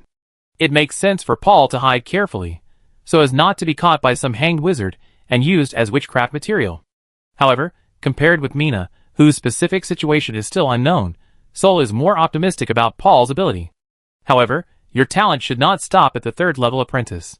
If you don't have time to come to class, you can wait for me outside after class. I can give you 10 minutes. Paul clenched his hands tightly, seemingly expressionless, but actually he was in a daze. Thor smiled and left without caring about the other party's considerations. After walking a long way, Penny asked in confusion. Brother Thor, why do you suddenly want to continue to attend classes? Aren't we planning to set up an auxiliary magic circle in the Institute of Knowledge? Thor strode forward, leaving the wind and the crowd behind him. The auxiliary magic circle will be set up, but there is no rush. It will be fine as long as it is completed before the experiment of connecting to the fantasy world. And teaching here is my backup plan for another guy. Penny thought for a moment. You mean the water god? Chapter 775. After returning from the lecture hall, Thor entered the inner city of Sky City, where only wizards can live, and turned into a quiet alley. The walls on both sides of the alley were planted with pink and white whispering flowers. Every day, they bloomed and withered and bloomed, showing their power from head to toe. Thor no longer lives in the hotel, but rents a 2-story building of the same size here as a 1st-level wizard, and personally arranges the basic witchcraft array inside and outside. During this period, he basically confirmed that Sky City was secretly sealed. Although some people can leave, they will be carefully screened, and those who are not allowed will not be able to take out even a message. Thor did not personally test whether he could leave Sky City. He had important things to do, and did not really want to leave Sky City. In addition, this is also a bottom line. If he personally tested whether he could leave, once he was rejected, the fragile balance of interests between him and Ophelia would be easily broken. Even if the other party would still help him connect to the fantasy world due to the influence of causality, it was uncertain what the relationship between the two would become after this incident. Since he couldn't leave Sky City in a short time, Thor couldn't always live in the hotel, so he moved to this small building under Nathan's introduction. After returning to the small building, Thor's first thing was to talk to the water god. It had been a month since the last time he communicated with the water god, and now he was sure to pull the water god into the consciousness platform again. And this time he was prepared, and the consciousness platform would last longer than last time. However, when Thor saw the white cat again, he found that his mental fluctuations were much worse than the last time they met. What's wrong with you? The white cat was lying on the ground, but when Thor came over, he immediately squatted down gracefully. Nothing, but there has been no sacrifice these days, so my condition is not very good. Since Thor took the white porcelain cat away, Nathan stopped the spread of the replica. Without the soul to help the water god offset the curse of the deep sea, he could only bear it himself, which naturally consumed his mind. Thor had not yet fully understood the condition of the water god, so this time he went forward to check directly. The cat-like water god was a little wary, but he suddenly remembered the appearance of Thor turning into a winding curve, and finally did not move. Thor checked and took 2 steps back. The seal on you is very powerful. No wonder your conscious world turned into a deep sea. The water god shook his head. In fact, this seal was originally more terrible, but it has been weakened by time after hundreds of years. I was only able to sense the outside world more than 10 years ago, and only in the past 2 years have I been able to offset some of the curse and break the seal faster. Thor simply sat on the round platform, facing the white cat. Aren't you the god of water? Why were you sealed? And the deep sea? Using water to seal a self-proclaimed god of water is also a strong mockery. You'd better not call me the god of water. My real name is Floco. Thinking of the reason for being sealed, the white cat's back slightly bent, and then straightened in an instant. Actually, when I was passing through the star gate, I accidentally offended another 5th level. At that time, I had just been promoted, and I was arrogant. As a result, my body was destroyed by someone, and my spirit was almost annihilated. It was the enemy who left my consciousness and sealed it in the deep sea in order to humiliate me. When Floco said this, his tone was calm, and he felt relieved. These things had been suppressed in his heart for hundreds of years, and the original resentment and excitement had dissipated. Speaking to Thor, he felt a little relieved. After listening to Floco's story, Thor felt cold in his heart. They are all 5th level wizards. Are those outside the Stargate so much more powerful than you? The higher the level, the greater the gap in strength between people of the same level. You are not at level 5 yet, you don't know. In fact, the minimum requirement of level 5 is to be able to pass through the Stargate and travel through all realms with your own strength. As long as you can do it, you are at level 5. The gap in strength between those who can do it is greater than that between an apprentice and a level 4 wizard. So, many people are unwilling to pass through the Stargate even if they have level 5 strength, just because they are afraid of encountering my situation. The gap in strength between level 5 wizards is so huge. Thor suddenly became curious about what the requirements were to reach the 6th level. He thought that when Floco was alive, this wizard world should not have been closed, and perhaps he knew what the strength of a high-level wizard should be. So Thor asked directly. Floco was not surprised. Everyone would be interested in the top level of strength. The wizard group is full of curiosity. Although you are only at the 3rd level. But it doesn't hurt to tell you. A 5th level existence can be promoted to the 6th level as long as it can completely destroy a world. Note that it is complete destruction. Killing all humans on the continent does not count. It is said that the most powerful 6th level can directly disintegrate a world by adjusting an underlying rule. TSK. Soul couldn't help but smack his lips. As for the 7th level, in my world, it is called the Creator. That is, it can create a world independently. This is similar to the popular mythology. Floco is still saying, isn't it ironic? A level 6 wants to destroy the world, while a level 7 wants to create the world. Soul nodded, but there are also traces. That's what wizards are like. Chasing knowledge, learning knowledge, understanding knowledge, mastering knowledge, questioning knowledge, and finally using knowledge to create knowledge. Floco stared at Soul in a daze. You sound like a wizard when you say these things. Wasn't I like one before? Soul asked with a smile. Do I need to tell you what you were like before? Floco, the water god, muttered in his heart, but didn't want to mention that term again. Finally, Thor had a little understanding of the strength after the 5th level. He thought for a moment, and brought up another matter. Floco, if you follow the previous progress, how long will it take you to lift the seal? The white cat's tail swung slowly from the left to the right. It may take a few hundred years. It's not that easy to scoop out the water from the sea with a small spoon, but I have been locked up for hundreds of years, so I'm not in a hurry anymore. Anyway, as long as people outside still want to pray for luck, they will naturally send me sacrifices. A 4th level wizard is basically immortal, and a few hundred years is not a long time for a 5th level wizard, but if possible, who would want to be trapped in a cat's body? Thor leaned forward, resting his arms on his knees, and smiled bewitchingly. Floco, it's hard to scoop out the sea water, but sometimes a big explosion is all it takes to create a tsunami. Have you ever considered using this method to get out of trouble? Floco looked up at Thor, and there was a kind of finally here in his cat's eyes. Solemn. Of course, I have considered it, but I am just a cat who can't even speak in the sealed place. I can't do anything except passing on some lucky power. Soul patted his knees, but haven't you met me now? The white cat nodded slowly, and said with a little flattery, yes, for hundreds of years, this lucky power has always been reflected on me. Chapter 776. Soul helps Floco analyze the situation. Now, every time you pass on your luck to someone outside, they can help you share a portion of the curse of the deep sea. This curse will also take effect quickly, and cause harm to them. But as long as you are careful to avoid it, people outside will not necessarily die. Soul has been used to attending classes during this period, and a small blackboard rises from the ground on the round table behind him. A chalk-textured picture appears on the black surface, automatically demonstrating the scene that Soul is describing. You are currently sealed, and you have very little power to use, but there is one power you can use, and that is the deep sea curse that is currently sealing you. Usually these curses are either suppressed on you, or backfire on those who have your luck. If someone gets your luck, and the backlash of the deep sea does not act on the corresponding person, it will form a force opposite to its original one. I have thought of this method, but I can't suppress the curse from backfire. So I try. Floco has been sealed for hundreds of years, and has tried every possible way to escape, but none of them worked. Although Thor has proposed a plan, he doesn't hold much hope. How are you going to try? I will try to use a special method to connect the backlash power to you. As he spoke, Thor extended a translucent thin thread from his fingertips, like a living earthworm, moving in the air and stretching towards Floco little by little. Gudong. Seeing the thin line again, Floco's throat moved twice. Of course, he didn't need to swallow his saliva, but for some reason, he wanted to do this action at this moment. Are you going to connect this line to me? Thor had already started to move.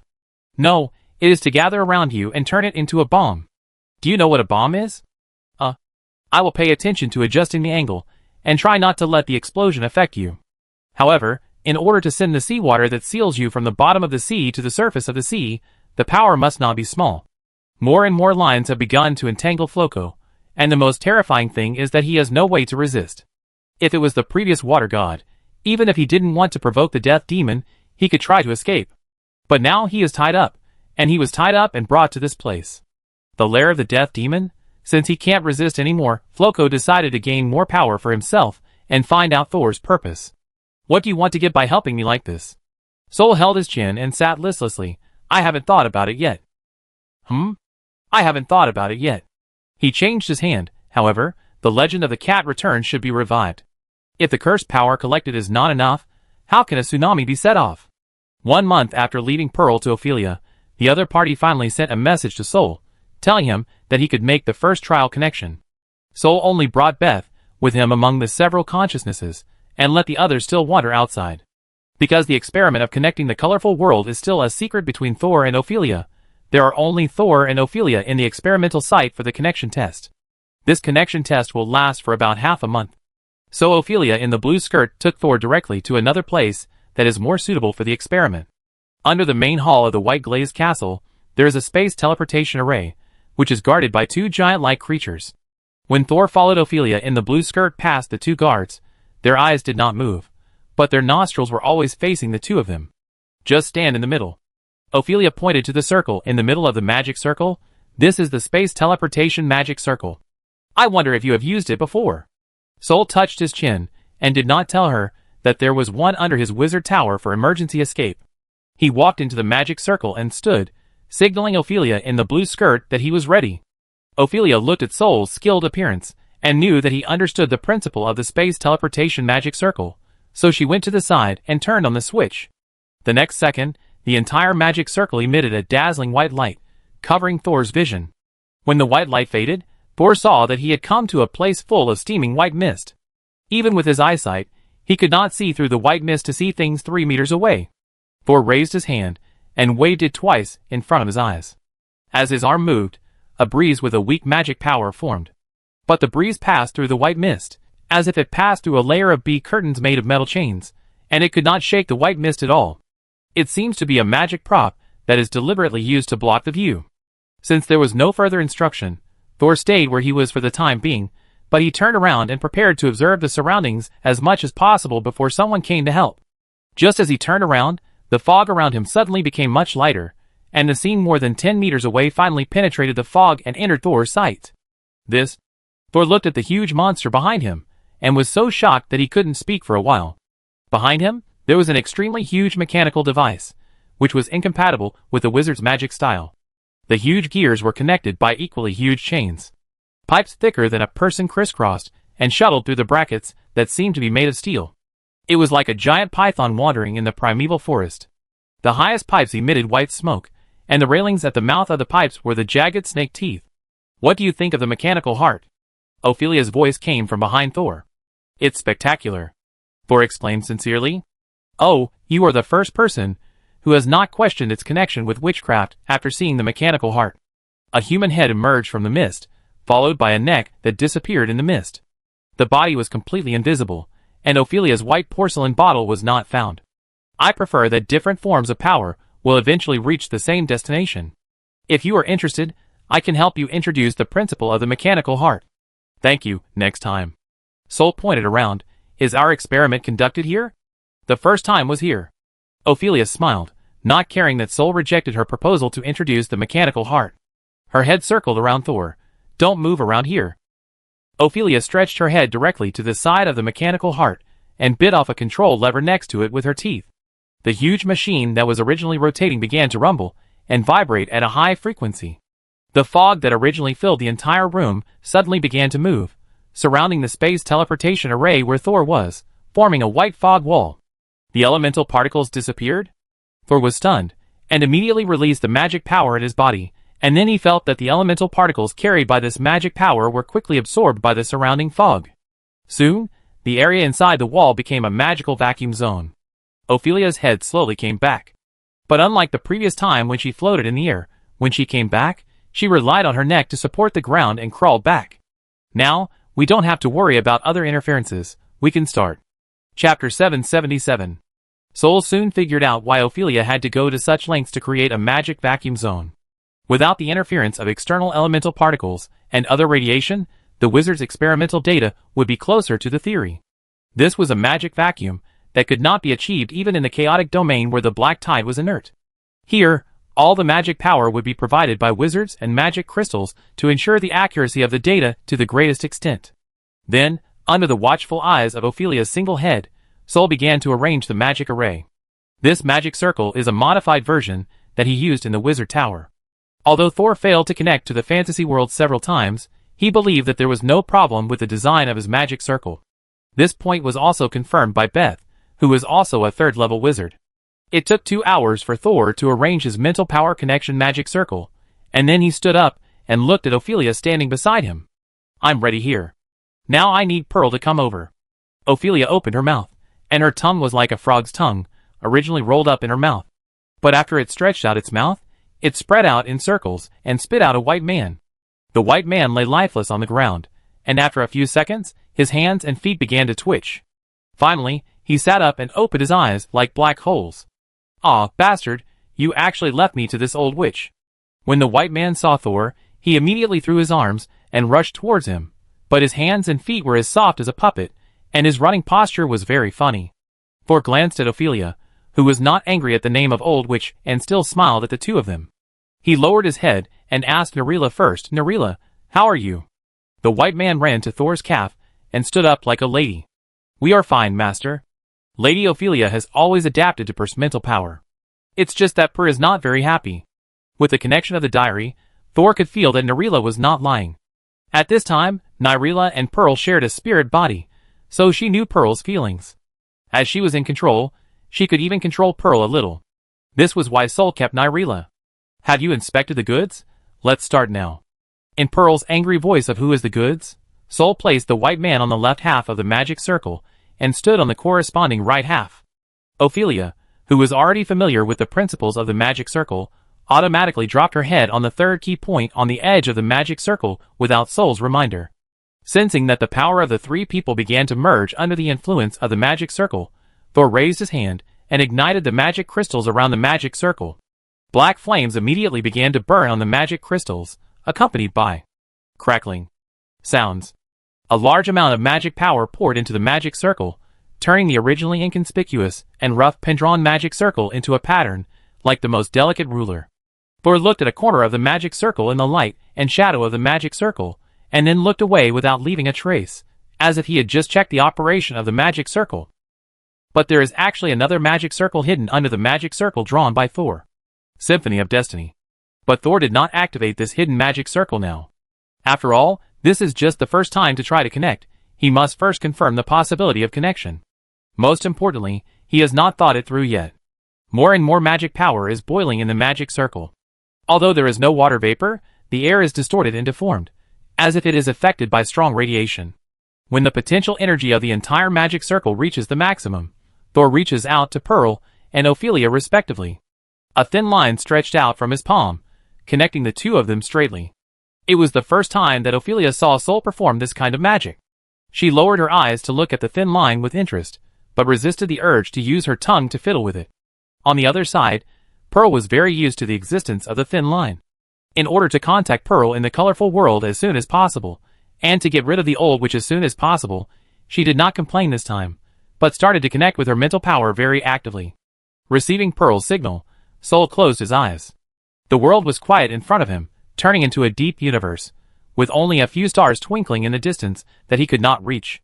Soon, Soul's surroundings gradually became brighter, because around him, there were several transparent and slightly shining thin lines. These lines belonged to Soul's patients, his friends and companions, and the people whose fate was connected to him. But there should have been another line here that belonged to Pearl. But now, although Soul could still vaguely sense the connection between him and Pearl, he could no longer see Pearl's fate line. Around him, the residual soul of Pear promptly transmitted her spiritual power fluctuations. Soul received her fluctuations, and made his spiritual power fluctuations infinitely close to Pear's fluctuations. At this time, the other fate lines around Soul disappeared, and the surroundings became dark again. However, Soul also needed such darkness. Only in the extreme darkness, the light generated by the distant Pear would be obvious enough for Soul to capture her signal again across several worlds. But after Thor and Pearl's residual soul synchronized their spiritual power, they still couldn't find the same signal in the darkness. Just like every time before. After a simple search, Thor sent out another signal. Then, a huge spiritual power was like a huge wave, directly covering Thor's head.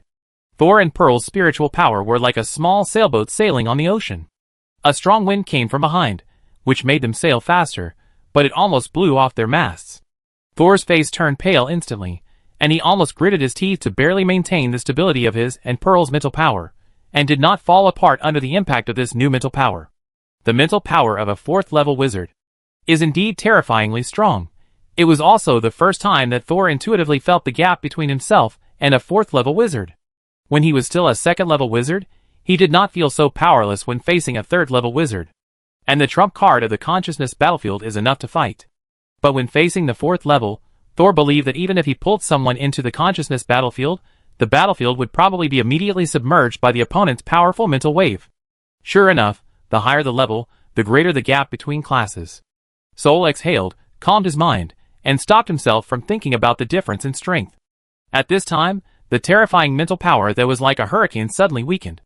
Although it was still very powerful, it finally did not have the terrifying momentum of destroying the world.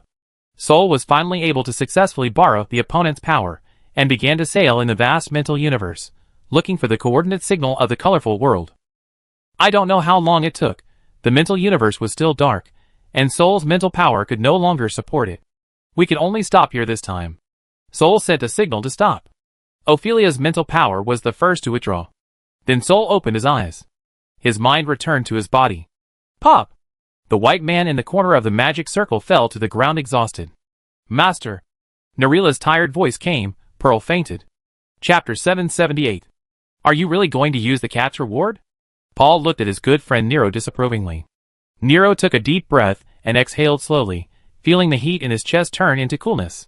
He smiled bitterly. Paul, you know me, I'm already 35 this year. Although there are people who can be promoted to formal wizards at any age, if I can't be promoted before the age of 40, my mentor will no longer support me. When the time comes, I will have to go to the Practice Institute to do the most dangerous and energy-consuming work in order to repay my debt. If a 3rd-level apprentice wants to continue to be an apprentice in the lecture hall or find a better mentor outside, he often needs to pay a lot of magic crystals and resources. But not everyone has a strong background and someone is willing to sponsor them to study. In Sky City, if a wizard apprentice signs a contract, he can get a lot of resources and wealth.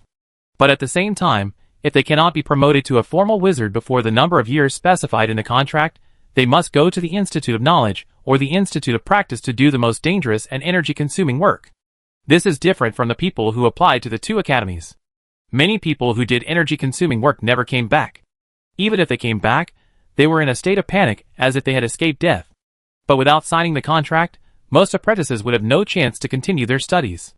Therefore, even though this contract has swallowed up the lives of a large number of apprentices, many people still go to sign the contract every year. It is just for the possibility of being promoted to a formal wizard. Because in Sky City, 1st-level and 2nd-level apprentices also don't have a good life. They were not qualified to work independently as apprentices at level 3, and they did not even have the right to give up this lifestyle. Paul looked at his friend, and could only remain silent. If he had not accidentally had a daughter named Mina, he would have signed his name in the contract issued by the Institute of Knowledge. For his daughter, he could not take any more risks, and he had lost the opportunity to go further forever. He opened his mouth, but still did not say the promise that Thor had made to him a few days ago. On the one hand, Sol may not like to see him give up the opportunity to ask for help to others. On the other hand, Nero has been listening to Sol's class, but he has not been promoted. Paul shut his mouth and frowned, looking like a terrible murderer who would stab someone at any time. Seeing Paul like this, Nero laughed instead. You see, it's because of you that others dare not approach you. He patted his friend's shoulder. Don't worry, someone has recently figured out how to avoid the curse of the cat returns. I heard that several people who used it didn't get hurt. And we are already level 3 apprentices, and we have a certain resistance. You don't have to worry too much. Nero was comforting Paul, and at the same time comforting himself. I tell you when I find a way to avoid the curse. You can also try it this way. Maybe you can be promoted to a formal wizard directly. But Paul was not tempted at all, shaking his head. Forget it, I can't get hurt. He also has a daughter. Sky City is still under martial law, and it is very difficult to leave the city. He has not yet grabbed a spot. If he gets into trouble in Sky City, he dare not imagine what Mina will encounter. Seeing that the pressure on his friend is getting lower, Nero can only shake his head. Forget it, I try it myself. The conversation between Nero and Paul also happened in other places in Sky City. It just happened mostly among the weak, and the curse did not even cause new deaths, so it did not attract the attention of the upper class. But sometimes, weak forces accumulated enough can also ignite a prairie fire. After the first connection attempt, although Thor failed to find Pearl's coordinates, he had confirmed that their research direction was correct. Afterwards, the two sides gathered together to discuss the improvement plan, and Ophelia suggested making a second attempt in a month. Thor originally didn't want to delay it for so long, but Ophelia said that the mechanical heart had to be repaired every time it was started, which took about a month.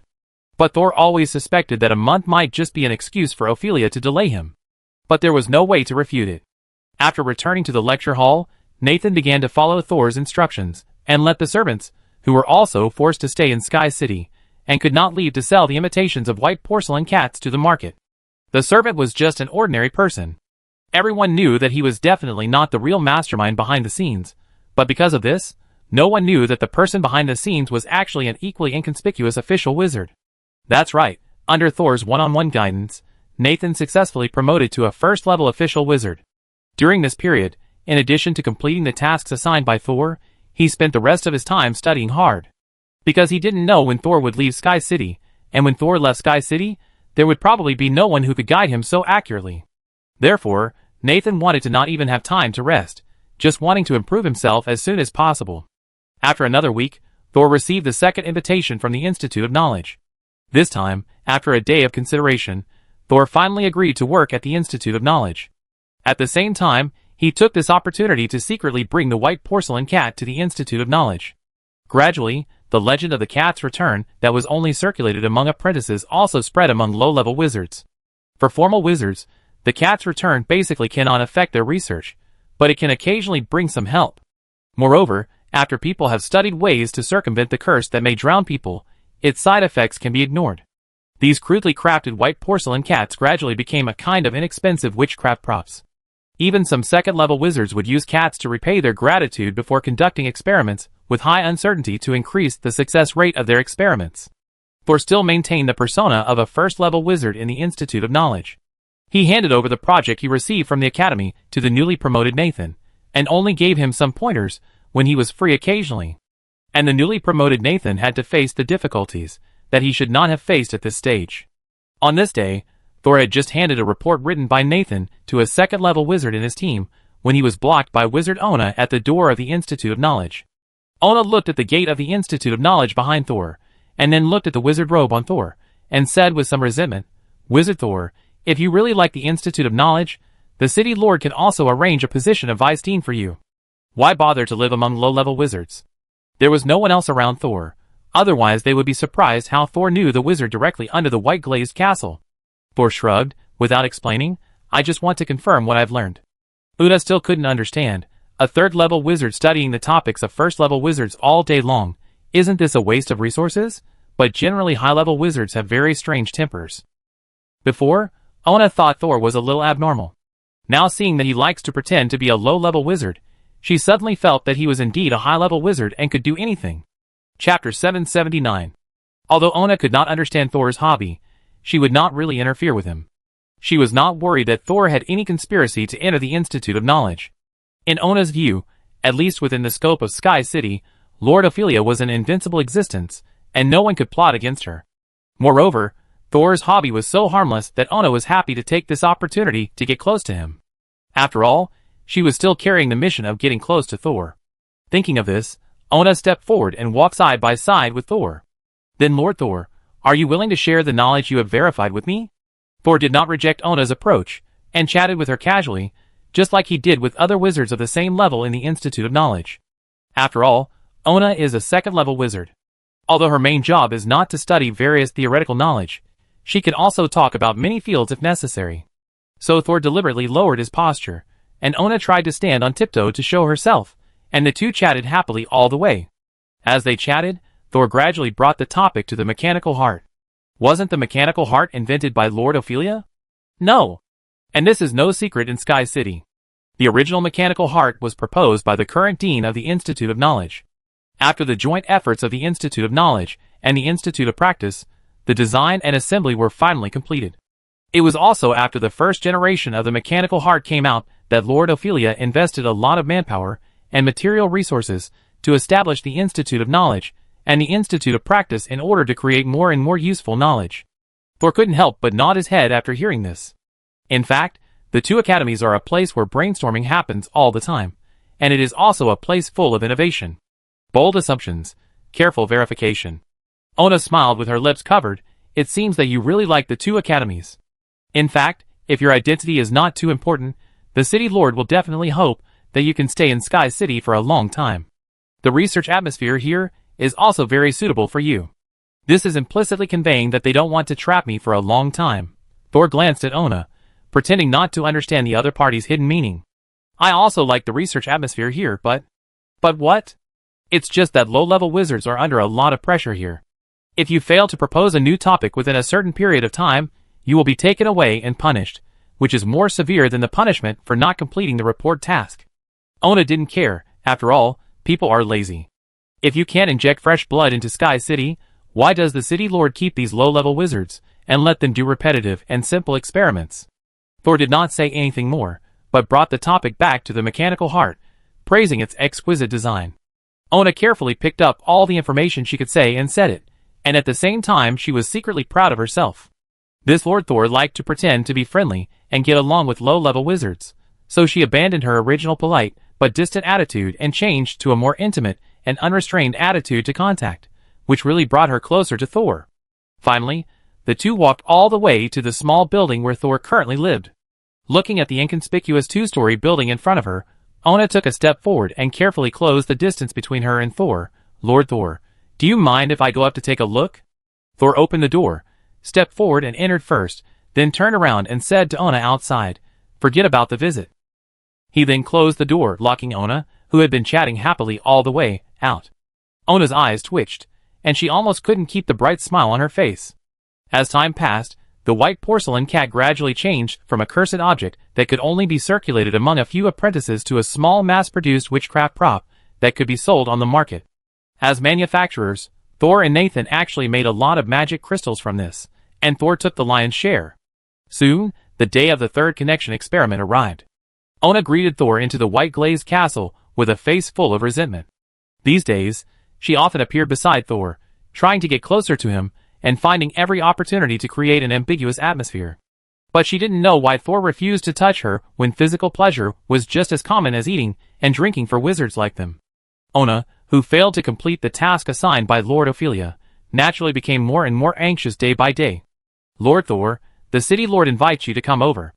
Ona invited Thor outside the two-story building. Wait a moment. Thor's voice came from the crack of the door. Not long after, the door opened and Thor, full of energy, walked out. I take you to the white glazed castle. Actually, Wizard Ona, you don't have to pick me up every time. I know the way now. Ah. If you don't let me pick you up, then what chance do I have to communicate with you? It is such a happy thing to get the guidance of a third-level wizard. Thor shook his head and smiled. Forget what others say. You are someone who often follows Lady Ophelia. How can you lack the guidance of a high-level wizard? Uta showed a pitiful expression again. What do I mean, Master Thor? Do you really not know? Seeing that Ona wanted to make it clear, Thor simply kept silent and refused to communicate. So the resentful Ona became even more resentful. Thor, who has a strong ability to withstand pressure, endured Ona's burning gaze, passed through the space transmission array, and came to the mechanical heart. At this time, Ophelia's head was already waiting here. Sorry for the wait. I will start to set up the magic circle now. Sol nodded to Ophelia and was about to start preparing the magic circle. However, today Ophelia stopped him. After the previous 2 experiments, I found that the mental power I provided to you was not stable enough. So today I am going to change the way, and no longer provide you with mental support. Sol paused and frowned in disapproval. But Sir Ophelia, except for you as a 4th level wizard, the power provided by others may not be enough to penetrate the barrier of the Stargate. Ophelia explained patiently, don't worry. I will still help you break through the barrier of the Stargate, but the subsequent mental simulation synchronization and mental replenishment will be left to the mechanical heart. Thor asked unexpectedly, does the mechanical heart have such a powerful ability? The one in front of you is certainly not good enough. Ophelia smiled, and her head gradually retracted into the thick white fog. So today, I will take you to see the real mechanical heart. Looking at the disappearing Ophelia, Thor opened his mouth and wanted to ask something, but suddenly found that the fog around him suddenly became heavier. The thick fog almost turned into a solid chill. Thor stood in the thick fog that was so thick that he couldn't see his fingers, and he actually felt the terrifying pressure like the bottom of the deep sea. Then, his feet suddenly felt empty, and the whole person was squeezed down by the pressure from other directions. When Thor fell from the white fog, he found himself in another room. The temperature here was very high, and the air seemed to be boiling and bubbling. He rubbed his painful forehead to wake himself up. When he opened his eyes again, he saw a huge steel furnace standing in front of him. The firewood in the furnace was burning with crackling sounds. Waves of heat came out from the furnace mouth, almost burning Thor's skin. This is the fuel furnace. Ophelia's voice came from above his head. This is the core of the mechanical heart, and the energy supply core of the entire Sky City. Thor raised his right hand, trying to block the heat waves from the furnace in front of him, but his eyes slowly widened after seeing the appearance of the firewood in the furnace. Burning in the fuel path were actually corpses as black as carbon. Those corpses were emitting vigorous mental power and magic while burning. And even though they had been burning in the fuel furnace for a long time, there was no sign of any reduction in the firewood of the corpses. All of this showed that what was burning in the fuel furnace was the corpses of wizards. Chapter 780. What kind of fuel is the best fuel? Efficient, clean, or renewable? Today, Thor saw for the first time someone who used wizards as fuel. Lord Ophelia, although you are a 4th level wizard, aren't you afraid of backlash if you use the bodies of formal wizards to make fuel? Thor's tone was calm, not filled with indignation. You misunderstood Wizard Thor. I didn't kill these people. They died in various accidents. I just processed them and made use of the waste. Ophelia's voice still came from above, and she still didn't show up. Thor thought of the scene he saw when he first came to Sky City. The corpse I saw disappearing on the road was transferred here by the Whispering Flower? What is this place? A group of people who are not worthy of being resurrected. Why do they still care about their own corpses? Thor was silent for a moment. The corpse will disappear, which has become the default rule in Sky City. But those people probably can't imagine what their corpses will become in the end. If you have no other questions, let's start the 3rd connection experiment now. Thor shrugged, then I troubled the city master to use the core. He vaguely guessed where this place was. This huge fuel furnace was probably the lower half of the entire Sky City wrapped in clouds. Ophelia said that this was the core of the mechanical heart, but it should be more than that. The energy dissipated outside the entire fuel furnace was extremely powerful. I'm afraid this was the power source that allowed the entire Sky City to fly in the air. In order to increase the success rate of the connection experiment, the other party took Thor to the core of the Sky City, which was very sincere. According to the previous experimental steps, Thor began to arrange the magic array. But this time, the 3rd core of the array had to be placed on the fuel furnace. Thor didn't know the fuel furnace well enough, so he couldn't connect it to the array well. However, after 2 experiments, Ophelia had completely mastered the array arranged by Thor, so she connected the fuel furnace to Thor's array. However, when connecting, Ophelia still did not appear. Or rather, her head did not appear, but a pair of white and slender arms that were stretched 100 times longer appeared. There were no eyes on the arms, but they perfectly connected the magic circle and the fuel furnace. I'm done here. When the magic circle was completed, the arm fell off directly, and was blown into the fuel furnace by an invisible wind. It was immediately ignited as easily as silk paper, and then turned into ashes. Today, Ophelia has a sense of isolation. As if she doesn't want to have any connection with Thor. Thor saw all this and said nothing, only saying that he was ready. When the white man with the souls of Pearl and Nyrilla fell from the top of his head and landed exactly on the corresponding position of the magic circle, Thor reminded him, "Sir, the magic circle still needs you to help Pearl channel her spiritual power. Are you still not going to show up?" Ophelia's voice was full of laughter. After the previous 2 attempts to connect, "I think the fantasy world is too dangerous, and I don't want to establish a direct connection with it. You old witch." Pearl. After calming down Pearl, who was about to curse, Soul waited for Ophelia's next words. He knew that although she had quit halfway, she had brought Soul here on purpose, and would definitely not watch the experiment fail. "Sure enough," Ophelia continued, "I have separated my mental power and put it on the doll. When you activate the magic circle, it will complete the drainage on my behalf. Then, Ophelia, are you going to watch the whole process? I will help you when you are in danger." Ophelia smiled sweetly. "Thank you very much, we will start now." "Thor, are you willing to let her quit halfway?" Pearl was obviously still angry at Ophelia's sudden change of heart. Thor waved his hand, and the threatening puppet immediately quieted down. Seeing Nyrilla controlling Pearl, Thor did not hesitate and immediately activated the magic circle. The flame in the fuel furnace beside him suddenly emerged, and the flames licked the magic circle on the ground, but did not cause any damage. The magic crystal on the magic circle touched by the flames activated instead. The entire magic circle was lit up little by little, and finally gathered at the location of Pei. Soul slowly closed his eyes, and let the world become dark. He skillfully touched Pear's fate line beside him, and pulled it, exploring in an unknown direction, looking for another completely synchronized spiritual power. Perhaps it was Ophelia's temporary change of mind, or perhaps it was the powerful backup of the fuel furnace. Soul felt that this time, he could find Pear in the fantasy world. The fate line traveled in the lonely darkness for an unknown period of time, and only Pear's stable spiritual power fluctuations accompanied Soul's consciousness, so that he would not lose his perception of time in the darkness. Finally, Thor suddenly felt a familiar wave coming from an unknown direction, connecting his fate line, and forming a wave of the same frequency as Pear's spiritual power. "It's Pear! It's Pear from the colorful world!" Thor was refreshed and stretched out his fate line again. The other party's spiritual power seemed to have become a lighthouse in the ocean, guiding Thor in the direction. Finally, Thor felt a translucent thin line appear in front of him, which was so eye-catching in the endless darkness. The 2 constantly fluctuating curves tried to get closer to each other, making the space that could accommodate several worlds within reach. The next moment, Thor only heard a buzzing sound in his brain, as if he had crossed the barrier of time and space and arrived at the end of the world. He opened his eyes, and began to receive information from the new world. There were many colors that kept changing here, and even with Thor's current cognition, he couldn't tell how many colors there were in total. This was the colorful world where intelligent bodies from level 1 to level 6 existed at the same time. "Pear." Soul tried to call out to Pearl. After all, the other party's spiritual power led him here, and maybe Pearl had already awakened at this time. However, another familiar voice responded to Thor. "You are here again." The twisted thread ball of the fantasy world did not seem surprised to see Thor again. Soul immediately conveyed his message respectfully. "Hello, may I ask if Pearl is awake? The time it takes for her to wake up is not something you can understand now. If you want to communicate with her as soon as possible, you can come back here. In this way, you can see the independent Pearl before the next consciousness is born."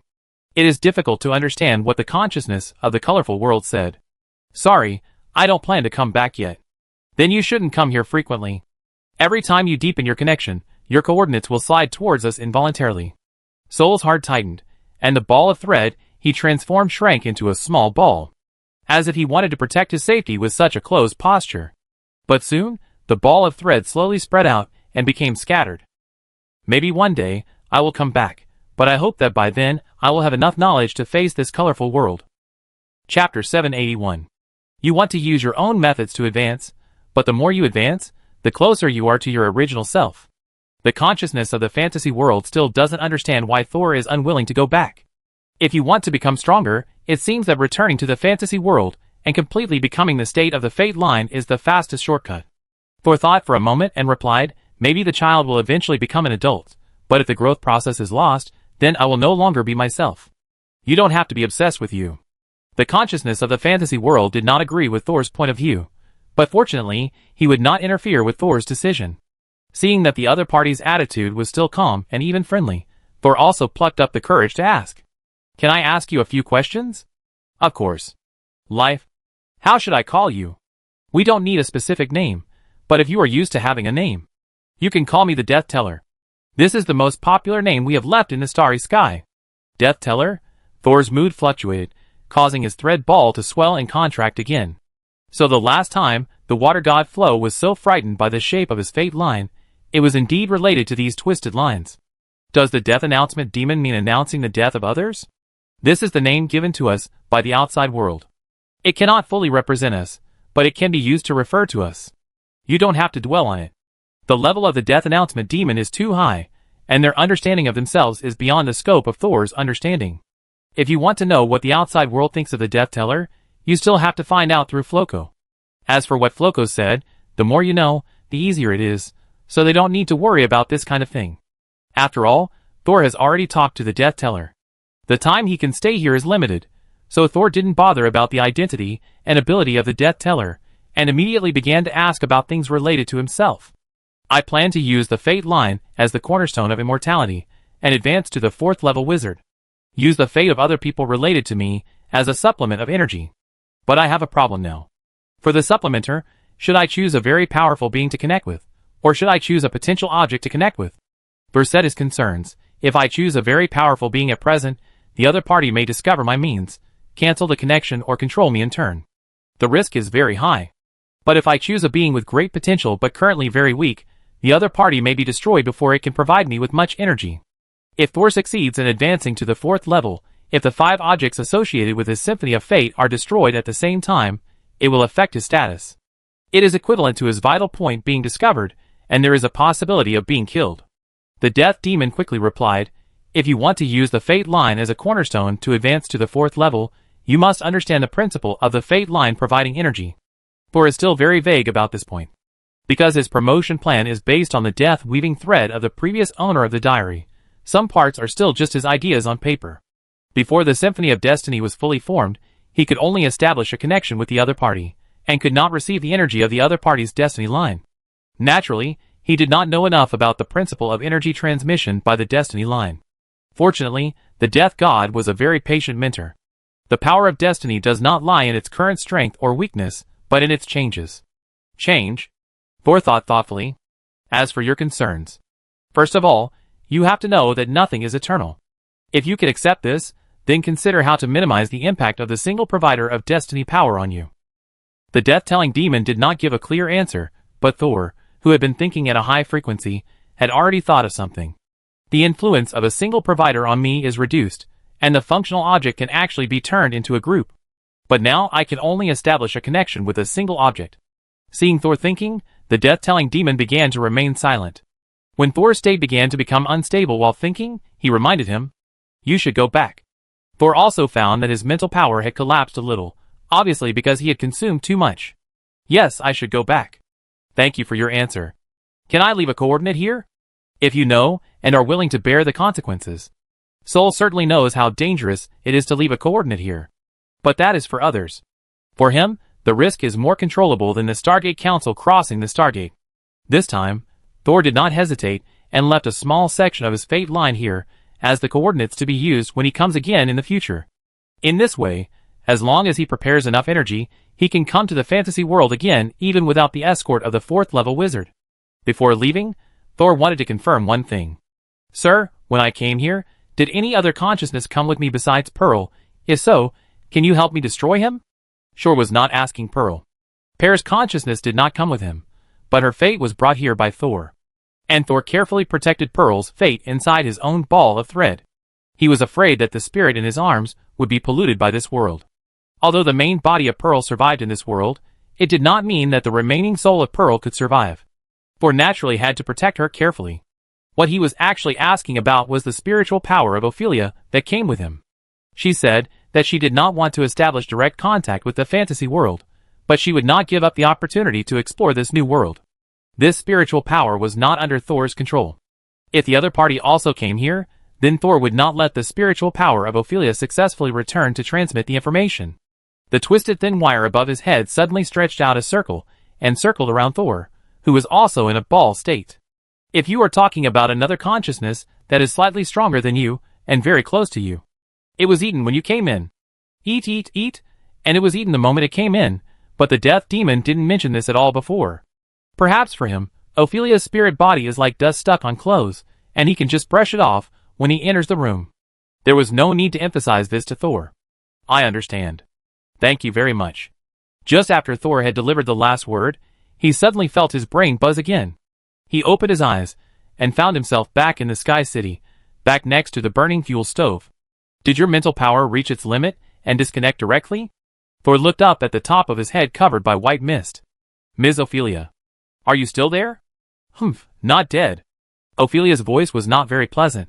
Did you find the fantasy world? Thanks to you. What kind of power is there? Soul smiled bitterly. It's a power I can't understand. Ophelia did not doubt it. Her voice became a little ethereal. Too high-level power. Even receiving information is a problem. Sure enough, if you want to use the power outside the Stargate, the knowledge barrier is the most difficult mountain to climb. Chapter 782. Ophelia sighed, not receiving any information from the fantasy world.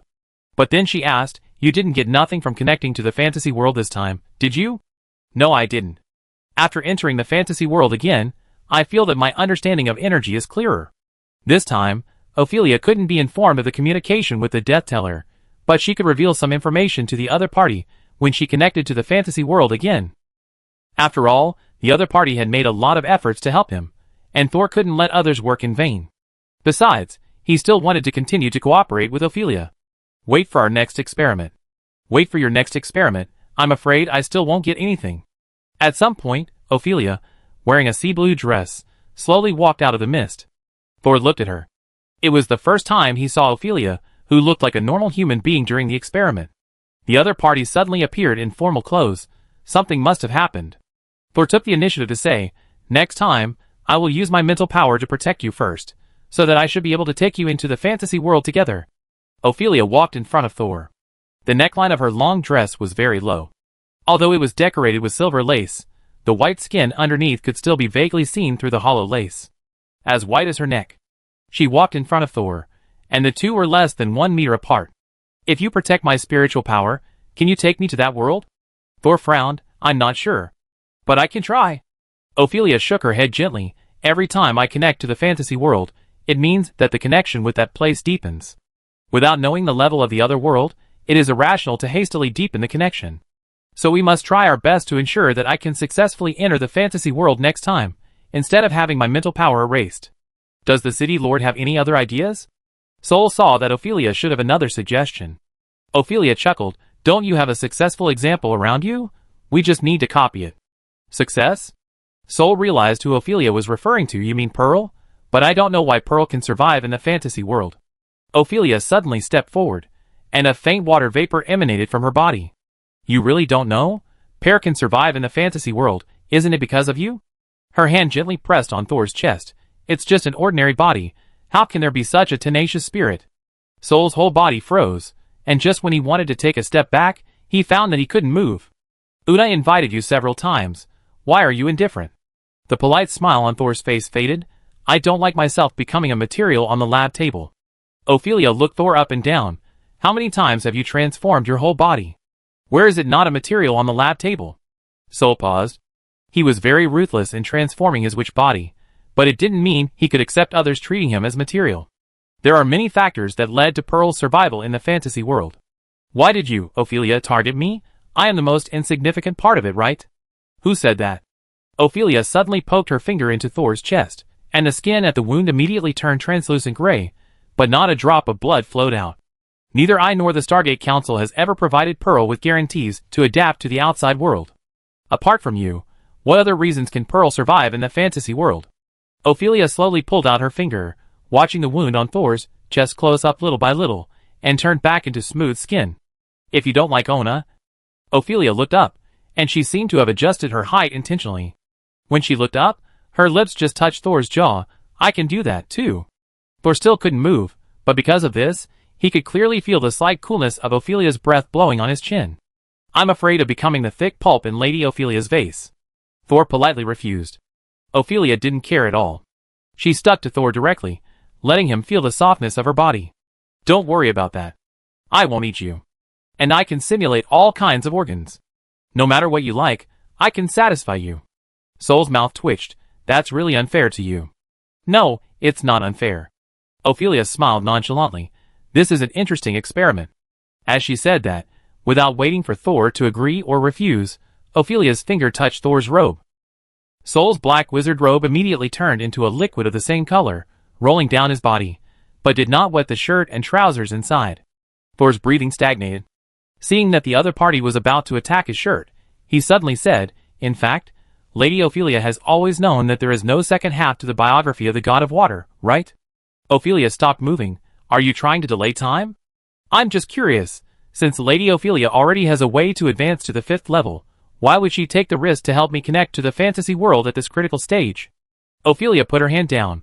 Who would complain about having too many ways to advance? Then aren't you afraid that I will affect your current promotion plan, Lady Ophelia? It's just a clone. It won't affect me. When I really start to promote, I won't have time to eat you. The woman raised her hand and lifted Thor's chin. It looks delicious. Thor knew that the Sky City Lord in front of him was interested in him entirely because of Pearl's experience, but studying his body was definitely not as important as promotion. But even if it was just a whim, Thor couldn't face a 4th level wizard head-on. Can I think about it? No. Ophelia said the tough words softly. Then you have to let me prepare, right? You are a 4th level wizard. I don't want you to be contaminated and transformed into a pool of mincemeat after the end. Ophelia took a step back and released Thor's restraint. You are right. I don't want you to become a disposable tool either. The other party seemed to have regained her serious appearance. The vague temptation just now disappeared, and she became the queen's aloof demeanor again. I heard from Ona that you have been in the Institute of Knowledge recently? Yes. Next, you should go to the Institute of Practice. I will ask them to start a special project to nourish your body. Sol's face darkened when he noticed Ophelia's unscrupulous eyes wandering over his body. I can do it myself. Don't be so stubborn. I don't want you to die in my bed. After all, you will have to go to the tribunal in a few months. Ophelia raised her hand and waved lightly, and Sol was sent directly out of the room where the fuel furnace was. Sol walked out of the main hall of the white-glazed castle with a dark face. Whether as a man or a wizard, he could not tolerate others using him as a hotbed for experiments. Brother Thor. Penny could also feel Sol's suppressed anger and spoke carefully. How about we run? Chapter 783. Penny knew that Thor had been preparing for retreat a few months ago. If he ran now, there was a high chance that he could leave Sky City. Run? Thor stood at the entrance of the main hall, looking up at the bright moon in the sky, and responded in his heart, running now won't solve the problem. A 4th level wizard can teleport. Beth was more rational. In fact, as long as you are careful with your physical fitness, you should not be contaminated by Ophelia. You don't have to take this matter to heart. Thor shook his head slowly. If it was really a problem that could be solved by sleeping, I wouldn't resist it so much. If there is a first use, there will be countless times afterwards. That woman will not let me go until she has dug out all the secrets in my body. Although Ophelia has hinted to him that she will let him go within 2 months so that he can fulfill his promise to go to the tribunal, Thor will definitely be used over and over again in these 2 months. Moreover, Thor has many secrets. The other party is willing to let him go now, but if Ophelia really finds out something abnormal about Thor, she will probably not let Thor go even if she breaks up with the tribunal. Moreover, she could just pretend to let Thor go and then hide him secretly. At that time, Thor could only let others do whatever they wanted. Beth, it seems that you are too bold to reveal the existence of the fantasy world to the 4th level wizard. Thor lowered his eyes. Beth didn't know that he had already connected to the fantasy world in the experiment just now and successfully left the coordinates. In the future, even without Ophelia's help, he could also set up the magic circle by himself to connect to the fantasy world. So he didn't regret coming to Ophelia, but now he had some troubles to get rid of. Do you remember that Ophelia just said that she would stop bothering me when she started to be promoted? There is no time to eat, Brother Sol. Penny repeated the original words cruelly. Sol ignored her and clenched his fists and said, then help her to start the promotion quickly. Isn't she following the old path of the water god? Let Floco share his experience with her. Beth was puzzled. What are you going to do? Across the way, a person approached silently. Thor felt the familiar fluctuation of magic power, looked up, and saw Ona standing in front of him with a complicated expression. Of course, we should release the water god first. We must speed up the progress. Lord Thor. Ona's eyes were filled with anger, And she seemed to be even angrier than Thor. You should accept me. If you agree, I will report to the lord of the city now. I can conduct experiments with you at any time, and I think you will be more accepting of this method. Seeing Ona so angry, Thor's anger disappeared. It seems you already know. Thor touched his chin and looked at Ona, who had lost her bright smile. But you look very angry. Don't you think I have defiled your city, lord? Ona's face changed, bit her lips hard, and then let go a little bit. I respect all the decisions of the city lord, but it's not worth it for her. To be rude, you are just a third-level wizard, not worthy of her. Thor straightened his chest a little bit. I was not very willing at first, but after you reminded me, I suddenly felt that I really gained something. Haha, Thor suddenly laughed, not even using the honorific. After all, Ophelia promised me that any posture is fine. You? Ona's face flushed instantly, but it was definitely not because of shame. No one had ever been so frivolous to Ophelia in front of her. Looking at Ona, who was about to explode in anger, Thor instantly restrained his smile. I can see that compared to being afraid, you actually respect Ophelia more. Ona knew that she couldn't beat Thor, and she couldn't do anything to the temporary partner designated by Ophelia, so she could only suppress her anger. In Sky City, no one doesn't respect the lord of the city. But I accept all the decisions of the city lord, but it does not mean you can disrespect her. I apologize. Sol said very straightforwardly, but you don't have to be so angry. After all, Ophelia will not care about my disrespect, let alone your feelings. Sol raised his foot and walked forward, and stopped when he passed by Ona. He leaned his head close to Ona's ear. Wizard Mu Chung, I understand your feelings. But Ophelia may not see your existence. When she is promoted to the 5th level, you will be even more humble, and I am afraid you will not even be qualified to appear in front of her. Ona didn't say anything, but her face was also not good, but she changed from anger to depression. I am kindly comforting you. Instead of being jealous of me, you should improve yourself as soon as possible. In the eyes of 4th level wizards, 3rd level wizards are barely good enough, and 2nd level wizards have even less sense of existence. Sol deliberately looked up and down at Ona. You are actually very smart and hardworking, and you shouldn't stay at the 2nd level. Of course, you may just lack a little luck. After saying that, Thor stopped observing Ona's reaction and strode out. Beth's chuckle was reflected on the black pages. Haha, are you forcing a 2nd level wizard to pray to the white porcelain cat for good luck? But the influence of the water god Foresaw on a 2nd level wizard is probably minimal, right? Sol continued to walk forward, expressionless. The night breeze kept teasing his thin shirt, and the damage to the fabric on his chest was very obvious. He said in his heart, Foresaw does not have such a great influence, but I can make him have it. Anyway, luck is something that cannot be seen or touched. Sometimes, the psychological effect is more powerful than the actual material influence. It depends on whether you can take advantage of it. Thor walked all the way to the platform of the white glazed castle. There was a flying carriage waiting for him on it. It seems that you are going to start to attack high-level wizards. What are you going to do next? Do you need me to go out and help you? Of course. Thor was not polite. It just so happens that my arrangements in the Institute of Knowledge have been completed, but I need you to help me keep an eye on it later to ensure that things proceed according to plan. What about you? Me? Of course, I will go to the Institute of Practice to spread the cat's gratitude. By the way, I'm ordered to become stronger. Brother Thor is going to be kept by a woman again. Penny saw that Thor was not so angry anymore, and started to joke with him. TSK, everyone else is firing at me. It's not too much for me to take advantage of it, right? The Dean of the Practice Institute, Shaquille, received an urgent task from the white glazed castle. The Lord of Ophelia ordered the Practice Institute to do its best to help a wizard named Thor strengthen his body and spirit. Although Shaquille was confused at first, he was not too moved. Because he had heard of the name Thor, and knew that he was an excellent first-level wizard recently introduced by the Institute of Knowledge. But he didn't expect that he would also arouse the interest of the city lord. He was a young wizard with a promising future. But when Shaquille really saw the wizard Thor, he was completely dumbfounded. Thor, who did not continue to hide his strength, appeared in front of the Dean of the Institute of Practice. The Dean, who was also a 3rd-level wizard, immediately understood Thor's true identity.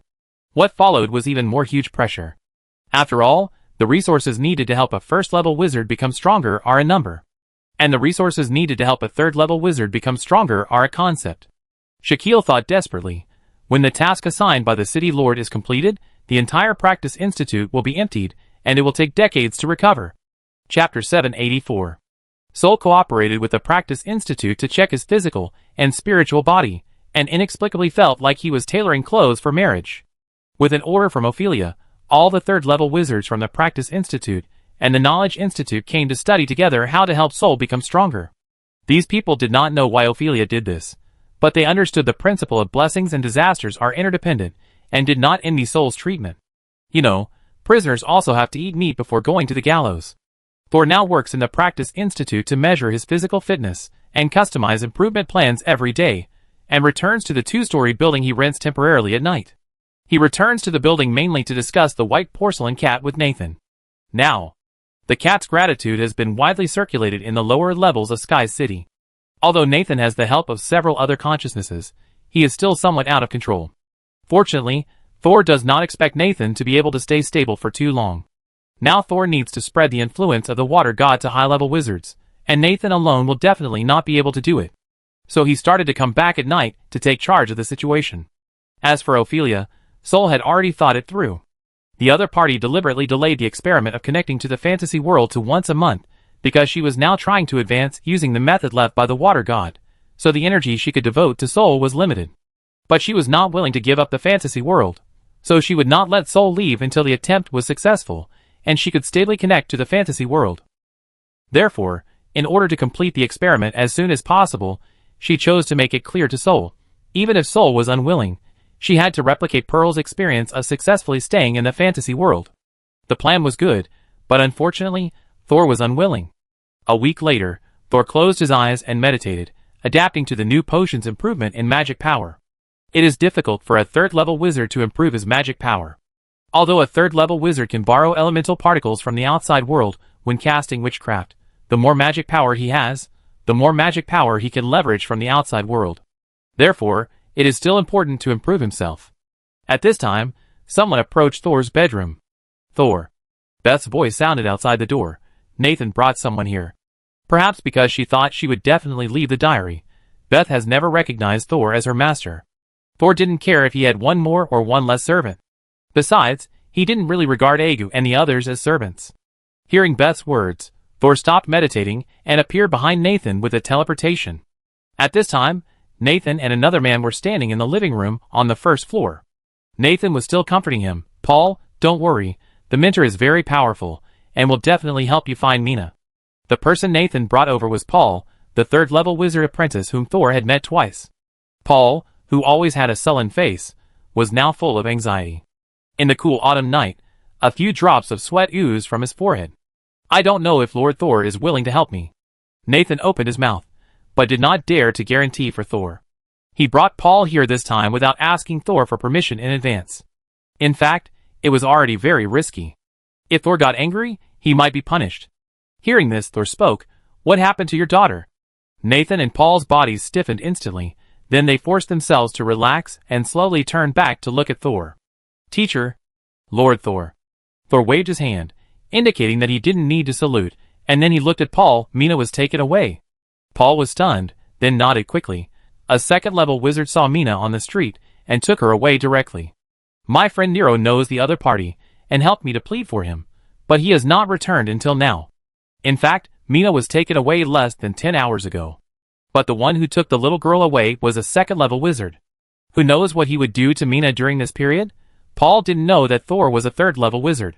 It was just that Nathan suggested that he could ask Thor for help. In addition, Thor also said that he could go to him if he had any problems. Paul came here with the last glimmer of hope. Otherwise, among the people he knew, there was no one who could compete with a second-level wizard. Paul only hoped that Thor, who was currently highly regarded in the Practice Institute, had enough connections and abilities to bring Mina back. After listening to Paul's story, Thor nodded in understanding that second-level wizard has a good eye. Mina's physique is indeed special, but ordinary people can't see it. Paul's hands tucked in his sleeves suddenly clenched. He has always known that his daughter is special, but the child is still young and cannot start learning witchcraft. And before Mina became a wizard apprentice, her talent was actually her hidden danger. Such an attractive mental talent will definitely attract wizards to rush to open her brain. So Paul had been carefully hiding Mina, trying not to bring her to places where there were many wizards. That was why he took on the job of escorting ordinary people on an airship, which was not very lucrative. But he didn't expect that Thor would disguise himself as an ordinary person to take an airship, and he had already recognized Mina's specialness. Of course, He didn't expect that he would not be able to go back after bringing Mina to Sky City. Mina hid in Nero's house for several months, and finally couldn't help but go out to play on the street for a while. Unexpectedly, she was seen by a second-level wizard who passed by accident. The second-level wizard was also very good at mental analysis. He found Mina special and took her away on the street.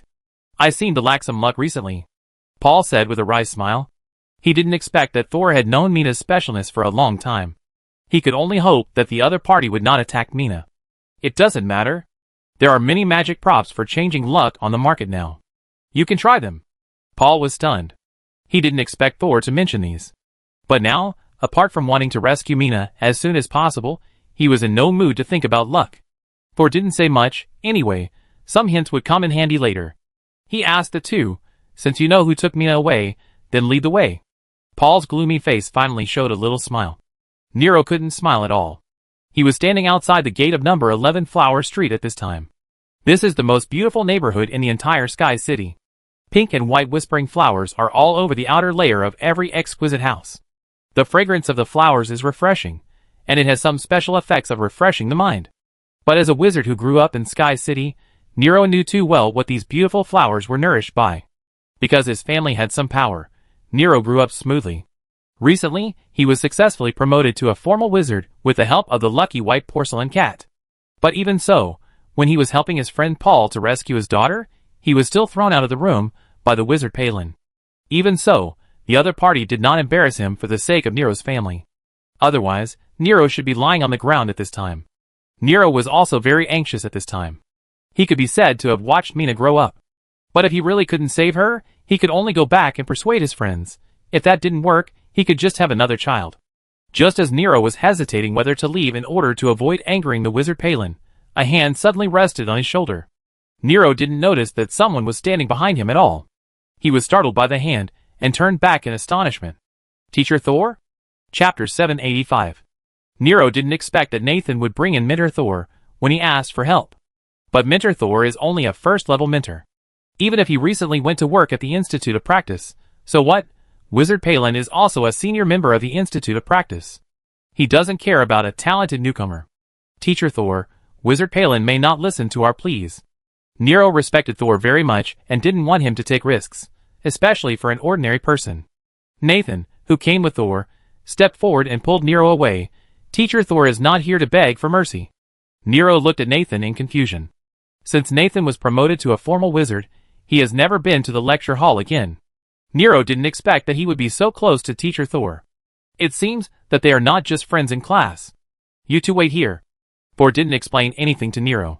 He looked up at the small building with white walls and gray tiles in front of him. His eyes swept over the gray-green moss winding on the wall, thinking in his heart, Nero is not stupid. Judging from Nathan's reaction and Thor's demeanor, Teacher Thor doesn't seem to be that simple. He had just been promoted to a first-level wizard, but Thor still felt unfathomable. Maybe Master Thor was more than one level. Thor asked the two to wait for him outside, and he stepped into the house in front of him. The outside of this house used plants and house patterns to arrange very obscure defense arrays and early warning arrays. However, these arrays can resist wizards below the second level, but they have no effect on Thor. He has several ways to go in without alerting the people inside. However, for Mina's safety, Thor chose the most covert method. He raised his hand, and a silver butterfly flew out from his fingertips.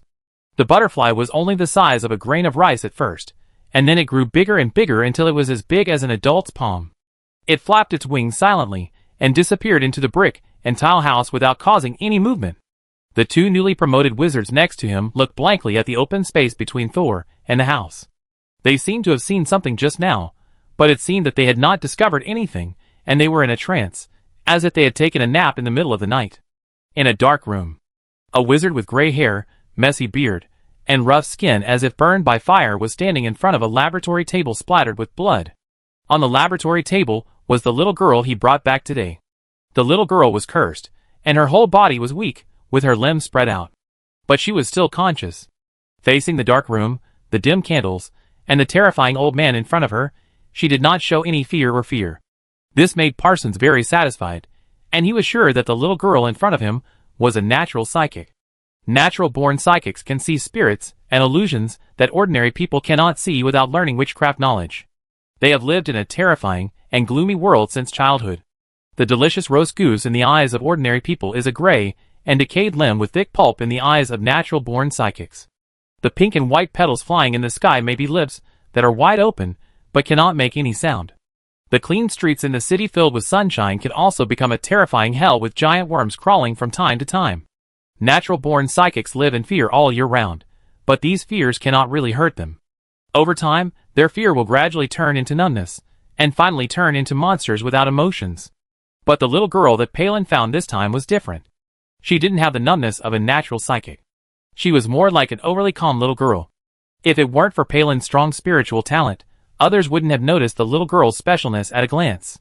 Although Palin discovered the little girl's specialness, he couldn't immediately determine that she was a natural psychic, so in order to confirm his guess, he did a very direct experiment. He removed the little girl's forehead. He cut directly 1 centimeter above the eyebrows, then removed the upper half of the head, revealing the pink and white brain tissue that was trembling slightly. Because of the effect of witchcraft, the little girl did not feel any pain, and her eyes kept moving. There was no fear in her eyes, only curiosity and confusion. She tried to roll her eyes up from time to time, as if she wanted to see the wound on her head clearly.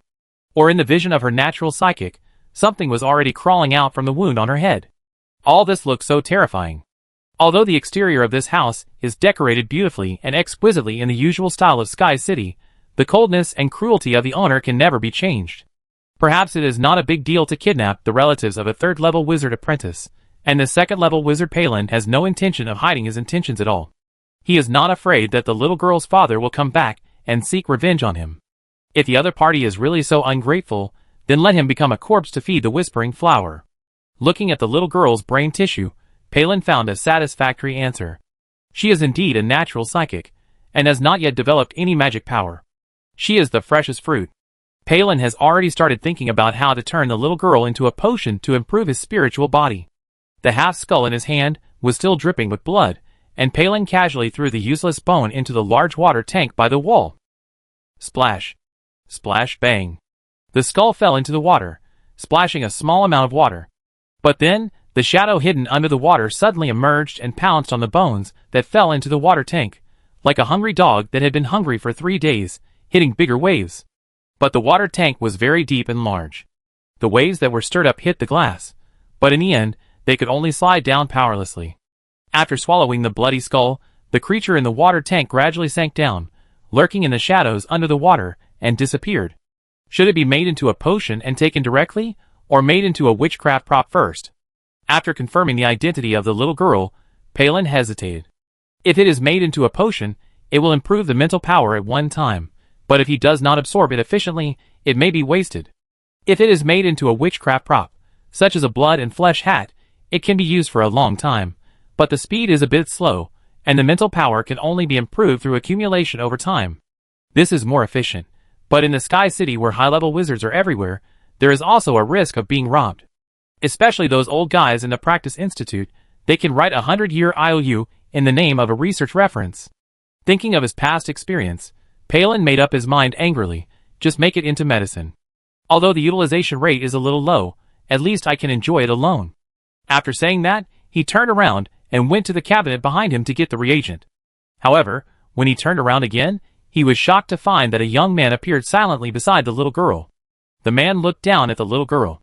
The little girl also tried to open her eyes wide and looked at the man, then showed a sweet smile. See you again, brother. Chapter 786. Does it hurt? Thor looked down at Mina. He got the news too late. Or maybe the second-level wizard acted too quickly. When he found the little girl, she was already on the experimental table, with half of her head cut off. But the little girl didn't seem to feel any pain or fear at all. She just smiled foolishly after seeing Thor. It doesn't hurt, brother. The silver butterfly that others couldn't see was flying in the air, and it made a tisk sound from its mouse voice. Oh my, this little girl is a natural psychic. If ordinary wizards eat her brain, their spiritual body can be redeveloped. Brother Thor, do you want to try it? Although you are so powerful, it may not improve much, but fly meat is still meat. As a nightmare butterfly, Penny has no sympathy for humans. Instead, she immediately wants Thor to eat the little girl. However, Mina accurately moved her eyes to the silver butterfly when Penny was talking. The little butterfly can talk. Thor habitually wanted to touch the little girl's head, but when he saw the pink, fleshy soft tissue, he put his hand down. Can you see the nightmare butterfly?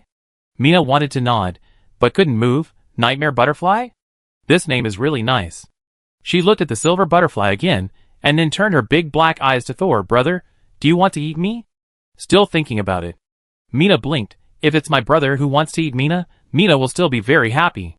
But brother, can you let Mina say goodbye to her father? Penny fell on Soul's shoulder. Oh, the little girl praised my name. Why don't you let her say goodbye to her father?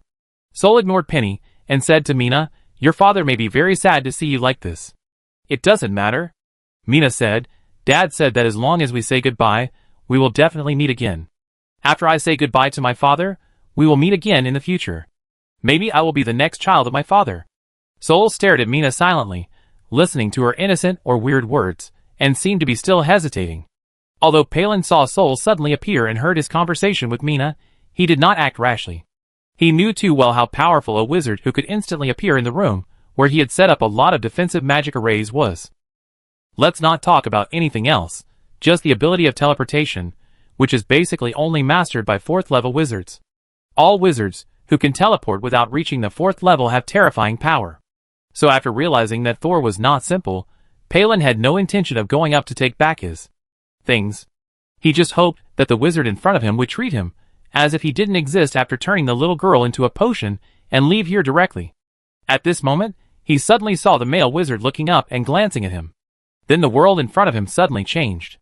It became a world full of various colors and strange lights. In this world, he became a mess of lines. Palin hurriedly tried to sort himself out, but he couldn't find the end of the line.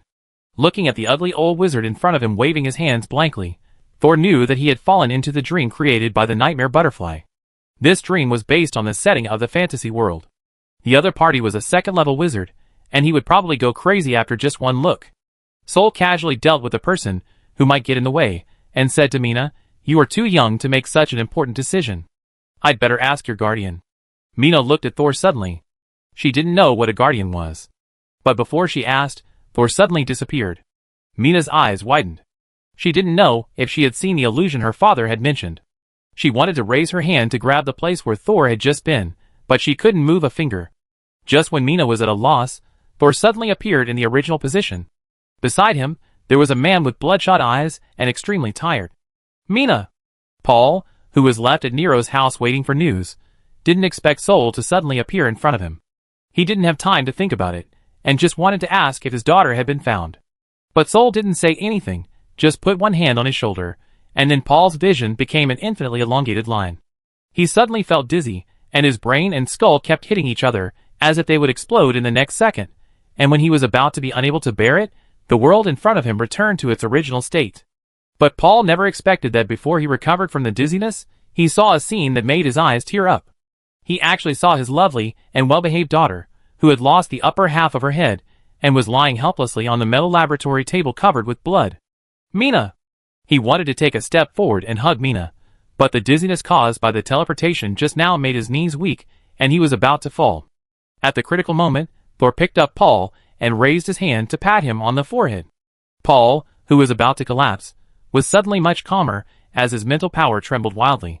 He turned his head to look at Thor helplessly. The shock and anger that had just appeared when he saw Mina turned into endless sadness and heartache. Lord Thor, please, save my daughter. Tears and snot flowed unscrupulously, and this poor father no longer had the cold and arrogant temperament he once had. Thor let go of the other party and crossed his arms. I brought you here to confirm. Do you still want this daughter? If Paul heard such a question at ordinary times, he would be extremely angry. Even if he was facing a wizard who was unknown how powerful he was, he would not give him a good face. But looking at Mina at this time, he didn't care about how hurtful Thor's question was, and nodded repeatedly, I want it, I want it. Thor nodded and looked at Mina. Mina didn't look at Thor anymore at this time. She stared at her father, watching Paul crying to the point of losing his image, and pouted her mouth, and started crying too. Thor didn't want to see the big and small crying together, so he quickly said, there are two ways. One is that I can give you her soul. Although you are only a 3rd level apprentice, it should be no problem to save a ghost. Paul tried to stop crying, and his brain was already working fast. If his daughter becomes a spirit, how to protect her and keep her conscious? Soul didn't wait for Paul to think clearly, and said the next way.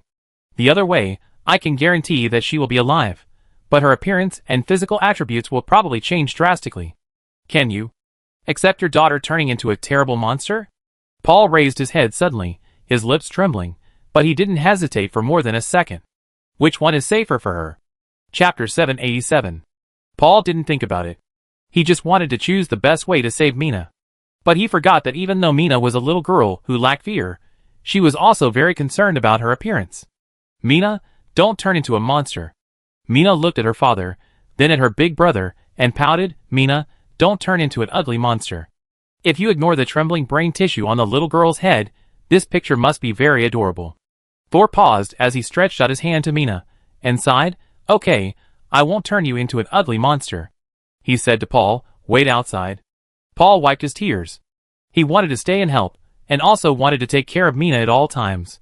But when he heard Thor's words, he said anxiously, Teacher Thor, please let me stay and help. Thor glanced at him. You are a third-level apprentice. What can you do here? Paul is not usually a hesitant person, but today it is about his daughter, so he could only bite the bullet and continue to ask. But as soon as he opened his mouth, before he could utter a word, he felt dizzy. When the world in front of him became stable again, Paul found that he had actually walked out of the room. On the opposite side, his friends Nero and Nathan looked at him in shock. Paul? When did you come here? Paul couldn't explain it clearly. He turned around in shock and saw the closed door. He finally realized that it was the wizard Thor, who didn't like him staying in the room and expelled him directly. He wanted to rush back to the room, but thinking of what Thor had just said, he couldn't raise his clenched fist. Level 3 Apprentice. Too weak. Soul asked Penny to hypnotize Paul and throw him out of the room to prevent him from getting in the way. Then he looked down at Mina, thinking about how to save the little girl. After thinking for a moment, he quickly made a preliminary decision, so he walked to the old wizard, who was in a dream, and looked for suitable materials in the room. After turning around, Thor came to another wall. There is a huge water tank here, and the glass side walls are covered with dark green algae, which completely covers the bottom of the tank. But from the occasional bubbles and the fluctuations on the water surface, there is an animal at the bottom of the tank. Such a large water tank, there won't be creatures like great white sharks. Thor curiously probed into it with his mental power. However, the picture fed back to his consciousness made Thor feel a little shocked. There is actually a mermaid in this huge water tank. From the shape, it is the kind of beautiful mermaid in fairy tales, with the upper body of a human and the lower body of a fish, rather than other weird combinations of people and fish. Thor raised his finger and pulled the old wizard to his side. Penny ended the old wizard's dream at this moment, but he was still in a daze and not fully awake. Did you transform this mermaid? No, it's not. The old wizard couldn't even stand steadily. I bought this mermaid from the Nephrite continent. There are mermaids in Nephrite? Thor had never heard of or seen a mermaid before. In fact, there are very few creatures of other races in the wizard world now. He has only seen other races imprisoned by the old witch in the borderlands.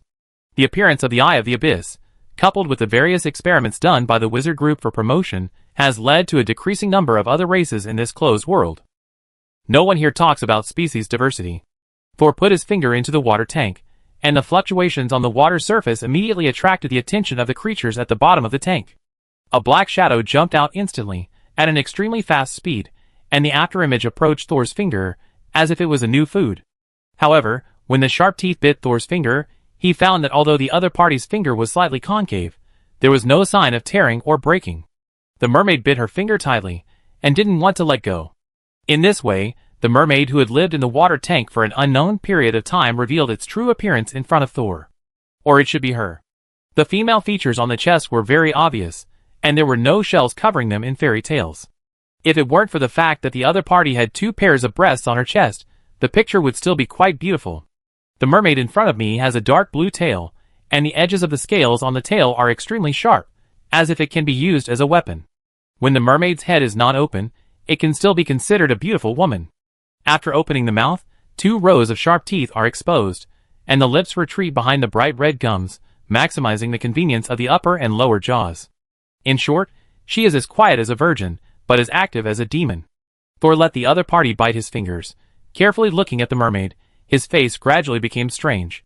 The silver butterfly landed on his head, its wings opening and closing. Brother Thor, if you keep daydreaming, the little monster over there will die.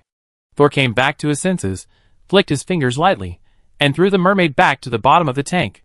This mermaid has quite a lot of pollution. Huh? The nightmare butterfly did not find anything abnormal about the mermaid. It flew in and took a turn. Really, God. How did she manage to have so much pollution on her body, but not have a serious mutation, and her mental state seems to be quite normal?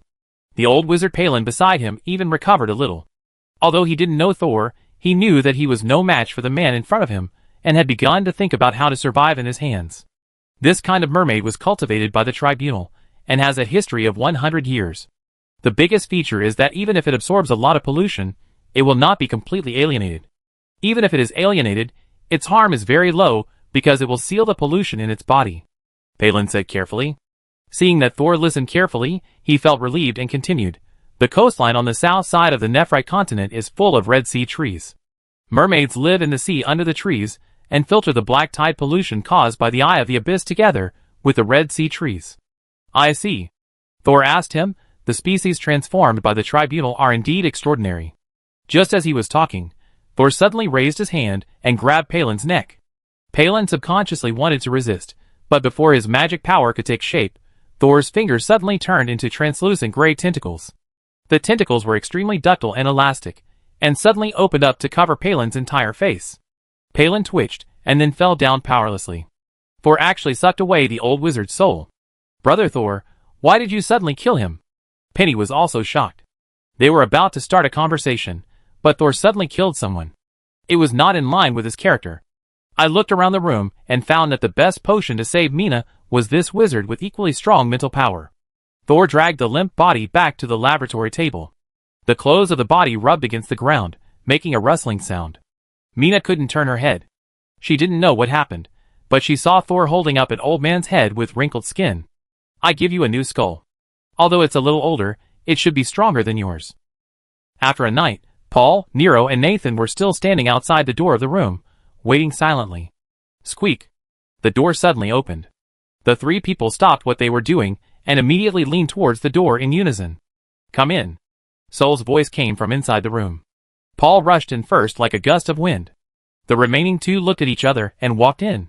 Chapter 788. Nathan was the last of the three. He believed that his mentor would be able to rescue Mina, but he didn't know how. Mina was just an ordinary person, who was transformed into that state by witchcraft potions and experiments. Although Nathan didn't see it with his own eyes, he could guess from Paul's description that Mina must be in a very miserable state now. Even if Thor could rescue her, could she really return to her ordinary life in the end? Paul had been protecting his daughter so carefully, but in the end, he might have to let this little girl experience the cruelty and horror of the wizarding world in advance. Thinking like this, Nathan slowly walked into the room that looked sweet on the outside but gloomy on the inside. Then he saw Paul, who rushed in first, standing at the door in a daze, and Nero, who followed closely behind, opened his mouth wide, as if he had seen something very scary.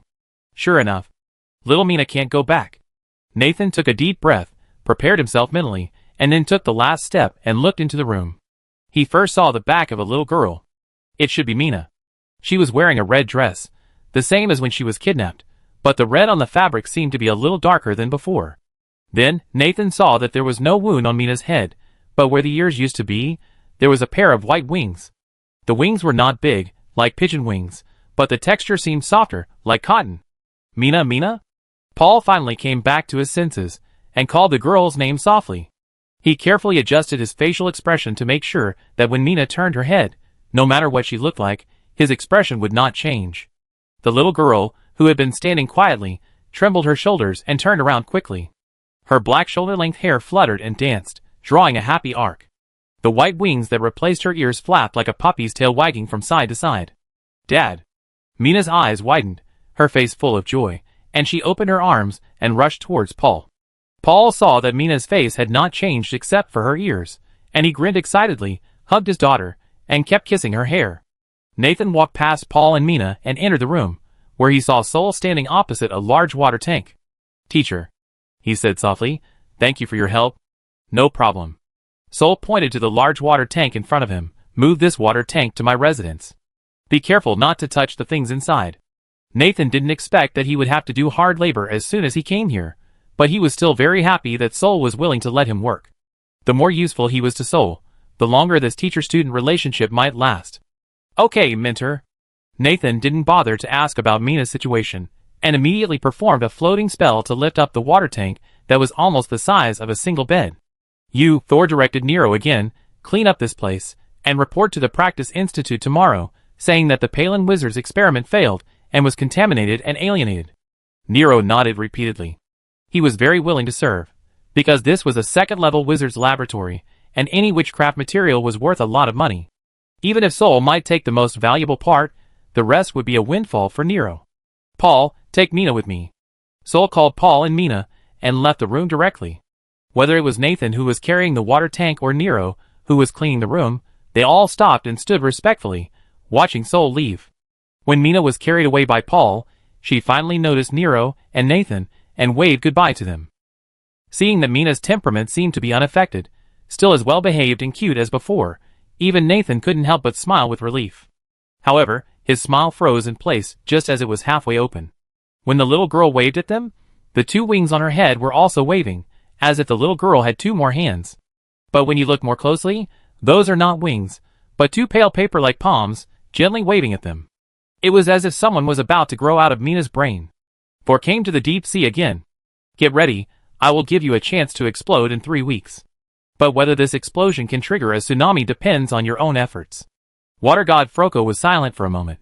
It's only been 2 months since we started preparing. Isn't it too hasty?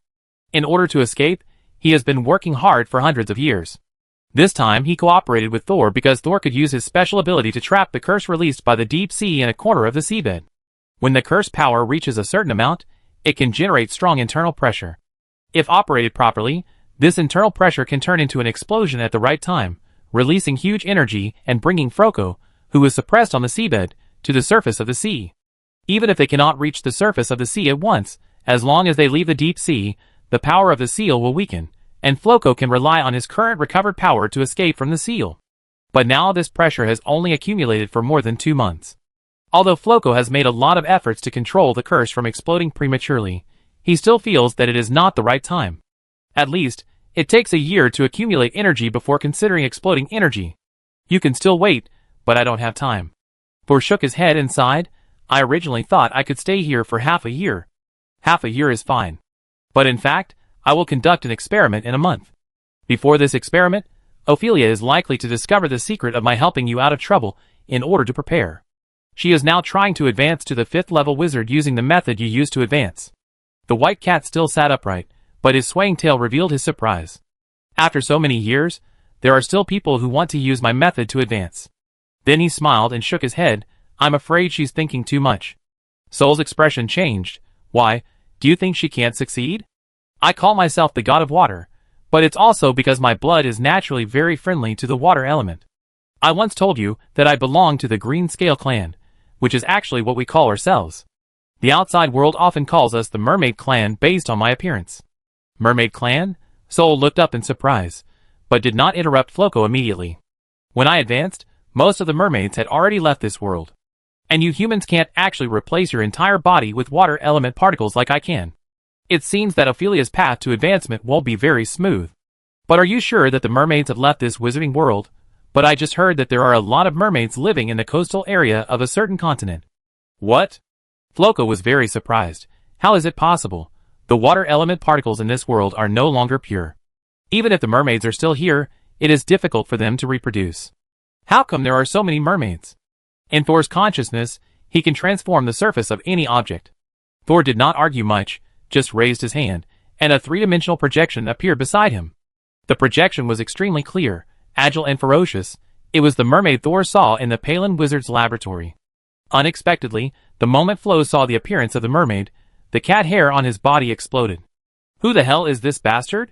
He turned the mermaids into this. Chapter 789. Paul took Mina back to his temporary residence. Although it seemed that only Mina's ears had changed, Paul knew that his daughter was no longer an ordinary little girl. Mina, who had 2 snow-white ears, fell asleep on the way home. Sol told Paul a few words about how to take care of Mina's body, and then disappeared instantly. Looking at the chair where the other party had just sat, Paul was stunned for a few seconds before coming back to his senses. Then he walked to Mina's bed and squatted down, looking at the sleeping Mina and the 2 little wings on her head, and raised his hand to touch his daughter's head as before. However, the wings that were still quiet just now suddenly lifted up, and the wings spread apart, like a pale human hand, trying to hold Paul's outstretched hand. Paul's arm froze in place, and he didn't dare to continue touching. My little Mina, after all, has become a little monster. When he said this, Paul's voice was regretful and relieved, but there was no fear. Dad has to work hard too. It's impossible to protect Mina with only a third-level apprentice. It's good that you have this awareness. Thor's voice suddenly sounded from behind. Paul's heart tightened, and he turned around quickly, and found that Thor had appeared in the chair he had just sat on without knowing when. It was as if he had never left. Master Thor. Paul saluted respectfully. This kind of etiquette is only used when facing superiors or mentors. Thor knew that this was Paul's surrender to him. This wizard apprentice with good talent and character finally stopped taking his daughter to escape the dangers of the wizard world. Sol nodded, accepted the gift, and accepted Paul's surrender. He raised his hand and put a box on the table. The box was about 1 meter long, wide, and half a meter high. It was tightly sealed, and it was impossible to tell what was inside. It was quiet, and there was no sound when it hit the table lightly. Put this thing here with you first, and let Mina touch it more often. Sol didn't explain too much, and Paul could only nod in agreement. After thinking for a while, Paul came over and tentatively moved the box to Mina's small bed and placed it on top of Mina's head. Do you think this is okay? Paul turned around and carefully asked Thor's opinion. Thor chuckled, Oh, you are positive. If you had been like this before, you wouldn't be an apprentice now. Seeing Paul was silent, Thor stopped teasing him. Mina will definitely enter the wizarding world early after this disaster. What do you think? Lord Thor, can I be your student? The teacher-student relationship of one-on-one teaching is completely different from that of public teaching in a large lecture hall. No. Sol rejected him mercilessly. Paul was not discouraged, and asked carefully, What about Mina? Her talent is definitely not bad. Mina has been spotted by others, and they will personally accept Mina as an apprentice. Although Sol refused again, he still pointed out a way for Paul, but it was not clear, and no one knew who it was. Don't worry about the rest. I will give you and Mina a part of the inheritance of the wizard who kidnapped Mina. You can use these materials to become a formal wizard first, and help Mina recover. Don't tell anyone about the existence of this box, and don't let others notice its specialness. Paul nodded repeatedly. After arranging everything, Thor disappeared again. Paul waited for a while, and was relieved after making sure that Thor would not come back. He looked at the box next to Mina's pillow and sighed, I don't know what Lord Thor asked me to keep. Put it next to Mina. Could it be that he helped me save Mina for this box? Mina, who was sleeping soundly at this time, turned over and put her little hand on the edge of the box. The box was quiet, and there was no reaction. Thor teleported back to his cabin from Paul's residence. In the room, the orange cat Kate was curiously crawling next to the large water tank that Nathan had just brought back, staring with cat eyes, and trying to look inside, but still couldn't see what was inside. Thor added a layer of isolation outside the water tank, so Kate, a second-level orange cat, naturally couldn't see what was inside. What is this? Kate looked back and saw that Thor's sudden appearance was no longer surprising. Have you heard of mermaids? Thor sat casually aside and took out a white porcelain kitten from his arms and placed it on the table. Mermaids seem to be an old species, but are they going extinct? There are almost no orthodox mermaids. The one in front of you is a transformed product. Thor raised his hand and released a ball of white light, which was absorbed into the water tank. The entire water tank immediately became clean as new, and even the water that had been stored in it for who knows how long became clear. Kate was able to see the creature inside clearly. Wow, this mermaid is much uglier than the records. Please help me test it. I suspect that only a part of this mermaid's body is made up of mermaid blood, and there is also his soul body. Please do a dialysis experiment to see if it is original. Kate turned back in surprise. I am just a cat now. He waved his cat claws, and now he couldn't even pick up the test tube. And some experimental instruments are forbidden to use magic to avoid inaccurate experimental data. I let Aga stay here to help you. Thor stood up and said, This white porcelain cat is for you. If you need luck in the experiment, just use it as much as you want. It's a rare opportunity to get good luck without paying the price of curse. Wow! Kate was interested now. He immediately abandoned the ugly mermaid, jumped onto the table, and gently patted the white porcelain cat's head with his cat paw. I've wanted to try it for a long time.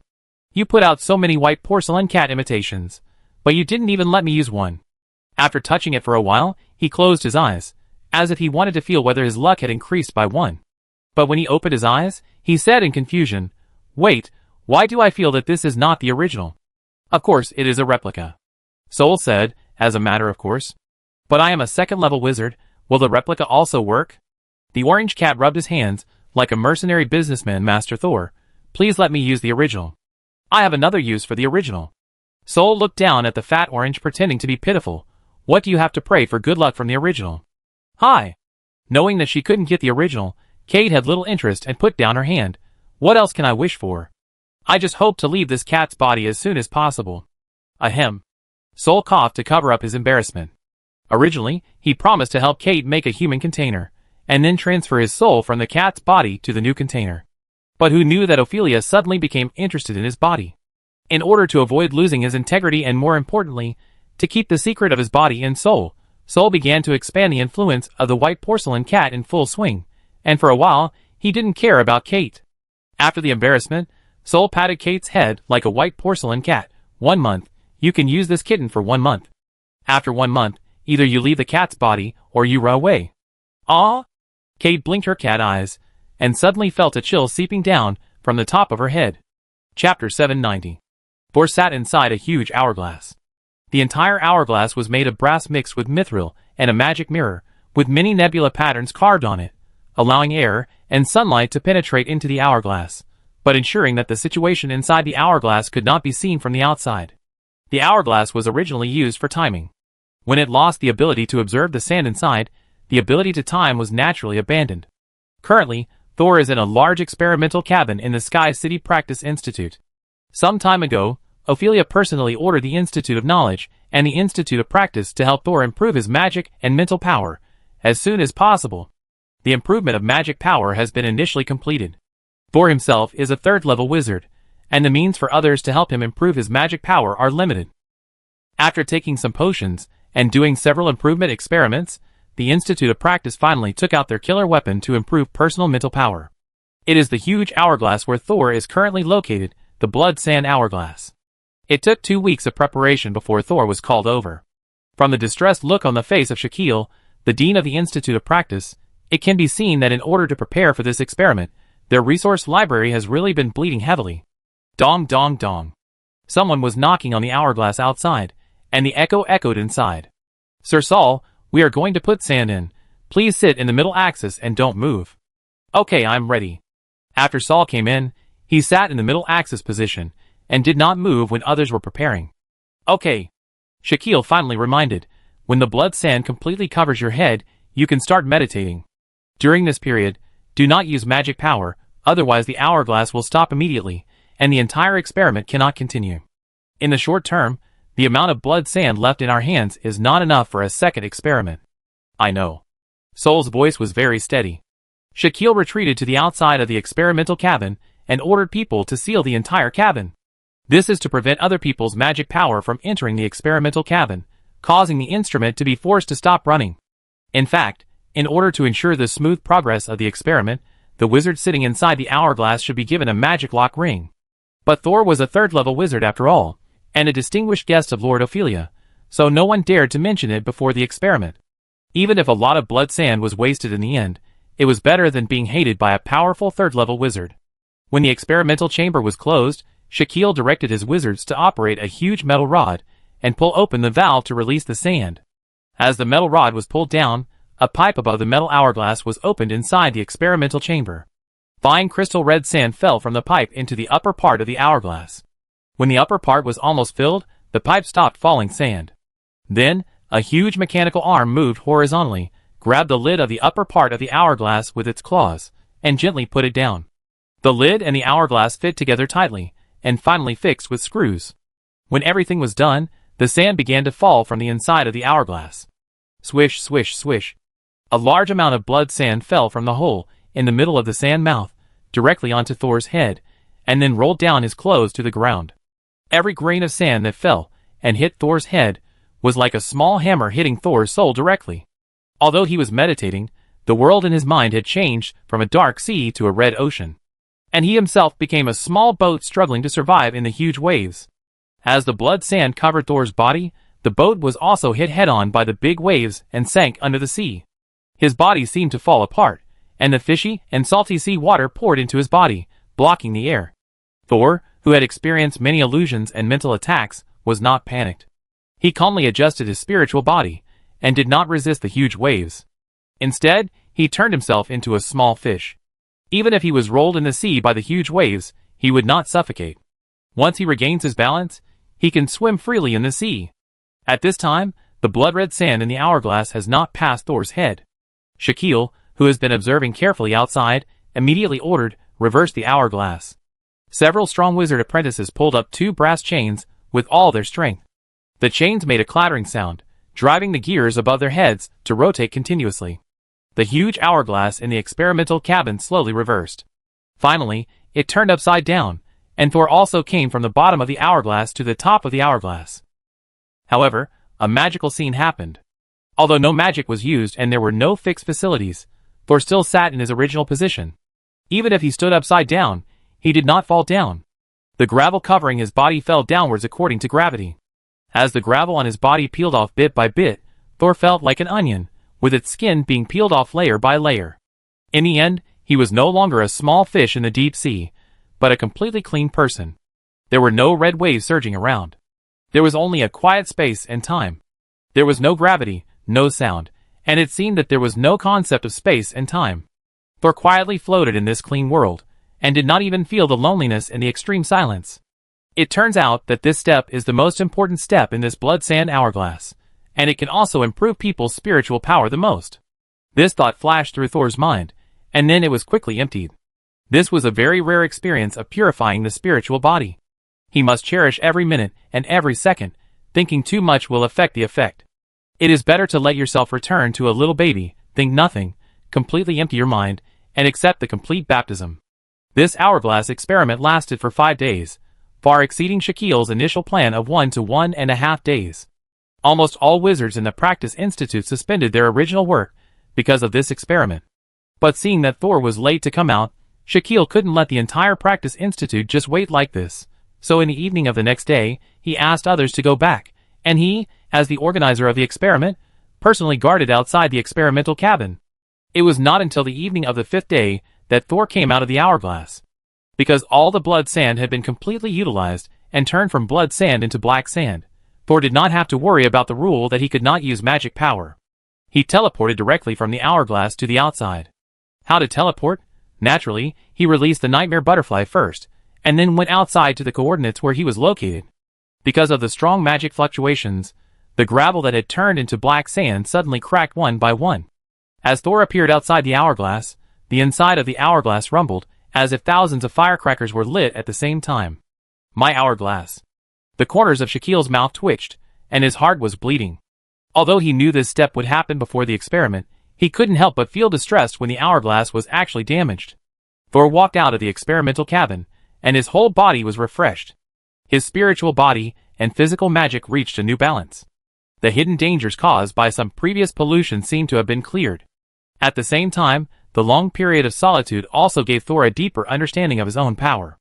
In short, his gains, like the time he used the blood sand hourglass, far exceeded others. It was just that no one knew this except himself. Looking up at Shaquille with a distorted face, Thor smiled apologetically, but he quickly put away his smile and said seriously to the dean in front of him, who was also a 3rd-level wizard, "Dean Shaquille, please tell Lord Ophelia that I will go to find her in 3 days."